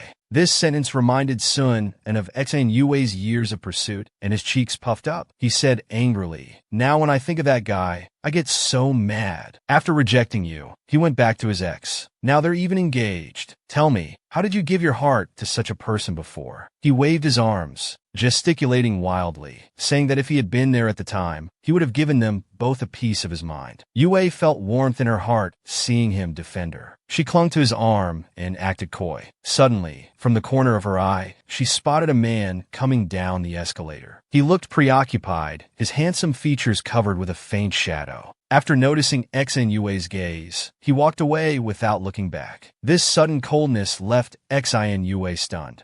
Yue wondered confusedly, did he just look at me? Why did he walk away without turning back? Sunan also noticed Li Bian over there. He immediately waved his arms to greet him. Unexpectedly, the man acted as if he hadn't heard and walked away even faster. Sunan muttered in confusion and took out his phone, intending to ask him on WeChat. On WeChat, Li Bian's tone seemed very cold. He simply explained that the store was too busy and Qingxi couldn't handle it alone. The carefree Sun and didn't notice anything amiss. He muttered to himself, rubbing his chin, "Looks like he was in such a hurry that he didn't notice us." Hearing this reasonable explanation, Xin Yue let out a sigh of relief. However, when she thought about the look Li Bian had just given her, Xin Yue felt something was off. He clearly looked this way. Boys are so hard to understand. Xin Yue attended Xiao Fan's engagement party. She was still gloomy, her mind full of thoughts about Li Bian's sudden coldness towards her. Even his recent messages were all just one-word replies. Xin Yue thought to herself, feeling secretly aggrieved. Humph. At that moment, Xiao Fan and his fiancée made a dazzling entrance hand in hand. Seeing Xiao Fan, who usually didn't like to smile, beaming with joy today, Xin Yue felt surprised yet somewhat relieved. It seems he really likes her. Witnessing this scene, although it was indeed a bit awkward, Xin Yue didn't feel upset. She had thought she would care at least a little, but it seemed that from the day she was rejected, something that had been weighing on her heart disappeared. Now she finally felt at peace. Xin Yue mentally prepared herself, thinking about the congratulatory words she should say later. Suddenly, a gentle voice sounded from behind. "Excuse me, are you Xin Yue?" The mentioned Xin Yue turned around, somewhat confused. She looked at the beautiful woman wearing a red dress. The woman greeted her familiarly. "I'm Zhue Erfan's friend. I've heard about you. I need your help with something. It's too noisy here. Can we find a quieter place to talk?" The woman led Xin Yue to a quiet, deserted corner. When she turned around again, her previously gentle facade suddenly shattered. She rushed forward and grabbed Xin Yue's slender shoulders. Pushing her against the door, she demanded harshly, "What are you doing here?" Suddenly attacked, Xin Yue opened her eyes wide in confusion. She heard the woman's fierce scolding. "I heard you've been chasing Erfan. Have you no shame? Don't you know he has a girlfriend? Today is their engagement, and you still come here to cause trouble. How dare you show up at such an occasion to make a scene?"